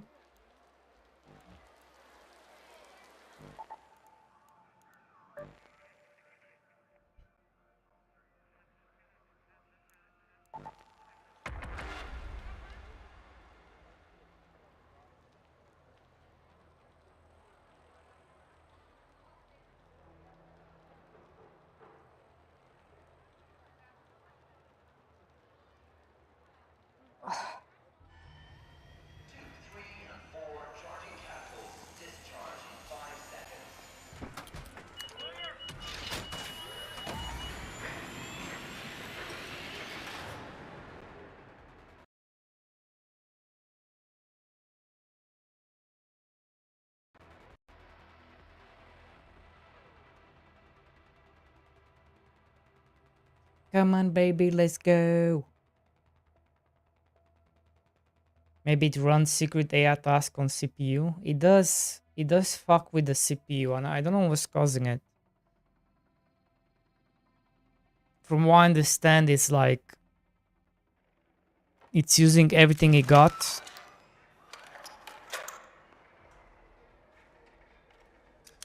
By default, even if it needs it or not, it doesn't prioritize anything. Just ah shit. There's players here already.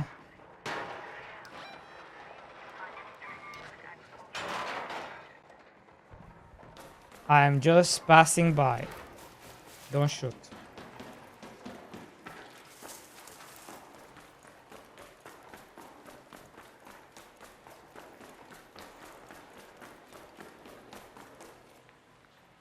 No. No, it's disconnecting. Are you fucking kidding me? Piece of shit. Of course.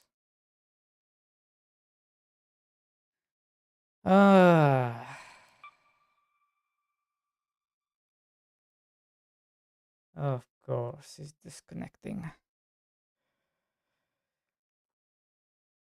I guess I have to make it for the extract.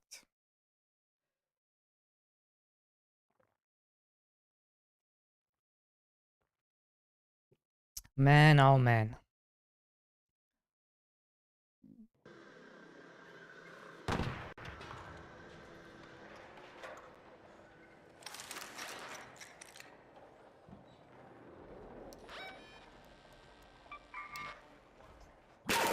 Oh my fucking god. Don't kill me, bro. Why?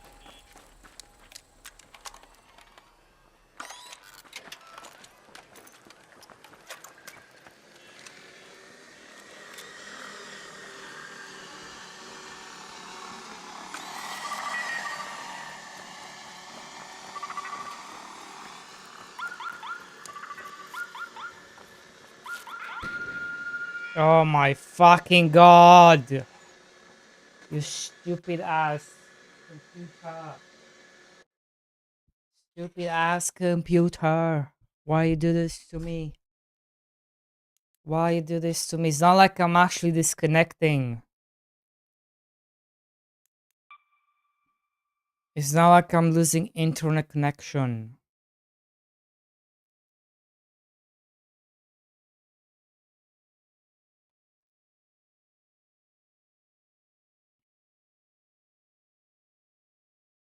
Wow, that is infuriating.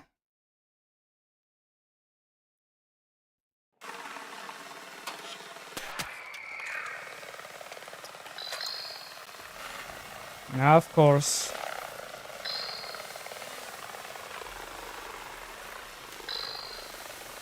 Of course. Fucking of course.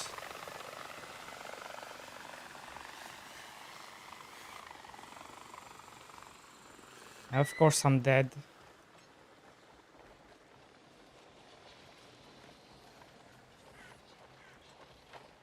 Well, it's not like I'm gonna make it. And I'm gonna get disconnected again. Wow. Look at this.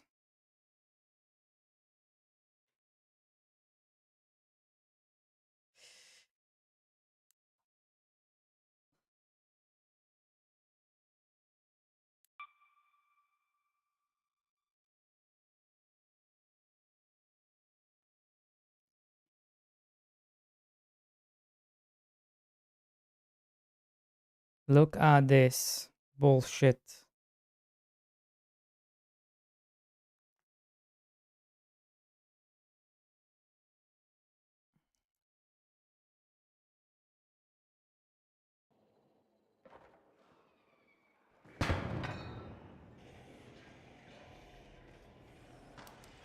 Huh?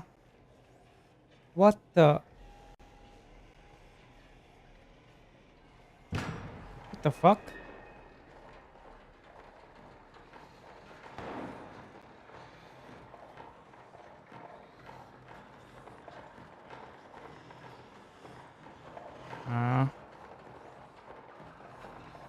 What is happening?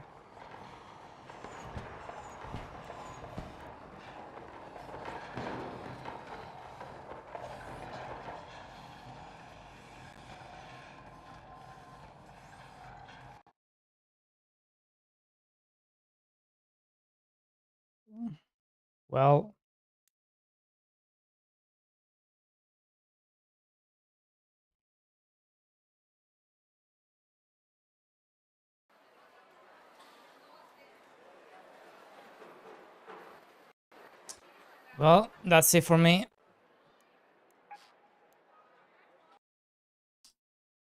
That is it for me. Alright, boys and girls, thank you so much for watching.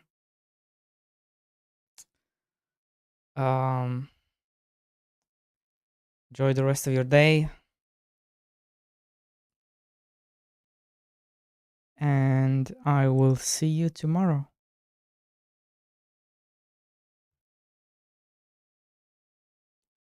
See you tomorrow.